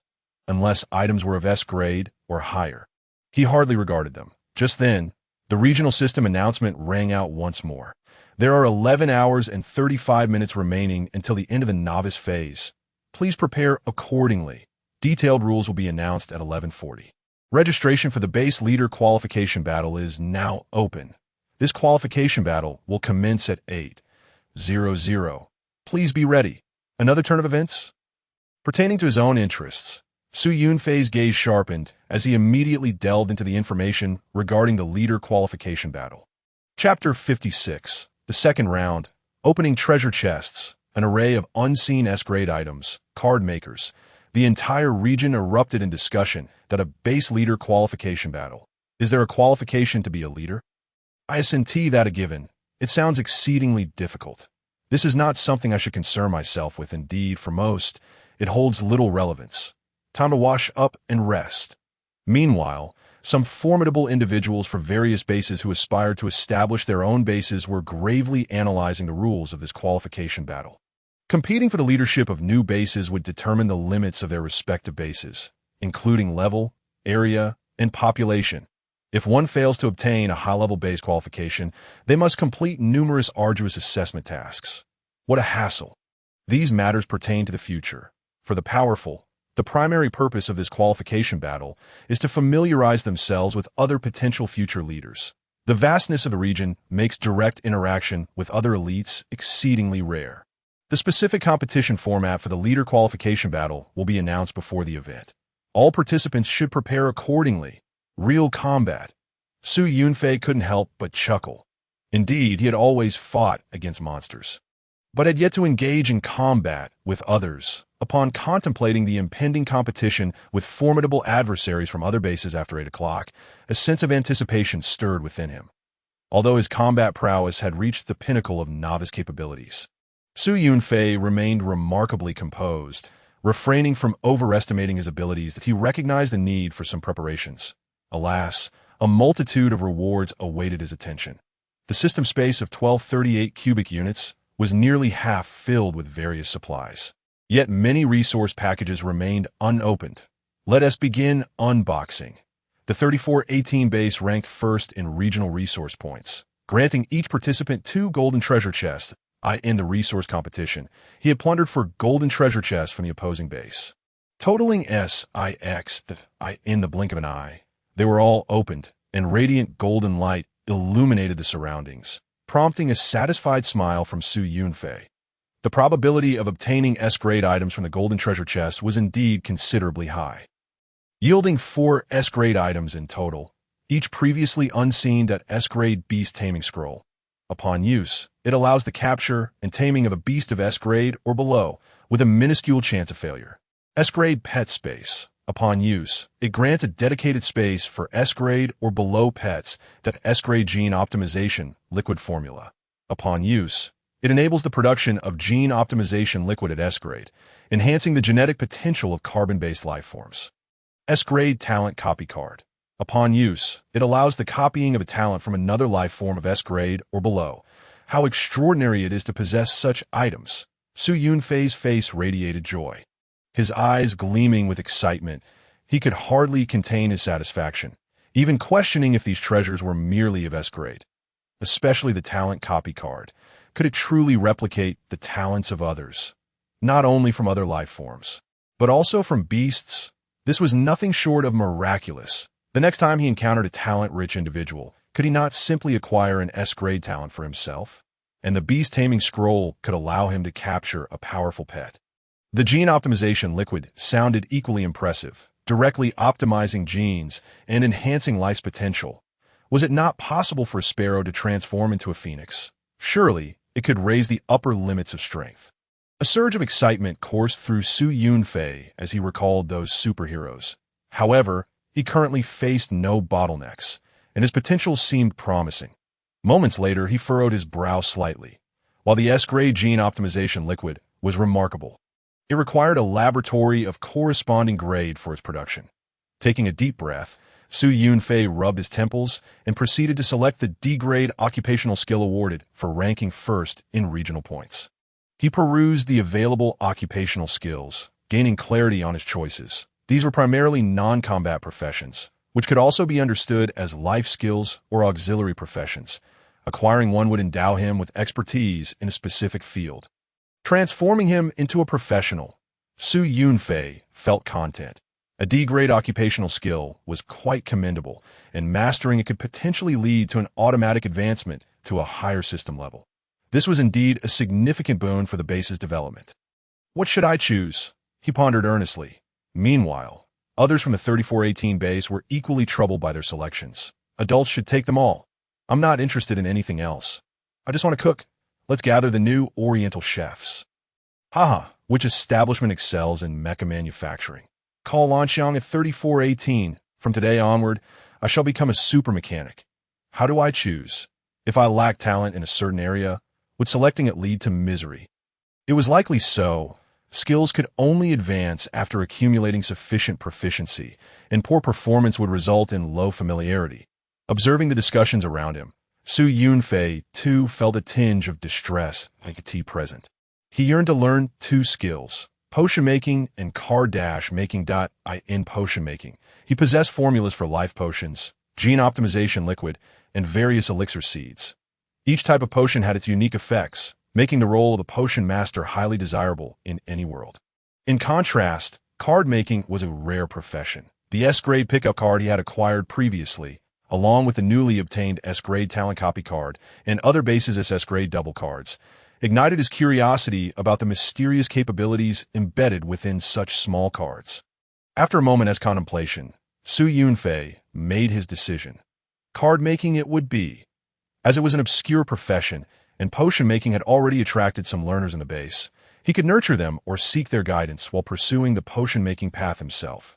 Thus, card-making was the logical choice. In an instant, a wealth of knowledge regarding card-making flooded into his mind, and he became a D-grade, first-tier card-maker, with the occupational skill of card-making.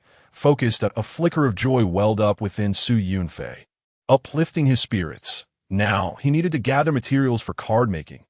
I can delve into that later. He was not in a hurry to start card-making, as he still had 100 points of free attributes to allocate. After a brief reflection, he decided to invest them all into luck. Currently, all his six-dimensional attributes were enhanced by equipment or talents, but luck, being a rare attribute, was best maximized.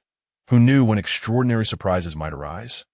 Unfortunately, luck did not benefit from multiplicative bonuses, only augmenting by a mere 100 points.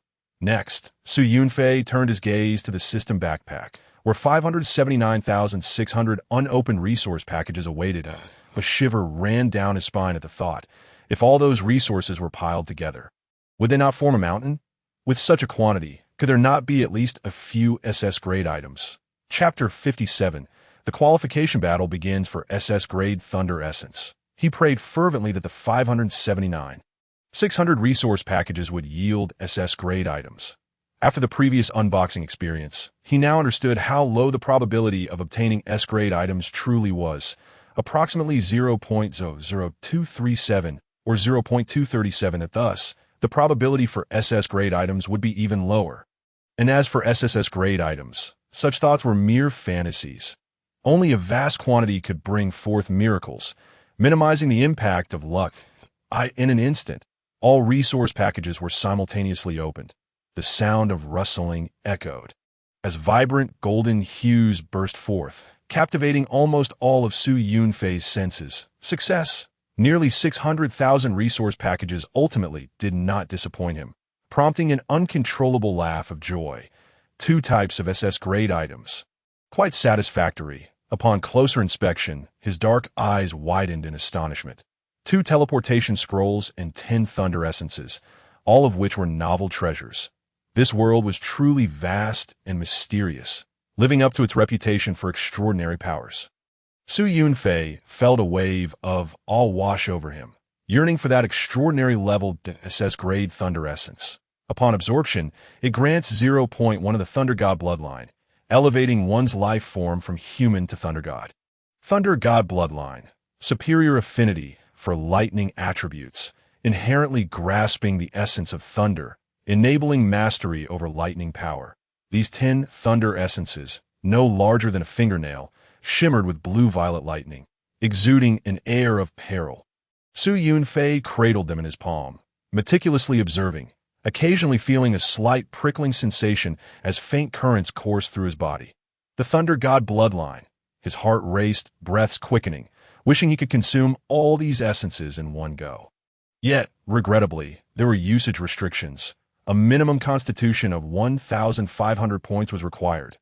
Currently, Su Yunfei's constitution was merely close to 700 points.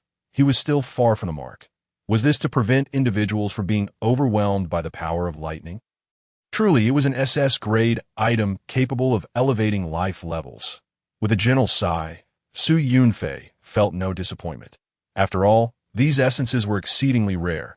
The Thunder God bloodline, even possessing 10 would only enhance his bloodline to level 1, requiring a constitution of 1,500 points. This would be achievable quickly.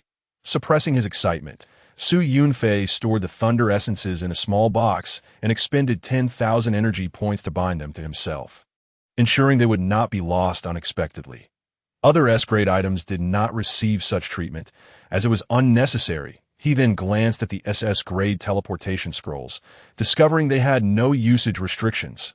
In this apocalyptic world, as long as one knew the world coordinates, one could travel anywhere. Such an item was indeed rare. From the 579,000 resource packages, he had acquired 1,302 S-grade items, the majority still being construction materials, alongside 2 S-grade elixirs and several pieces of S-grade beast meat, which were ingredients. He immediately donned a pair of S-grade protective boots, which felt notably more comfortable than his previous C-grade boots. Adorned with a symbol of a disaster scorpion AS for the remaining assorted S-grade and below items, Su Yunfei could hardly be bothered. I have more than enough money. The 1,200 cubic units of space were completely filled, with various items stacked by the system, leaving virtually no gaps for additional storage. Su Yunfei pondered. If he were to convert all these resources into energy points, how much would it amount to? At the very least, it must be several tens of millions. If nothing unexpected occurs, I shall undoubtedly become the richest individual in the region. Su Yunfei revealed a faintly proud smile, feeling a subtle shift in his mindset, instilling him with even greater confidence. What is this but an apocalyptic world? Survive, and then become an extraordinary being. Next, Su Yunfei closed his eyes and sat in meditation, practicing the S-level mental tide for an hour. You have completed an hour of S-level mental tide training, gaining 15 points to your spirit, bonus applied. After feeling refreshed, Su Yunfei proceeded to cultivate his physical prowess. His B-level talent, the diamond body, had yet to reach its full potential. Of the 100 metallic essences he had previously acquired, 87 remained uneaten. Although he possessed the B-level talent of Metal Eater, the metallic essence was rather challenging to digest.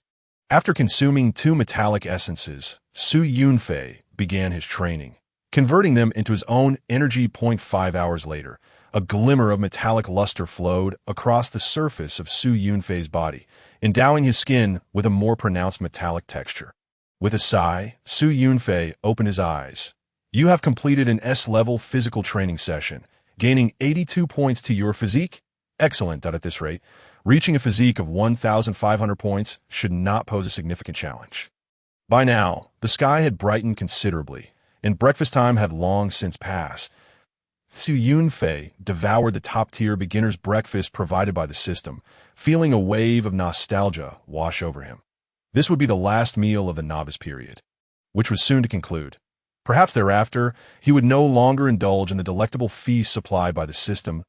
In the base's chat channel, others expressed their sentiments. How tense. I don't even want to fight monsters anymore. Suddenly, I'm feeling anxious that ITS about to end. We will no longer be novices, and the environment will likely be quite harsh. Whatever, I'm sticking with Su Lao Da. Go boss. make the other leaders tremble in fear. In an hour and a half, it would be 8 o'clock, and the qualification battle for the base leader would commence. Yunfei displayed no signs of tension. In fact, he felt a sense of anticipation. At 7:50, the regional system announcement finally rang out. The qualification battle for the base leader is about to begin. The competition format would be based on cumulative points, utilizing a random matching system, comprising 2 rounds. After the first round, the top 100 participants would advance to the second round. Each round would consist of 10 battles. Winning 1 match grants 1 point, while losing 1 deducts 2 points.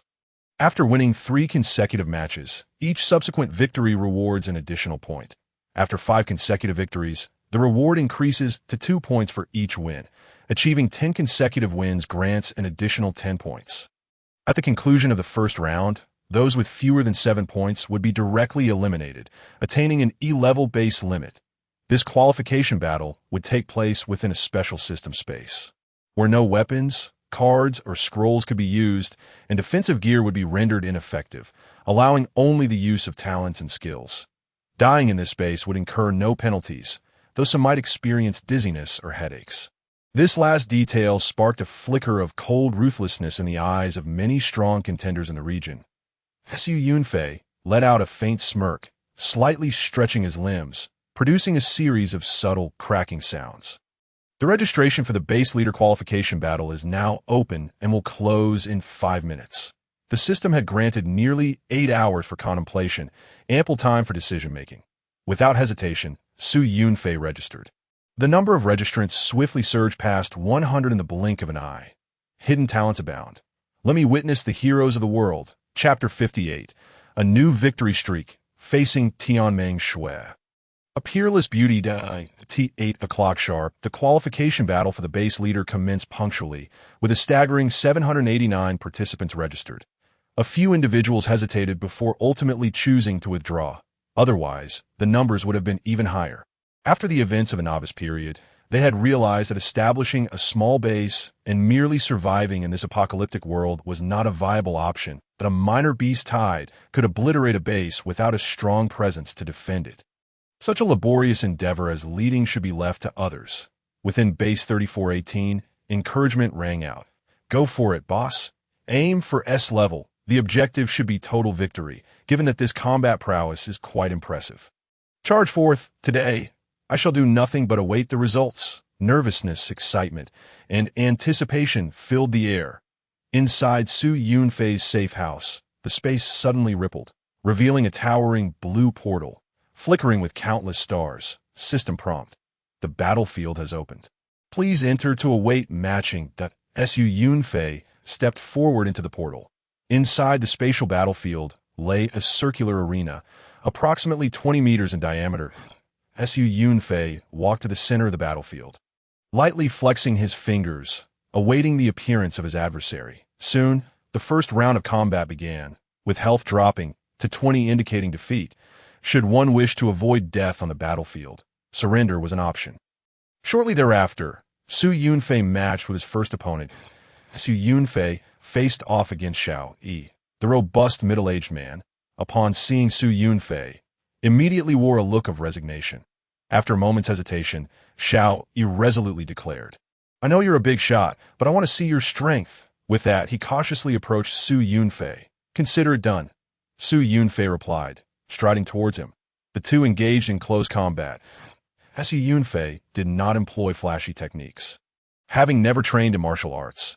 Yet with over 900 points of strength, a single punch sent Xiao Yi careening backward, his expression contorted in pain. Simultaneously, the system announced, Yunfei has emerged victorious. Gaining 1 point, Xiao Yi's figure vanished. 0.5 seconds later, another opponent appeared. Next, is your name really Yunfei? You're quite the arrogant one, aren't you? Huh. Brother, I was wrong. Next. Wow, big shot. Can we take a picture together? I could brag about this for a lifetime. Thank you, big shot. Wishing you a streak of victories. I'm surrendering. Next, East Dragon Man. Let me show you my prowess. Congratulations on achieving 3 consecutive victories. Your next one will earn you an additional point. Congratulations on achieving 5 consecutive victories. Your next one will earn you an additional 2 points. Congratulations on achieving 10 consecutive victories. You receive an additional 10 points. Your 10 battles are complete, with a total of 32 points, currently ranking first. This outcome was entirely within Su Yunfei's expectations. He hadn't even unleashed his skills, relying solely on his untrained wild fists. The opponents he encountered in the first round were generally not formidable.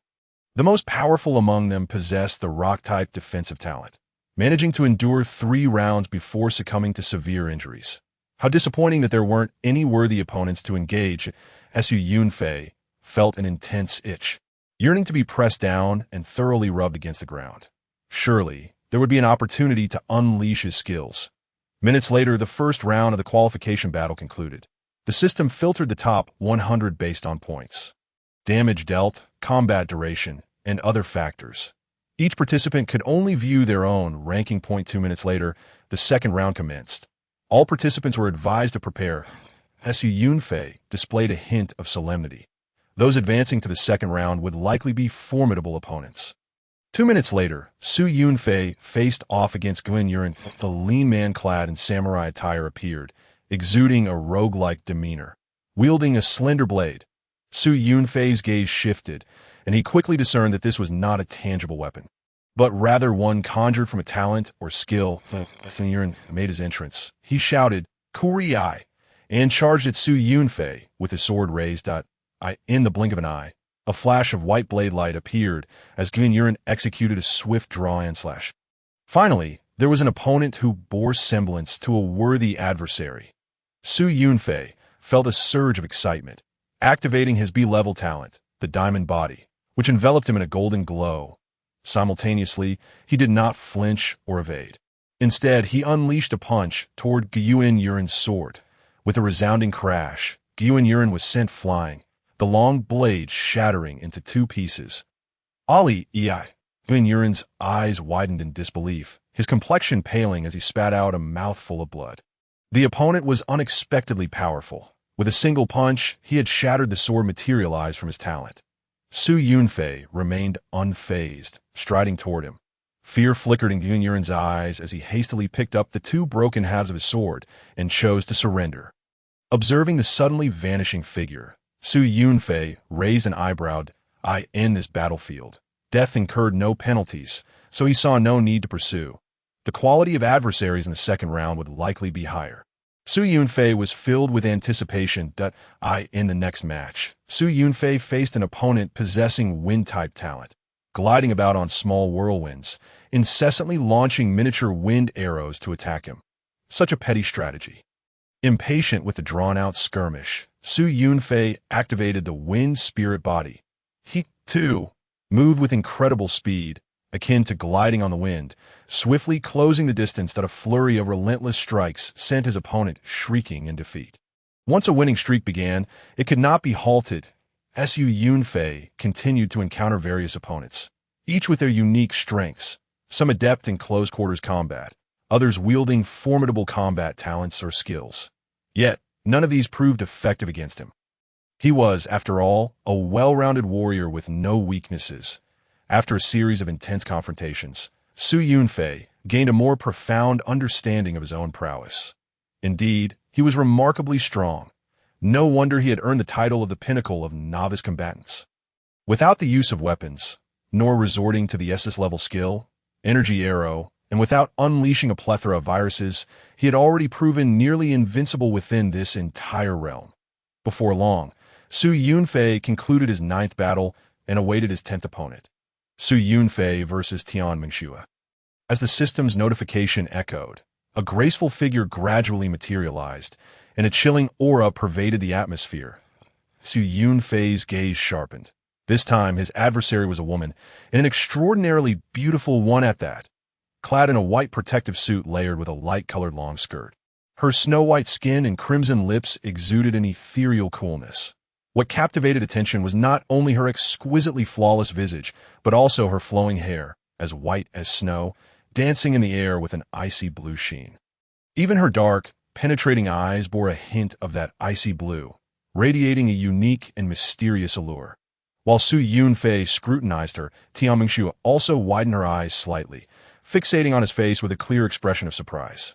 Despite her tightly fitted attire, her curvaceous figure was unmistakable, her legs long and slender. Her expression was devoid of emotion, yet she possessed an intense aura of icy purity reminiscent of a snow goddess. Faced with such a stunningly beautiful opponent, Yunfei remained unfazed, his demeanor unshaken. His keen eyes were instead focused on observing the details. The frigid aura surrounding her was palpable, clearly indicating her exceptional ice elemental abilities, possibly even altering the color of her hair and eyes. She was likely an SSSS level talent. Yunfei recalled the name Tianmingxue, the leader of Base 3479, who had risen to prominence during the Beast Tide special battle.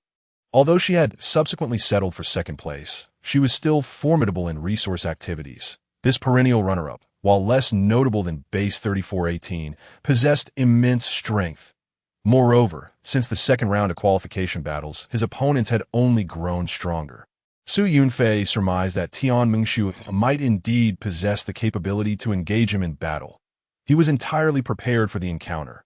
As for her scrutiny and silence, that was merely a psychological tactic typical of pre-battle scenarios. With a solemn gaze, Yunfei readied himself for an exhilarating clash. A light, melodious voice softly broke the silence. Yunfei, it was Tianmingxue who spoke, gently calling out to him. Yunfei raised an eyebrow, uncertain of her intentions, and chose not to respond. Tianmingxue's gem-like, radiant eyes remained locked on him as she slightly pursed her lips. And no more chatter. Let us begin the fight. Yunfei, growing impatient, felt the fire of combat ignite within him as he advanced.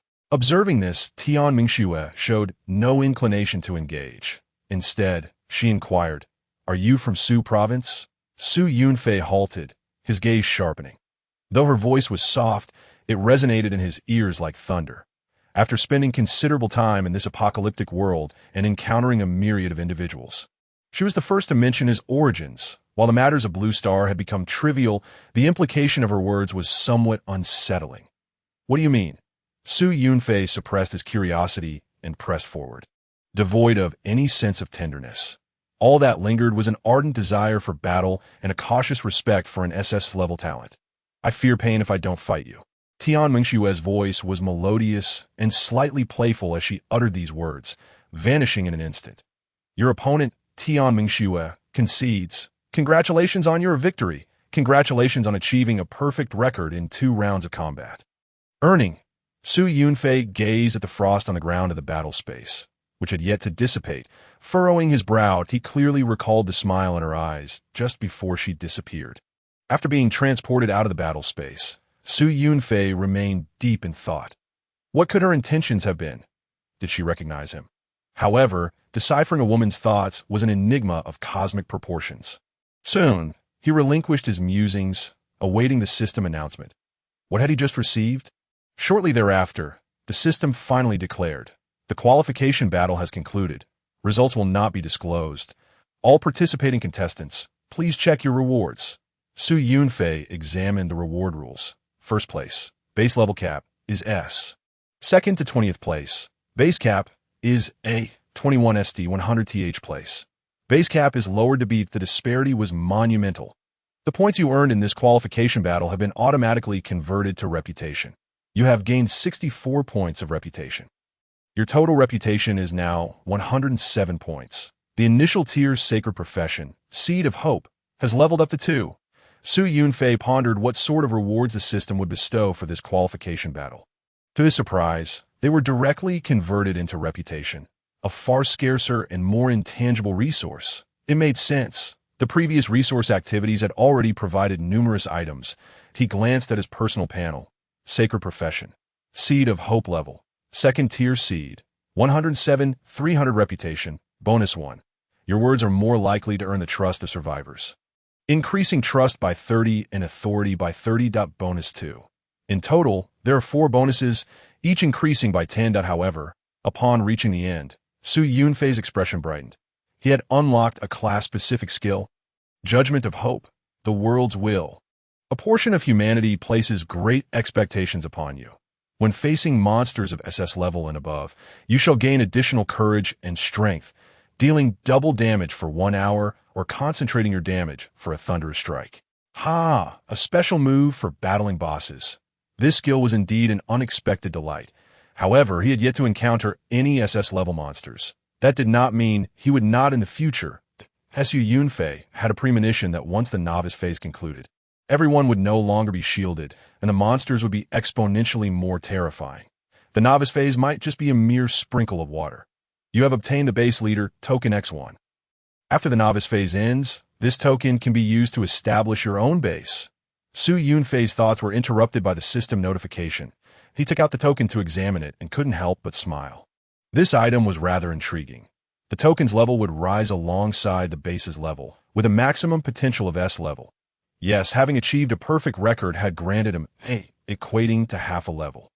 Besides establishing a base, the leader token held numerous other functions. The process and outcome of this qualification battle had not been disclosed. Overall, it was a matter confined to a small circle. Within the region, tens of thousands of individuals were anxiously speculating, filled with curiosity, tension, and excitement. What was the outcome? Why weren't the results announced? Wah, I possess C-level potion-making talent, and I'm only at level 4. Surely a base will want me. Right? A potion maker. They will undoubtedly be clamoring for you. An overwhelming sense of survival pressure enveloped nearly everyone, fearing they would not be accepted by a base and would be left to wander the wasteland. It was foreseeable that once noon struck and the novice phase concluded, a frenzy of recruitment would sweep through the region. At base 3418, the curiosity was palpable to in fact because Yunfei had revealed nothing. Tension began to permeate the crowd. Would he establish a base on his own? Given his formidable prowess, it was not beyond the realm of possibility. Such thoughts, once shared, sent others into a frenzy. Please, don't abandon us. Great one. Wah, I'll toil as a beast of burden. I'll do anything just to stay in your base. Boss Su, exploit me fiercely, oppress me, trample me. In the midst of this, as the crowd's anxiety grew, a fellow named Charlie emerged. Don't panic. I just went undercover and fought a few rounds. Now, let me share the inside scoop. Charlie's appearance sparked a wave of curiosity. Is that true? Spill the details. I can't believe you can go undercover. Feeling quite pleased, Charlie proclaimed. Of course, registering is free, and there's no penalty for failure. You can just go in and have a look. Worst case, you'll just take a few hits. At this revelation, many felt they had missed an opportunity. That makes sense. Why didn't I think of that? You're quite the clever little rascal. I thought participating meant I had to build a base myself. Hurry up and tell us what you discovered, with the novice phase nearing its end. Charlie wasted no time. In the qualification battle, a higher ranking means a higher cap for future bases. The maximum should be S level, but all bases start at F level. Don't think some individuals are formidable and wonder why they start at F level. After the novice phase, there are no privileges. Everything will be evaluated based on the standards of this world. As I surmise, the scope of influence of the various ranks and bases is as follows. Those above S rank remain beyond our experience, and the system has not elucidated on them. However, based on the system S hints, an A-ranked base is equivalent to a typical national-level power. Upon hearing this, the others in the region were astounded. Wow, that's impressive. It certainly sounds grand and unattainable. Yunfei, who was eavesdropping, caught sight of Charlie educating the others and couldn't help but chuckle. This guy's indeed quite clever. The system did not state it so plainly. Rather, it mentioned that an A-level survival base can encompass a territory of 500,000 to 1 million square kilometers. Indeed, that's roughly the size of a medium-sized country, of course. To attain A-level status, it requires not merely area, but also strength, population, and various other comprehensive conditions. Charlie continued, with A-level as a reference, we can deduce that S-level should represent a multinational power, B-level equates to a provincial level, and C-level corresponds to a municipal level. Someone in the area laughed. So F-level would be akin to a village-level power? Suddenly, there was an unexpected humor to it. Charlie, maintaining his earnest demeanor, replied, that's not entirely incorrect, but not all villages are the same. Some villages can be quite formidable. For instance, the novice village, where each village can produce notable figures. Many also believe that this analogy is fairly reasonable. We are analogous to a group of novices, merely equipped with a system, Starting at the village level is not weak. Is it? It's just that it's improbable to begin as a national-level village when compared to a small base with no rank at all. However, this discussion underscores the significance of the qualification battles. Some bases may easily ascend to national status in the future, while others must toil through rigorous assessment tasks. Isn't this akin to graduate school examinations? Some breeze through with a seamless transition from an undergraduate program to a Master S, while others must struggle through to obtain a degree from a 211 university. Thus, who are the formidable figures capable of establishing bases above a level? Do these figures recruit? What are the prerequisites? Once the group reached a consensus on the levels of influence, curiosity about the rankings of base leaders intensified. Someone suggested, referring to the recently concluded resource ranking, the disparities should not be vast. Others inquired, Charlie, which powerful figures have you encountered? Share a little, will you? Charlie responded, haha, I believe there are indeed some quite formidable ones. For instance, Yunfei. In one encounter, I was promptly defeated. Thankfully, we managed to take a picture together. So was it a total loss? Really? What does this powerhouse look like? Is he male or female? Where's the photo?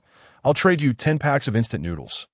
Charlie politely declined. He is quite a handsome man that I want to disclose anything without the powerhouse's consent. I fear for my safety. Yunfei found himself at a loss for words, reflecting on the peculiarity of needing to take a photo with the system before battle. Indeed, he encountered someone quite astute and endearing in the area. Few strong individuals spoke up, likely deep in contemplation about base construction, while the masses indulged in gossip. I believe that Su Daolao could indeed be the foremost. At the very least, he will be a national-level force. That may not be certain. Area A is vast, with tens of thousands of people. Who knows what hidden talents may emerge? At that moment, an individual from base 3445 proclaimed, haha, let me inform you that our leader, Tatum, had already reached the novice battle power limit before the qualification battles. Upon hearing this, many were left in shock. What? There's a limit to novice battle power? My heavens, what could that limit possibly be? For the vast majority of ordinary survivors, this indeed represented a revelatory piece of information. Tatum himself appeared and replied, the power limit is 3,500. This made him one of the most formidable figures in the region. And his emergence immediately elicited waves of admiration. Wow, this is the real deal. So low-key yet possessing such extraordinary strength. This individual is indeed terrifying. Wait, he is really that low-key? How could someone ranked over 300 in the resource ranking possess such high combat power? Therefore, different rankings cannot be conflated. Is Tatum ranked first? Are there other powerhouses? Tatum's strength doesn't merely stem from brute force. Seizing the moment when no other strong figures were speaking, he asserted himself to make a name and attract recruits for his base. Tatum declared, out of 20 battles, I have emerged victorious in 19. As for the rankings, I am uncertain that I merely obtained an A-level leader token. He stated it casually, yet the onlookers gasped in astonishment. Wow, A-level, an entity to which we can only look up? Questions began to circulate. Who did Tatum lose to? Thus, who is stronger, Tatum or Su Yunfei? Tatum deftly sidestepped the former question, responding, I have not competed against him. So I cannot say that I hope for an opportunity to spar at AS. He would eventually lead a base. And Su Yunfei was also a leader. It was natural for him to speak with caution and courtesy. Yet those from base 3445 insisted, our leader's combat power is already at its pinnacle. Unless Su Yunfei is stronger than him. Otherwise, at that moment, within base 3418, a group of individuals witnessed the regional discourse, feeling as though they had a lump in their throats. Our leader is coughing. Never mind. Let us not speak further. They yearned to declare that Su Yunfei's combat power had already surpassed 3,900. However, the fear instilled by the previous traitor, Li Yuanqing, seized them. Su Yunfei preferred to remain low-key and had never spoken in the region. Anyone who dared to speak out might risk expulsion from the base. For the sake of their future and survival, the hundreds within base 3418 suppressed their voices, quietly watching Tatum's display of bravado. Suddenly, two statements emerged, catching everyone off guard. The typically silent Tian Mishue appeared and stated, I have defeated you once and lost to Su Yunfei. Thus, you are not his match. Chapter 61. So many powerhouses cannot rival him. This successfully piqued my interest. The moment Tian Mingxue appeared, the entire region erupted in fervor. Even the long-silent lurkers began to surface. Is that really her avatar? What a beautiful lady! She is stunningly beautiful, almost unreal. I can hardly believe my eyes. My heavens, our region has a beauty of this caliber. I recall someone mentioning that base 3479 has a female powerhouse with an SSS level talent, strong and beautiful. She must have hit the jackpot in the lottery of life. Great powerhouse, I bow to you. Allow me to shine your shoes. The focus of the majority shifted dramatically as they busied themselves admiring the beauty. Observing this, Tian Mingxue furrowed her brow. Not anticipating such a reaction, she chose not to elaborate further.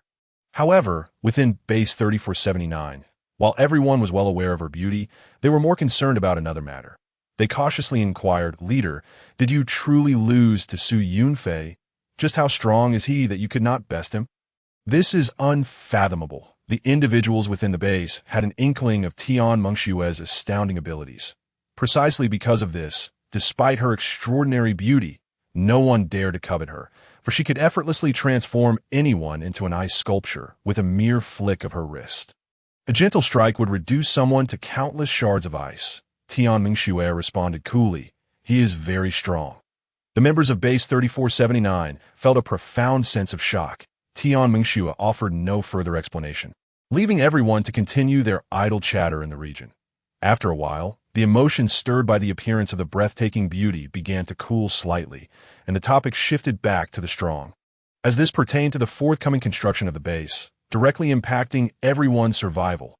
What Tian Daolao said must be true, right? Both Tian Daolao and Tatum have only lost one battle. They are remarkably strong. Could it be that Su Yunfei has emerged victorious in all his encounters? That seems unlikely. Isn't it supposed to be random matchups? At this juncture, some strong figures from other bases were also contemplating the veracity of Tian Mingxue's claims.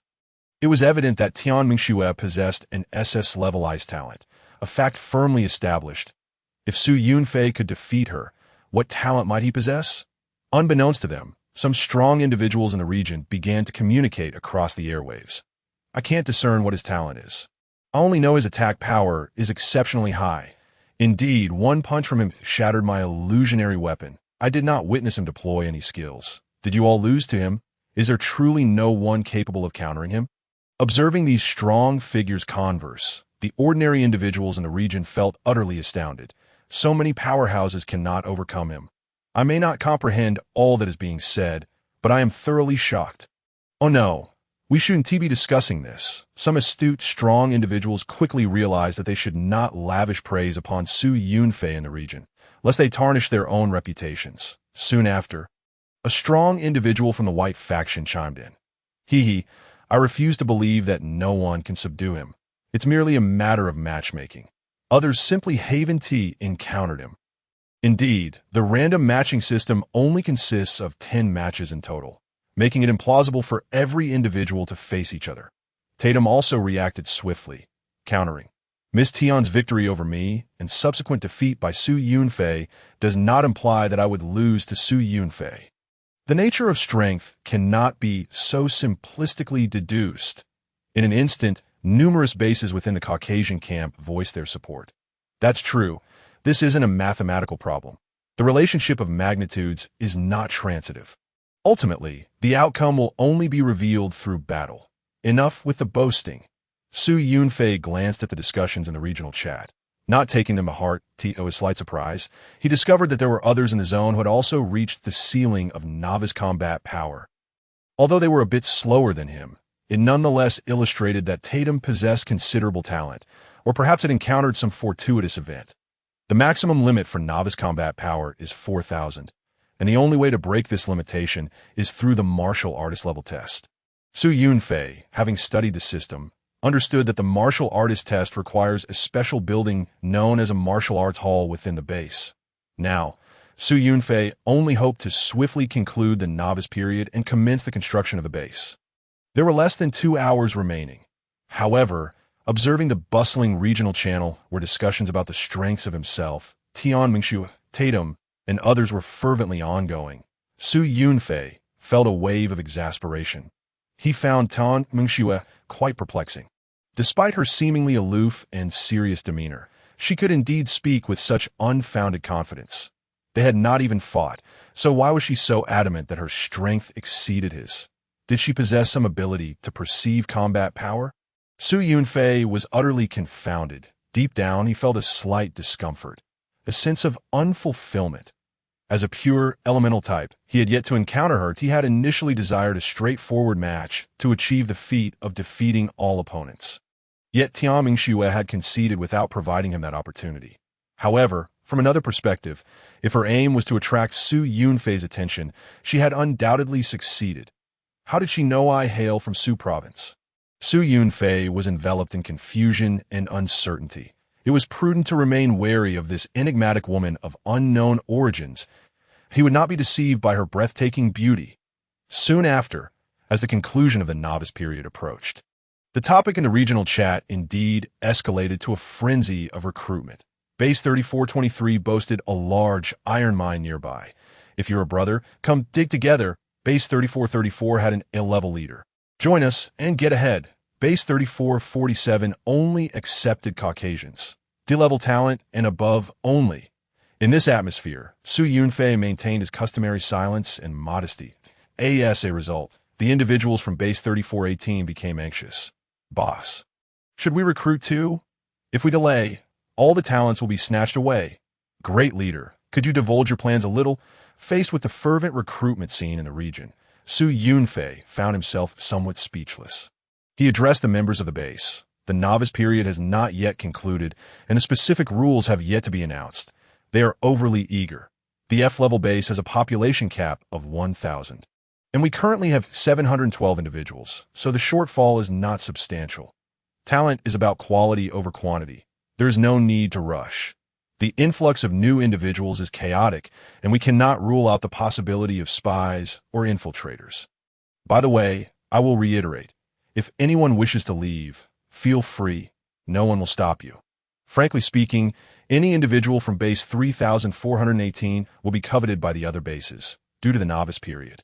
Base 3418 has reaped numerous benefits from the three major events, particularly the beast tide and resource activities, leading to a bountiful harvest. Just the attribute points alone far exceed those of many other bases. It is inevitable. The boss is simply too formidable, single-handedly carrying the entire scene. With Su Yunfei's words, the intention of admonishment was crystal clear. The members of Base 3418 promptly pledged their loyalty. Boss, rest assured, as long as you do not disdain us, we will follow your every command. Please do not drive me away. I am willing to clean the toilets. I will not leave, even if it kills me. Anyone wishing to leave should hurry. There's a spot opening up. In an instant, every member of the base became shrewdly aware that the train runs swiftly, relying on the engine to lead.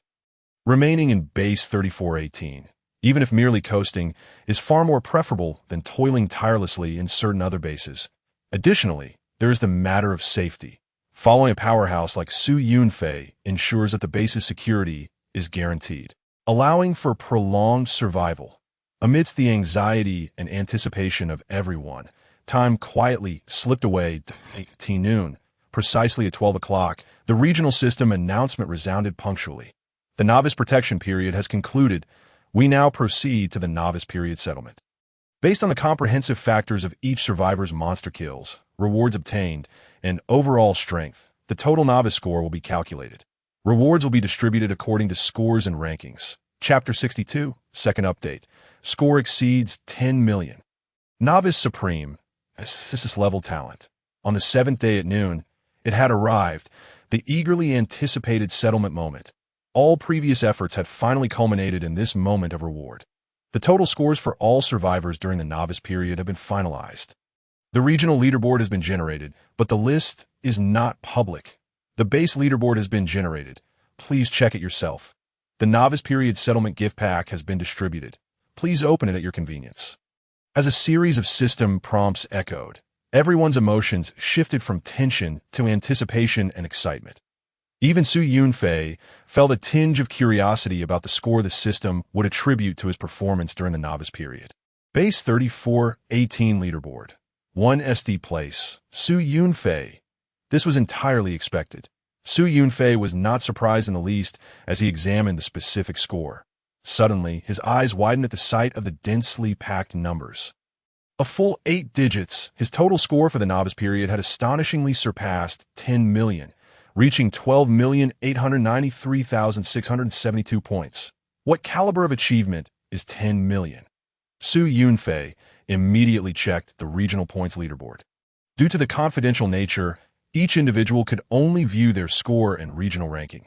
His regional rank was, unsurprisingly, in first place. How delightful. Su Yunfei finally revealed a smile, chuckling to himself. Within his system backpack appeared a gift box radiating with resplendent multicolored light. Novice Period Settlement Gift Pack. Based on settlement score and ranking, you have obtained corresponding fixed rewards. The specifics will only be revealed upon opening. Su Yunfei was confident that the reward for being the top in the region would not disappoint him. With a flourish, he opened the Novice Settlement Gift Pack. Instantly, a series of system prompts resounded. Your total Novice Settlement score exceeds 10 million, granting you the SSS level Extraordinary Item Heaven's Attention, valid for 3 days. Upon use, you will receive additional attention and trials from the heavens, with both misfortune and fortune doubled. The probability of obtaining treasures is significantly enhanced. Your total score ranks first in the region, granting you the title of Novice Supreme. Additional effect. All current talents and skills are elevated by 1 level. Your total score ranks first in the base, granting you 500,000 energy points and 1 dark gold treasure chest. Unlike the conventional rewards Su Yunfei had envisioned, such as energy points, attribute points, equipment, and weapons, he had instead received some unprecedented and unimaginable items. Heaven's Attention, title of Novice Supreme, elevating all talents and skills by 1 level. At this moment, Su Yunfei could not maintain his composure, his heart racing as he thought, can an SSS level talent be further enhanced? System, do not toy with me. A series of system prompts soon followed. Resonating with a divine solemnity, your SSS level innate talent virus sovereign has been upgraded by 1 level, becoming SSS level virus overlord. Your SSS level talent wind spirit body has been upgraded by 1 level, becoming SSS level wind spirit sovereign. Your S level talent treasure hunter has been upgraded by 1 level, becoming SSS level treasure king. Your S level talent beast language master has been upgraded by 1 level, becoming SSS level beast language grandmaster. Your S-level talent Divine Fire Yang Flame has been upgraded by 1 level, becoming SSS level Explosive Extreme Fire. Your A-level talent Weakness Insight has been upgraded by 1 level, becoming S-level Weakness Insight. Ha ha ha ha!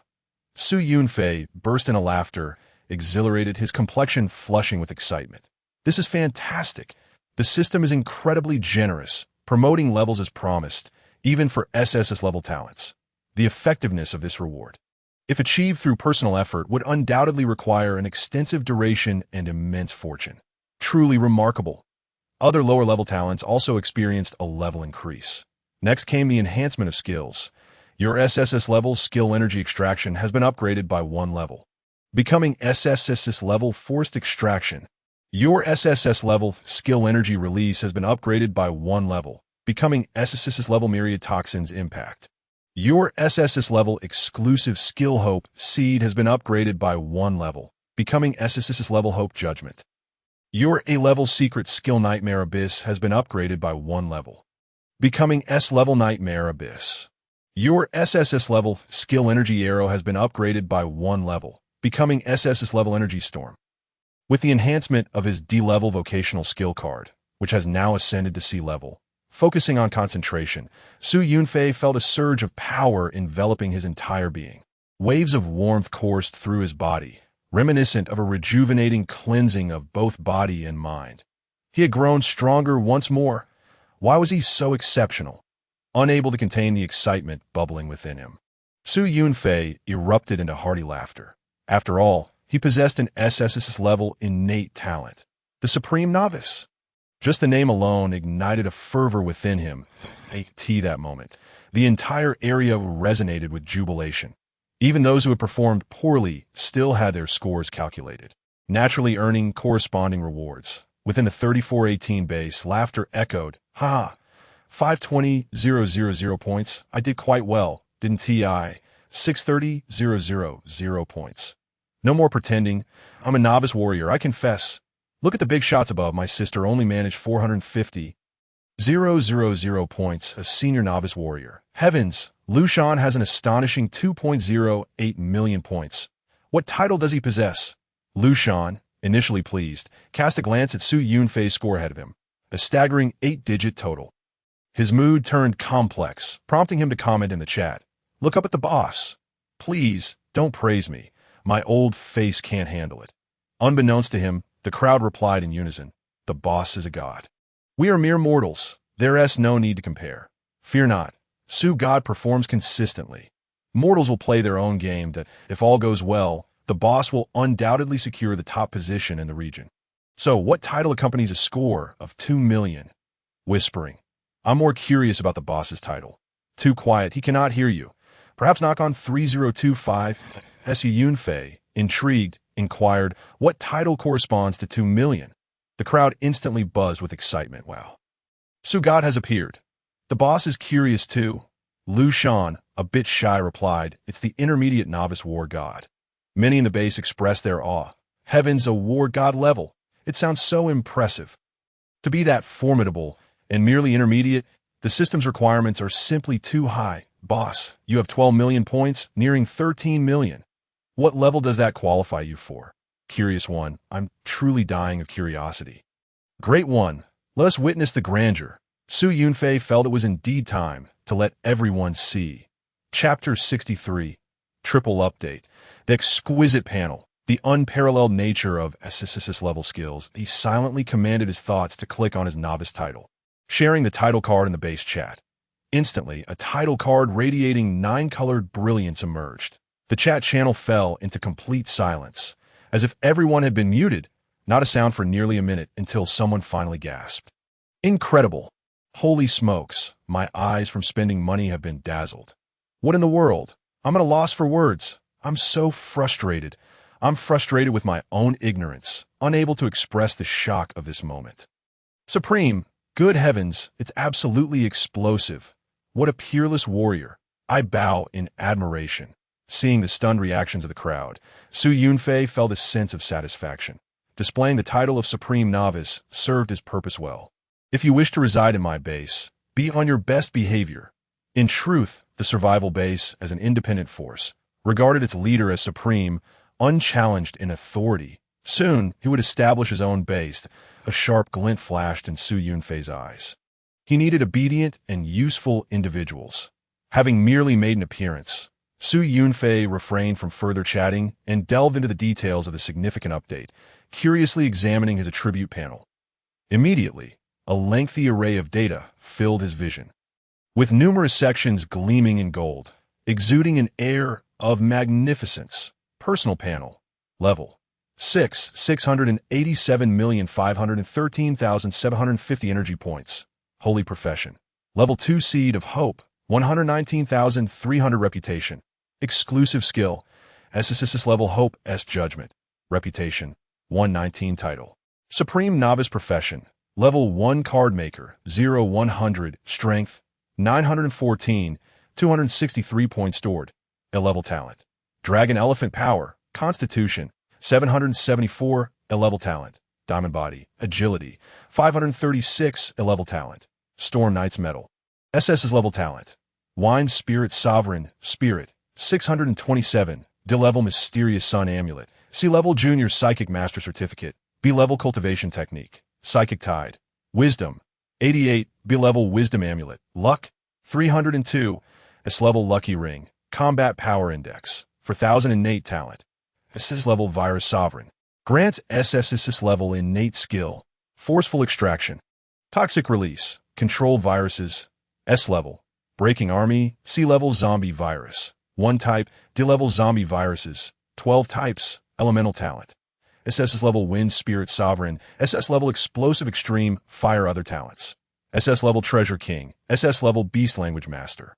S level Weakness Insight, A level Sharp Vision, A level Keen Hearing, A level Acute Sense of Smell, A level Metal Eater, A level Danger Perception, D level Weapon Manufacturing Skills, SSS level Energy Storm, C level Long Range Gaze, C level Enhanced Staff Techniques Secret Techniques, S level Nightmare, Abyss Vocational Skills, C level Card Making, Concentration Weapons, E level Tungsten Steel Staff, A level Flame Blade, A level Cold Blade, B level Sniper Rifle, B level Executioner Rocket Launcher Vehicles, Black Panther Motorcycle, Gray Eagle Flight Device, so extravagant. Su Yunfei meticulously examined his personal panel, reveling in his own might, with more than 10 talents alone. Not to mention the SSSS and SS level talents, there were 3 SS level talents as well, and the formidable SSS level skills. He pondered how combat power was calculated. Perhaps it was simplified for novices that Su Yunfei recalled the martial artist level test. He must undergo it soon. Then he would unleash his potential, growing stronger. His gaze settled on the array of items he possessed, automatically ranked by value. Other rare items. SS level Peerless Item, Heavenly Dao Attention. SS level Thunder Essence, SS level Teleportation Scroll, S level Beast Master Scroll, S level Pet Space, S level Talent Replication Card, S level Task Scroll, S level Base Leader Token, S level PK Token, S level Purity Stone, S level Spiritual Herb Materials, numerous A level Construction Team Summoning Scroll, Blueprints and Formulas, S level Gene Optimization Liquid Formula, A level 5 Mutation Monster Trial Grounds Blueprint, A level Life Potion Blueprint, C level Water Purifier Blueprint, 4 novice-based construction blueprints. Luxurious. Su Yunfei felt that this dazzling golden display could be even more abundant. The Thunder Essence grants 1500 Constitution. This is something he yearned for and must acquire quickly. Su Yunfei then turned his gaze to the SS level item, radiating a hint of dignified red light.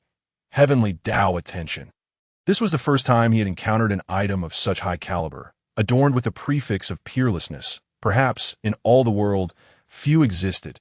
Among 4 billion traversers, how many could claim to have received Heavenly Dao Attention? This was a reward bestowed only upon those whose novice phase scores exceeded 10 million. Fortune doubled, yet misfortune also doubled. The probability of acquiring treasures significantly increased, meaning the chance of calamities rose correspondingly. This Heavenly Dao Attention, Su Yunfei had yet to utilize and remained contemplative. He sensed that when heaven bestows a significant responsibility upon someone, it must first subject them to trials. Fortune doubled signifies heavenly favoritism. Misfortune doubled signifies heavenly testing. After receiving Heavenly Dao Attention, it was likely that he would encounter many surprises and unforeseen events in his life. The more Su Yunfei contemplated, the more he felt a stirring desire within. Wealth and risk go hand in hand. However, he did not intend to use it just yet. Instead, he would wait until the base was established. If he used it prematurely and disaster struck, be a sudden tornado or a beast tide, he would find it exceedingly troublesome. Su Yunfei meticulously examined the descriptions of his current talents and skills. Leveling up meant the effects were naturally stronger. After advancing SSS level further, it seemed there would be a significant breakthrough. SSS level Virus Sovereign, beyond the original functions. You can now edit and modify viruses, altering their characteristics and creating your own unique viruses. How thrilling! A chill coursed through Su Yunfei as he felt a rush of exhilaration. The ability to create viruses. The importance of carriers like zombies was greatly diminished. If a virus reached 10 meters in height while retaining rapid replication capabilities and possessed extraordinary skills, what kind of scene would that evoke? SSSS level skill, Forceful Extraction.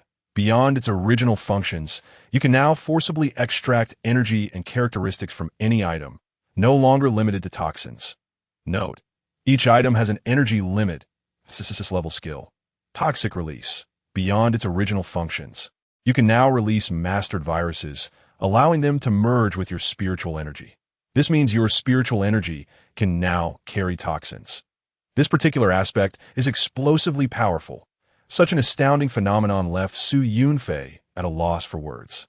This skill is extraordinary, capable of merging matter with spirit. Therefore, if one were to succumb to a mental virus, would they transform into the ultimate being of Chapter 64? Regional Supremacy, Endless Apocalypse, Superpower. After perusing the enhancement of the skill, Yunfei began to delve into the regional channel, discreetly gathering intelligence on the enemy. The area was bustling, more vibrant than ever before. He crouched down, observing whether the race would indeed confer any advantages in performance. I have come to a realization. The novice titles appear to signify a threshold at every 500,000 points. Warrior, Battle General, War God, each category further subdivided into primary, intermediate, and advanced levels. What lies beyond the advanced War God? Haha, let me enlighten you. Is the novice monarch. Our leader at the base is a primary monarch. Terrifying, isn't it, to possess such a title? What an astronomical score that must require. Indeed, it is far beyond the imagination of ordinary individuals. I have learned that the highest score known for advanced monarchs is a staggering 5 million. Which base possesses such strength? 5 million is but a trifle. I am aware of a deity boasting over 7 million points. As for their identity, I shall not disclose it. After a moment of contemplation, Yunfei discovered that the highest score recorded was indeed this 7 million, held by one who bore the title of Primary Novice Emperor, a rank significantly lower than that of the Novice Supreme. The Supreme has no divisions of primary or advanced. It is singular in its supremacy. The score is a full 5 million lower. My dear companions, I feel myself soaring. Yunfei permitted himself to revel for a brief 3 seconds, for at that moment, the time allotted by the system for merriment had drawn to a close. A peculiar buzzing sound resonated in the air as the protective light shield of base 3418 shattered and vanished. The entire base was laid bare. Concurrently, the system's emotionless, frigid voice announced, "The novice period has officially concluded. All protective regulations are rendered ineffective. The novice protective shield has disintegrated, and the protective haze has dissipated. There will no longer be map restrictions outside the base. All survivors shall now experience the standard conditions of the apocalypse. The cycle of day and night is no longer fixed. Various calamities shall occur at random." As the protective shield and haze vanished, the distant scenery of the base came into view, yet remained obscured by the pervasive miasma of the apocalyptic world, presenting a bizarre array of colors interwoven. Above, the ochre sky was equally shrouded in somber, radioactive clouds. Sunlight struggled to pierce through the thick cloud cover, illuminating the edges of the clouds as though a vibrant palette had been overturned. Both beautiful and perilous, the pale blue sky had vanished, replaced by an oppressive earthen this the true visage of the heavens. Many survivors gazed upwards at the strange sky, feeling a sense of suffocation and an indistinct fear. The apocalyptic world had finally revealed some of its authentic form. Attention all base leaders, in 10 minutes. You may commence the construction of your bases. Base names must be unique. In 10 minutes, trading within the region will commence. Following the construction of your bases, the base chat channel will be updated. A new ally chat channel will be added to aid all survivors in swiftly acclimating to the endless apocalypse world. We shall now present a short film. With the system's announcement, a vivid imagery materialized in each person's mind. Initially, a bird's-eye view akin to an aerial shot unfolded. Beneath the blue sky, the land was adorned with undulating mountains and vast plains. Verdant flora thrived, coexisting in harmony, depicting a scene of tranquility in the cities inhabited by humankind. Skyscrapers towered, and traffic surged, bustling with life and prosperity. This was a world of beauty and peace, where individuals of diverse races and hues wore smiles upon their faces. However, in many corners of the world, unnoticed by all, a faint black mist began to spread the BY night. Various strange orbs of light frequently illuminated hidden places, resembling ghostly flames. Humanity could not discern the cause. Yet gradually, an overall restlessness, greed, and belligerence emerged. After nations eradicated some mutated beasts, superhumans began to appear. In a fierce competition for the power of these superhumans, nations clashed, leading to the outbreak of a world war. Nuclear armaments and biochemical weapons were unleashed in succession, initiating a cataclysmic transformation that in certain regions. Glowing fissures appeared, from which colossal aberrations emerged. Pollution, mutation, viruses, and unfathomable malevolent forces and terrifying beasts radically altered the entire world. Climate patterns became erratic. Natural disasters occurred with alarming frequency, and the population of humankind dwindled. Beasts and zombies began to rise, with mutated creatures infesting both land and sea, led by countless beast kings attacking cities. Amidst the ruins, the towering zombie king growled, and innumerable zombies began to surge outward. Suddenly, the scene shifted to a snowy plateau where a monstrous entity, towering thousands of meters high, burst forth from the ice. With a powerful swipe of its claws, it effortlessly tore apart a small mountain peak, casting it far away and triggering an earthquake.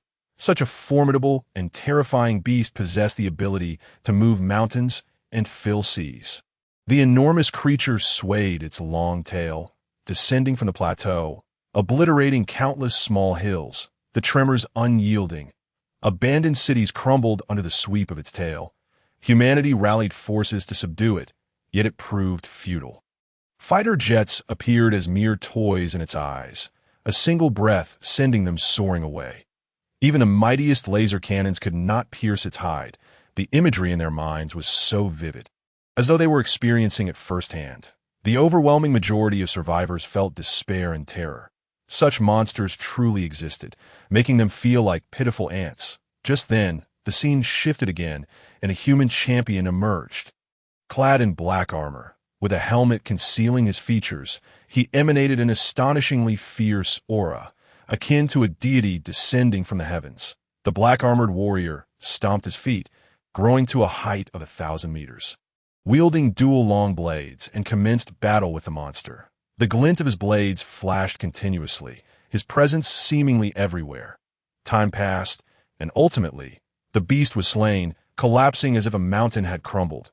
The black-armored warrior retrieved the beast's carcass, his silhouette weary as he departed step by step. The scene shifted again, and he returned to the human base, entering a grand and magnificent city. Outside, a haze enveloped the area. Zombies roamed freely, and mutated beasts were rampant. Within the city, various defensive structures were in place. Houses stood in neat rows, vehicles sped by, and the landscape was vibrant with flowers and willows. Below ground, the living space was even more expansive, teeming with humanity. And the streets were bustling with throngs of people. The black-armored warrior ascended a tall building, his dark cloak billowing in the wind. He gazed longingly at the night sky, where a few stars twinkled through the radioactive clouds. The camera angle rose higher, soaring into the night sky. Ascending, it pierced through the clouds, entering outer space. Ultimately, it paused amidst the cosmic expanse, where myriad stars shimmered, resplendent, mysterious, and exuding immense power. Restoring the previous update schedule. Updates daily at midnight. Multiple chapters will be released consecutively, no longer separately. Therefore, I kindly request some encouragement and gifts. Chapter 65. Second update. Base construction commences. Talents eagerly join. The Phoenix attracts the Phoenix. As the system's short film concluded, many survivors remained entranced, their hearts tumultuous and unable to extricate themselves. A fervent discussion erupted within the region. That was incredible. Watching the monster battle stirred my blood. If only I were that strong. Me too. Especially that final strike. It was truly breathtaking. Is the conclusion hinting that my goal is the stars and the sea? No, I believe it's suggesting that this world is beyond saving, and interstellar migration is our only path to survival. I don't care. I want to grow stronger. Roar. I must say the system's motivational injection had a remarkable effect. In this moment, the hearts of all surged with an extreme yearning for strength, with a fervent desire to become stronger. The fear of the apocalyptic environment was suddenly diminished by half. As Yunfei reflected on the agile and swift figure of the black-armored warrior, the shock within him indescribable, truly formidable. Surely, he is among the pinnacle of humanity, capable of vanquishing such fearsome beasts. This is his aspiration. As for the meaning behind the final cosmic imagery, Yunfei interpreted it as an unending pursuit of strength. Soon, The system again announced. The short film has concluded. All base leaders may commence the construction of their bases. Within the region, the first 100 to establish an F-level base will receive an additional 50 attribute bonus. The first 20 to establish an F-level base will receive an additional 100 attribute bonus. The first 10 to establish an F-level base will receive an additional 150 attribute bonus, with each base member gaining 10 to all attributes. The first to establish an F-level base will receive an additional 200 attribute bonus, with each base member gaining 20 to all attributes. Note: during base construction, you will encounter random obstructions from the malevolent will of the world. The topic within the regional channel instantly shifted, descending into chaos. Wait, bases have attributes too?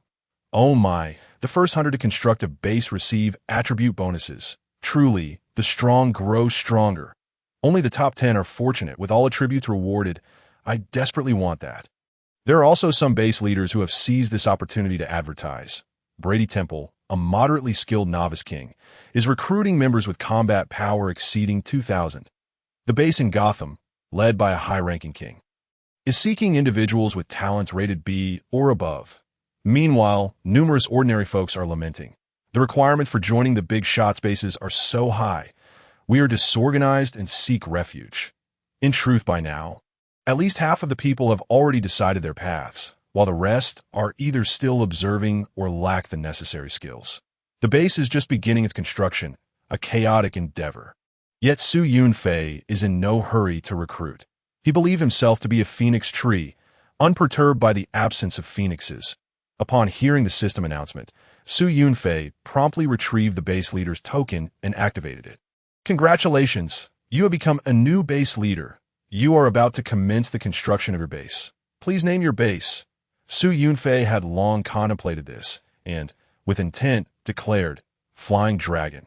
This name embodies the aspiration of soaring high, devoid of any suffix. The base's level will continuously elevate, rendering any suffix superfluous in the regional channel. The system announced. The original base 3418 in Area A has now been renamed Flying Dragon Base. The atmosphere in the base turned jubilant. Wow. The boss is so swift. Amazing. Flying dragon in the sky. Oh yeah. The connotation is splendid. May we take flight as we embark on the construction of our base. Let us all strive together. Do we need to do anything for the base construction? This bull is already eager and restless. Following the system prompts, Su Yunfei proceeded step by step. Please select members from base 3418 to join Flying Dragon Base. Select all. Please set the criteria for recruiting new members. Su Yunfei had already formulated his conditions. Talent rated B or above, or combat power exceeding 2,000, or possessing special abilities. Just as he configured the application conditions, system notifications chimed incessantly. Ding! Long Batian has applied to join. Message. I'm also a dragon. I possess a B-rated Earth Dragon bloodline. Ding. Charlie has applied to join. Message. Brother Su, I have special skills. If you don't believe me, let me in as an undercover. Ding. Zhang Benwu has applied to join. Message. A disciple of the Shaolin secular family. Combat power over 3,000. Before long, about 10 individuals had applied to join. Su Yunfei smiled faintly as he observed the talents actively seeking him. The renown of a person is akin to the shadow of a tree. Once one achieves fame, there is no need to worry about attracting talent. There is no necessity to advertise in the region. Naturally, those choosing to join Flying Dragon Base are compatriots from the Eastern Dragon Kingdom. Those who meet the talent and combat power criteria are directly approved, while those with special abilities I will review myself. Su Yunfei entrusted the task of auditing new members to the system. Instantly, the base channel was filled with notifications. Welcome Long Batian to our base. Welcome Charlie to our base. Welcome Zhang Benwu to our base. The base chat was bustling with excitement. Wow, we've even met new members. Welcome. Charlie. This fellow is actually not a foreigner. Fate brings us together across thousands of miles. Henceforth, let us unite and endeavor to build a prosperous home. The newcomers responded, I pay my respects to all the esteemed leaders. I look forward to your guidance. I am so thrilled. I can hardly believe this is real. I've actually made it in. I can finally be close to Lord Su, whom I have admired for so long. Oh, their SA transmission button, but it's gray.su Yunfei remarked. Do not rush. I am selecting the base location. Although there are no longer any map restrictions, and there is no need to explore the map, each base can only be established within a previously unlocked map area. Never mind. Let us stay put. After careful consideration, Yunfei felt that other locations were not quite suitable. Ideally, he wished to remain farther away from that terrifying pit located 8,500 meters away. The location for Flying Dragon Base has been selected. Accompanied by the system prompt, shortly thereafter, the new members began to teleport in one after another, appearing in the square outside the base building. The base building had become somewhat transparent, seemingly on the verge of vanishing. Many old members had already gathered in the square, creating a lively atmosphere. Under the system's guidance, Yunfei began to plan the architectural layout of Flying Dragon Base. Previously, he had 4 construction blueprints for novice bases, and some modules could be directly utilized. He already had a rough framework in mind, just awaiting the system to announce the specific rules. The survival limit for an F-grade base is 1,000 individuals. With a minimum living standard set at 10 square meters per person, please calculate the required area for the base. The construction standard for the base are: 1. The foundation must be completed. 2. The basic perimeter wall must be established, achieving a defense rating of 1,000. 3. The fundamental living system must be constructed. 4.50 of base members must possess habitable and secure shelters. System suggestion: when base strength is insufficient, opt for underground construction to avoid most surface dangers. Chapter 66. 3 updates. SS grade Spiritual Crystal, a race against time. Actively getting started, as Yunfei understood that in an apocalyptic environment, underground construction is indeed essential as it can evade numerous meteorological disasters. However, the surface also has its advantages, such as access to precious sunlight, in case of approaching danger. One can also sense it earlier. After viewing the short video previously played by the system, Yunfei resolved to pursue both options. He would construct a base that accommodates both above-ground and underground facilities. Moreover, now that he was the leader, he would implement strict management over others, abandoning the previous laissez-faire attitude. Yunfei swiftly drafted the planning blueprints for the 2 levels of Flying Dragon Base, synthesizing the advantages of several construction blueprints. This layout was exceedingly rational, with a well-rounded functional area, and left ample space for future facilities. Simultaneously, the circumference of the base was not excessively long, allowing for the swift completion of the foundation and perimeter wall. Most importantly, Yunfei smiled faintly. To establish a stronger base, one must have stronger members to fully stimulate everyone's enthusiasm. Yunfei planned to enhance various aspects, such as the living environment. The system's minimum requirement is 10 square meters, which is comparable to an ordinary resettlement house. He could reserve some large residential slots. Larger houses can accommodate more furniture, significantly enhancing comfort. Privacy and security would also improve, naturally motivating individuals to strive for larger dwellings. Only by meeting certain conditions can one attain a slot for a large house. Yunfei displayed a mischievous smile. Gather around, my dear chives. Before long, Yunfei finalized the base layout, and a virtual structure diagram appeared in the system map. The underground environment has been thoroughly assessed. This assessment is complimentary. No dangers or obstacles were found within a depth of 500 meters. Construction can commence. All right, let us get started. Yunfei pressed the confirmation button, and instantly, beams of white light from the system illuminated, forming individual frames. Centered around the original base building, the system delineated the boundaries of Flying Dragon Base. The parameters set by Yunfei defined 2 levels, with the outermost area measuring 200 by 200 meters and the inner circle measuring 100 by 100 meters. The height of the outer wall is 10 meters, with a thickness of 2 meters. This configuration should barely suffice to withstand nighttime monster attacks. Of course, this is merely the minimum defense required by the system. In the square, everyone gazed upward, witnessing this magnificent spectacle, their eyes glistening with excitement and anticipation. Wow, this is so grand. I thought we would have to do everything ourselves. I love you, System Daddy, a cool voice floated in. Yunfei remarked. Don't rejoice too soon. There's much work ahead. The system announcement echoed shortly after. Construction of Flying Dragon Base has commenced. The foundation requires materials. Minimum F-grade blue tansure x 20,000. Minimum F-grade Dolan alloy x 10,000. Minimum F-grade sandstone x 10,000. The perimeter wall requires materials. Minimum F-grade blue tansure x 50,000. Minimum F-grade Dolan alloy x 50,000. Minimum F-grade sandstone x 50,000. All construction areas can be contracted by base members. The minimum contract unit is 1 square meter. Completing construction can earn each member 10 contribution points per square meter. I urge all members to actively donate materials to earn corresponding contribution points. The base warehouse space has been unlocked with an initial volume of 1,000 cubic meters. The base shop has been opened, where items can be purchased using contribution points or energy points. Wow, the base has a shop. A glance revealed it was not for me to peruse it. Yunfei, too, was curious to inspect the items within the base shop. Like the system shop, the base shop refreshes every 24 hours, offering only 12 items. The prices of the goods were also quite appealing. Flipping to the second page of the product list, Yunfei's gaze sharpened, revealing a look of delight. SS-grade spiritual crystal. The base shop actually offers an SS-grade item. Moreover, it is a spiritual crystal of great utility to him. According to the absorption degree, it can enhance a minimum of 1,000 spirit points, and with his 2.5 times bonus, even at the lowest level. Wouldn't that mean an increase of 2,500 spirit points? Just imagine the heights that could be achieved. Yunfei's eyes sparkled with excitement, yearning to obtain it immediately. This item, the base has a limit of 1 today. However, upon glancing at the price, he couldn't help but chuckle, and so did he.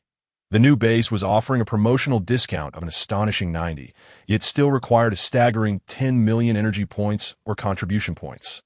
In this context, the purchasing power of contribution points was equivalent to that of energy points. Yunfei immediately sprang into action. He decided to donate. All the useless low-level items were to be donated without hesitation, freeing up system space in the process. Base announcement.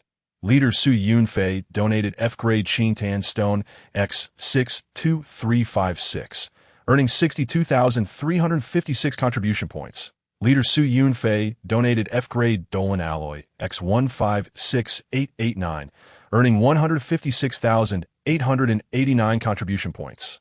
Leader Yunfei donated E-grade Dolan alloy x 100000, earning 200,000 contribution points. In the blink of an eye, numerous system announcements flooded the base channel, leaving all other members in a state of shock. Wow, how fierce. The boss is truly magnificent, incredible. But hey, take it easy. You're filling up the base warehouse all by yourself. What are you waiting for? Hurry up and gather materials to start construction. There were also some individuals who had just joined Phylong Base under the necessary conditions. They watched in awe as the system announcements streamed in one after another, and gazed at the rapidly filled warehouse, feeling as though they were in a dream. Am I truly in the apocalypse?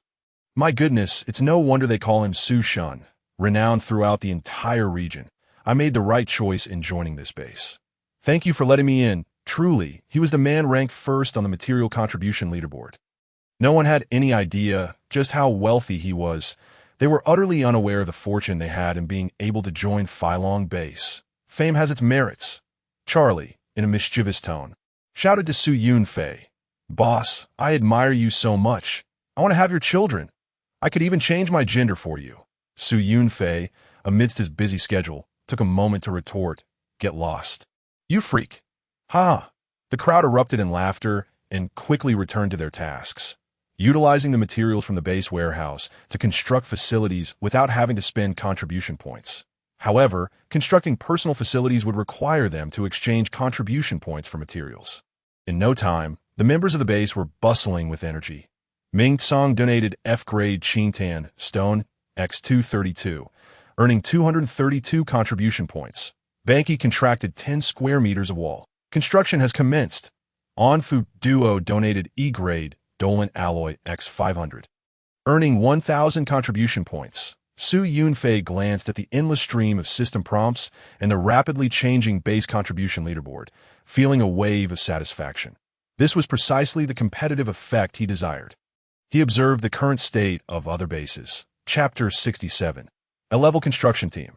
Construction speed doubled, white slave trade having experienced the early phases of survival. All survivors deeply understood the meaning of being one step behind, leading to a cascade of disadvantages. Building a base of such magnitude, combined with the additional rewards for the top 100, made all constructing bases exceedingly proactive. Within the region, the number of speakers had significantly diminished. With almost no idle chatter, most were still recruiting talent and seeking organization. Yunfei took a glance and noticed that the white camp was collectively boasting. Gotham City. We've already recruited 1,000 people. Our construction speed is impressive. We will surely be the first to complete our base. Free air. Our chances of making the top 10 are promising. God bless us. Lighthouse Town. Come on, unite and let the ostentatious East Dragon Kingdom know our strength. There were indeed some who were swayed by this bravado. Peach Blossom Village, a place of tranquility. Isn't there a rule that half of the people should have housing? Collecting too much isn't beneficial. Right? Free air. Will be dark soon. What will those without a base do? Our goal is to ensure that every member of the base breathes in the sweet, free air. Peach Blossom Village. Divine Bull Hall. A bunch of fools. Rules are rigid, but people are adaptable. The system only states that each person gets 10 square meters, but it doesn't specify the height of the houses. Build them lower, and you can complete the base sooner and claim the first spot. Upon reading this statement, Yunfei felt a twinge of understanding. This was taking advantage of loopholes, which he did not support. Cutting corners would ultimately lead to dire consequences. Yet, racing for the first completion was indeed swift. Compete for the first base completion, then remodel. Perhaps, if there wasn't even time for renovations later, seeking external assistance might be the best option. Yunfei took out the A-level construction team, summoning scroll, and opened it. Swish, swish, swish. Streams of purple light illuminated the vacant area. In the blink of an eye, each ray of light revealed a robust figure. There were a full 100 of them. They wore yellow safety helmets and carried toolkits. Exuding professionalism, Yunfei attempted to command. Construct the walls and the base. The construction crew, expressionless, immediately picked up their tools and set to work. The other members of Phylong Base widened their eyes. Astonished, did the boss hire a construction team? Wow, their speed is incredible. Indeed, with a clang and a bang, a 2-meter-thick wall is already in place. Fantastic. With this group of skilled workers, our speed has soared. And we stand a good chance of taking first place. Everyone rallied together. No longer spectators. They envisioned the all-attribute rewards for ordinary survivors. Attribute points were immensely precious and difficult to obtain. This motivational effect was surprisingly effective. In an instant, all members who had contracted construction tasks worked even more vigorously. Sections of walls and foundations gradually took shape. Seeing the summoned construction workers perform so effectively reassured Yunfei, and the entire base's morale was lifted. Each person felt hopeful and unburdened by any sense of coercion. As the leader, Yunfei continuously monitored the progress of other bases within the region. He perused previous system announcements and recognized a familiar base. Area, Base 3479, now renamed Yunming's Base. Without a second thought, Yunfei checked the list of bases that had been renamed within the region. At that moment, a survivor bearing the titles of bases 3427 and 3472 suddenly spoke up. I beg you, great leaders, as long as you're willing to take us in, I can do anything. Prince Ted abandoned us and joined another base. Claude did too. They truly are brothers. Damn it, starting a PK has caused everyone to suffer greatly. And now they're fleeing. The members of these two bases spoke with palpable anger. Yunfei raised an eyebrow, not at all surprised. Well, after all, he is a prince. He still holds some influence in his own country. That has its advantages, even if attribute points diminish, as long as the high-level talents remain. They hold value for other bases. Ordinary people, however, were doomed. With low attributes and weak strength, they were undesirable. Peach Blossom Village. Free air. Come and bring divine light. Here, there are those who need not only free air, but also bread and milk. As soon as these words were spoken, many in the region stifled their laughter, eagerly waiting to see the aftermath. What free air? This is pure nonsense. We're in an apocalyptic world, and they're still playing the human rights and humanitarianism card. The members of bases 3427 and 3472 clutched at their last straw, pleading, "Leader Water, please take us in. We only need one meal." They no longer dare to hope for anything more. After a while, Leader Water from Free Air replied, "Dear friends, we feel deep sympathy for your plight. However, our resources are also limited. If you are willing to become commodities, I can find you a wonderful buyer." The others in the region found this utterly astonishing and were left in shock. What? People can become commodities. They can be sold to other bases. Good heavens, the ugly face of capitalism has been exposed so quickly. Yet, no matter how hard others found it to accept, the individuals involved quickly agreed. The members for bases 3427 and 3472 even expressed their gratitude profusely. "Thank you, Leader Water. You are truly too kind. God will bless you. I'll be content with just having a place to stay tonight." Subsequently, these individuals' base titles transformed to Free Air. Some in the region were left dumbfounded. "I'm stunned. There is an uncanny familiarity. What is going on? This is too amusing. Is this not a clear case of white slavery? Goodness, who would have thought that one day they would find themselves as commodities?" Su Yunfei observed this farce with a heart devoid of any disturbance. This was the price one pays for making poor decisions. For him, the greatest warning was, an incompetent general can exhaust an entire army. He would never allow such a situation to occur. Su Yunfei merely indulged in a moment of observation, feeling that not much time had passed when the system announced, "Phylong Base, F-grade construction progress has reached 5. This news has greatly inspired all members. Wonderful. We have reached 5 so swiftly. I arrived late and missed the opportunity, but I shall strive harder from now on." Su Yunfei has also approved several membership applications. Soon, the number of members has been replenished to 1,000. However, the joy was short-lived. Suddenly, several small tornadoes, each over 10 meters high, appeared a few hundred meters ahead of the base, hurtling directly towards the Flying Dragon base. The system announcement rang out. "Alert!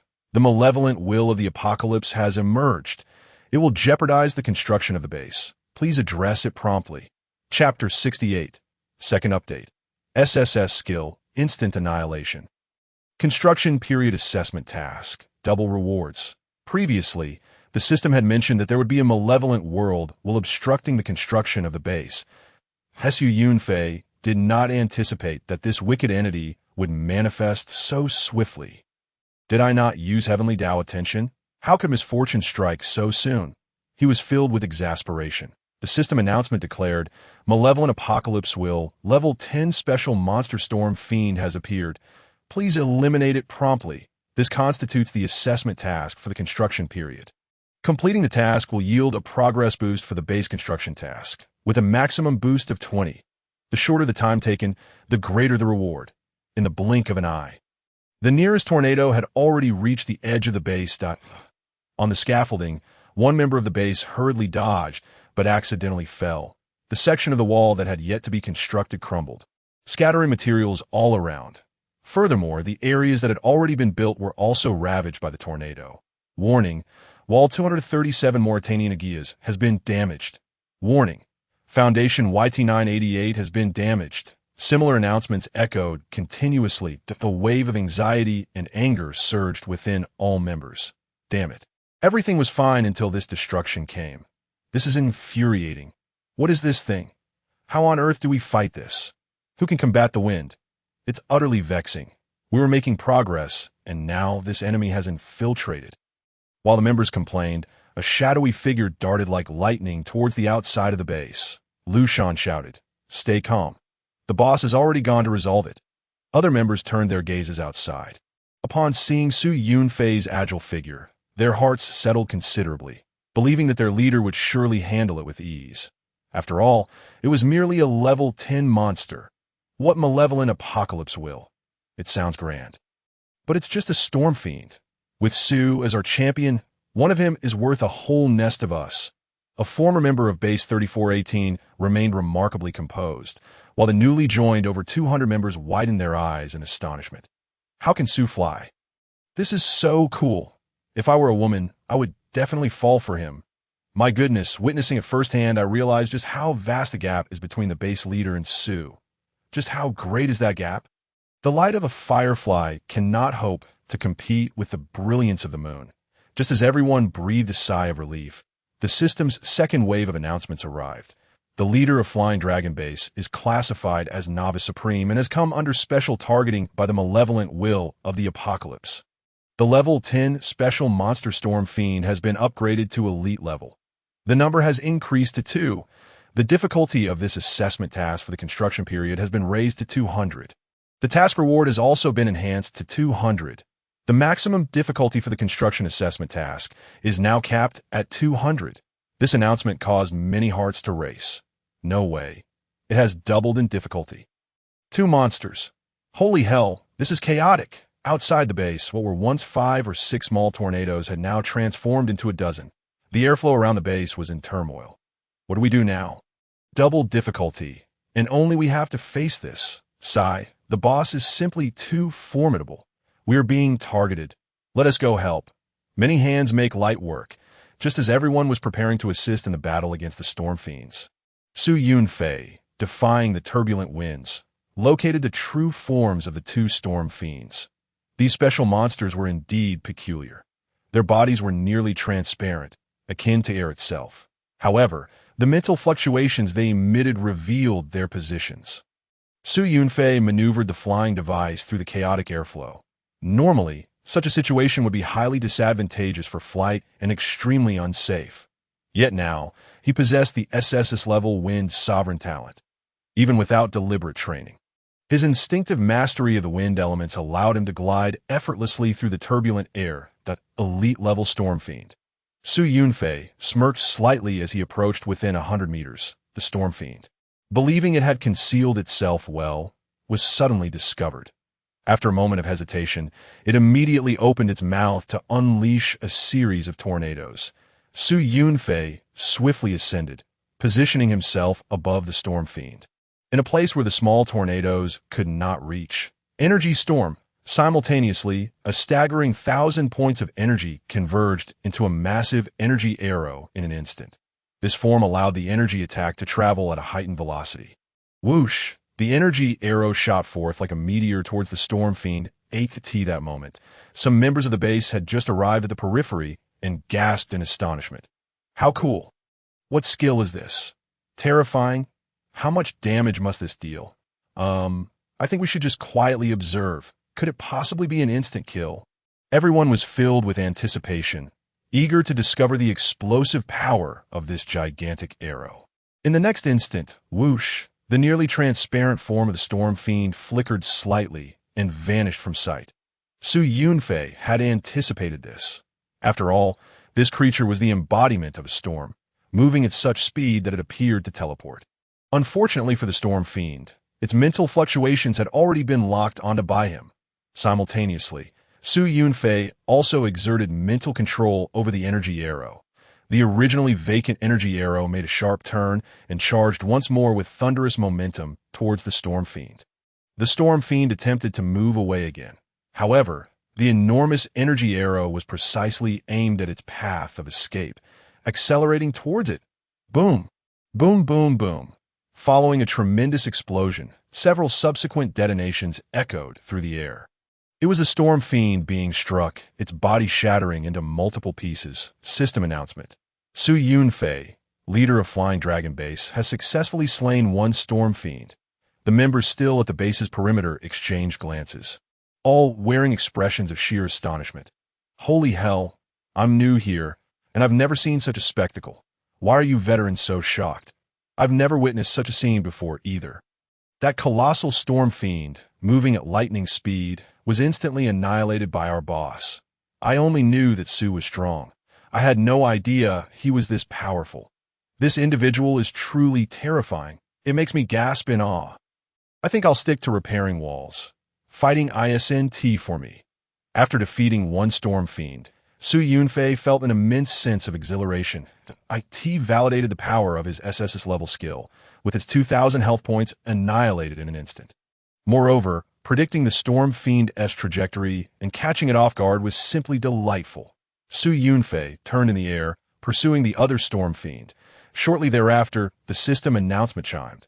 Su Yunfei, leader of Flying Dragon Base, has successfully slain one storm fiend. The assessment task for the base construction period has been completed. Chapter 69. Third update. Acquiring maximum reward. Base construction progress 40. This was astonishingly swift, taking less than 2 minutes from start to finish. The storm fiend must have been utterly bewildered. How could it vanish so quickly? Our boss is magnificent. We mere mortals can only look up in admiration. The rewards must be doubled as well. Since the assessment task for the base construction period has concluded, the rewards will soon be distributed. With double difficulty comes double rewards. Announcement. The task duration for Flying Dragon Base was 1 minute and 37 seconds. Achieving maximum rewards. Gained 200 task rewards. Base construction task progress 40. As the system announcement echoed, beams of white light illuminated the base. Whoosh, whoosh, whoosh. It was as if invisible giant hands were at work. The walls and foundations were constructed at an astonishing speed. In the blink of an eye, vast sections of steel walls arose. The foundation also became solid and orderly. Below ground, an immense quantity of soil was excavated in an instant, forming a colossal space. The ceiling and foundation of the first underground layer were also completed in a flash. The overall progress of the base construction task soared to 45. The task progress refers to the system's requirements for the foundation. Walls, residences, and life support systems, excluding other facilities. Almost everyone gazed in awe at this miraculous scene, all utterly stunned. Then overwhelming joy surged within them. This is simply marvelous. Incredible. We've saved countless man-hours. Thank you, system. Thank you, Su. We are nearly halfway done. This will undoubtedly be the best in the region. How extraordinary. The framework has nearly been completed, with only a few finishing touches remaining. The remaining half of the tasks pertains to the housing and subsistence systems. I suppose, alas, how do we find ourselves locked out? Just as we were about to head out to confront the storm beasts, a group of individuals stood awkwardly, gazing at the 10-meter-high walls, turning their eyes a few hundred meters away. They spotted Su Yunfei flying low, seemingly searching for something. The commotion at the base was too great, prompting Su Yunfei to pause and observe the rapidly advancing construction, where he noted a progress rate of 45. A smile crept upon his face as he thought, had I known there would be assessment tasks with progress rewards, I should have aimed for something grander. Seeing some members so elated they nearly lost their senses. Chatting and joking, Su Yunfei commanded over the base channel. What are you standing there for? Continue the construction. My goal is not only to be the first to complete the base in the region, but also to ascend to level E first. The members of the base sprang into action like clockwork, though their chatter continued. The boss is incredible. Being the fastest in the region isn't enough for him. Aiming to ascend to level E first truly reflects lofty ambitions. Surely, there are additional rewards for being the first to reach level E, so let us charge forward. Having just battled the beasts. The boss must be looting the corpses. Let us not disturb him. Indeed, Su Yunfei was searching for the remains of the storm beasts. These transparent creatures ceased emitting spiritual fluctuations upon death, and wind attribute monsters rapidly dispersed after perishing. Utilizing his keen eyesight and sensitivity to wind elements, he managed to gather several sizable corpse fragments. Observing the quickly diminishing transparent carcasses, he resolutely employed the skill. Compulsory extraction. Extraction of storm beast corpses successful. You have gained 546 energy points. You have gained 428 energy points. You have acquired S-level skill. Storm Tornado. Excellent. These special elemental monsters truly possess abundant energy. Another new skill acquired, and it aligns perfectly with my abilities. Su Yunfei nodded slightly in satisfaction. Not be a deed, in truth. What he desired even more were flight-related skills. Upon reflection, it seemed rather improbable, as flying was an innate ability of the storm beasts, not classified as a special skill or talent. Perhaps I could investigate how to fly on my own. The SSSS-level Wind Spirit Sovereign indeed significantly enhanced agility and the fluidity of using flying tools. However, the dream of flying still felt obstructed by an unseen barrier. Fortunately, there were tools available. allowing Su Yunfei to set aside his concerns and experiment with a newly acquired skill. Storm Tornado. Whoosh! Su Yunfei exhaled, and a small tornado, several meters high, instantly surged forth. Hurtling towards the front, momentarily taken aback, Su Yunfei burst into laughter. It's somewhat amusing, resembling a monstrous creature. The method to unleash this skill was surprisingly reliant on one's mouth. Upon further contemplation, it seemed advantageous. After all, during combat, the mouth would be idle. The enemy would never anticipate that he could unleash a whirlwind from his mouth. After further exploration, he discovered that the size, speed, and direction of the tornado could all be manipulated through mental force. He couldn't help but entertain the thought. In dire situations, I might also ride this thing to fly. This skill is indeed remarkable, with the only drawback being its significant consumption of mental energy. After playing around for a while, Su Yunfei promptly returned to the base, soaring through the air and gazing at the nascent form of the flying dragon base, along with the industrious members akin to busy little bees. A sense of accomplishment welled up within Su Yunfei. This is all my empire, built by my own hands. However, could we not hasten the progress a bit more? Su Yunfei inquired of the system. Are there any more assessment tasks available? Quickly arrange for a few more. System. Your request cannot be fulfilled. Each base construction period only allows for one assessment task. In truth, Su Yunfei had just slain 2 elite storm beasts, each netting him a contribution reward of 1 million. These 2 creatures provided contributions, energy points, a new skill, and a 40 progress boost. Why can't there be more such extraordinary monsters? Su Yunfei lamented. This current malevolent will is truly inadequate. With no other tools at his disposal, he had no choice but to diligently continue construction. Nevertheless, a 45 construction progress should suffice to stand out among the crowd. Some finishing work remained, after which he would commence building houses and various facilities. At this moment within the region, a flurry of messages suddenly erupted. Peach Blossom Village. Oh my, a horde of tigers has suddenly appeared. And zombie bandits too. They say it's an assessment task. Light Nation. Monsters have appeared here too. The assessment task has utterly destroyed the walls. Gotham City. Haha, our progress is already at 6. Are you all so unfortunate? Gotham City. Oh no, a fire-breathing dragon has appeared. Our base is going to melt. Mother Earth teases you and me. Completing assessment tasks grants direct progress towards base construction. What is a little damage in comparison? For the tribe, charge forth. In an instant, numerous bases within the region encountered assessment tasks. Su Yunfei observed that approximately when the construction task progress reached around 5 or 6%, it would trigger. However, only the Flying Dragon base received double difficulty and double rewards.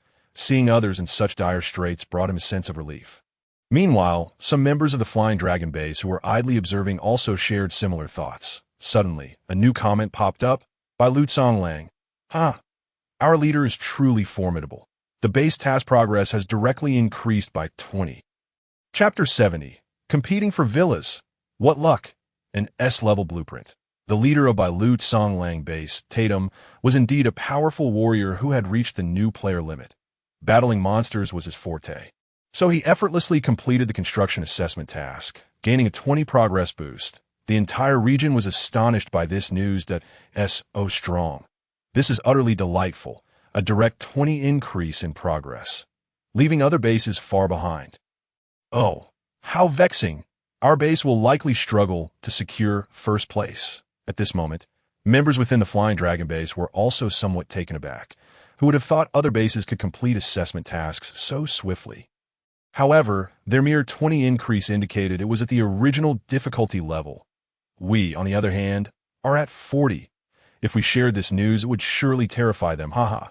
Let us not forget, we must accelerate our pace. We cannot underestimate the heroes of the world. Indeed, with 100,000 people in a large district, and now only 70% remaining, even if only a few were exceptionally gifted, that still accounts for 7 extraordinary warriors. This calculation leaves me speechless. The progress of Lu Tsonglang directly stimulated the members of the Flying Dragon base. There was no need for Su Yunfei to say anything further. They were already more industrious. Accelerate, accelerate. Yunfei also set aside all other tasks, focusing solely on construction. His current objective was his residence, which would serve as the command center of the entire base. The location was chosen to be at the center of the base, where the novice building once stood, which had now completely vanished. Yunfei directly selected a range of 30 by 20 meters, applying the villa module from the novice base blueprint. With a whoosh, the system's white light illuminated, revealing the framework of a grand villa complete with a garden courtyard, spanning 3 stories. Yunfei merely needed to provide materials and use tools to accelerate the construction progress. You have added S-level Dolan alloy X 5000. You have added S-level white crystal X 3000. You have added S-level blue granite X 1000. Yunfei directly contributed a plethora of S-level building materials. The corresponding construction time, however, was significantly extended. Nonetheless, it mattered not. Once 50 of the base S residences were completed, the base itself would be established. Some time-consuming structures could be constructed gradually. At that moment, the system announcement echoed. Congratulations to the Flying Dragon base for completing the construction of a 2-meter-thick wall. Base defense is increased by 2,000 points. Upon hearing this announcement, the base members were overjoyed. Finally, it's completed. Now we can start building houses. Observing the towering walls around them instilled a sense of security. Alas, several residential areas still have restrictions. I've long since noticed. I've already selected my plot. Haha, I want to reside above ground. Envious of the great ones, I can only settle for a small underground room. Other members also realized that there were requirements for constructing residences, both above and below ground. There were residential areas divided into ordinary and villa zones.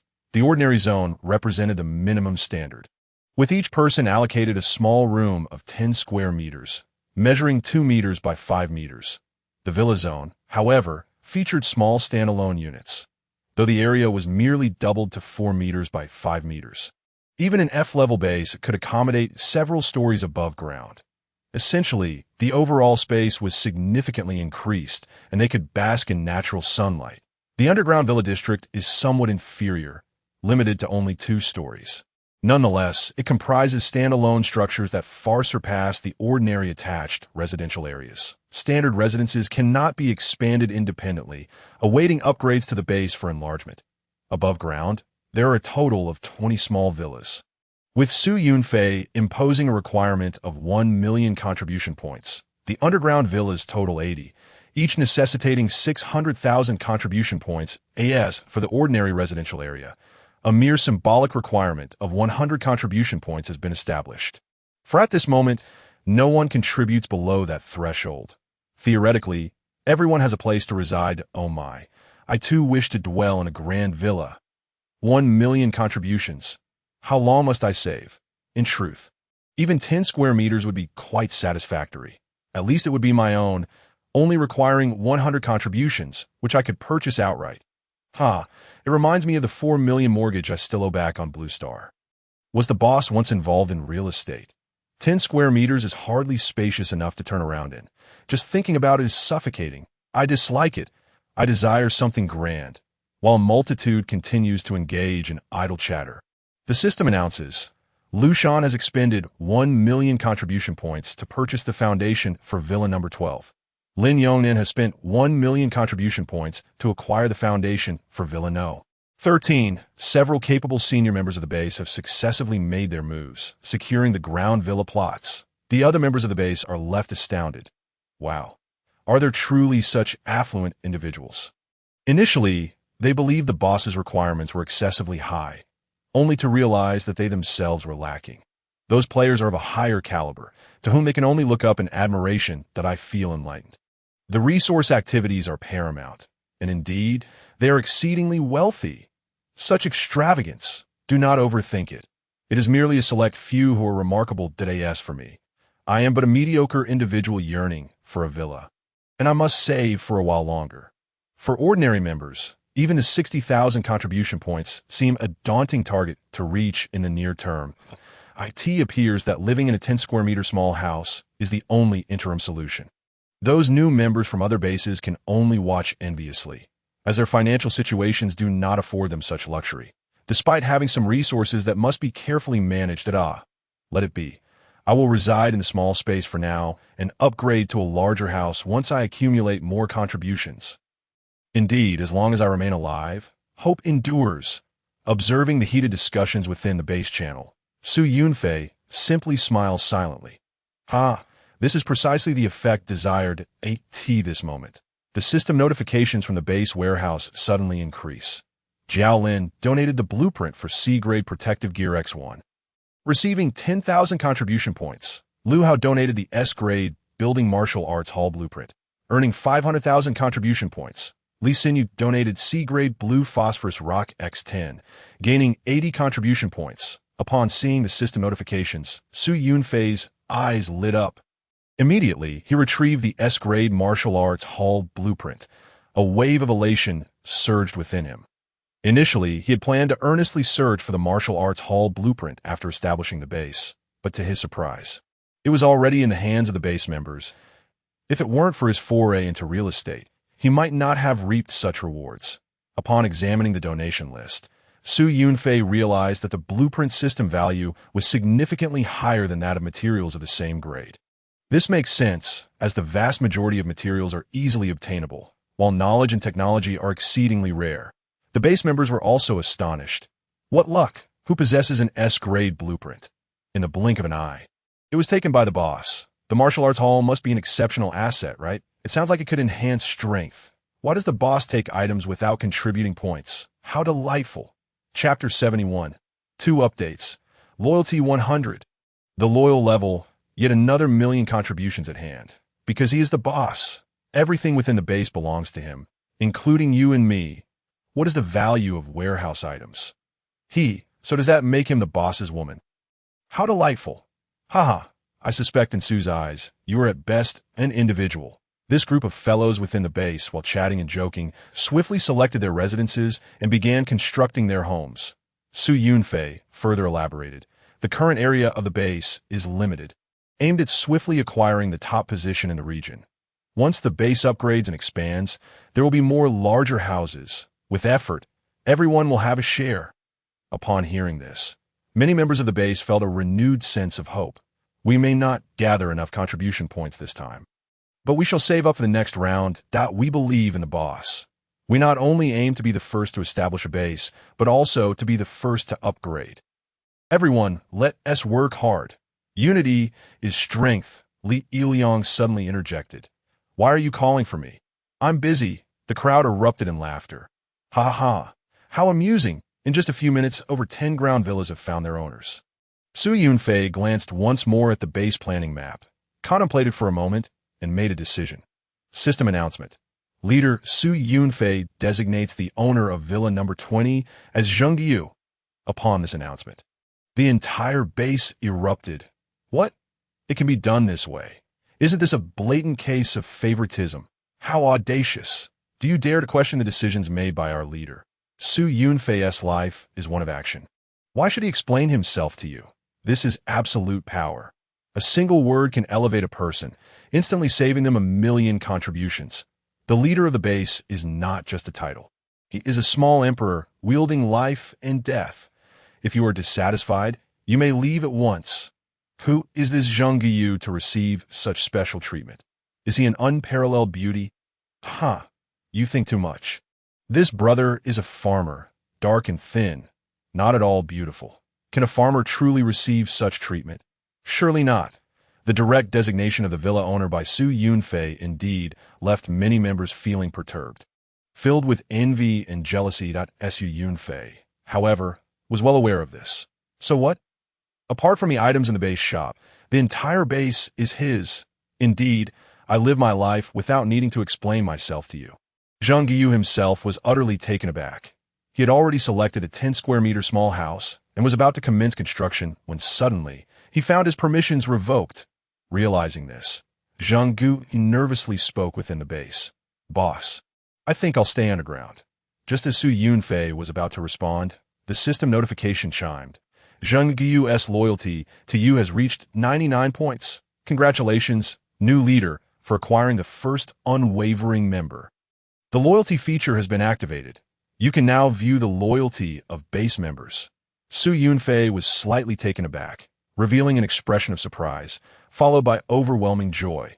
This is indeed possible. The system function is truly remarkable. Accessing warehouse items without spending contribution points, and now being able to see loyalty. This is exceedingly favorable for the base leader. Upon reflection, he understood that this world, tormented by the malevolent apocalypse, desperately craves strength. In the base channel, Yunfei calmly stated, "You need only obey orders. I expect you to cultivate spiritual herbs." His decision was made with purpose. The vicinity of Villa number 20 had been reserved as an agricultural production area. As for Zhengyu, whether due to innate talent or diligent effort, he had experienced a breakthrough. In any case, his original C-grade innate talent of flourishing had ascended to A-grade growth of all trees, indicating he was, by nature, destined for farming. Yunfei had been contemplating the various seeds for spiritual herbs he had previously acquired. Once the herbs were cultivated, the pharmacist would have a place to shine. Moreover, it was merely a small villa. What of it? Upon hearing this, Zhengyu, after a moment of hesitation, decided not to decline further. He was, however, overwhelmed with excitement, his skin flushing and trembling slightly. He felt as though he were in a dream. The powerful figure he admired held him in such regard. After a pause, Zhengyu managed to utter, "Thank you, leader. I will tend to the farming diligently." Meanwhile, Yunfei received a system notification. Zhengyu's loyalty to you has reached 100 points. Congratulations, new leader. For acquiring the first devoted member, reward 1 million contribution points. Watching his contribution points rise once more, Yunfei blinked, his heart swelling with various sentiments. Achieving a loyalty level of 100 grants him contribution point rewards. I must say, being a leader is indeed gratifying.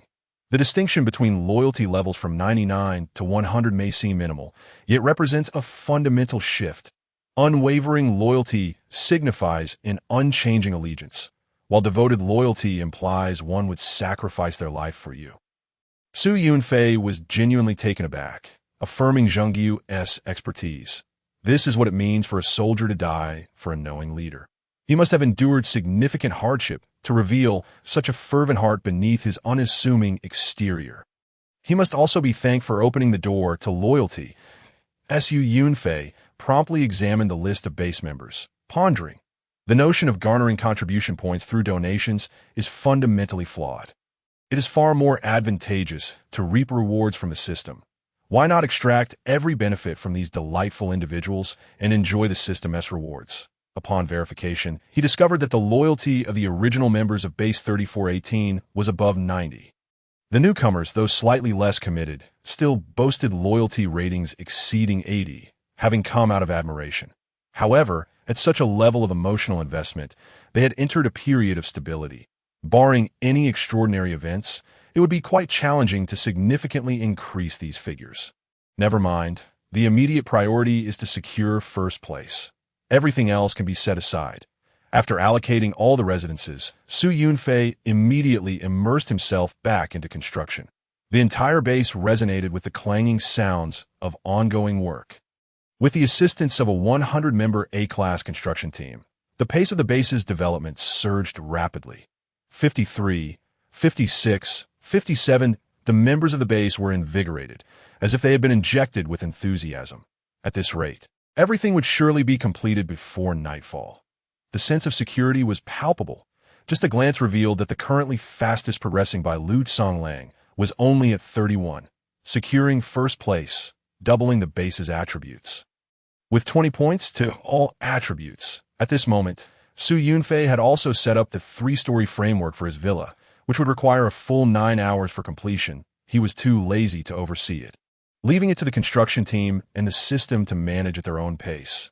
Nearly everything was in place, and the life support system was next. Yunfei took it upon himself to set it up, primarily including water purification facilities, drainage systems, and air purification devices. With the system's assistance, it was not overly complex. Some agile members of the base had also constructed their own underground rooms, ascending to the surface via stairs. Soon, a grand and magnificent building came into view. They widened their eyes in astonishment. Such a large villa.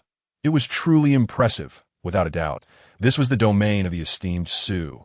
Who else possessed such prowess? Indeed, a powerhouse like him deserved to reside in such a lavish mansion. Chapter 72. First update. Fierce competition, a rocket-like construction pace. Some individuals even captured images through the system, showcasing Su Yunfei's mansion in the base channel. "Look, the leader's luxurious residence," exclaimed one. "My goodness, it's enormous, complete with a courtyard. What is the fuss about?" He asked the leader. "How can we common folk compare? Is it wrong to take a look?"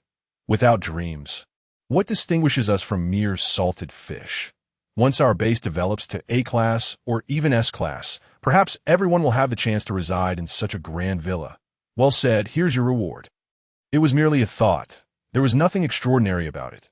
This world is indeed wonderful. With effort, one can grow stronger. In an instant, the members of the base were further motivated, although they were still novices. Who could predict the future? Securing the regional first place, a 20-point boost to all attributes, is merely the beginning of their journey to strength. Does anyone need assistance? Hurry! Noticing some individuals idling about, Su Yunfei called out, "Come over and help construct the life support system." With a rush, a group of people responded and busied themselves. Indeed, many hands make light work. Su Yunfei also called over the A-class construction team, insisting that they expedite the establishment of the life support system. As for himself, he refrained from engaging in the minutiae of construction, instead overseeing the broader picture. This time, the focus was on offensive and defensive facilities, an essential aspect of base construction during the last resource operation. He had procured numerous valuable items for the base: the blueprint for the S-Class Ray God Laser Tower, 10 S-Class lightweight combat robots, an S-Class base defense system. Just these 3 items could dramatically enhance the base's offensive and defensive capabilities. However, awkwardly, Su Yunfei discovered that nearly all S-Class materials had been allocated to the construction of his magnificent mansion. It was clear that he could not achieve S-Class quality buildings. Nonetheless, with lowered expectations, B-Class construction was still feasible. Furthermore, S-Class constructions required extensive time to complete. He decided to first establish the B-Class Ray God Laser Tower and the base defense system. The laser tower serves as an offensive structure, complementing the walls, while the base defense system is more complex, incorporating both physical and information security measures. The physical defenses would create an energy shield over the entire base, somewhat akin to the novice protection shield. With an immense energy point consumption, Su Yunfei positioned a laser tower at each corner of the base and began constructing the frameworks for these facilities. These tasks were not part of the base's construction mission. Once the tasks were completed and first place secured, they could be finalized. Within the base, everyone was highly motivated. Our task progress is already at 81. The focus now is on the life support system. These pipes are quite lengthy. Hold strong. Victory is within reach. As the members of the base encouraged one another, the region was also buzzing with activity. Some individuals from the free air base delivered significant speeches. Andrew proclaimed, "The holy light shines upon us. The Eagle Nation is indeed formidable. Our current construction progress is already at 76. Belcani interjected, "No, it's now 77. Numerous bases in the region were astonished. How can it be this fast? They must be cheating. Surely they have encountered some fortuitous event and acquired special items. Could they really be the first to complete their base?" Andrew from the free air base smugly declared, "Leader Water is wise and formidable. Beyond your imagination." Jones added, "Indeed, we are exceptionally fortunate. Ha ha ha. It seems the heavens favor us." Angela remarked, "Those who did not join our base must be regretting their decision now that we will soon be first. With a 20-point boost to all attributes. How splendid." Andrew reported, "Our progress is now at 78. Truly a rocket-like pace." Members of other bases in the region were left dumbfounded, momentarily in disbelief. Is this real? Are they not just trying to deceive us? They must be exaggerating. It cannot be this quick. I refuse to believe it. Everyone, do not give up. The people of the free air base grew increasingly incensed. Andrew stated, "It's no harm in telling you. We are on the brink of securing first place. Our base shop possesses an S-Class construction summon scroll. Upon use, it can summon a 200-member S-Class construction team. Belcani added, "Indeed, this scroll costs 5 million contribution points after a discount. We allocated most of our resources to Leader Water, who donated it to the warehouse for us." Angela continued, "If it weren't for this, resources would be tighter, and our progress would be even swifter." Daisy chimed in, "Hee, did that come as a shock to you? Leader, trouble. Look at the regional channel." The members of the Flying Dragon base also noticed the boasting from the Free Air base. "What should we do? They'll catch up to us in no time." Su Yunfei glanced at the chat records and immediately commanded, "Everyone accelerate your efforts." He personally joined in, hammering away industriously. The construction progress of the Flying Dragon base also picked up speed slightly. 82. 83, they were diligently laboring in the region. However, the number of individuals from the Free Air base swelled. Due to the extraordinary prowess of the S-Class construction team, many began to slack off, complaining. "Building the base is exhausting. It is truly taxing. Thankfully, we have a scroll to assist us. It's such a relief to watch them work. A 20-point boost to all attributes. How delightful that would be." "Oh, our task progress has already reached 81. Su Yunfei observed their discussions in the region, furrowing his brow that if the information was accurate, then the construction speed of the opposing team was indeed slightly faster. With no other options, they would have to go all out. Everyone in the base rallied together, their spirits high. The Free Air base was indeed fortunate, but the Flying Dragon base was no slouch either if they lost by a narrow margin. That would be utterly unjust. Charge! Both bases' construction progress surged rapidly. Finally, amid the tension, the task progress bar approached its endpoint. Simultaneously, two system announcements echoed throughout the region, their alerts intertwining. Congratulations to the Flying Dragon base for reaching the F-Class Survival Base Construction Standard. Congratulations to the Free Air base for reaching the F-Class Survival Base Construction Standard. The people in the region were left stunned. What is the ranking? What is happening? Could they have completed simultaneously? Chapter 73. Second update. System Judgment. We are first. Not only were the onlookers across the entire region baffled, but the two implicated bases were equally at a loss for words. The bases had just received a system announcement. Congratulations to the Flying Dragon base for reaching the F-Class Survival Base Construction Standard. Then, there was nothing more to say that in O rankings, no rewards. Everyone in the base was left bewildered. So, what position did we actually achieve? This is utterly alarming. How could this happen? It seems we truly finished simultaneously. Even the system appeared confused. It has never encountered such a scenario. Su Yunfei furrowed his brow, uncertain of the outcome. After all their hard work, the prospect of it being in vain felt quite disheartening. In the Free Air base, the jubilant crowd eagerly awaited their rewards. But after a considerable time, nothing materialized. They were all left in a state of shock. What was going on? Was the system malfunctioning? "We must have come in first. My talent is exceptional hearing. Our alert tone should have sounded just a fraction earlier." Fortunately, the system did not keep them waiting for too long. IT soon announced to both bases. The Free Air base completed the construction tasks ahead of the Flying Dragon base by a mere 0.1 seconds. Upon hearing this announcement, everyone in the Flying Dragon base felt a heavy weight in their hearts. Being in second place meant they would only qualify for the rewards designated for the top 10. Both the second and 10th place rewards were identical, but there was no sense of achievement whatsoever, especially since they had aimed for first place. That I've worked my hands to the bone, and we were delayed by 0.1 seconds? How utterly unfair. Alas, it seems we were simply unlucky this time, not anticipating the peculiar enhancement from the opposing side S items. Initially, defeating the Storm Beast would have granted a 40 progress boost. And we thought victory was assured. Oh, if only I hadn't dallied for a moment. Had I not slacked off, we might have avoided the 0.1 second deficit. Me too. Sobbing. Let us not be disheartened. We've all worked diligently, and our performance has been commendable. The second place reward is still quite decent. In stark contrast, the Free Air base was filled with an atmosphere of joy and celebration, even boasting within the region. The system said we were faster by 0.1 seconds. Ultimately, we triumphed. The East Dragon people have finally lost to us. What a delightful victory. It feels as though the very air has turned sweeter. Su Yunfei remained silent, awaiting further announcements from the system, as it was evident that the declaration was not yet complete. The system continued, The impact of the zero point 0.1 seconds during the entire construction process was minimal. The Flying Dragon base spans 200 meters by 200 meters, with 2 levels above and below ground, while the Free Air base measures 120 meters by 200 meters, with only 1 level above ground. The volume of work completed by the Flying Dragon base within the same unit of time was greater. Subsequently, the announcements from both bases transformed into a regional proclamation.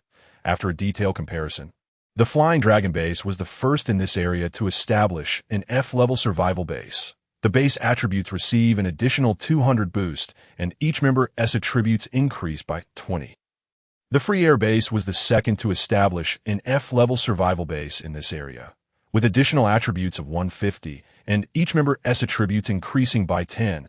A twist of fate. The previously disheartened Flying Dragon base suddenly came alive. Almost everyone's eyes widened with astonishment and excitement. We are first. It turns out the opposing base is so small. No wonder they completed it so quickly. I was on edge for no reason. Indeed, with such a diminutive size, what is there to boast about? In the region, people from other bases were equally taken aback by this unexpected outcome. In a way. What is happening? Were the two announcements not released simultaneously? How exactly were they compared? In the Free Air base, everyone appeared as dejected as wilted eggplants, yet their faces flushed with anger, furiously ranting in the regional chat. This is utterly unfair. We clearly finished 0.1 seconds faster. The system previously stated that completion came first. We were indeed the first to complete it. Yet now, the rewards have gone to those detestable East Dragon people. Damn it, even the system is biased towards them. In their fervor, the Free Air base revealed the system's prior explanation, causing the divisions between the two factions to become even more pronounced. The White faction declared, if it's about being first, it should be based on time. Supporters of the East Dragon Nation countered, a mere 0.1 seconds is negligible. Their base is significantly larger. What right do you have to claim superiority? Exactly, the discrepancy is substantial enough. 0.1 seconds is trivial in the grand scheme of the project, an error to be disregarded. The White faction retorted, you are truly shameless. Even the system has shown such partiality, we demand fairness. We seek justice. This world is utterly rotten. Oh God, smite them fiercely. The opposing faction laughed heartily. This is hilarious. Why don't you go plead with the system for fairness? If people fail, blame the earth for being uneven. The neutral faction expressed shock. The Flying Dragon base is remarkably strong. They constructed a 2-level base. The scale is astounding, and the volume of work is truly impressive. Given this, it's no wonder the completion time is comparable to the small base of Eagle Sauce. The system only mentioned time. It likely didn't anticipate the simultaneous completion scenario. Being tied for first naturally means comparing other factors. That is perfectly reasonable. They are indeed extraordinarily powerful. Now I declare that the system is not at fault. I too believe the Flying Dragon base deserves to be first. The two opposing factions grew increasingly noisy. The tensions that had built up since the novice protection period erupted completely due to this incident. There were even those among the most agitated in both factions who wished they could pull out a 40-meter-long sword to give the opposing side a trim. Let us not concern ourselves with their bickering.